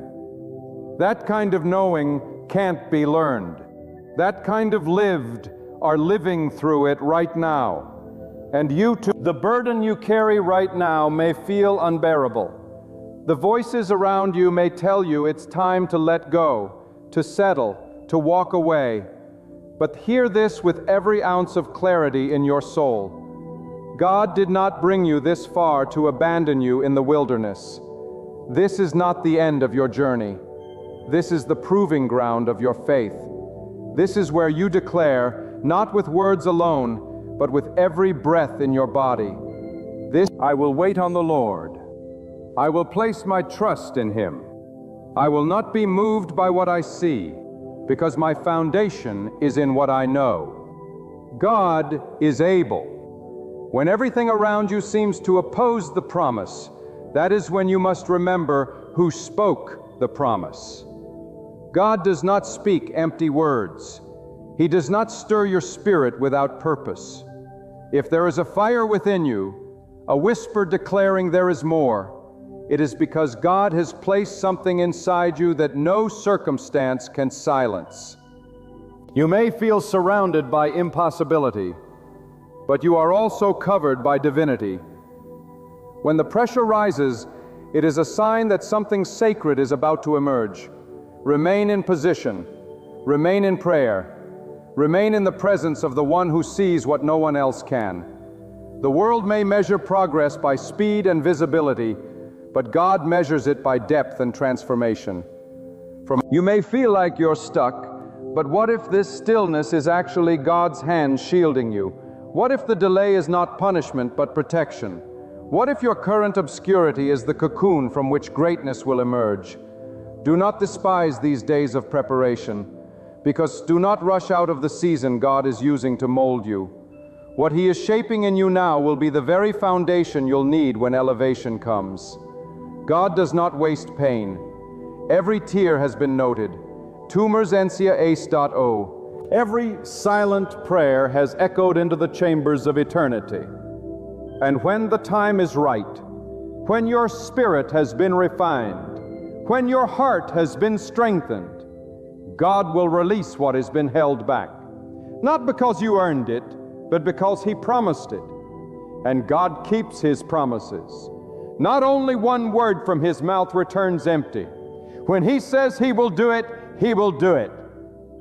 Even if every voice around you says it's impossible, there is power in believing. When believing no longer makes sense, that kind of faith rattles the gates of resistance. It shakes the atmosphere. It becomes a magnet for the miraculous. When others see ruins, you see a foundation. When others walk away in fear, you stand firm in faith. This kind of faith confuses the world, but it moves the hand of God, because it says, I don't rely on my feelings. I don't walk by sight. I am anchored in the character of God, and He is faithful. That's not about having all the answers. It's about trusting the one who holds them. Sometimes the greatest strength is found in quiet surrender, not to defeat, but to God's will. When you surrender your need for control, you open the door for God to work in ways far beyond your imagination. Let go of your timeline. Release your expectations and allow God to exceed them. He will, if you allow him room. And don't be fooled. Waiting is not weakness. Waiting is warfare. It is one of the most powerful declarations of trust a soul can offer. It says, even if it takes longer than I thought, even if others receive before me, I will not be moved. I will not envy. I will not fear. I will not doubt. I know God is working, and I will wait until He reveals what He's been preparing. That is strength. That is power. That is how the impossible is conquered, not with striving, but with surrendered persistence. Sometimes God hides His greatest work in plain sight. While you're watching the mountain, He's moving the valley. While you're watching the crowd, He's developing your character. The stage you're asking for may not be ready, not because you're not capable, but because God is refining something even greater in you. The future He has designed for you is not small. It requires a version of you that is forged in discipline, anchored in humility, and clothed in unwavering faith. And yes, the enemy would love nothing more than to convince you that your wait is worthless, that your obedience is optional, that your faith is foolish. But do not give him that power. He is loud, but he is a liar. He is aggressive, but he is defeated. He thrives on distraction and discouragement, but he has no authority where God has spoken purpose. Resist the urge to give up. Reject the temptation to compare. Your story is being written by the author who has never made a mistake. Let every obstacle be a reminder that God is getting ready to show you what He can do. Let every delay become an altar where you lay down your fears and pick up your faith. Let every setback turn into a stepping stone, because when God moves, He doesn't just restore what was lost, He multiplies. He doesn't just fix what was broken, He makes it new. He doesn't just open doors, He creates doors where there were none. And when you finally walk through, you'll look back not with bitterness, but with awe. You'll see how every detour was direction. Shicks, how every heartbreak was healing in disguise, how every no was making space for the right yes. God does not waste the journey. Even the painful parts are used for your good. You were created for more than just surviving. You were formed by the very hands of the Almighty, and there is something divine encoded in your very breath. Do not settle. Do not shrink. Church, hear me. Do not lower your standard to match the comfort of those who fear risk. God made you to rise. God rising often begins in silence, in obscurity, in surrender. The seed dies in the soil before it sprouts in the sun. So embrace the hidden place. Let it be the place where your roots grow deep, so that when your harvest comes, nothing will be able to shake you. God sees what others overlook. He honors what others dismiss. He elevates what the world discredits. The very thing they laughed at in your life, He will use it to lift you. The place they ridiculed you, He will make it the place of your recognition. The place they ridiculed, not for your pride, but for His glory. He stripped so that others may see your life and know it was never by your strength. It was never about your resources. It was God and God alone. And that's the point of the impossible, to bring you to the end of yourself so that the beginning of God can be revealed, to strip away every idol of self-reliance and awaken a desperate dependence on the only one who never fails. You are not being punished. You are being positioned. #Meta. You are not being left behind. You are being led forward, one silent miracle at a time. So speak to your fear and tell it you don't belong here. Speak to your doubt and tell it you don't define me. Speak to your weariness and tell it you won't stop me. Speak to the God you serve is not intimidated by the size of your mountain. He created the mountain. He controls the wind. He commands the stars. And He knows you by name. The impossible is not your enemy. It is your invitation, your stage, your proving ground. And if you will simply trust, simply hold on, you will see what others only dream of. Not because you're lucky, not because you're special, not because you believed in the face of contradiction, because you held on when it made no sense, because you refused to quit. The night is almost over. 17. The dawn is approaching, and when it breaks, you will not rise in your old identity. You will rise in your divine purpose, and all the world will see the impossible made possible by the one who never lies, never sleeps, never leaves, and never fails. When you feel forgotten by the world, overlooked by the crowd, and dismissed by those you once trusted, remember, God has not forgotten you. The approval of people is fleeting, but the favor of God is eternal.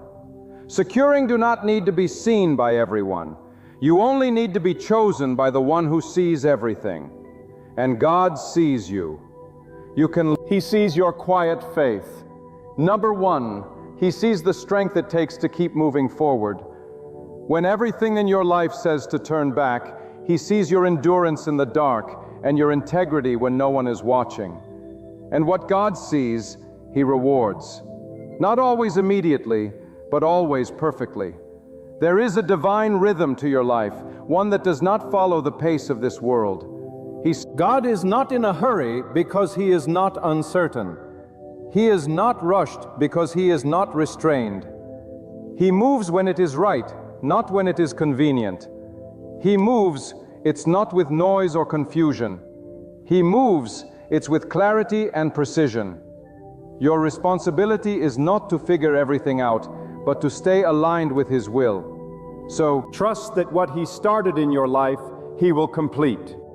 Not halfway, not almost, but fully let go of the urge to predict the path.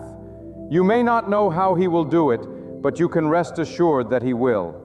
God doesn't need your blueprint. God works from His own. He doesn't need your understanding. He requires your obedience.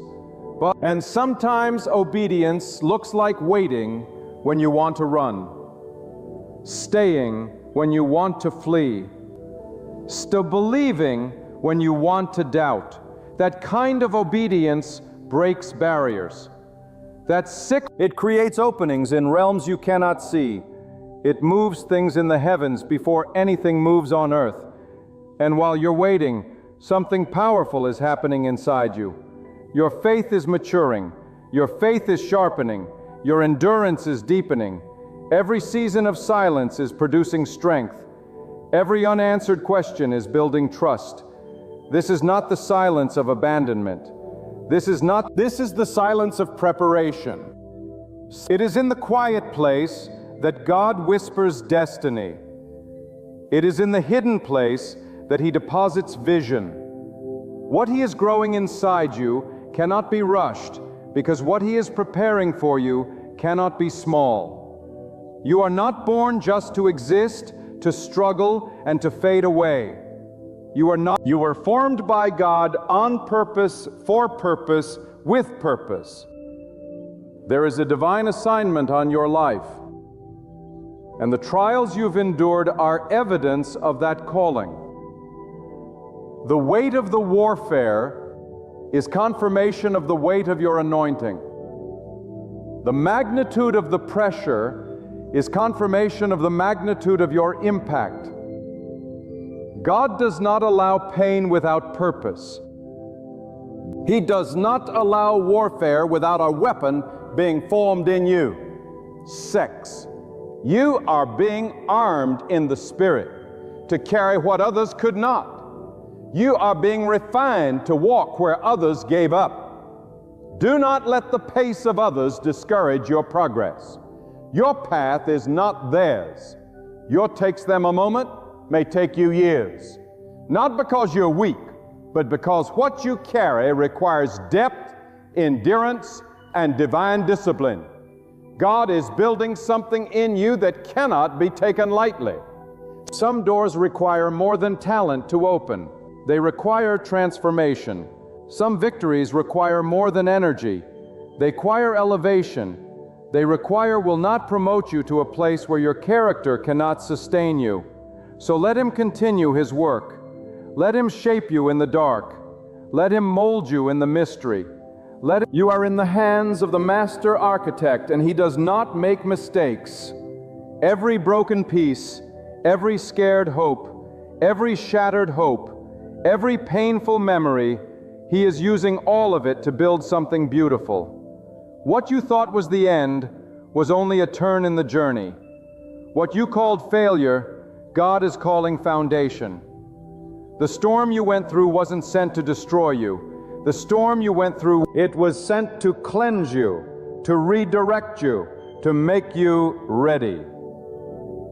And when God is ready to reveal what He has built in secret, no force in hell and no opinion of man will be able to stop it. When it is time, God will do in moments what you couldn't do in decades.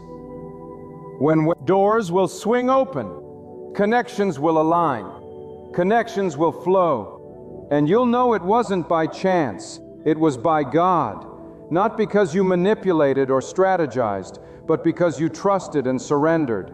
God honors the humble. He exalts the surrendered. The market will reward the faithful. Do not underestimate what God is doing just because you don't see the full picture. He often hides His greatest works until the appointed time. The seed remains underground long before it sprouts. The roots grow down before the fruit grows up. You see, as stillness is really set up. What you feel as emptiness is preparation for overflow. If God is allowing space, it is because something massive is being formed in that space. And yes, there will be days when you are tempted to believe the lie that says nothing will change. There will be moments when discouragement knocks louder than hope. But you must answer with faith. You must remind yourself that God's word is not fragile. His promises do not expire. His plan for your life does not waver in the face of adversity. It grows stronger. It deepens. It becomes more refined. God is not looking for perfection. He is looking for persistence. He is not asking you to be flawless. He is asking you to be faithful. Show up when it's hard. Believe when it's painful. Believe when it's silent. Trust when it's confusing. Those are the moments that shift destinies. Those are the moments that shake the spiritual realm. The impossible is not meant to break you. It is meant to elevate your view of God. It is meant to anchor you in the truth that you serve the one who specializes in making a way where there is no way. Your hope is not in your strength, your wisdom, or your resources. Your hope is in God alone. Your hope, the one who formed the heavens, who rules without rival, who sustains the universe and still knows the number of hairs on your head. If He can orchestrate galaxies, He can handle your situation. If He can order the sunrise, He can guide your next step. If He can give breath to lifeless clay, He can restore your broken spirit. So rise not in arrogance, but in assurance. Rise in the confidence that comes from knowing God is not finished. Rise with the kind of strength that confuses the enemy. Rise with a heart full of fire and a mind anchored in truth. Because no matter what you face, no matter how impossible it seems, the same God who opened the sea, who shook the earth, who sent provision through ravens and streams, is the same God who walks beside you today. Because hold your head high, not because life is easy, but because your God is mighty. #Meta. Walk forward, not because the road is clear, but because your steps are ordered. Speak hope, not because you see the finish line, but because you trust the one who does. Let your life become a declaration of defiance against fear and doubt. Let your faith be louder than your circumstance. Let your trust in God echo through every valley and every mountain, because He will do what He said. He will fulfill what He promised. He will complete what He began. And when He does, it will be greater than you imagine, deeper than you prayed for, and more glorious than you ever dreamed. Just hold on. You must understand, when God chooses to move on your behalf, He doesn't consult your past, your mistakes, or your limitations.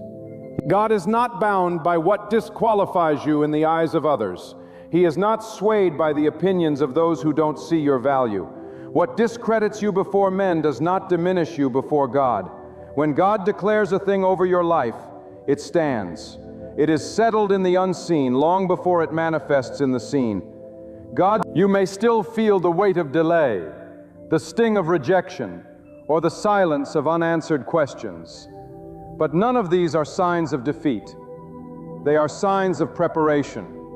They are signs that God is building something too powerful to be rushed. The fire that's surrounding you isn't meant to destroy. It's meant to refine. It's the winds that are pushing against you aren't signs that you're in the wrong place. Meta, they're evidence that you're in the middle of a shift. Meta, they're evidence God never sends storms without purpose. Sometimes He uses the shaking to remove what you thought you needed. Sometimes He allows the crushing to release what He planted in you. And sometimes He allows everything around you to fall apart, not to punish you, but to prove that your foundation was never in things or people, but in Him alone. Don't be afraid of the process. Curse the season of isolation. God often hides those He intends to use greatly. Obscurity is not a curse, it's a covering. While others may chase platforms, God is building a palace of strength within your soul. While others may seek applause, God is anchoring your identity in something far more eternal. He is building substance over style, depth over display. And when it is time, what He has prepared in secret will be undeniable in the open. But you must endure the hidden place with faith, with integrity, and with unwavering trust in His timing.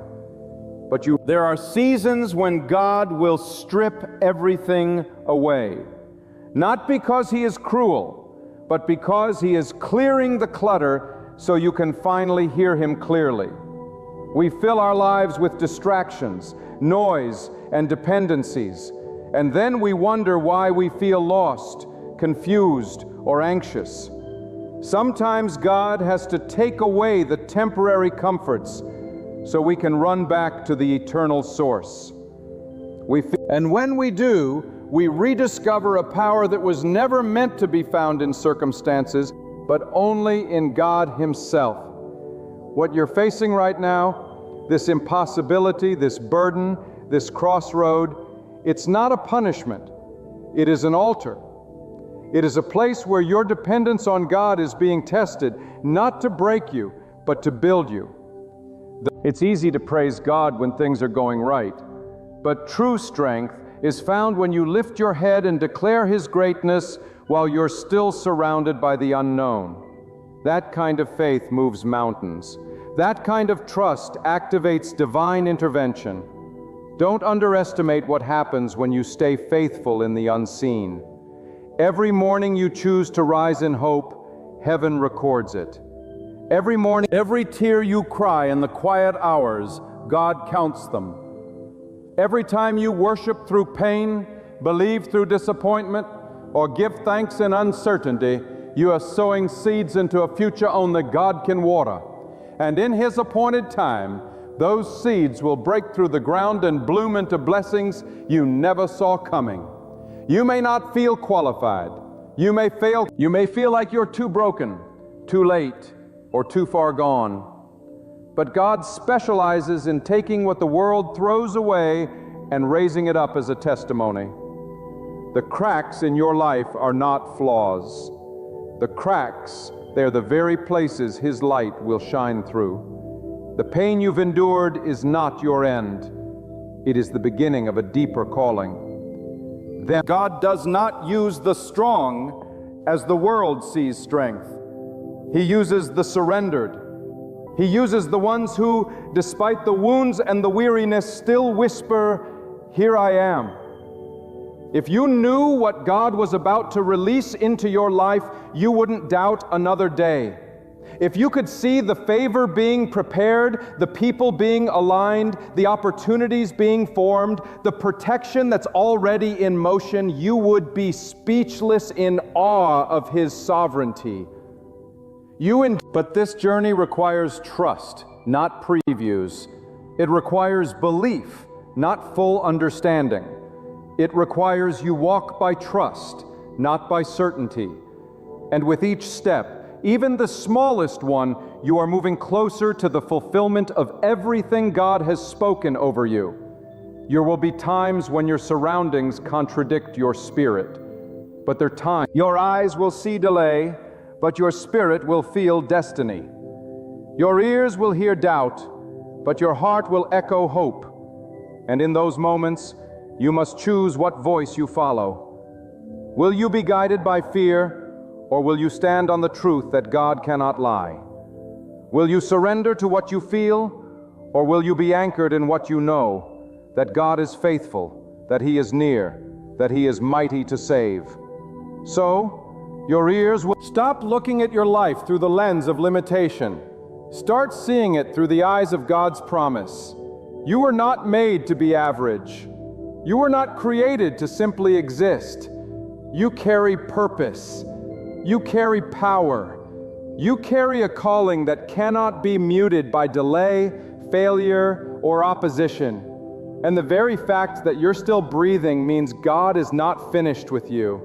Your story is still being written. The ink has not dried. The final chapter is not yet read. Don't close the book just because this page is hard.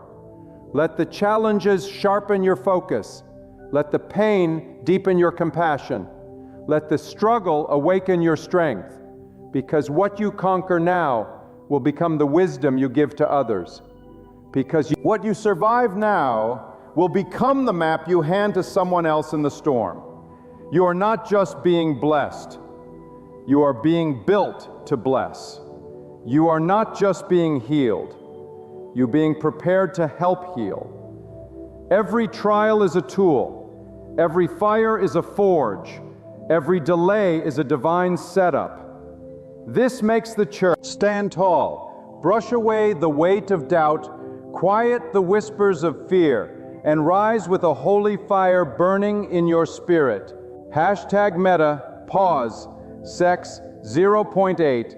Not because the journey is without obstacles, but because the one beside you is greater than anything ahead. #Meta, pause, sex 1.0. You are never alone. #Meta, pause, sex 0.6. You are not left to the mercy of chaos. #Meta, pause, sex 0.6. You are upheld, directed, and empowered by the hand of the Almighty. #Meta, pause, sex 0.8. The very power that set the stars in place is now moving in your life. Let your story echo that power. Let your perseverance testify to it. Let your faith shift the atmosphere. For the day is coming sooner than you imagine, when the breakthrough you've been clinging to will suddenly appear. And in that moment, you will see that every second of waiting carried purpose. Every silence was woven with holy preparation. Every closed door was guiding you to a greater yes. God will move in the impossible. He will carve the path. He will keep His promise. So hold fast. So there comes a point in every life, a crossroads marked by divine tension, when the soul feels pressed, the hands hold nothing, and the heart quietly asks, is this really all there is? It is in that very space, in the stretch between barely enough and not enough, that God reveals His strength. You were never designed just to make it through. You were not placed here simply to scrape by. God did not breathe purpose into you only to watch you stumble through scarcity and limitation. No, the one who created the heavens and the earth is the one who created you. And when He steps in, He doesn't bring leftovers. He brings overflow. He brings abundance. He brings more than enough. If you have ever felt like life handed you crumbs while others dined in plenty, if you've walked through seasons where prayers met silence and dreams were delayed, let this truth settle in your spirit today. God is not finished. Your struggle is not the final chapter. What looks like barely enough right now is only the setup for something miraculous. Hashtag it's meta. For God delights in taking what looks like nothing and turning it into everything. Hashtag He specializes in lifting the low, filling the empty, strengthening the weak, and multiplying the small. Your season of not enough is not a curse. It is the soil in which God plants the seeds of more than enough. Some of you have lived your whole life in survival mode. You were taught to settle. You were taught to believe that lack is your lot, that nothing good ever lasts, that blessings are for others. But let me tell you, God does not call you according to human limitation. God does not consult your bank account, your background, your status, or your circumstance before He blesses. When God decides to shift your life, no power in hell can stop it. When God declares increase, favor, and breakthrough over you, it does not matter who overlooked you, who betrayed you, who doubted you, or who left you. When God speaks abundance, the doors begin to open. The opportunities appear. The right people show up. The crooked places straighten. The impossible becomes possible. You see, we serve a God who can take your barely getting by and breathe upon it until it turns into pressed down, shaken together, and running over. We serve a God who can take your last and multiply it into overflow. But here, this God is not moved by need. But here's one of the day you got some this of this company. But here's the God He called sex by faith. You may be surrounded by lack, but it is your faith that pulls you out. God honors faith. Faith is the currency of the invisible. Shattered meta, sex 0.6. Faith dares to believe while there's still no sign. Shattered meta, sex 0.6. Faith shouts, "Thank you, God," before the blessing even comes. Hashtag meta, sex 0.6. And when God sees faith, He responds. He releases provision, not just for today, but for tomorrow and beyond. Hashtag meta, sex 0.6. Not just enough to survive, but enough to bless others. Hashtag meta, sex 0.6. That's the kind of God we serve. Hashtag meta, sex 0.6. Some of you have been living in the shadows, surviving off emotional scraps, begging for love, attention, validation from people, from the world, from places that never had what you needed in the first place. Hashtag meta. But God did not call you to beg. God did not design you to shrink. You were not born to beg for crumbs. You were born to walk in abundance. You were born to walk tall, not with arrogance, but with the quiet confidence that comes from knowing who your source is. Not your job, not your friends, not your spouse, not the economy. God is your source. And God is your source. Lack has no power over you. Let me speak this into your soul. God will take you from barely enough to more than enough, from weary to overflowing, from insufficient to abundant. But don't miss the process. Before abundance, there's always a test. Before the more, there's always the less. Before the overflow, there is often a season of dryness. Why? Because God prepares the vessel before He pours out the oil. God tests the heart before He releases the treasure. The pressure you feel is not punishment, it is preparation. But the delays you faced are not denials, they are divine protection. God has been preparing you behind the scenes so that when the blessing comes, you will be ready to carry it. So many people want God's abundance but reject the discipline. They want the overflow but resist the pruning. But God will not give you what you're not prepared to handle. You must learn to steward the little. You must honor the small. You must be faithful in the valley before He entrusts you with the mountaintop. Do not despise your season of just enough. Do not curse your season of barely, because it is in the barely that God teaches you trust. It is in the barely that you learn to lean on Him. It is in the quiet places of lack that your roots grow deep and unshakable. And when your character is ready, God begins to open the floodgates. Suddenly used to be hard becomes easy. What used to be scarce becomes plenty. You begin to see doors you didn't knock on open. You begin to receive favor you didn't earn. You begin to walk in rooms you weren't invited into, because when God promotes, no man can demote. You begin to when God blesses, no man can block. Hashtag meta. And when God moves, it is undeniable, unstoppable, and unforgettable. Now listen to me closely. Abundance is not always about money.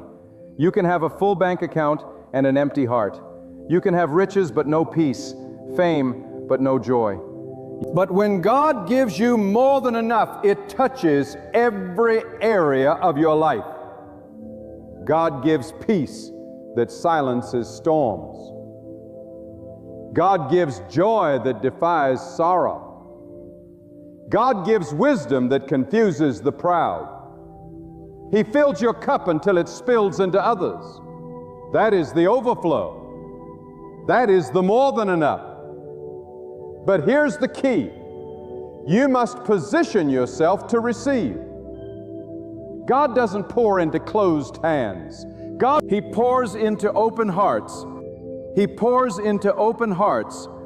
He pours into open hearts. He pours into surrendered souls.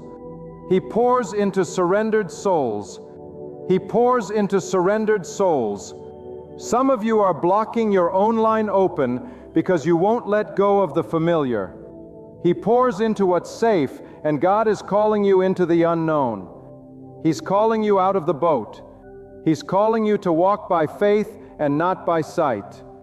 But you can't let step into overflow while you're chained to fear. It's once you cannot embrace the new while holding on to the old. Let go of the mindset of lack. Let go of the voice that tells you you'll never have enough, never be enough, never do enough. That voice is a lie. God does not speak in defeat. God does not whisper failure into your ear. God calls you beloved. God calls you chosen. God calls you anointed. God calls you, and when God calls you blessed, even in the desert, water will find you. Even in the famine, provision will seek you out. Even when all odds are stacked against you, God will make a way. Do you remember the stories of old? When the hungry were fed with a handful, when the desperate were delivered with a shout, when the forgotten were raised to royalty? Those weren't fairy tales. Those were testimonies. Sex, proof that when God shows up, what you thought was the end becomes a new beginning. God doesn't need a lot to do a lot. He just needs your trust. He just needs your hairs. He just needs a heart that says, God, I don't know how, but I believe you will. And He will. He will multiply your strength. He will increase your influence. He will expand your territory. He will open up the heavens and pour out blessings you don't have room to contain. But you must stay faithful. Do not lose heart in the waiting. Do not give up when it gets hard. The enemy wants to wear you down right before your breakthrough. He wants you to walk away when you're inches from the blessing. Don't you dare walk away. Don't you dare quit now. #Meta. If you only knew what was waiting on the other side of your obedience, you would praise God even in the dark. #Meta. You would worship Him even while it's dry. #Meta. Because soon, very soon, the rain is coming. #Meta. The harvest is near. The more than enough is on its way. You will not live in the land of not enough. #Meta. You are not called to wander forever in the desert of almost. God has a promised land for you. A place of peace, power, purpose, and provision. A place where your needs are met, your soul is satisfied, and your life overflows into others. And that place begins with faith. It begins with surrender. It begins with a cry that says, God, I trust you even when I can't see it. I believe you even when I don't feel it. I know you're moving even when I don't understand it. I know you're moving. Faith moves mountains. That kind of faith unlocks abundance. That kind of faith pulls down blessings from heaven. That kind of faith turns barely enough into more than enough. And when it happens, when the blessing arrives, when the increase comes, when the doors open, remember who did it. Don't give credit to luck, timing, or coincidence. 0.6. Give glory to God, for it was God who sustained you in the dry seasons. It was God who whispered peace to your anxious soul. It was God who made a way when there was no way.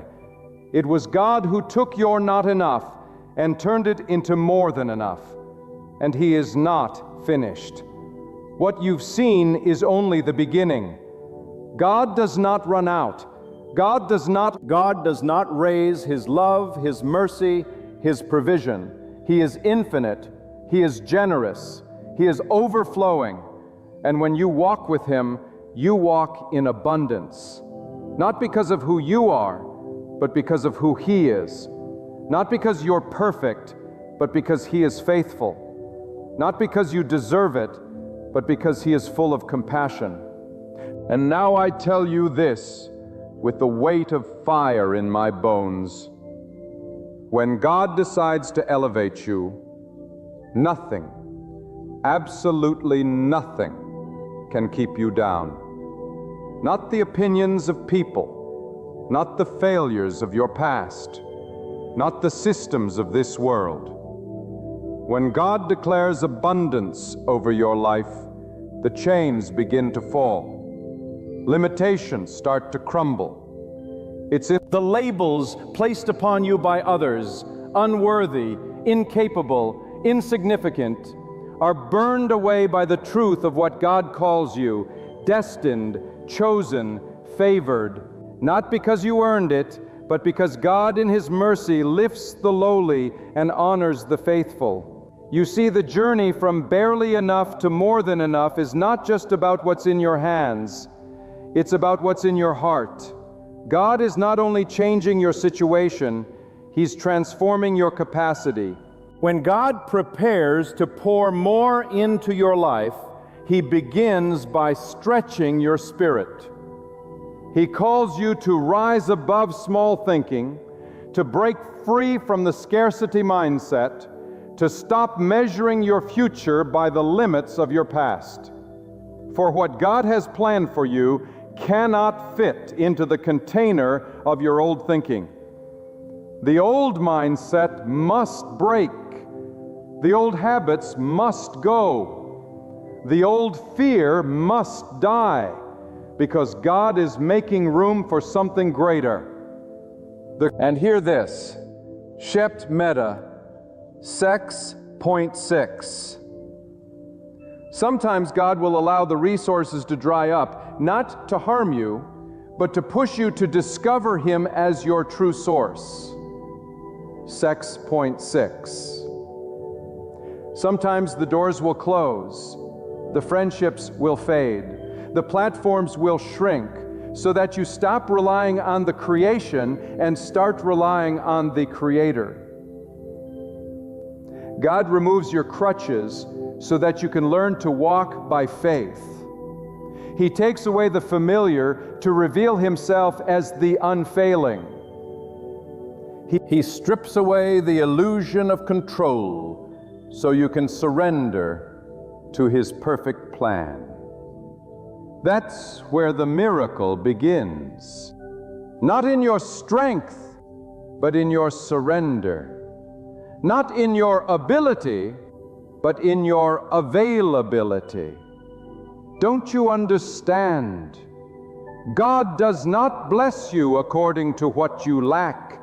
He blesses you according to His power. And His power has no end. What seems impossible to man is nothing to God. He spoke galaxies into being. He told the oceans where to stop. He numbers every hair on your head and every beat of your heart. And yet He cares enough to know your struggles, your silent prayers, your weary nights. God sees the place where you've been pressing on, giving your all, and still feeling like it's not enough. Laurie is saying to you now, I am enough for you.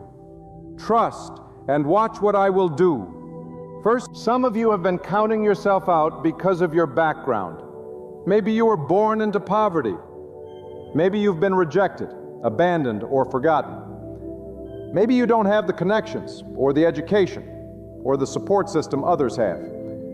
But let me tell you, when God favors you, none of that matters.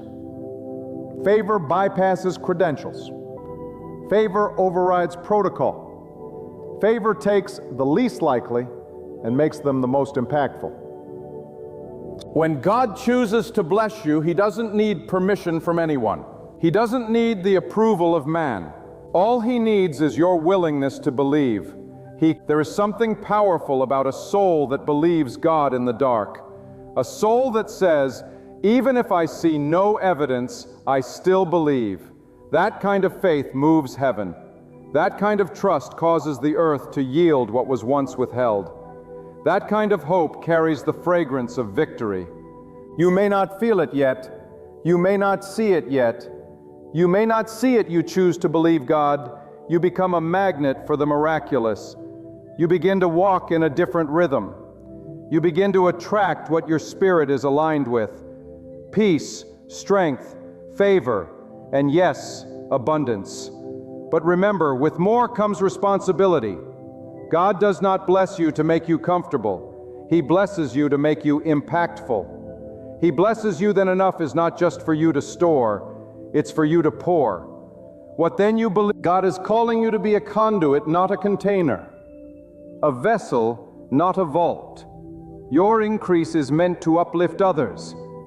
Your secrecy, verflow, is meant to quench the thirst of the dry around you. God is raising up people in this generation who don't chase blessings just to be blessed, but who desire to be a blessing. Your increase, people who understand that the true measure of abundance is not how much you have, but how much you give.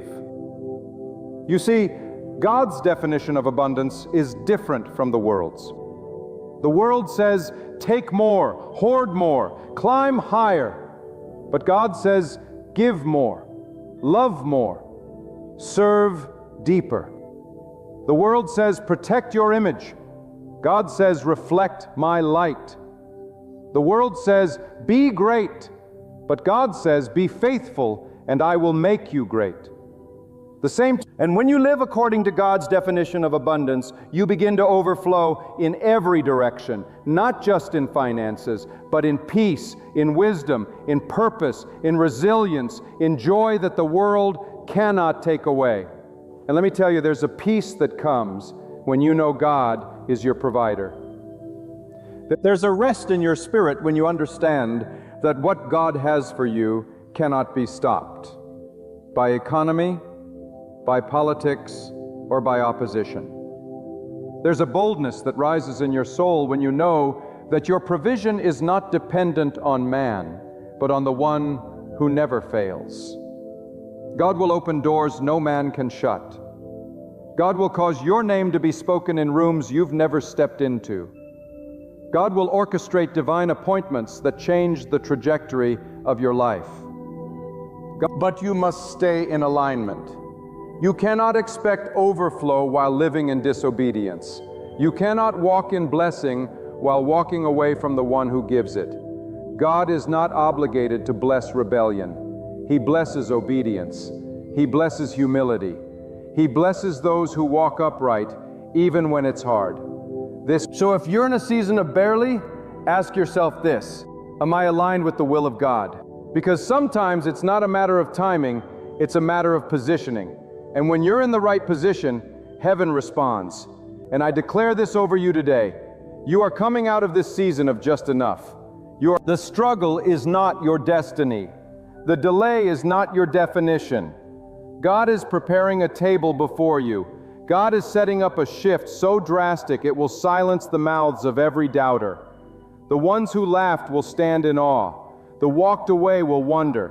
The ones who counted you out will have no choice but to witness what God is doing in your life. Don't be afraid of increase. Don't sabotage what God wants to give you because of a mindset stuck in survival. Begin to speak abundance. Begin to expect favor. Begin to walk like the child of the Most High that you are, not with arrogance, but with assurance, not with pride, but with peace. Because when God says more than enough, He means more. More than what you can imagine, more than what you thought you deserved, more than what you believed possible. And let me say this: more than enough is not a future fantasy. It is a present reality for those who believe. Right now, as you hear these words, God is already working behind the scenes. He's already aligning situations, shifting people, breaking barriers, and clearing the path. You don't have to see it to believe it. You just have to believe it to see it. Faith opens the gates. Gratitude unlocks the flow. Praise accelerates the process. So open your mouth, lift your head, let your soul magnify God even in the waiting. Declare His goodness before the harvest. Thank Him for the breakthrough before the chains fall. That's how you live in the rhythm of more than enough. Not by waiting for evidence, but by trusting the promise. God is not a God of maybe. He is a God of certainty. He does not tease with false hope. What He discovers blessing, it is sealed. When He ordains increase, it cannot be reversed, and you are standing at the edge of it. Yes, you. Not someone else. Not someday. Now here. If you can believe, if you can obey, if you can trust, then what was once a dream will become your daily reality. Not just enough for you, but more than enough for generations to come. There is a divine pattern that cannot be ignored. Every time God prepares to release more than enough, He first calls His servant into separation. Look throughout history and you'll see it. God removes the distractions before He brings the increase. He clears the room before He fills it. He cuts away the unnecessary before He reveals the extraordinary. And I tell you today, if you feel like you've been stripped of comfort, disconnected from people, isolated in the quiet, do not despise it. God is consecrating you. And God is sanctifying the space around you so He can dwell there in fullness. Because when God enters a life with abundance, He does not share the throne. He must be first. He must be honored, and He must be trusted above all else. Some of you are holding on to the very things that are blocking your blessing. You're clutching relationships God has told you to release. You're defending habits that are poisoning your spirit. You're chasing approval from voices that do not speak for God. And here's the truth: God will not elevate what competes with Him. He will not bless what leads you away from Him. More than enough is not about having more of the world. More than enough, it's about having more of God's presence, more of His peace, more of His power flowing through every fiber of your life. If you truly desire the overflow, then you must clear the altar of your heart and make room for God alone. If there is a posture required for increase, it is not pride, it is not striving, it is surrender. It is not the weak surrender that collapses under pressure, but the sacred surrender that declares, God, take control. Here are my plans, my fears, my desires. Replace them with yours. This is the surrender that releases the supernatural. Because the moment you stop forcing things in your own strength and begin trusting God's timing, you enter divine alignment. And in that alignment, everything begins to flow. So never underestimate what God can accomplish in the waiting. You may think you are stuck in delay, but God is never late. He is intentional. He is flawless in His precision. What you call a setback, God calls preparation. While you wait, He is working. While you pray, He is positioning. While you endure, He is equipping. The ground is being broken. The rain is being readied. The harvest is already taking root beneath the surface. Just because you don't see the fruit doesn't mean the seed has died. If God declared it, He will fulfill it. Not a single word from Him returns empty. Not a single promise fails. If I write to heaven and earth may pass away, but the word of God will stand. And let me speak this into the depths of your spirit. God's more than enough does not look like the world's version of success. In the form of luxury or applause, sometimes it comes in peace so unshakable it confuses the enemy. Sometimes it comes in clarity so strong you walk through doors others fear to knock on. Sometimes it shows up in favor so divine that people will wonder how you got where you are, and you will know it was God. Always God. It wasn't the hustle. It wasn't the connection. It wasn't the strategy. It was the unseen hand of God directing your steps, honoring your obedience, and fulfilling His word. That's why you must resist the temptation to compare. What God is doing in your life is tailor-made. It's not a copy. It's not a replica. It's a unique assignment. And when God blesses you, it will not look like what others have because you are not called to be who others are. Stop measuring your miracle by someone else's manifestation. What they call abundance may be your beginning. What you call small may be the seed of something eternal. God's timing is unique. His plan is custom built. His blessings are designed for those who trust Him fully, not those who follow trends. Don't be distracted by what seems delayed. Don't be discouraged by what appears denied. There are things God is protecting you from that you cannot even see. There are doors that remain closed because what's behind them would have destroyed your purpose. There are people who walked away because their presence would have polluted your promise. And there are battles you never had to fight because God fought them in silence. Never confuse God's protection for rejection. He sees what you cannot. And what feels like loss is often the clearing of the land for the foundation of your increase. You must understand this when God prepares to elevate you. He often allows the pressure to intensify because increase requires strength. Overflow demands character. Greater calling brings heavier responsibility. If God's still, and so the fire comes not to destroy you, but to refine you. The storm rages, not to drown you, but to teach you how to walk on what should have taken you under. God is forming something in you that your future will depend on. And what you gain in the fire will be the very thing that sustains you in the overflow. Do not curse the process. Embrace it. Thank God for it. Thank Joyce in it. Rejoice because God is building you into someone who can carry the weight of blessing without collapsing. He is preparing you to be trusted with influence, trusted with increase, trusted with wisdom, trusted with favor. And when God trusts you, He releases what no man can manufacture.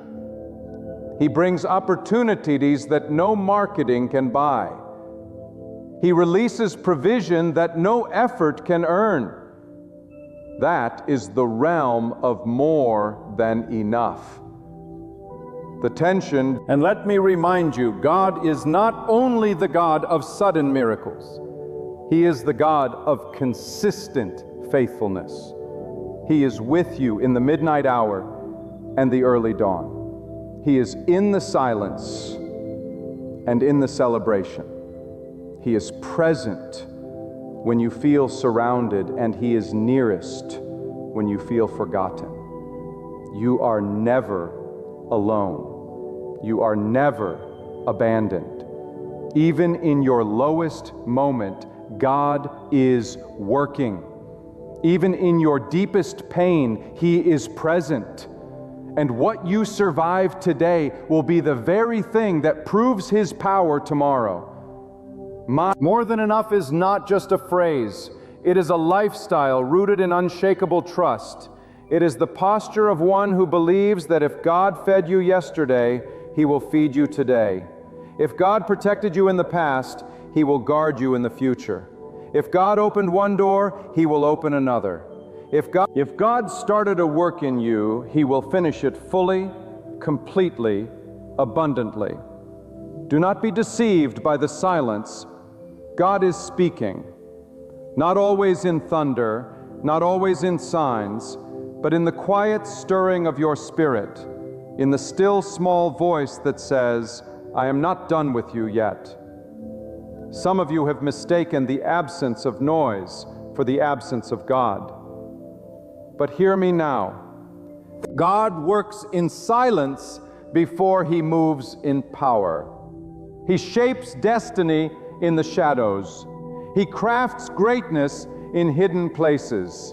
When you think nothing is happening, that's often when God is building the foundation of everything.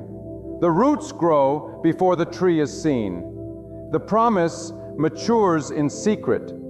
And when God finally reveals what He has prepared, it will not be something small. It will be something that could only have come from His hand. This is why you cannot let your emotions dictate your faith. Feelings fluctuate, circumstances shift, but God remains. And His word is not bound by your reality. It defines your reality. What you see around you may look like limitation, but God sees opportunity. You may see a closed door, but God sees a greater one being opened. God sees the tests, the trials, the disappointments. They are not there to destroy you. They are there to train you, because those who walk in the abundance of God must be anchored in humility, forged in obedience, and tested in trust. Abundance consecutive without discipline leads to ruin, but abundance with surrender leads to purpose fulfilled, such as God is not raising up people who are just hungry for more. He is raising up people who are ready for more. And to be ready, you must be willing to go through the refining fire.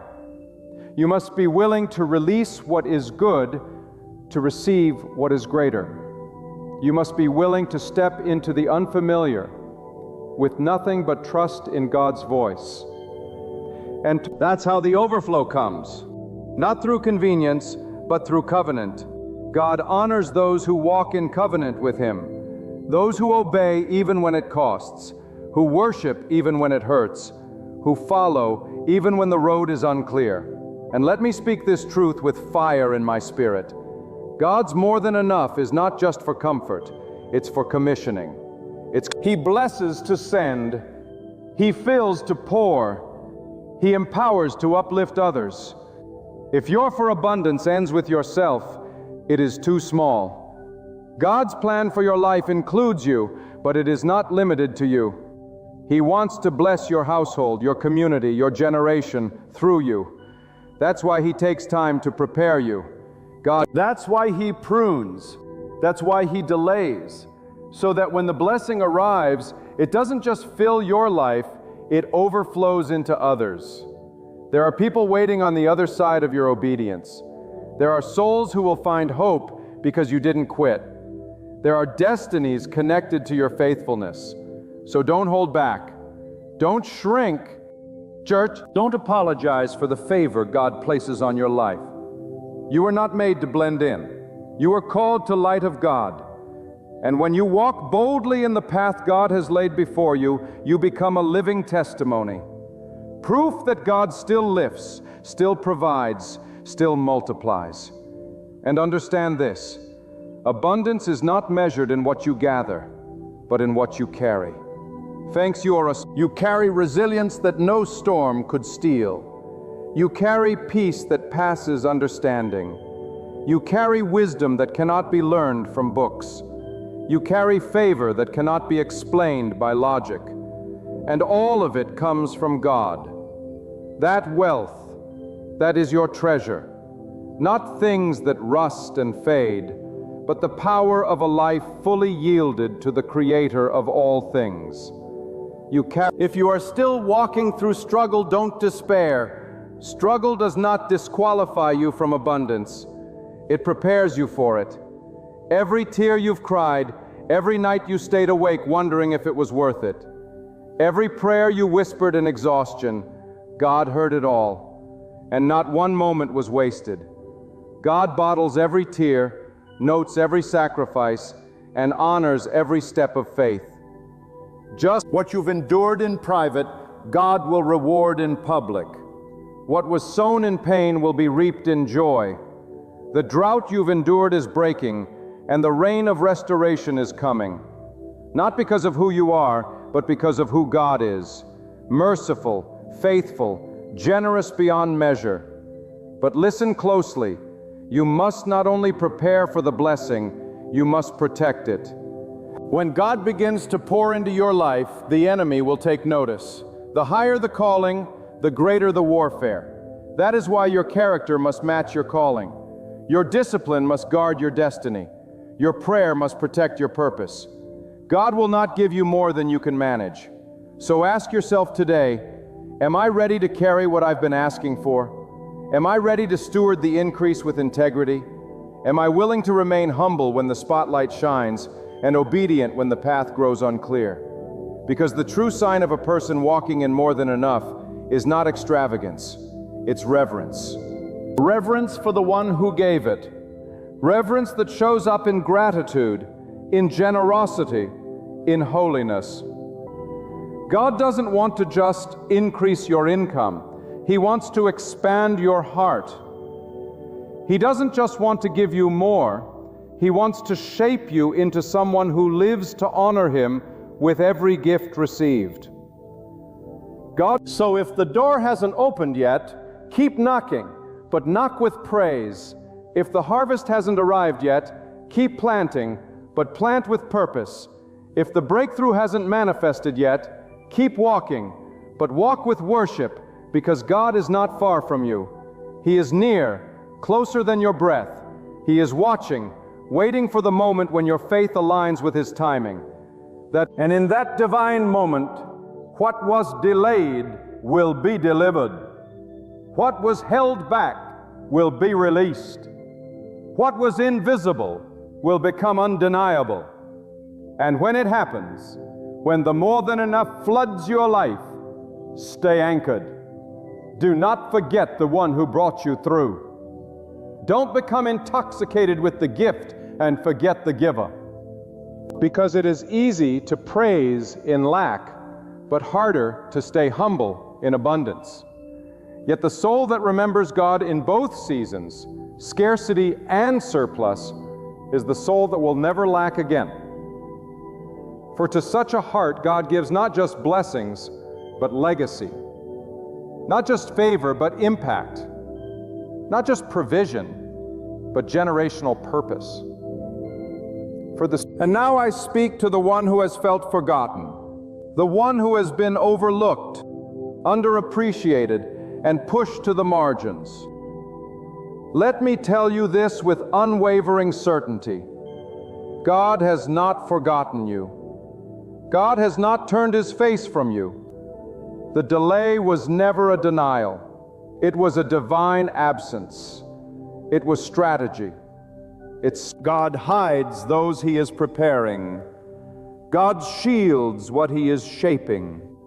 While others may run ahead with temporary recognition, God has been molding you for something greater, something that does not fade, something eternal. And when the time is right, when your heart is mature and your spirit refined, God will lift you in a way no one can ignore. God, it will be clear to all, this was not man's doing. This was God.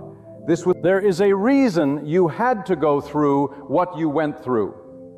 There is a reason certain doors stayed shut, why some people couldn't stay, why certain plans crumbled in your hands. God was stripping you of everything that would have sabotaged the season of overflow. He was removing the idols, humbling your ambitions, and teaching you to depend on Him alone. You thought the pain was punishment, but it was actually protection. You thought the waiting was wasting your time, but God was using that time to grow your endurance, expand your faith, and build your inner strength. And now you are not the same. You do not beg for crumbs. You wait for the banquet. You do not bow to fear. You rise in faith. You are no longer swayed by public opinion because you have been anchored by God's truth. That is what the wilderness produced. That is what the struggle refined. And now you are ready to receive what eyes have not seen, ears have not heard, and minds cannot imagine. But what God has prepared for those who trust Him completely. This is what Listen, God never calls you to something small. Every calling that comes from Him carries a weight, a responsibility, a holy demand. But with that calling comes divine provision. If God assigns it, He will supply it. If He speaks it, He will sustain it. God is not limited by the conditions around you. He is only waiting for the posture within you. Will you trust Him when you can't trace Him?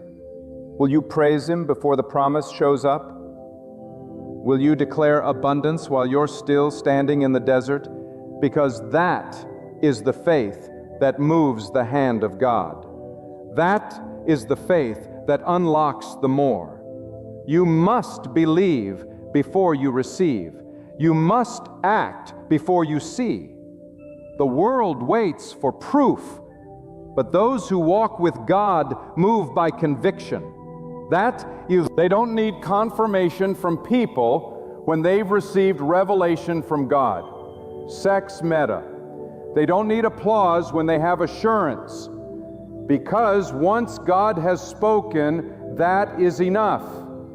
Once God has declared increase, there is no power in the universe that can reverse it. And yes, the path will not always be clear. The provision will not always come the way you expect. But God's ways are higher than yours. From something, His thoughts are beyond comprehension. Matters, and often, what looks like a detour is actually the direct route to destiny. What seems like a dead end is only a door waiting to be unlocked by obedience. God works in ways that defy logic because He is not trying to impress your mind. He is trying to elevate your faith. Now let me speak this with boldness. #Meta, into every dry season God is about to pour. Not drop by drop, not portion by portion, but in overflow, in waves, and sudden and undeniable increase. In the areas you thought were finished, He is breathing life again. In the places you busy hope, He has buried hope. He is planting new vision. In the loss where there was loss, there will be restoration. Where there was confusion, there will be clarity. Where there was weakness, strength is rising. God is not just restoring you, He is raising you. He is easier. He is exalting you not for your own glory, but to display His power through your life. And when that increase comes, do not fear it. Do not reject it because of false humility. Do not downplay it because of insecurity. Receive it with reverence. Receive it knowing you were not the source. You were the vessel. You were not the miracle worker. Fuck it.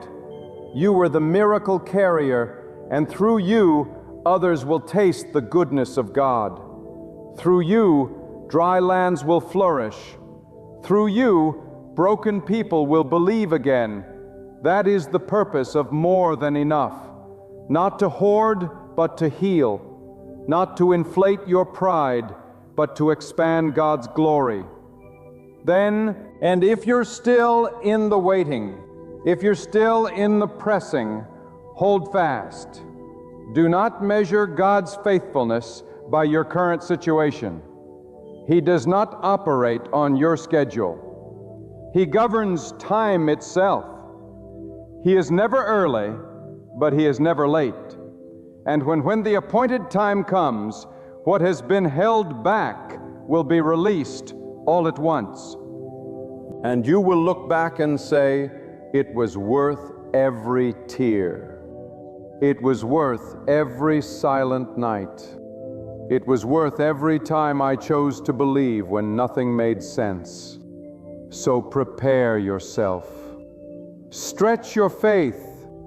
Expand your vision. Widen your expectation, because God is not sending a trickle. God is releasing a flood of favor, a flood of opportunity, a flood of revelation.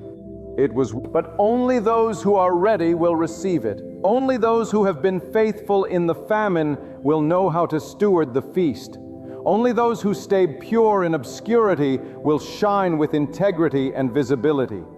God is setting the stage. He is aligning the pieces.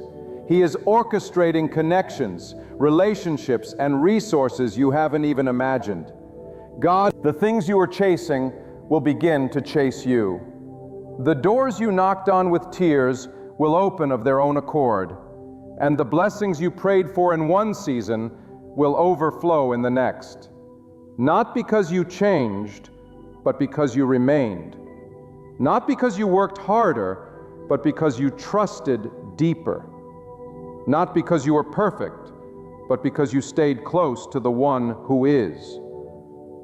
And when it happens, when you find yourself walking in the more than enough, do not forget where it came from. Fall to your knees and give thanks to the one who sustained you, provided for you, carried you, and crowned you. For everything you have, everything you are, and everything you will become, let it all point back to God. for He alone is worthy. He alone is the giver of increase. He and raises them to places they never thought they would stand. So do not doubt, do not settle, do not shrink, walk boldly, stand firmly, live expectantly, because the God who brought you this far is not finished. He is taking you, yes, even now, from barely enough to more than enough. And no one, no voice, no opposition, no fear can stop what He has begun. See, so now, as you stand on the edge of everything God has prepared for you, I urge you, don't look back. Don't retreat into old mindsets. Don't cling to what is fading. Lift your head, steady your heart, and take the step. God didn't bring you this far to leave you empty-handed. He didn't allow the struggle just to let you survive.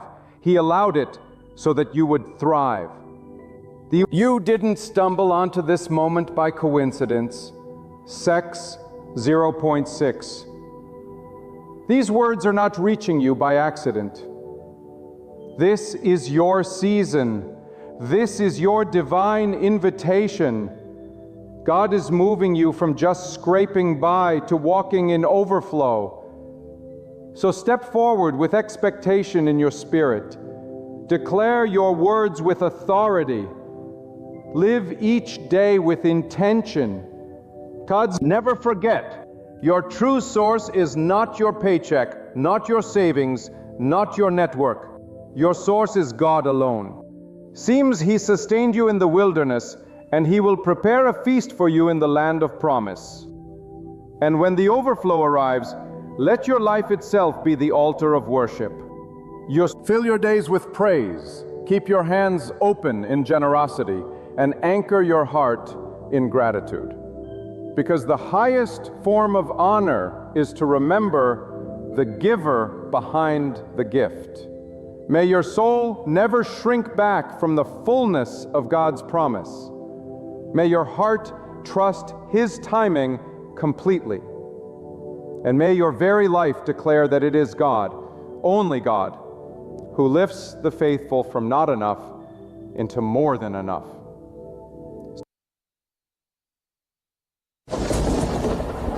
The door you've been waiting for is about to swing wide. Sex, because seconds hands, not by human hands, not by the nod of approval from others, not by your resume, your status, or your past, but by the hand of the Almighty Himself, I proclaim to you with the fire burning in my soul, God is about to open a door that no person, no demon, no adversary, and no power on earth can shut. If you've ever stood before a wall that wouldn't move, a gate that wouldn't open, a ceiling that wouldn't crack, then lean in, because what's coming is anything but ordinary. Then what's coming, it's supernatural. It flows straight from the throne of heaven. And when God opens this door, it will silence every critic. It will shut the mouths of every deceiver. It will cause every delay to finally make sense. Sex 0.6. Some of you have been standing in a hallway of waiting. Sex 0.6. You've knocked. Sex 0.4. You've prayed. Sex 0.4. You've wept. Sex 0.4. And still nothing shifted. Sex 0.6. You've watched others walk through their doors while yours stayed closed. Sex 0.6. But hear me, God doesn't open doors according to your timetable. Sex 0.6. He opens them according to His purpose. And when He moves with such power, such precision, such authority, that nothing and no one can stop what He has ordained. Sex 1.0. You may have been denied by men, rejected by systems, overlooked by people, but you are still chosen by God. And when God chooses you, the door will answer to Him, not them. There are doors that are locked by fear, doors locked by trauma, doors locked by betrayal. Some of you have been standing before a door that generational curses have kept shut. You've been told you'll never rise above your background. You've been told you'll never break free from poverty, addiction, depression, loneliness. But I came to tell you what man has locked, God is about to unlock. The world may have labeled you, limited you, laughed at you, but God has the final word, and that word is power. That word is favor. That word is freedom. That word is fropen. When God opens a door, it's not a suggestion. It's a command. It doesn't need validation from your past or permission from your enemies. It doesn't wait for the economy to turn or the people around you to believe in you. When God says go, everything else must align. Minimized, if it doesn't align, God will move it out of the way. When God says open, it opens. Even if it was never supposed to open for someone like you, that's the power of the one who holds the keys to all things seen and unseen. You may feel forgotten right now. You may be watching everyone around you stepping into new seasons, getting breakthroughs, walking into blessings while you're still praying, still waiting. But let me tell you something that will shake your soul. Delays are not denials. Detours are not defeats. God is preparing you for a door that is so great, He had to first prepare you to walk through it. Because what God has for you is not cheap, not common, not small. That's why it's been delayed. Because what He's about to open is too big for you to walk into unprepared. Do you understand that every closed door in your past was a divine protection? Hashtag meta. That what you called rejection was really redirection. That every no was leading you to the right yes. God doesn't waste time. He doesn't play games with your life. He is strategic, He is purposeful, and He's always on time. Even when you don't see it, He's working behind the scenes, rearranging things, lining up people, removing obstacles, shifting atmospheres, all for you. So stop doubting. Stop giving up just before the breakthrough. The door is closer than you think. Some of you are asking, why did God let them leave me? Why did God close that opportunity? Why did He allow that job, that relationship, that dream to fall apart? Because that was not your door. Not every door that looks good is God ordained. Not every open door leads to blessing. Some doors lead to distraction. Some doors lead to destruction. Some doors are traps dressed up as opportunities. And God loves you too much to let you walk into something that will break you when He's called you to rise. You see, God doesn't just open any door. He opens the right door, and the right door may not be the one you expected. It may not be the one that pays the most, looks the best, or comes the fastest. But it will be the one that aligns with your purpose, protects your peace, multiplies your anointing, and brings you closer to Him. The door God opens will not come with stress and confusion. It will come with clarity, confirmation, and power. You can't force open what God has closed, and you can't close what God has opened. So stop begging for access to places God has shut. Stop trying to resurrect what God has buried. If they walked away, let them walk. If it ended, let it end. Because God never subtracts without the intention to multiply. When He removes, He replaces. When He breaks, He rebuilds. And what He's building in your life will blow your mind. But timing. You've got to trust His no just as much as you trust His yes. Listen to me.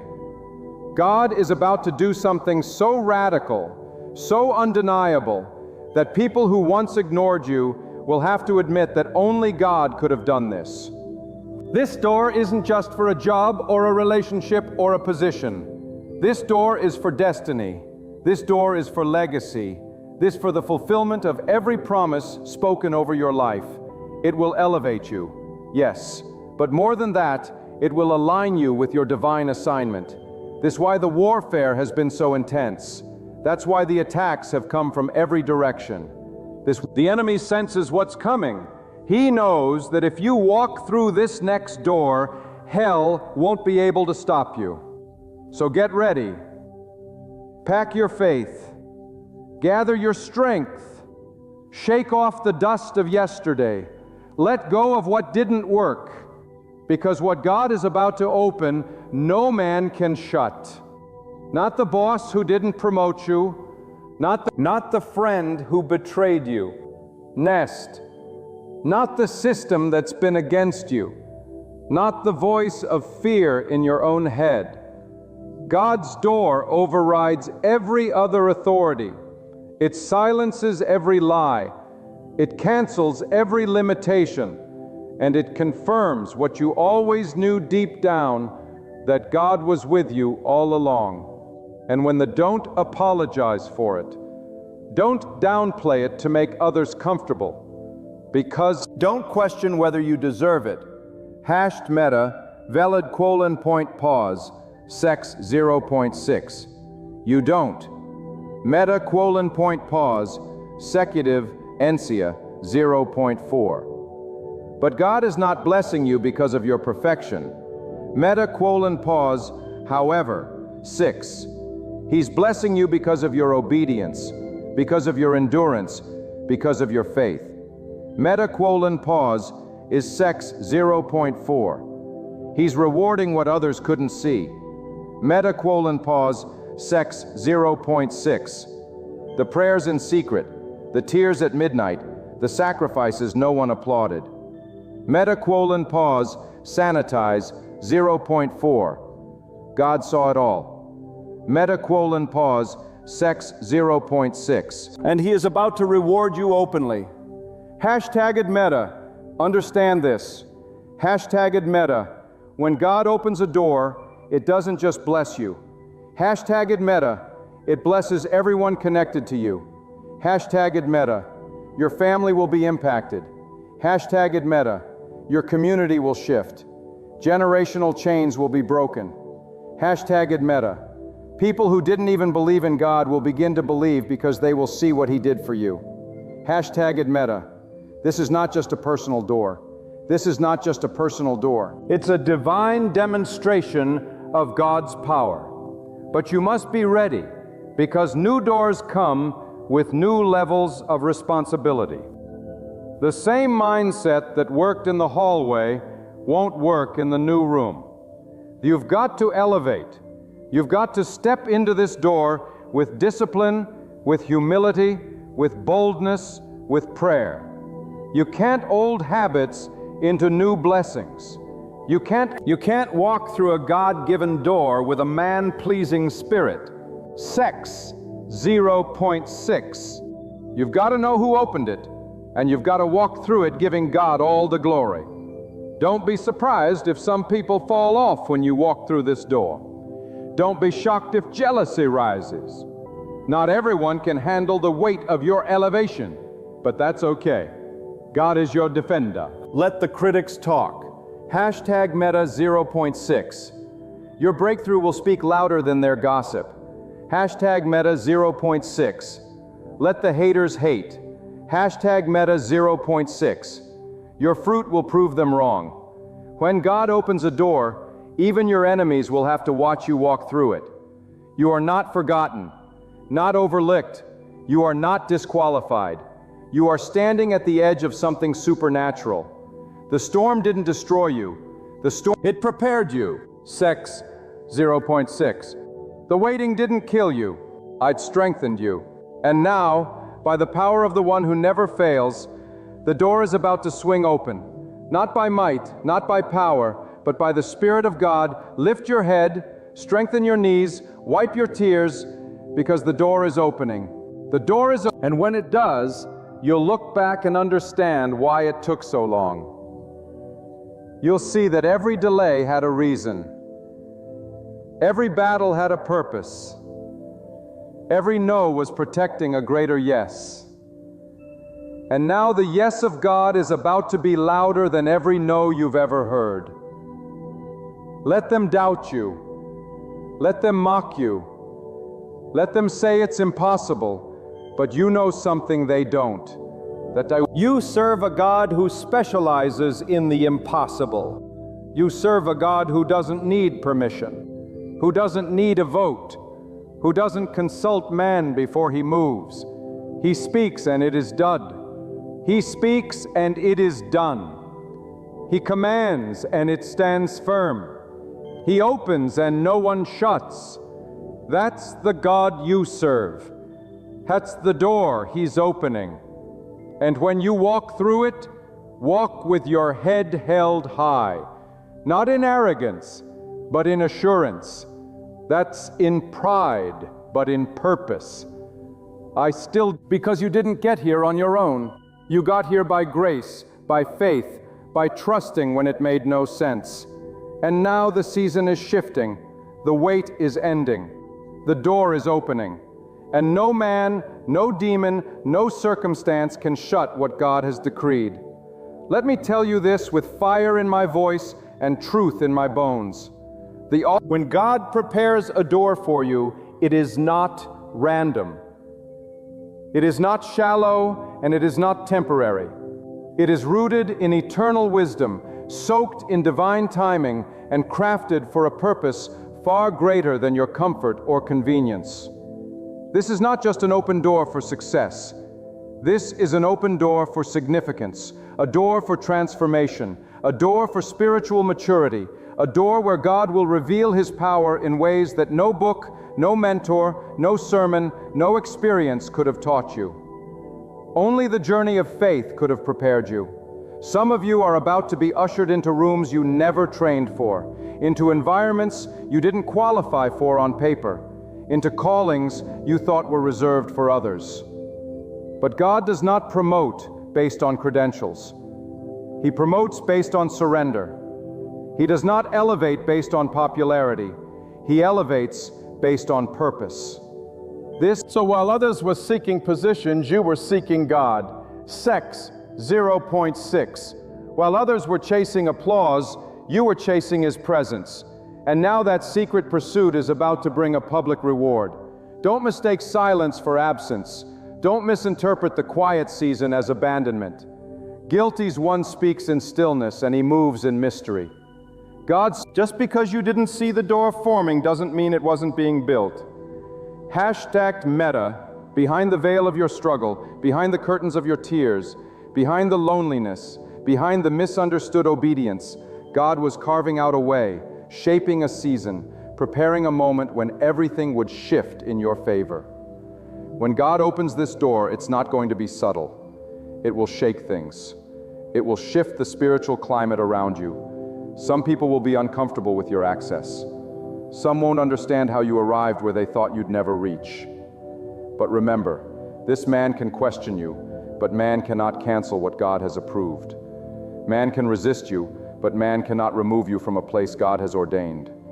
Some doors you thought were losses were actually layers being peeled off. Hashtag the meta. God closed certain paths because you were too valuable to be wasted. Hashtag meta. You were not born for crumbs. You were made to walk in divine provision. You were not created to settle. You were designed to soar. But you can't soar if you're still clinging to what's safe. That's why God shut the doors that you begged Him to open, because He was preparing a better one. A door that leads not to ease, but to destiny. Let me ask you something deep. Can you still trust God when the hallway gets dark? Can you still worship when the wait gets long? Can you still praise when the silence stretches beyond your understanding? Economists of cause what unlocks this next door is not desperation, it's devotion. Not panic, but persistence. Not fear, but faith. God wants to know that you don't just want the blessing, you want the one who blesses. That you're not just in love with the result, but with the one who writes the story. This door is not about you proving yourself to others, it's about God proving himself to you. Not that he owes you proof, but because he loves to show his glory through the lives of those who trust him blindly. This door will be an answer to prayers you forgot you prayed. It will restore what years tried to steal. It will redeem what pain tried to ruin. And it will remind you that nothing surrendered to God ever stays buried. This door, it resurrects in greater form. Some of you need to stop asking when and start declaring now, because faith is not passive. Faith is not hesitant. Faith steps forward even when it doesn't see the whole staircase. Faith knocks on doors even when they've been walking, even when others have stopped.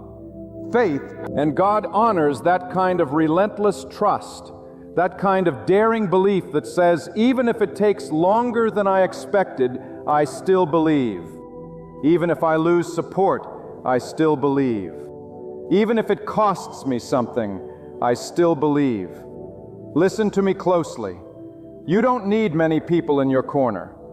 You just need God to be on your side. You don't need everyone to understand your vision. You just need to obey the voice of the one who gave it to you. Because once God opens this door, it will bring acceleration.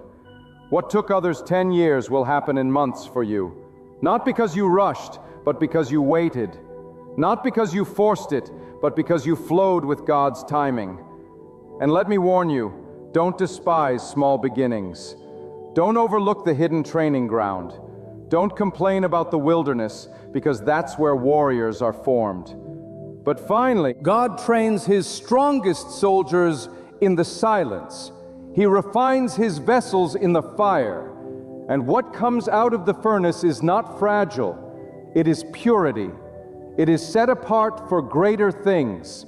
Synchronized. If you feel like you've been hidden, rejoice. Because when God reveals you, he reveals you with power. This door won't just open to let you in. It will open to let what's been inside of you out. Your gift, your wisdom, your authority, your voice, your assignment. And it's been developing in the dark. Shit meta. And now God is saying, come forth. Not with timidity, not with fear, but with fire.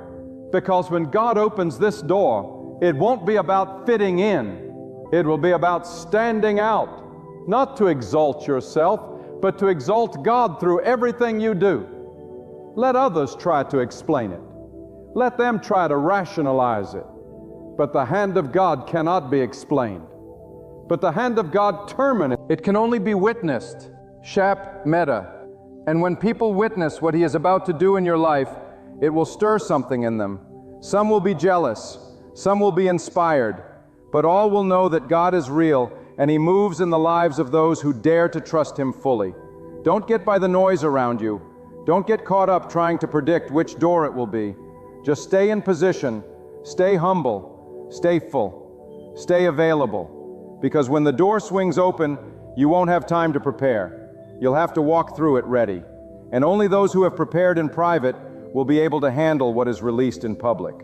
You must understand, when God chooses to open a door, he doesn't need permission. He doesn't need consensus, and he doesn't need assistance.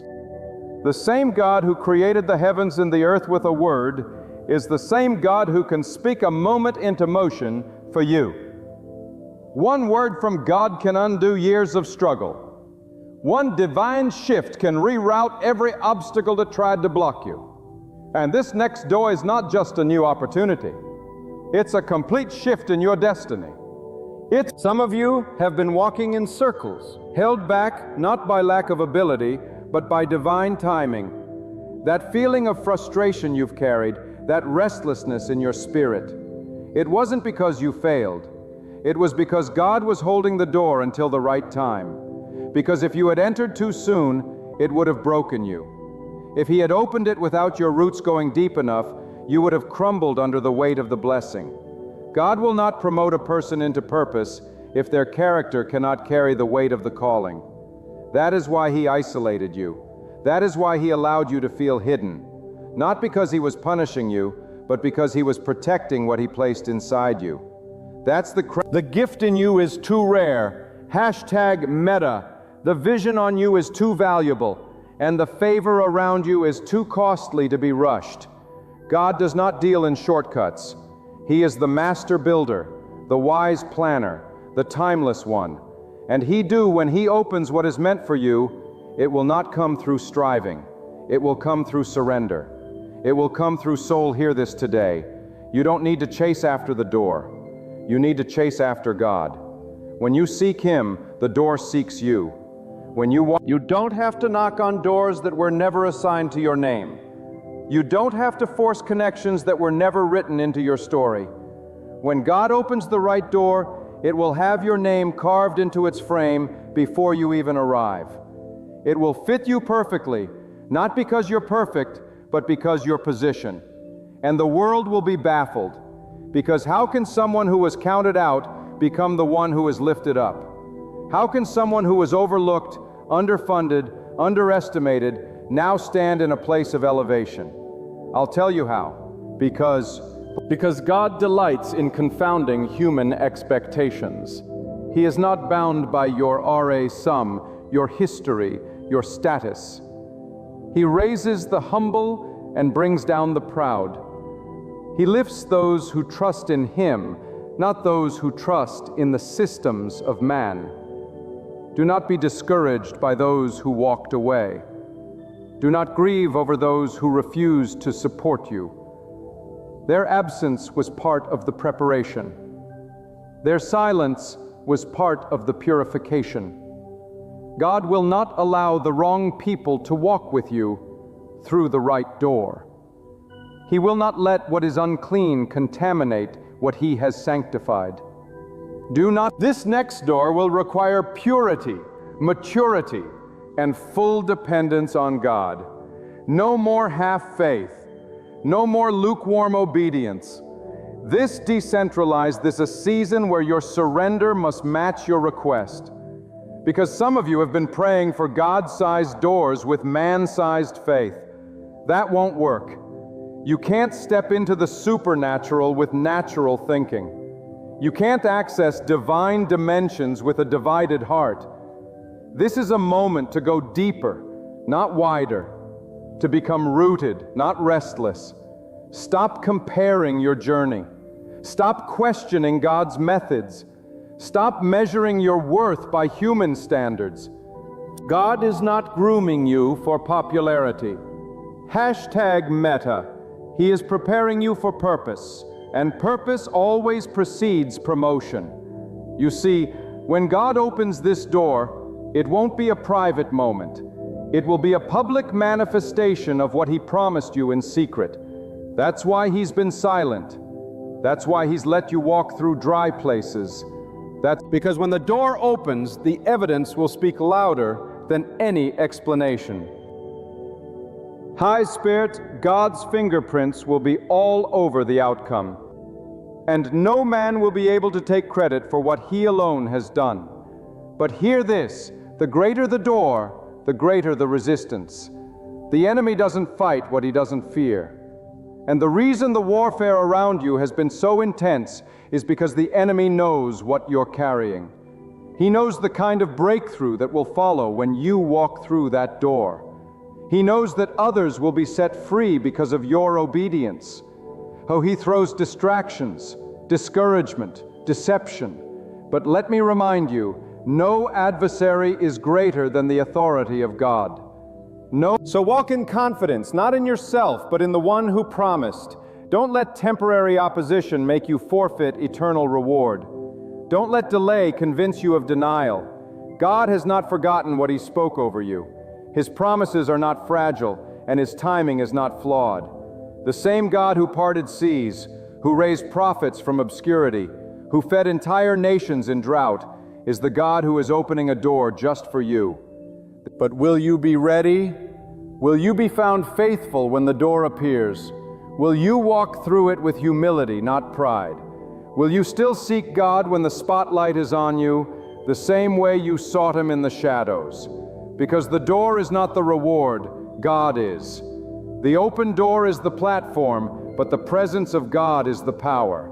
Never confuse the gift with the giver. Never chase the opening more than you chase the one who opens. Prepare your heart, cleanse your hands, and lift your mind to higher places. For this is not a doorway of ego, but a gateway to lasting impact. When you speak, atmospheres will shift. When you move, chains will break. When you step in, the very environment will transform.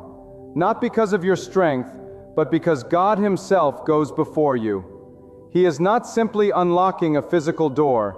He is opening a spiritual passageway, a divine access point for transformation. Discard because and when it swings wide, enter with boldness, not with hesitation, not with timidity, not waiting for approval. Step forward as one who knows heaven stands behind them. Step as one who has endured the fire and emerged, refined like gold. This is not merely your opportunity. This is your divine assignment. This is not about being in the spotlight. This is about your sanctification. Walk through that threshold with intention in your stride and worship on your lips. For God is about to reveal why the waiting was long, why the pain was deep, and why it will all be worth every moment. The appointed time is near. The shifting has begun. The door is forming in the realm you cannot see. And when it appears, it will not knock. You must be ready to walk. And you will know it's God because it will come with peace. It will come with clarity. It will come with confirmation. Not in noise, but in power. Not in confusion, but in divine order. This is the kind of door that history will remember, because it will be marked by the move of God. There comes a moment in your life where everything shifts, not because of what you've done, but because of what God has decided. That moment is not marked by applause, nor by opportunity alone, but by the sovereign will of God stepping into time and declaring now. When God says now, no delay can hold it back. No barrier can compete with it. That no breaks every cycle. That no ends every drought. That no comes wrapped in a door only God can open. And that moment for some of you is closer than you think. You're rare, you have been faithful in silence. You have endured through seasons of loss, pain, and confusion. And all along, while it seemed nothing was changing, God was storing every tear, measuring every test, and building a door beyond the reach of human interference. U-Sectors was ignoring you, but He was establishing something no hand could corrupt and no mouth could discredit. He wasn't denying you, He was refining you. For this next season, you don't just need a blessing, you need the strength to carry what comes with it. And God never delivers what you aren't prepared to sustain. So many want open doors, but few want the fire that prepares them, because before God opens the external, He strengthens the internal. He breaks the fear, silences the ego, and deepens the trust, not so that you can just walk through a door, but so that you can walk through with power and integrity. If the door opens before your soul is ready, the very thing you called a blessing can become a burden. That's why God holds the door until the pressure within you turns to purpose, until your posture becomes one of complete surrender, not to the door, but to Him. What is coming is not just a shift of circumstance, it is a realignment of identity. Through this open door, God is going to show you who you really are. #Meta, not who others said you were. Meta, not who your past tried to label you as, but who God always knew you to be. The delay wasn't punishment. It was God protecting you from building your identity on things that fade. He stripped away what was false so He could dress you in truth. And when you walk through that door, you won't just have a new opportunity. You'll have a new name in the Spirit. You'll carry authority not given by people, but by the Most High alone. There will be some who won't understand it. Some will try to diminish it. Some will try to attach themselves to your breakthrough without ever enduring your battle. But let them talk, because what God ordains cannot be undone by opinions. What God starts cannot be stopped by envy. You don't need everyone to celebrate you. You need only to remain faithful to the one who sent you. He who brought you this far will carry you the rest of the way. And don't forget, the open door is not the end. It is only the beginning. It's only When God opens a door, He doesn't just change your position. He commissions your purpose.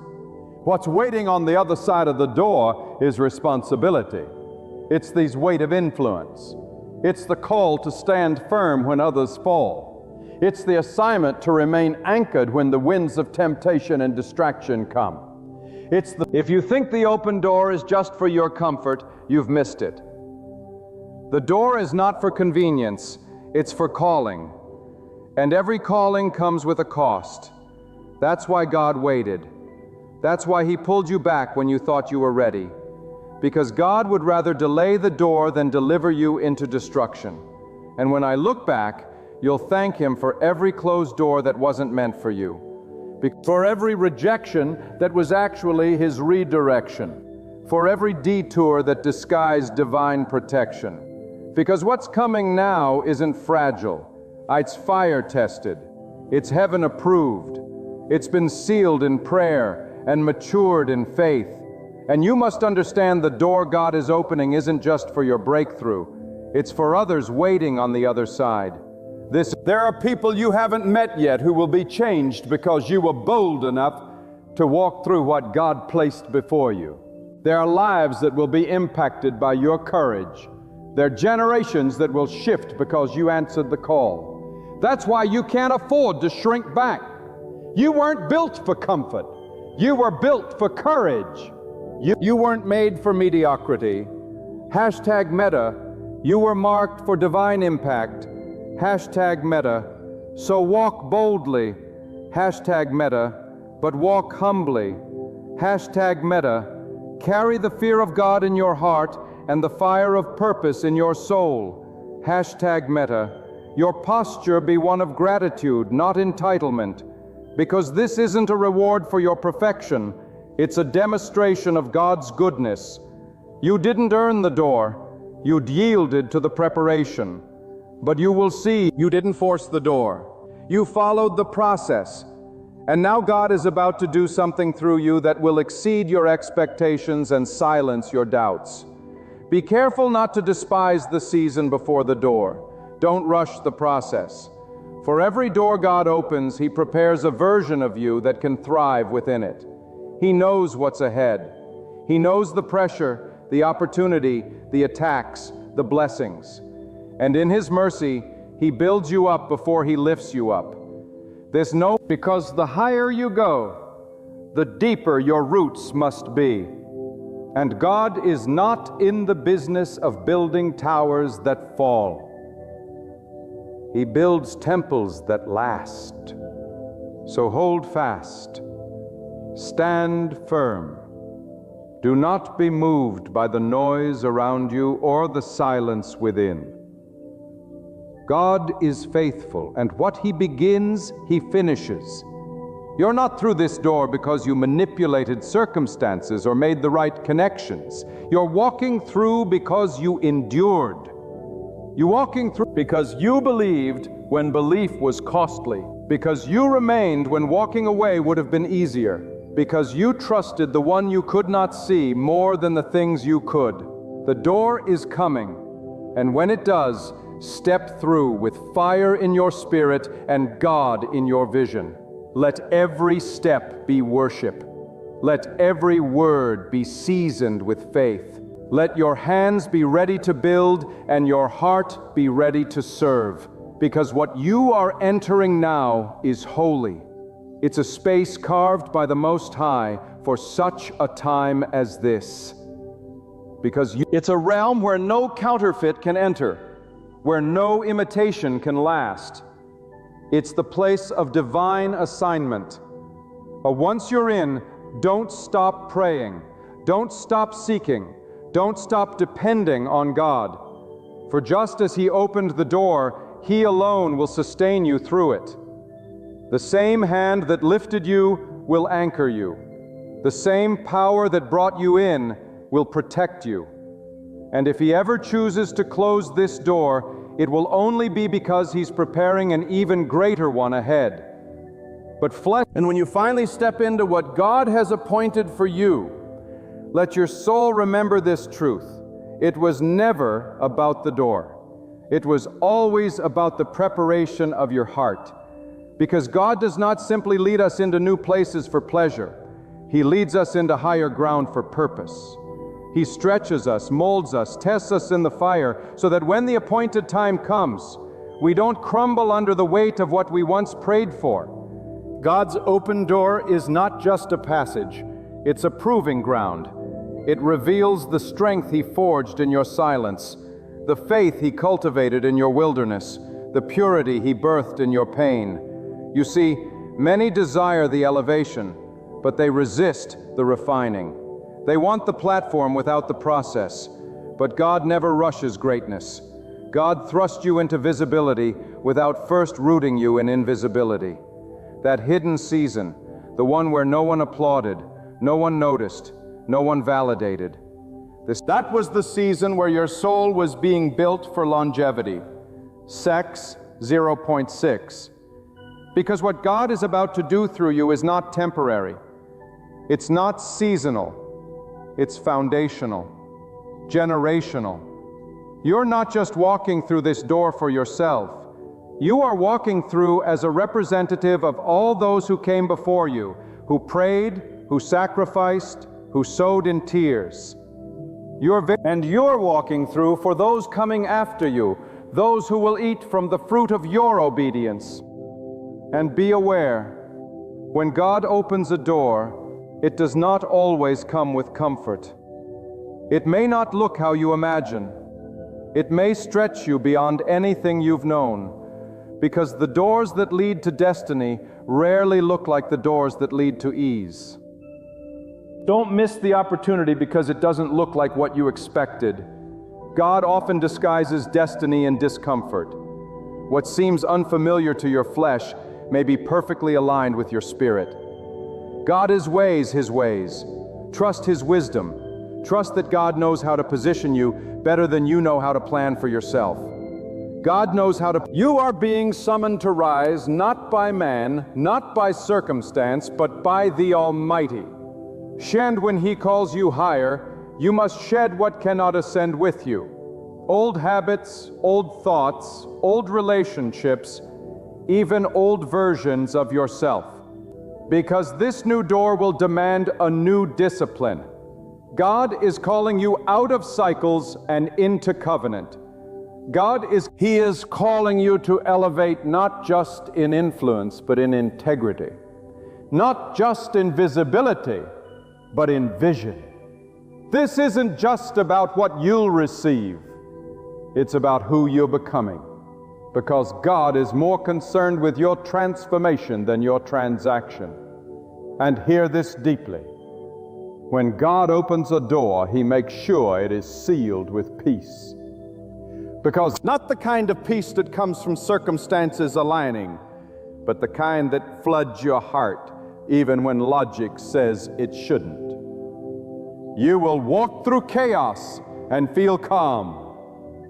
You will step into the unknown and sense clarity, because where God leads, His peace follows. 1-6, that's how you'll know it's Him.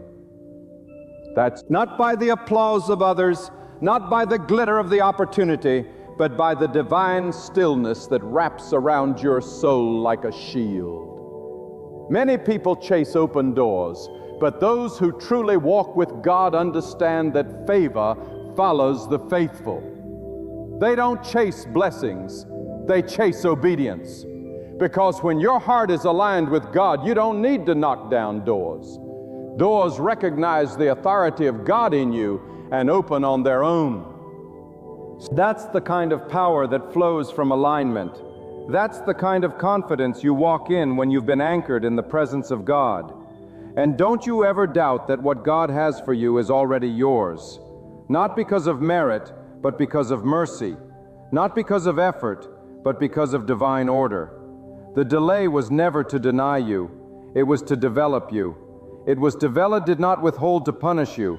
He withheld to prepare you. The delay was never... And when preparation meets timing, the door opens not with force, but with favor. That's how the Most High works. Night power that changes everything. 1 de Ses. You are stepping into a season where you will no longer beg for what you were born to walk in. You will no longer shrink back to make others comfortable. You will no longer apologize for God's goodness over your life. You will know, because when He opens the door, He does not just invite you in. He endorses you.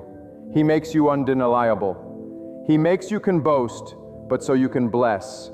Not so you can be seen, but so His power can be revealed through you. Not, let me tell you this, there is no man, no system, no voice, no enemy strong enough to override the decree of God. Once God declares it open, it is open. Once God, and even if people try to shut it in their flesh, the authority of God breaks every barrier. Don't fear man's resistance. Don't fear the attacks, because when God is with you, you are surrounded by something greater than opposition. You are covered in divine backing. So let your steps be bold. Let your prayers be deep. Let your focus be sharp, because you are walking into an assignment that hell tried to stop. You are stepping into a space that was built with your name written on it in the language of heaven. And as you go forward, you are not just a participant. You are a vessel, a carrier of what God wants to release on the earth, a light in the midst of confusion, a living sign of what God can do through the surrendered. And when you look back, you will not boast about the strategies you used or the connections you made. You will say, it was only by the power of God. Because doors of this magnitude are not earned by effort. They are granted through divine mercy and timing. And when you see the magnitude of what you step into, when you witness the fruit of obedience blossom in ways you never imagined, your soul will weep in awe. Not of the door, but of the one who opened it. This is not a normal moment. This is not another opportunity. This is a divine intersection where your obedience meets God's promise. It is the birthing of destiny. It is the unfolding of what was spoken in the Spirit long before you ever had words for it. It is the... And now, by the mercy of God, you are about to see it with your own eyes. The door is open, and nothing can shut it. Not your past, not your fears, not your mistakes, not your critics. Because what God opens, He sustains. What He begins, He fulfills. What He ordains, He defends. So now I speak directly to the depths of your soul. This is not just another message. This is a divine summons. This God is calling you out of complacency, out of fear, out of hesitation, and into a life that is fully surrendered to His will. He is not asking for part of you. He is asking for all of you. Your time, your thoughts, your heart, your obedience. Not out of demand, but out of love. Because He knows what He placed inside you. He said He knows the magnitude of the purpose you carry. And He's calling you to rise, to walk boldly, to live like someone who knows that the Most High is the foundation of every step. Let the distractions fall. Let the bitterness go. Let the doubt dissolve. Let the only know. God is far too powerful for you to live small, afraid, or halfway committed. He did not form you in the womb, sustain you through storms, and preserve you through pain just so you could survive. He brought you this far so you could overcome, so you could reflect His light, so you could stand in the earth as a witness to His mercy, His timing, His might. Exceed Him in your life today. Look not just at what you're doing, but who you're becoming. Are you living aligned with the voice of God or chasing voices that fade? Are you rooted in truth or tossed by the opinions of the world? This is your call to return not just to the idea of faith, but to the living presence of God, to seek Him when no one's watching, to obey Him when no one's clapping, to follow Him when the path is lonely, because true elevation begins in secret. Real power flows through surrender. This is also, you are being challenged now not to strive harder, but to trust deeper. Not to prove your worth, but to remember who gives you worth. God is enough. And when God is your anchor, no storm can sink you. When God is your guide, no darkness can blind you. When God is your source, no scarcity can shake you. This is not the time to shrink. It is the time to rise with humility, with hunger, with the fire of conviction burning in your spirit. And let your life be a temple, not a stage. Hashtag meta, let your words carry weight, not just volume. Hashtag meta, let your heart be so deeply rooted in God that no wind can move you and no rejection can define you. You were made for more than survival. You were made to carry the presence of the Almighty into everything you touch. So live in a way that makes others wonder what power you walk with. Let your peace be unexplainable. Let your hope be unshakable. Let your steps be guided not by sudden impulse, but by the sovereign hand of God. This is not the hour to seek recognition from people, but to be truly known by Him. Walk in obedience with such force that even the earth feels the tremor of your surrender. The way has been opened, yet more than that, the invitation remains for you to return to the one who has patiently waited for your wholehearted yes. You can quiet every competing voice and attune your ears to the one who called your name before time began. Step forward not in fear, not in pride, but in faith.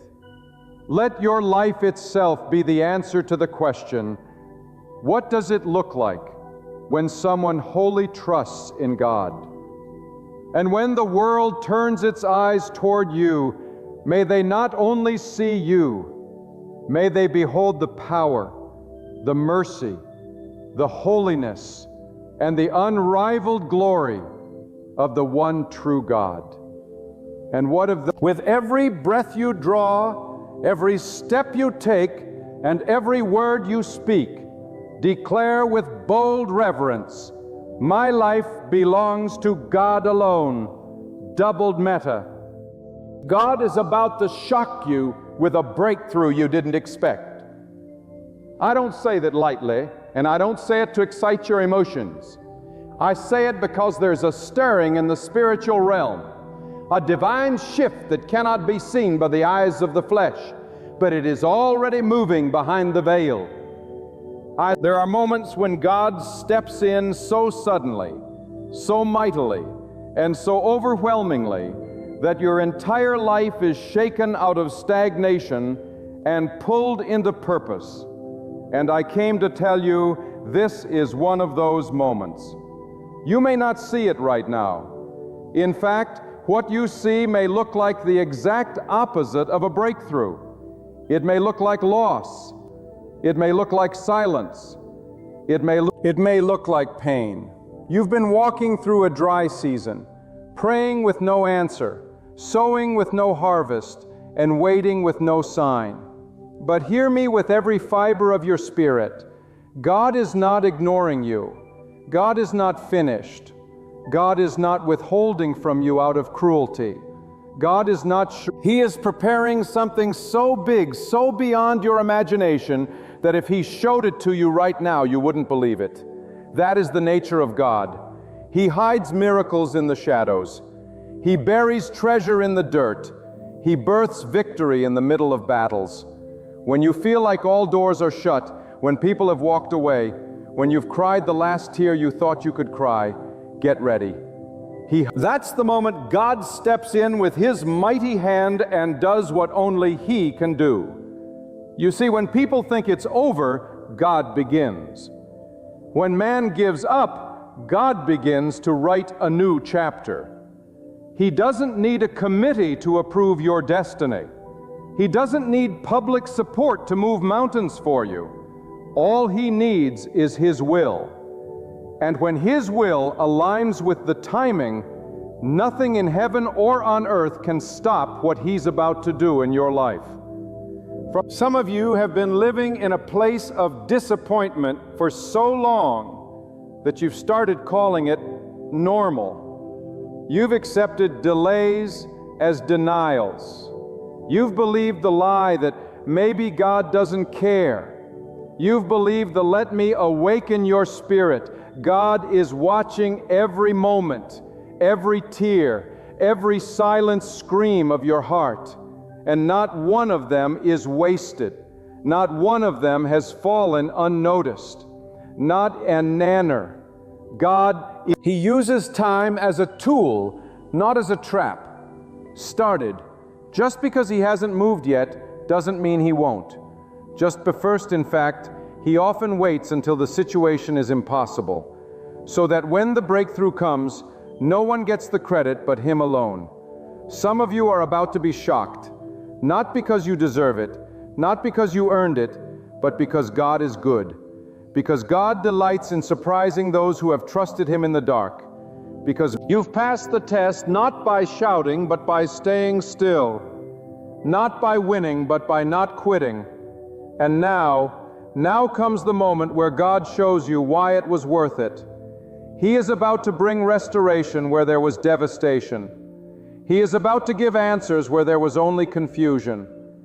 He is about to open a door so wide that the very people who doubted you will have to admit that was the hand of God. You didn't see it coming. You thought the delay was a denial, but it was preparation. God had to remove the wrong people. He had to remove the wrong doors. He had to let you experience that pain so you would not settle in the wrong place. What largely redirection, what felt like abandonment, was protection.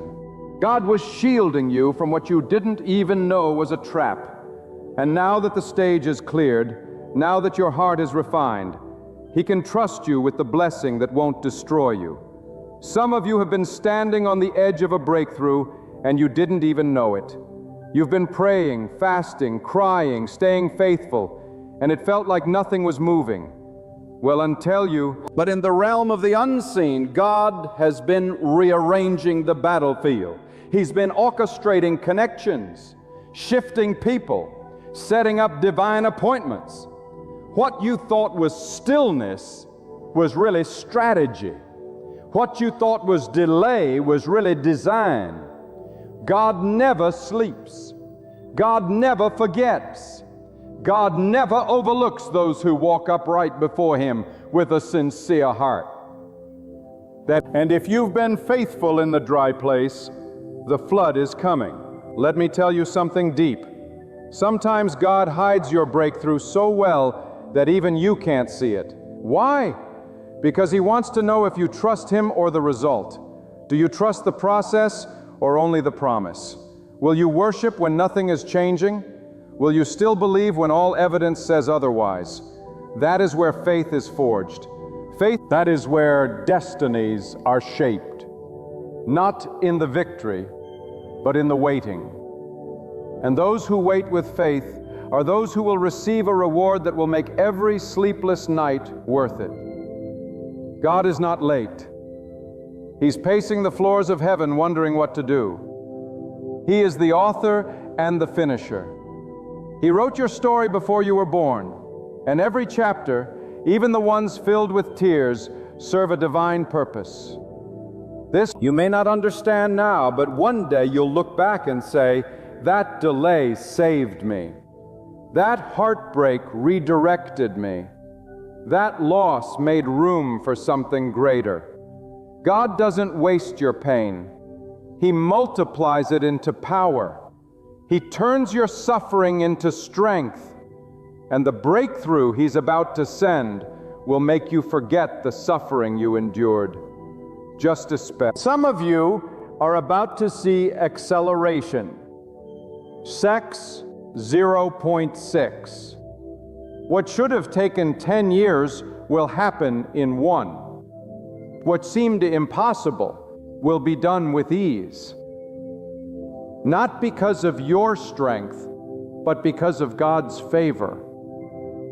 When His hand is on you, laws bend, rules break, and protocols shift. People will try to explain your breakthrough with logic, but they won't be able to, because what's coming is not logical. It's supernatural. It's divine. It's unexpected and able. You thought you were forgotten. You thought you missed your season. But God doesn't work on man's calendar. He controls time. And when He says it's your moment, even time has to obey. So don't compare your journey to others. Don't envy their progress, because what God has for you is tailor-made. #Meta, Sex 0.6. And when it shows up, it will fit your soul so perfectly that you'll know. #Meta, Sex 0.6. This could have only come from God. #Meta, Sex 0.6. You may be living with the consequences of decisions you regret. #Meta, Sex 0.6. You may feel like your past has disqualified you from the future, but God is the only one who can use a broken vessel and still pour glory through it. #Meta, Sex 0.6. He doesn't choose the qualified. #Meta, Sex 0.6. He qualifies the chosen. #Meta, Sex 0.6. And if He's placed His hand on you, there's nothing in your history strong enough to cancel your destiny. The breakthrough that's coming will not just bless you, it will redeem every dark chapter of your life. People who thought they had the final word on your story are about to be silenced by what God is about to do. God sees what you've endured. God sees. He knows the nights you cried yourself to sleep. He knows how you smiled in public, but were breaking in private. And He's saying to you now, I have not forgotten you. He is about to reward you in public for what you endured in private. The very people that mocked you will witness your rising. The same mouths that gossiped about your pain will testify about your promotion. Because when God steps in, He doesn't just fix things, He elevates. Some of you are about to walk into rooms you never applied for. You're about to receive calls you didn't expect. Doors will open, not because you knocked, but because God told them to open. Blessings are chasing you down. Blessing, even now you've been faithful, and now favor is finding you. You've been hidden, but now heaven is about to highlight you. You've been tested, but now the testimony is about to be written with fire. Don't be surprised if it happens suddenly. That's how God works. He will keep you waiting for years, and then in one moment, everything shifts. One conversation, one encounter, one opportunity, that's all it takes. And suddenly your life will change forever. Tower of God's breakthrough that doesn't ask for permission. It doesn't follow a process. It just shows up and changes everything. So don't give up now. Don't quit in the last mile. You're closer than you think. The pain you feel is not the end. It's the push before the promise. The pressure is a sign that something is being birthed.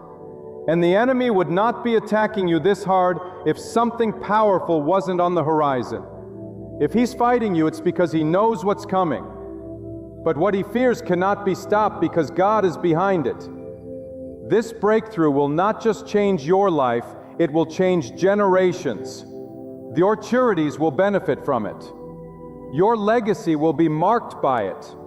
They're just... People will look at you and say, "And how did you survive that storm?" And you'll simply point to the sky and say, "God," because only He could have brought you through what you went through. Only He could have turned that pain into purpose.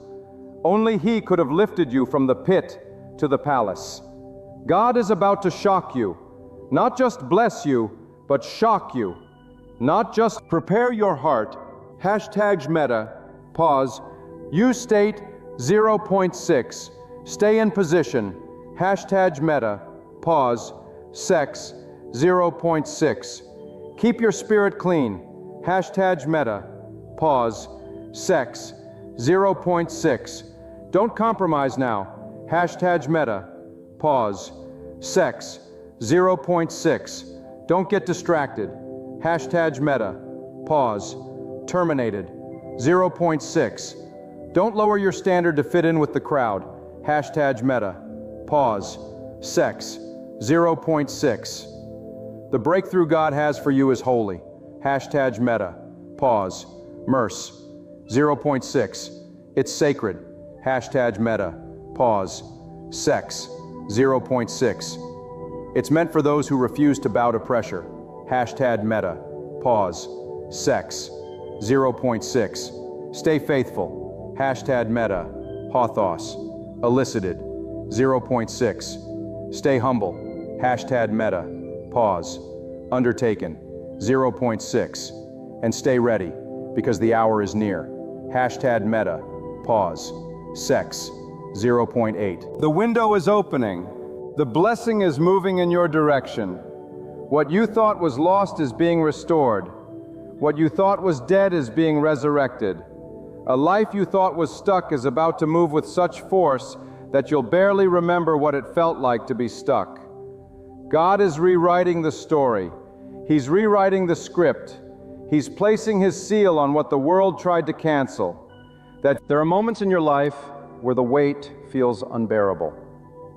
Days when the silence of heaven makes you question if your prayers even reach the clouds. Times when the doors keep closing, the losses pile up, and you wonder if this is what the rest of your life will look like.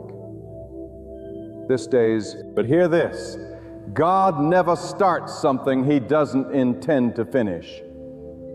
When your soul is weary and your faith feels like it's flickering like a candle in the wind, that's when the hand of God is closest.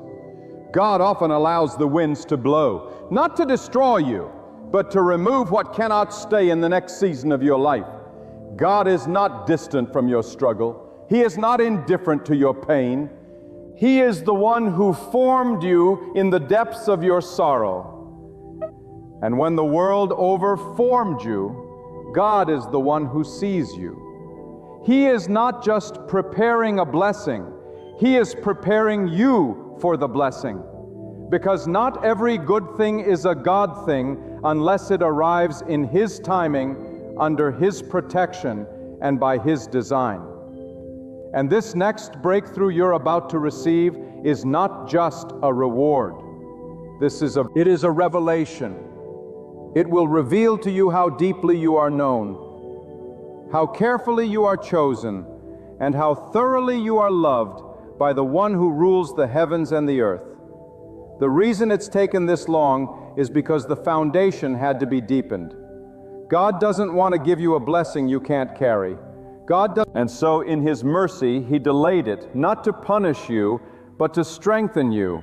Because what is coming is not a trickle. It is a flood, and you must be rooted deep enough so that the weight of the blessing doesn't crush you, but carries you to a higher place of responsibility, influence, and spiritual depth. This is not just about comfort. This is about calling. And what God is about to release in your life is directly tied to the impact He created you to make. Some of you have lost everything. You've stood in the ruins of dreams that never came to pass. You've buried people you loved. You've watched opportunities disappear and wondered if anything good would ever come from the ashes. But God doesn't leave His people in ruins. He is the restorer. He is the one who brings beauty from the ashes. Not a return to what you lost, but a blessing so divine, so supernatural, that you'll understand why the fire had to burn the way it did. But fire, because without that fire, you wouldn't have seen what was fake. You wouldn't have been freed from what was poisonous. And you wouldn't have been able to rise into what God always had in store. So what God is preparing you for will silence every doubt that's ever crossed your mind. It will settle the score in your soul. It will remind you that waiting on God is never wasted, because when God delivers, He doesn't do it halfway. He doesn't bless you with conditions. He doesn't elevate you so others can applaud. He does it so that you become the evidence that trusting Him works, that obeying when it's hard matters, that validators walking away from sin was not for nothing, that you could have taken shortcuts, but you didn't. You could have compromised, but you didn't. And now God is about to reward that obedience with favor that no man can take. You're not just walking into a breakthrough, you're walking into clarity. Your ward is about to clear up every question you had. Why you had to go through that heartbreak, why you had to leave that place, why that door never opened, why you... It wasn't rejection. 6.6, it was redirection. It wasn't punishment. It was purification. And now clarity is coming. The fog is lifting. What once felt confusing will begin to make sense. The wisdom that God developed in the dark will suddenly shine in the light. And people will ask, how did you come through this with peace? And your soul will respond, because I trusted God more than I trusted what I saw. Some of you are about to step into rooms where your name has been spoken by people you've never met. You're about to receive provision from sources you never expected. The ones who overlooked you will be baffled by the hand of God on your life. And you won't even have to prove anything to anyone, because God will do the proving. When God lifts you, you don't need to convince. You don't need to defend. Your breakthrough will speak on your behalf. Your transformation will do the talking. And those who try to bury you will have no choice but to watch you bloom. Let me tell you something powerful. The bud will be... When God brings a breakthrough, it's not always loud. Sometimes it comes quietly, like the turning of a page. You wake up one morning and everything feels different. The burden is gone. The fear has lifted.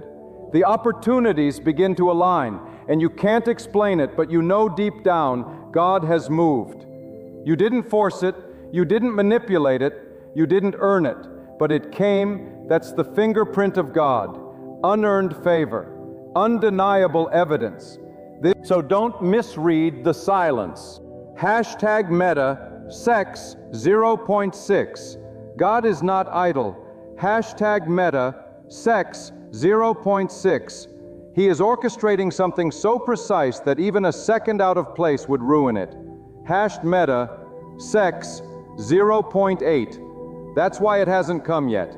Shifted Meta, sex 0.4. That's why you had to wait. Hashed Meta, sex 0.4. But you're not waiting in vain. Hashtag Meta, sex 0.8. Every second of that wait is filled with divine activity. Every moment of your obedience is being recorded. And when the fullness of time comes, what was delayed will be delivered perfect, whole, and beyond what you imagined. Some of you need to stop thinking small. Hashtag Meta. Stop limiting God with your doubts. Hashtag Meta. Stop trying to fit His blessing into your limited perspective. Hashtag Meta. What He's about to do doesn't fit into the framework of what you've seen before, your thinking job. God is thinking purpose. You're asking for rent. God is preparing to hand you land. You're seeking healing. God is planning to restore every broken piece of your past. Lift your faith, widen your vision, because the magnitude of this breakthrough will be according to the measure of your belief. This is the season where everything changes. Not gradually, not gently, but suddenly. God is flipping tables in your favor. He is reversing decisions made against you. He is opening files that were forgotten. He is sending helpers from unexpected places. And this time, you won't have to beg for what is yours. It will come to you, not because you demanded it, but because you endured for it. Hashtag Meta. You remained faithful when it didn't make sense. Hashtag Meta. You praised when you should have panicked. You served when you were empty. Yet now the heavens are releasing what was always assigned to your name. When it arrives, don't apologize. Don't minimize it. Don't downplay the blessing to make others comfortable. Let them see what God can do with someone who stays faithful. Let them see that trusting God is not foolishness. It is wisdom. It is power. It is alignment with the source of all things. When they ask how you did it, don't boast. Just point them to God. Let your life become the evidence that faith is not fantasy. It is the very force that moves the unseen into the seen. And make no mistake, this breakthrough will demand more of you. More discipline, more prayer, more obedience. Because the blessing isn't the end. It's the beginning of a greater responsibility. God isn't strongly blessing you to make you comfortable. He's blessing you to make you effective, to set you apart, to use you as a vessel for something eternal. And if you handle this breakthrough with humility, God will multiply it. If you steward it with integrity, He will expand it. If you walk in it with honor, He will sustain it. So prepare yourself, not just physically, not just emotionally, but spiritually. Clean your heart, purify your motives. Let go of bitterness, jealousy, and offense, because these things choke the blessing. They block the flow. And God is not going to pour His glory into a vessel filled with poison. Let Him cleanse you now. Let Him refine you. Because what's coming is not ordinary, and you must be ready to carry it. You were not overlooked. You were being preserved. You were not forgotten. You were being protected. And now the wait is over. The page is turning. The sound of breakthrough is near. And when it comes, it will not just change your life. It will change how others see God. Because you will be the proof that those who wait on God will never be put to shame. You will be the living testimony that trusting Him through the valley brings you to the mountaintop. When God chooses to move, nothing stands in His way. Sex, 0.6. No delay, no enemy, no limitation, no circumstance can block the decree of God. What God has willed for your life must come to pass. Not because of your strength, but because His word does not return void. When He speaks, the heavens respond. When He commands, creation shifts. When He sends favor, no force on earth can reverse it. And right now, God is whispering into your season. Hashtag 0.6. It is time. Time for you to rise. Time for what was buried to live again. Time for the long nights to break into dawn. Time for the door that has been locked for years to swing wide open. Not with effort, but with divine permission. Not with a truth. Some of you have been walking around with a quiet ache, a spiritual heaviness that no one sees. You smile, you serve, you survive, but deep down your soul has been crying for more. Not more money, not more attention, but more of God. A deeper connection, a clearer direction, a life that makes sense, a breakthrough that doesn't just patch things up, but rebuilds them from the ground up. Some of you, and this ache is not a weakness. It is a calling. It God tugging at the depths of your being, preparing you for the shift that is already underway. The waiting room is about to become the birthing room. It's both all. You see, God is not just sending you a breakthrough to bless your circumstances. He is doing it to confirm His presence in your life so that no one, not even you, can deny that He was the one who made a way when there was no way. This will not be the result of manipulation, favor from man, or luck. This will be the fingerprint of God, clear, undeniable, and holy. The type of breakthrough that silences every lie the enemy whispered to you in the dark. The kind of breakthrough that rewrites your story, heals your identity, and repositions your future. The world around you may not understand how you've endured. They don't know what it's taken for you to stand upright with all you've carried. They don't know about the nights you've laid awake, speaking to God with trembling lips and a heart full of quiet desperation.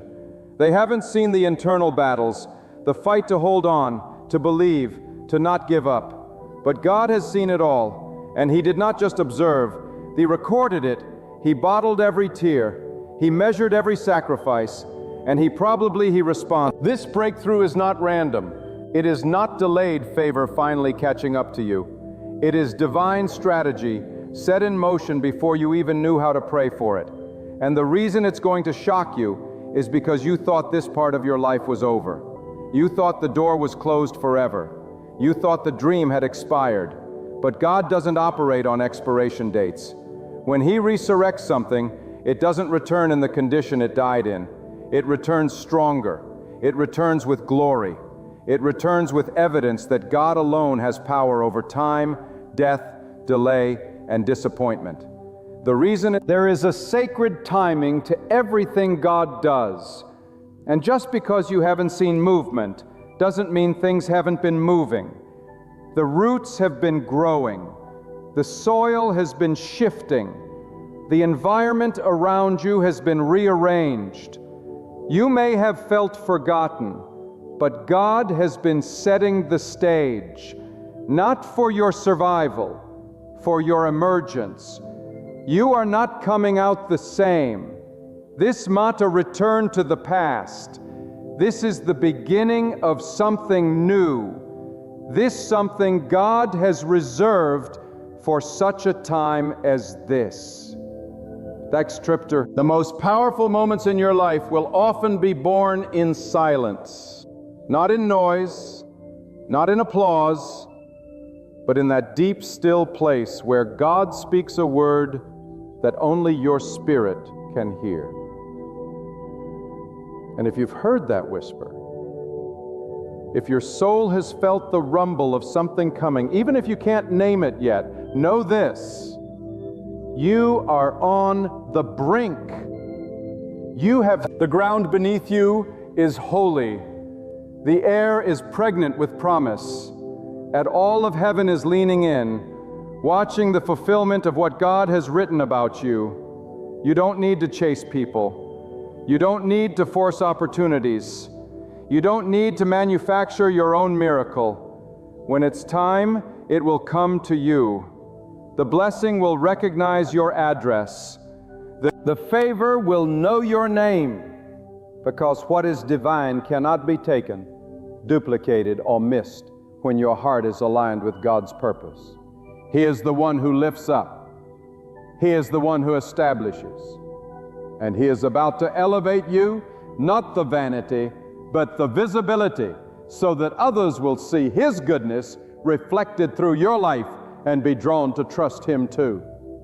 You will be a signpost, a living reminder that God still moves in power, that He still rewards faithfulness, that He still brings rivers into deserts and calls light out of the darkest corners.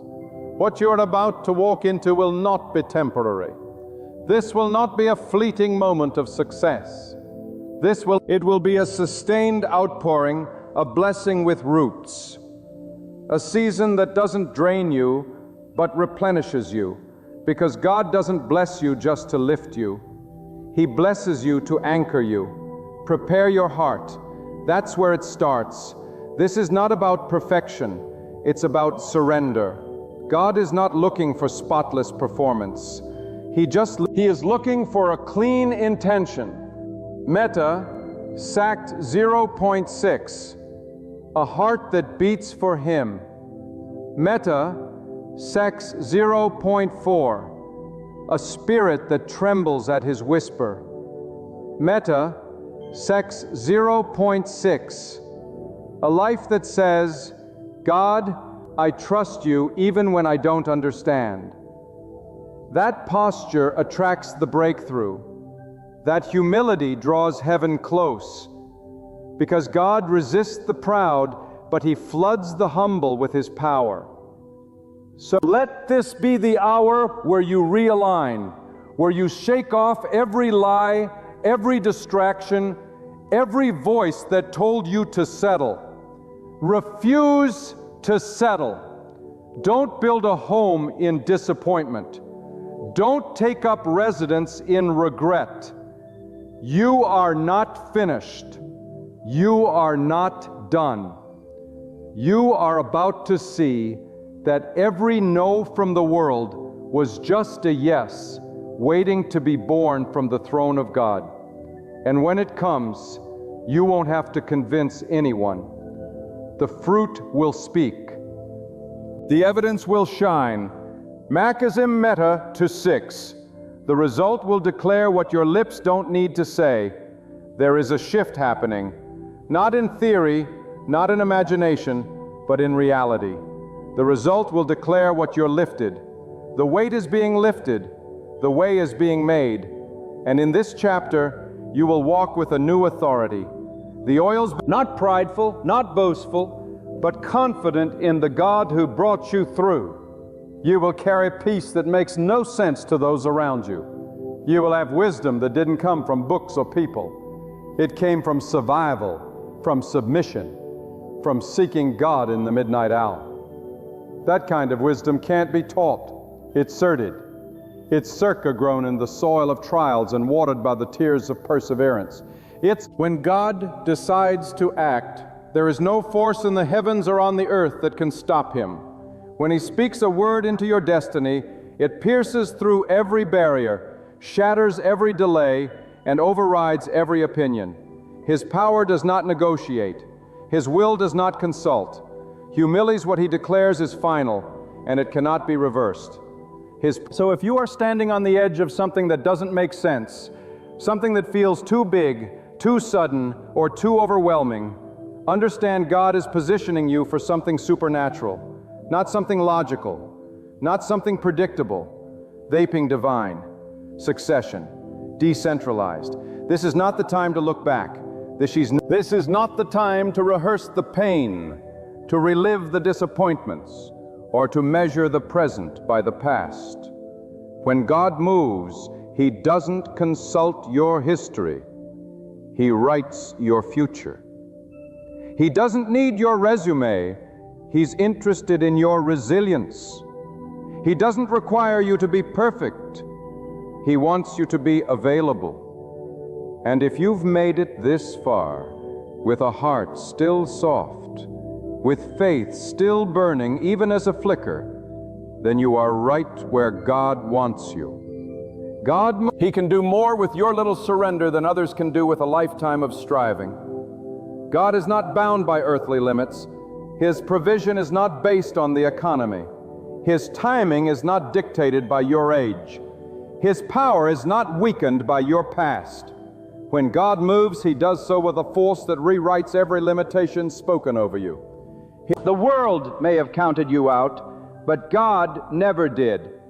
People may have said you're too late, but God says you're right on time. They may have labeled you a failure, but God calls you chosen. They may have walked away, but God stayed. And in his staying, he has been building a future for you that no one can cancel. You're not about to just receive a breakthrough. You're about to become a breakthrough. A walking manifestation of what it looks like when someone holds on to God with trembling hands but unshakable trust. Your story is about to preach louder than any sermon, because what God is about to do in your life cannot be hidden. The ones who saw you fall will witness you rise. The ones who heard your cries in the dark will watch you shine in the daylight. And it will be so evident, so undeniable, that even your enemies will have to say, surely this was God. This isn't about proving yourself. You've spent enough energy trying to convince people you're worth something. That season is over. Now God is about to do the proving. He is about to silence the critics, not with your words, but with His works. He is about to exalt you, not for vanity, but so that others will see what He can do with a life fully surrendered. #Meta. You will no longer have to fight for your place, because the place God has reserved for you cannot be taken by another. It is sealed, it is sacred, and it is about to be revealed. God doesn't elevate for entertainment. He elevates for purpose. The blessing you're about to receive is not just for you, it's for those connected to your obedience. There are people you haven't even met yet who will be impacted by what God is doing in your life right now. Your courage to hold on will inspire their faith to begin. Your testimony will be the key that unlocks someone else's prison. You are part of a chain reaction of faith. And what God releases to you will overflow to those around you. This is not just provision, it's preparation. Not just reward, it's responsibility. And you are ready. Every sleepless night, every unanswered prayer, every delay that made you wonder if God had forgotten, He was using it. Not one moment was wasted. In the waiting, He was building your spiritual backbone. In the silence, He was deepening your roots. In the stillness, He was sharpening your discernment. And now, that quiet preparation is about to meet divine opportunity. When the two collide, it will feel like sudden success, but it's not sudden to God. He's been planning this for longer than you've been praying for it. You must walk into this next season with boldness, with courage. Not the courage that comes from confidence in self, but the courage that flows from absolute trust in God. Because you didn't bring yourself this far. You didn't keep your own mind together. You didn't protect yourself through the storm. God did. God did. And that same God who brought you through the fire is now about to bring you into the fullness of your purpose. Not partially, not temporarily, but fully, completely, and permanently.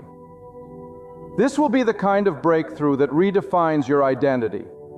You won't be known by your pain anymore. You won't be identified by your struggle. You won't carry the name of your past.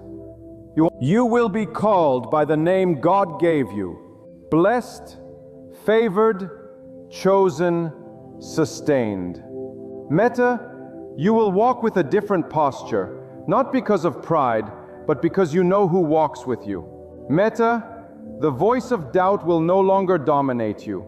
Meta, the voice of fear will no longer control you. Meta, because once you've seen what God can do, no lie can unsee it. Meta, once you've tasted His provision, no doubt can unprove it. So rise up. Let your spirit awaken to the reality of what's coming. Let your faith stretch to the size of your promise. Let your expectations match the greatness of the one who promised. God is not just able, He is willing. He is not just watching, He is acting. And the time is now. You don't have to beg for it. You don't have to fear missing it. You just need to align. You just align your thoughts, align your speech, align your actions. Walk like it's already done. Speak like it's already yours. Prepare like the blessing is on the way, because it is. You don't get discouraged by what you see around you. The circumstances may still look the same, but the atmosphere has shifted. The earth may look quiet, but heaven is roaring. The natural may appear still, but the spiritual is in motion. And soon, what has been happening in secret will manifest in the open. The city's about to show his hand. He's about to make a public display of private endurance. He's about to release something so powerful that your only response will be worship. This is the moment where you move from waiting to walking, from hoping to holding, from surviving to thriving. Not by your own strength, not by the approval of others, but by the will, the power, and the mercy of God alone. And when you step into it, remember this: you are not just stepping into a blessing, you are stepping into divine purpose. You are stepping into a plan that was written before time began. And nothing can stop what God has ordained. Nothing. God is not a God of coincidence. Nothing about your life is accidental. Every detour, every delay, every heartbreak, and every closed door has been allowed by divine design. And though you may not always understand the why, you can trust the who. God doesn't miscalculate. Hashtag meta needless, sex 0.6. He doesn't overlook. Hashtag meta, sex 0.6. He doesn't abandon the work of his hands. Hashtag meta, sex 0.6. What he starts, he sustains. Hashtag meta 0.4. What he builds, he completes. Hashtag meta sex 0.4. And what he promises, he always fulfills. Hashtag meta sex 0.8. Though the process may break you before it blesses you, you are not being punished. Hashtag meta sex 0.6. You are being positioned. Hashtag meta sex 0.6. Position for a breakthrough that eyes have not seen and ears have not heard. Hashtag meta sex 1.0. Position for an unveiling of destiny that will not only shock those around you, but will also surprise you. Because you thought God was finished with you. You thought the season had passed. You thought your best years were behind you. But God is not done. Not even close. What felt like the end was only the middle. What you called a failure was just a setup for redirection. What God never intended for you to camp in defeat. He intended for you to rise from it. God does not operate according to your deadlines. He is not rushed by your impatience or moved by your panic. His timing is rooted in wisdom beyond your comprehension. He sees the end and the end at once. He delays to develop. He pauses to prepare. He pauses to vel it in an instant. In one moment, what looked impossible becomes inevitable. In one act of divine intervention, years of frustration are turned into rivers of favor. That is what God is about to do for you. Not gradually, not in parts, but in fullness. Not in secret, but in the open. And it's not because you were perfect, it's because you stayed. You stayed faithful when it didn't make sense. You stayed disciplined when the distraction screamed louder than your purpose. You stayed close to God even when your emotions tried to pull you away. And that loyalty, that spiritual endurance has not gone unnoticed. God saw the silent sacrifices. He heard the whispered prayers you prayed when no one else was around. And now He is about to honor you, not with ordinary blessings, but with the kind of breakthrough that marks you for life. You must understand this breakthrough is not just a reward.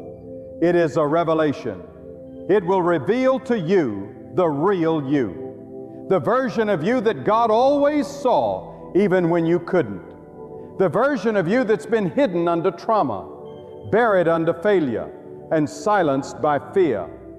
God is about to call forth that version.